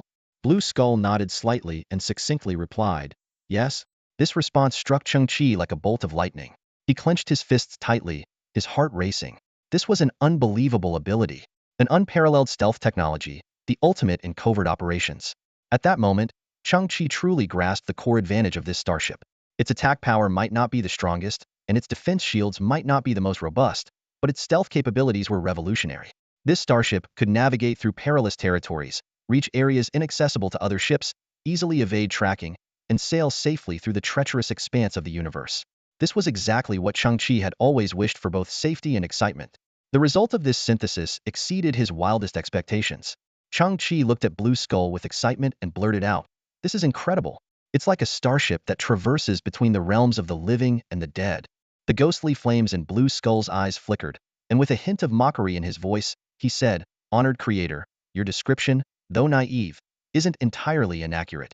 However, a more precise term would be fourth wall navigation." Chang-Chi chuckled inwardly. You dare to mock me?" But outwardly, he respectfully said, "I wouldn't dare." He gazed at the towering Blue Skull before him, feeling a strange sense of connection. He realized that this being was a fragment of his own consciousness, absolutely loyal yet possessing an independent will. In a way, it was akin to his own subject. At that moment, the voice of the STC suddenly echoed in Chang-Chi's ears. "It is a new form of life, a nascent civilization in its own right. I am merely a tool, but you are its creator. Now, you may name this civilization." Naming a brand new civilization. Chang-Chi took a deep breath and solemnly declared, "My name is Chang-Chi, an ordinary name but unique to me. So, I won't be modest." His eyes sparkled. "I will name it the Chi Civilization." The STC immediately responded, "Chi Civilization. I will create its records and register this starship as the first technology of the Chi Civilization." Chang-Chi felt a surge of excitement. The result of this synthesis far exceeded his expectations. He never imagined that Ning Feng's two brain-powered starships, far from being useless scrap, were the most unique and valuable resources. This granted him a unique technology in the universe, his own starship, and a new civilization. Looking at the towering Blue Skull standing silently beside him, Chang-Chi suddenly said, "As the first citizen of the Chi Civilization, you should have a name." Blue Skull looked at Chang-Chi with reverence. "Great Creator, if you would bestow a name upon me, I would be deeply grateful." "Dog Egg," Chang-Chi blurted out, then waved his hand. "Just kidding. How about Ling, as in soul?" And so, the first entry in the Chi Civilization's technological blueprint was officially established, the Ling-class starship. "Let's go on an adventure. Time to pack our bags." The Ling-class starship silently docked beside Chang-Chi's shack, like a ghostly apparition in the air. A scavenger vulture flew through the seemingly non-existent ship and landed on the ground, pecking relentlessly at a discarded tin can with its sharp beak. Iron Mama was busy packing, her mechanical arms efficiently folding clothes and organizing items. Hansi clutched a large metal box tightly, his eyes alert as if guarding a priceless treasure. Chang-Chi stood at a distance, squinting slightly as he observed the scene. A thousand-eyed fly landed on Hansi's metal box, its myriad eyes peering through the cracks. Inside were a dozen magazines featuring alluring female robots and an old-looking robot toy. The magazine covers displayed seductive female robots with their metal chests open, revealing heart-shaped power batteries. Chung-Chi smiled wryly, then turned his gaze toward the radio he used to contact Imo. He had tried calling 3 or 4 times, but received no response. Just as he began to suspect Imo had absconded with over 10,000 pieces of high-entropy alloy, the radio crackled to life with Mo's weary voice. Family turmoil, spread too thin. Great gratitude will repay. Imo never breaks a promise. Chung-Chi nodded in relief. It seemed Imo hadn't reneged on his promise, but was entangled in family troubles. The toxic drink spreading through the family must have been the work of an insider. Though the plan to procure equipment through Imo was temporarily on hold, Chung-Chi wasn't worried. He looked up at the gray sky, feeling a surge of pride. Now, he had the stars and the vast ocean of space. For 18 years, this had been not only his dream, but also the dream of all scavengers. Once, Chung-Chi could only hear fragmented stories of the universe through his grandfather's old radio. The entirety of human civilization was just a vague outline in his mind, like a village child imagining the bustling city. Hansi, it's almost time. We'll be back. This is our only home, Chung-Chi said as he walked forward. It's time to set off. Ahead, a neural net suddenly lit up, revealing the hatch of the Ling-class starship. The boy and his nanny robot walked in slowly, and the neural net dimmed, their figures disappearing from the trash-strewn earth. Sometimes, the beginning of a great journey is silent and unremarkable. On the bridge, Chung-Chi took one last look at the desolate, garbage-filled earth, his eyes glistening. When he turned back, the Ling-class starship had already broken through the atmosphere. According to Chung-Chi's settings, the cabin was bright, the temperature was maintained at 23 degrees Celsius, and the oxygen level was 21, as if they were in a serene, comfortable prairie. Unnecessary ghostly illusions no longer appeared. The nearby moon came into view. Its front was still a cratered sphere, but its back had been hollowed out. The moon neither rotated nor was it pulled by Earth's gravity because its core was a hard, precise machine. An unknown advanced civilization had placed the moon near Earth to monitor human civilization. Now, with human civilization spread across the galaxy, the moon's core had been retrieved without humanity's knowledge, leaving only a fragile shell that could shatter at any moment. The moon receded behind them, and a long defensive line gradually came into view, the Earth blockade built by the Interstellar Alliance under the influence of Ningfeng. Though most of it had been dismantled, there were still scattered small floating outposts and a large signal jammer. Chung-Chi stared at the once impenetrable chain. A bored soldier yawned inside an outpost, unaware that the spear-like tip of the Ling-class starship had pierced through his throat. The massive ship then passed through the small outpost and the long blockade. The soldier rubbed his tired eyes and smacked his lips, seeing only the eternal, unchanging deep space. Chung-Chi, too, gazed at the vast universe, his heart racing. The soldier was bound by rules to his tiny outpost, while Chung-Chi had just broken free of those rules, able to go anywhere in the cosmos. Chung-Chi's hand hovered over the control panel, and he released a broken chip. A beam of light quickly stabilized the chip in midair, and circuits from the workbench connected with it, parsing its contents. This was Hua Kunlun's memory chip, her parting gift. The chip listed 5 technological ruins, the nearest located in the Alpha Centauri star system, which Hua Kunlun had dubbed the Shipwreck Ruins. She had stumbled upon it during a mission 4 years ago, but hadn't explored it deeply.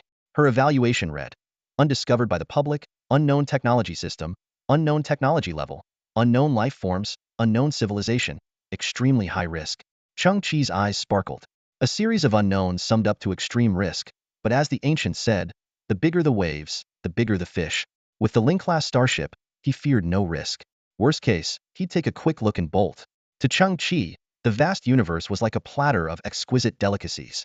He decided to explore the nearest ruins first. Full of confidence, he gazed into the distance and ordered full speed ahead. The Ling-class starship finally revealed its true power, its tail emitting white flames like a meteor, disappearing into the deep cosmos in the blink of an eye. Alpha Centauri, the region of space where the shipwreck lies, is 4.24 light-years away from Earth. The Chung-Kickless starship, traveling at 2 of the speed of light, would take 21 years to reach it. Chung-Chi stood on the bridge, his fingers flying across the control panel as he reviewed Hua Kunlun's memories, searching for the location of the directional Stargate hub. Just 21 years, huh? By then, I'll still be full of energy, Chung-Chi muttered to himself before letting out a bitter laugh. Look at me, acting like I've never seen the world. In reality, no human starship would ever travel the full 4.2 light-years. Humanity entered the age of interstellar exploration not because of the birth of starships, but due to the advent of directional stargates. Stargates are shortcuts through the cosmos. How humanity managed to deploy countless stargates across the universe in just a few hundred years remains a closely guarded secret. Rumor has it that humans offered something in exchange for the assistance of an advanced civilization. The nearest Stargate hub required another 5 hours of travel, an unavoidable journey. As Chang-Chi pondered this, Hanzi's voice interrupted his thoughts. What is that thing? Hanzi stared blankly at Ling. At the moment, Ling appeared as a tall blue skeleton, seated on a ceramic step. It rested its right elbow on its knee, with its hands slightly cupped under its chin, head slightly bowed, and eyes gazing emptily ahead. Hanzi's electronic eye flickered. Is it a sculpture of the thinker? Chang-Chi found it intriguing as well and approached for a closer look. Ling slowly turned its head and nodded slightly toward Chang-Chi. Creator, I am communicating with nearby spirits, learning and contemplating. Often, I deeply empathize with their obsessions. It's a unique experience that fascinates me. Chang-Chi was somewhat taken aback. As a newly created entity, Ling still held many unknowns. Additionally, being a creature straddling both the living and the dead, it indeed had access to some extraordinary channels of information. Ling resumed its thinker pose. The 2-meter-tall blue fluorescent skeleton, with white ghostly flames flickering in its eyes, sat quietly on the step, appearing like a philosopher contemplating ultimate mysteries, its expression a mix of confusion, curiosity, and the unknown. Wow! Hanzi scratched his brass head. It's got style, a quiet big blue ghost. Suddenly, Ling stood up abruptly, its expression furious, ribs heaving. Unbelievable! I am Bai Juyi. My writings with Yuan Zhan were crystal clear. Awoke from illness, startled. The cold wind and rain entered the window. Such poetic charm. Yet later generations changed it to awoke from illness, startled. The clown is me. Chang-Chi and Hanzi were stunned, exchanging glances. Ling quickly apologized. My apologies. I was momentarily overwhelmed by empathy. It then sat back down and resumed its thinker pose. Hanzi muttered. It's like it's possessed by ghosts. Chang-Chi was about to speak when Ling suddenly stood up again, letting out a long, angry howl. This infuriates me. I am Chao Mengda. I was a brilliant military strategist, politician, and writer, known for my talents and open-minded policies, unifying the North and restoring production, laying the foundation for the Chao Wei regime. Yet all people remember is my supposed fondness for other men's wives. It's tragic. Chang-Chi was dumbfounded, thinking that these two spirits had lingered near Earth for millennia because of titles like clown and fondness for other men's wives. Ling apologized once more, promising to try to control itself in the future, and then resumed its thinker pose. Chang-Chi shook his head with a smile and turned to check the starship's navigation data. He suddenly noticed that the starship's maximum travel speed had increased by 0.3, the power of the neural web disintegrator cannon had risen by 1.3, and the shields were 0.3 stronger. These optimizations I learned, Ling explained. I simply implemented superior solutions and made feasible adjustments. Learned from whom? Chang-Chi asked, puzzled. From the chief engineer of the Hua Kunlun 24th Fleet, Xia Xing, Ling replied slowly. He was a true genius. He had multiple optimization plans for the Harrier-class starships in his mind, but before he could report them, his fleet was labeled as traitors and perished in the Great Purge. Chang-Chi's eyes flickered, feeling a sense of injustice for Xia Xing, while a chill spread through him. This isn't some kind of horror. It's a pure shock to the soul. Chang-Chi's eyes slightly widened, his gaze fixed on Ling, as indescribable emotions surged within him. He suddenly realized how powerful and unique Ling's abilities were. Throughout the vast river of history, countless valuable knowledge, experiences, and secrets have been lost with the passing of lives, forever hidden behind the thick curtain of time. Scenes flashed through Chang-Chi's mind. The incomplete medical techniques of Sun Simiao and Hua Tuo, the unarticulated thoughts of Einstein. He couldn't help but imagine, if this wisdom could be fully preserved and continuously refined, where would human civilization be headed? At this moment, Ling's existence seemed to change everything. Chang-Chi's heart raced as he realized Ling could transcend the boundary of life and death, bringing back the sealed knowledge of the deceased to reality. This wasn't just an ability. It was a key to unlocking a vast treasure chest. Chang-Chi's thoughts raced. He believed that beings with souls in the universe were far more than just humans. If Ling could communicate with the deceased from these different civilizations, what astonishing discoveries would that bring? In that instant, Chang-Chi seemed to glimpse the future of Qi civilization. Though the name might not sound grand, this civilization possessed the most unique technology because of Ling's presence. They would become the memory gold miners of the universe, extracting precious knowledge from the gaps left by countless civilizations. Taking a deep breath, Chang-Chi asked, is there a specific range within which you can communicate with the souls of the deceased? Ling nodded and replied, yes, so far, the range is approximately 500 kilometers. Chang-Chi's eyes sparkled with excitement. Then, the ruins of wars in the universe, or those planets where civilizations have perished will become your fertile ground. Ling also appeared excited. If you can give me such an opportunity, I will spare no effort in learning and thinking, and I will report my findings back to you. Next, Chang-Chi and Hanzi began exploring the entire Ling-class starship. Every area left them in awe. The living facilities were comparable to a 7-star hotel, the recreational area equipped with a small basketball court, swimming pool, and full-body sonic vibration massage rooms. The fitness area was not only well-equipped but also had gravity training chambers and various strength testing machines. The dining area featured 2 food preparation lines that were particularly impressive. Just by putting in the raw materials, delicious dishes could be quickly prepared. Chang-Chi could already imagine this place soon being filled with fruits and vegetables, providing him with a constant supply of fresh produce. Finally, they arrived at a first-class cabin in the resting area. Stepping onto the soft white carpet, Chang-Chi felt a pang of guilt. He lay down on the enormous bed, marveling at its internal mechanical structure that could adjust in real time according to the ship's tilt. No matter how the starship rocked, lying on the bed felt like floating on calm, warm water, with no sensation of vibration. Chang-Chi closed his eyes, savoring this unprecedented comfort. He murmured to himself, "This is way too luxurious." 5 hours later, Chang-Chi gazed into the distance and saw the crimson planet floating silently in space Mars. Once the frontier of human exploration, now, on its northern side, 20 towering blue glowing rings, each 100 kilometers tall, stood like colossal stargates, illuminating the area with a brilliant light. Through the stargates, drifting debris could be faintly seen. Chang-Chi couldn't help but exclaim, "Wow, what a spectacle!" Despite his countless complaints about how the appearance of the stargates led to Earth being abandoned and turned into a garbage dump, he couldn't help but be awed by this epic-making creation. The solar system was sparsely populated, and the Martian Stargate hub was empty and deserted. Ling's voice came through, "If we use the directional Stargate, we need to return from outside the fourth wall, and the starship will be exposed to other entities. The starship has built-in visual distortion technology. Do you want to simulate a disguise?" Chang-Chi nodded. "That sounds good." The Ling-class starship's appearance was too distinctive. Disguising it to look more mundane would reduce unnecessary trouble. Sitting on the ceramic steps, Ling's eyes flickered with ghostly fire as he said, "Leave it to me. I will combine your subconscious to simulate the appearance of your ideal starship."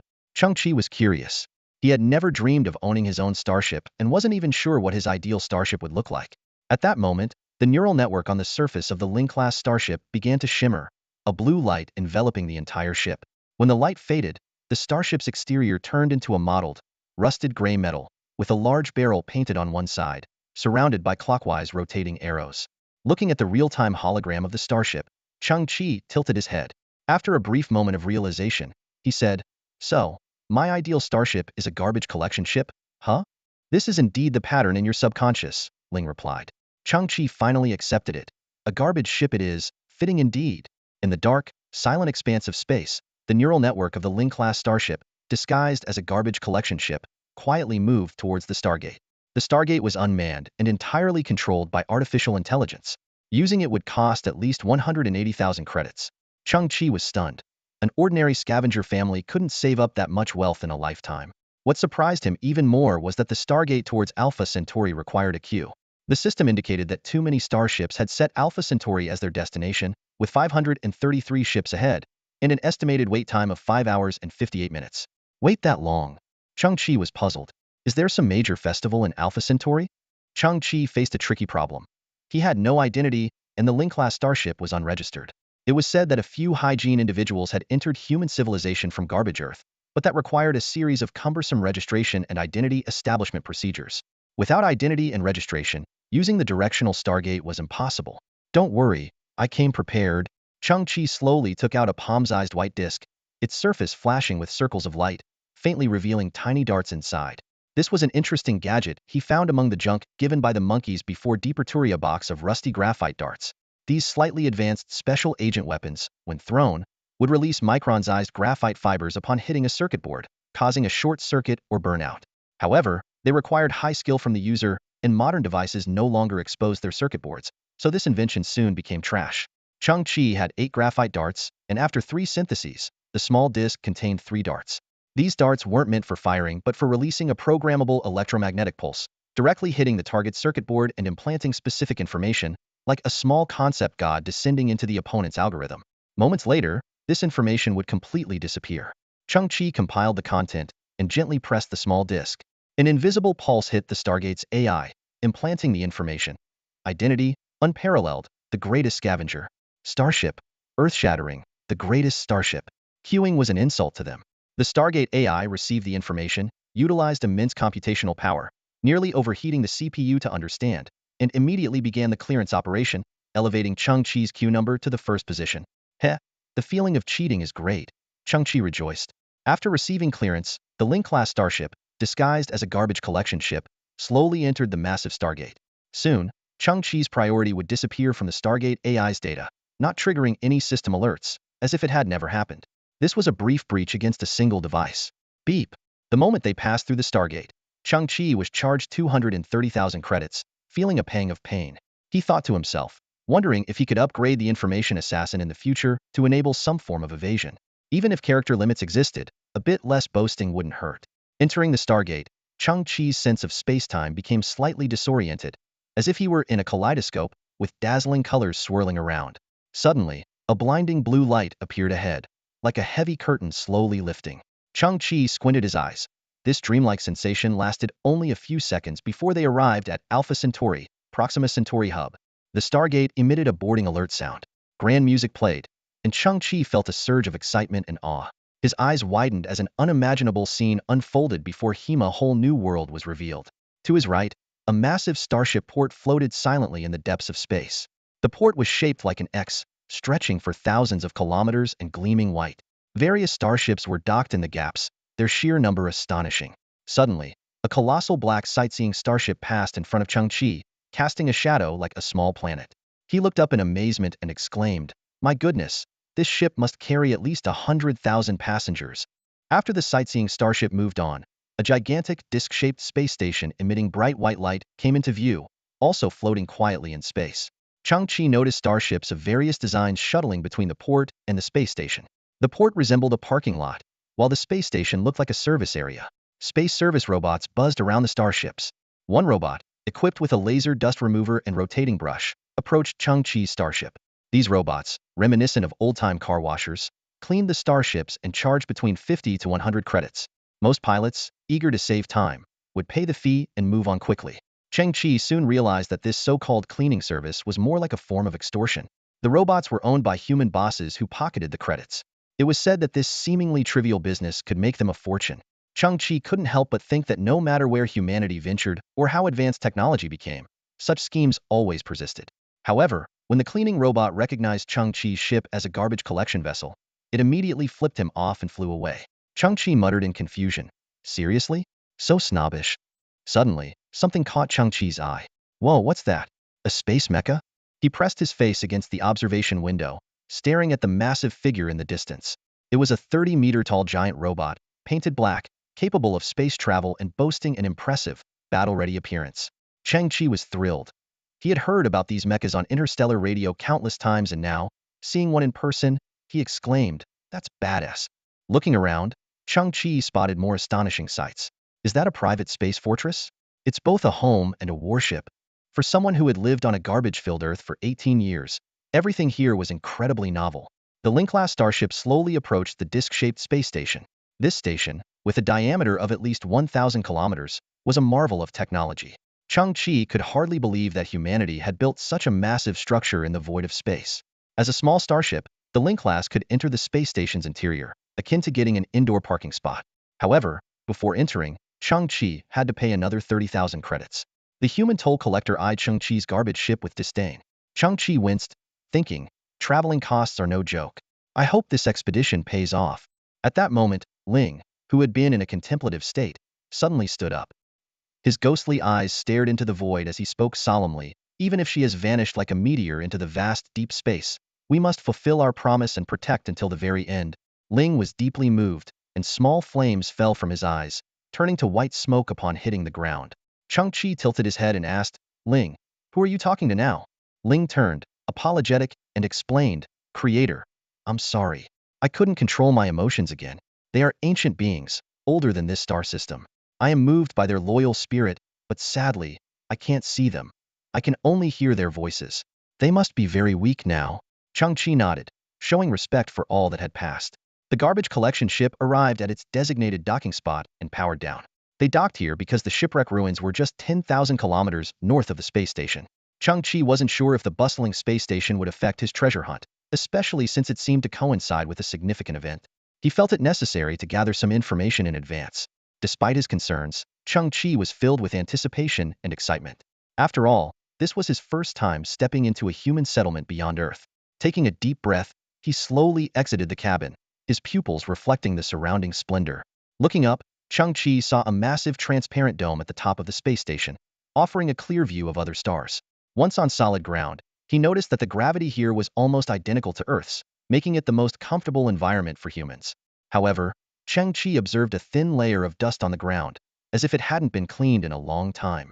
Some service facilities in the distance, like water stations and medical points, appeared abandoned. He frowned, sensing that this space station had been dormant for a while and had only recently been reactivated. Just then, an indoor flying vehicle dragged a long light banner across the glass dome. The banner read, "The annual Shipwreck Ruins Exploration Contest is about to begin. All participants, please gather at the Central Space Station." Chang-Chi realized, so that's it. This place is only activated once a year.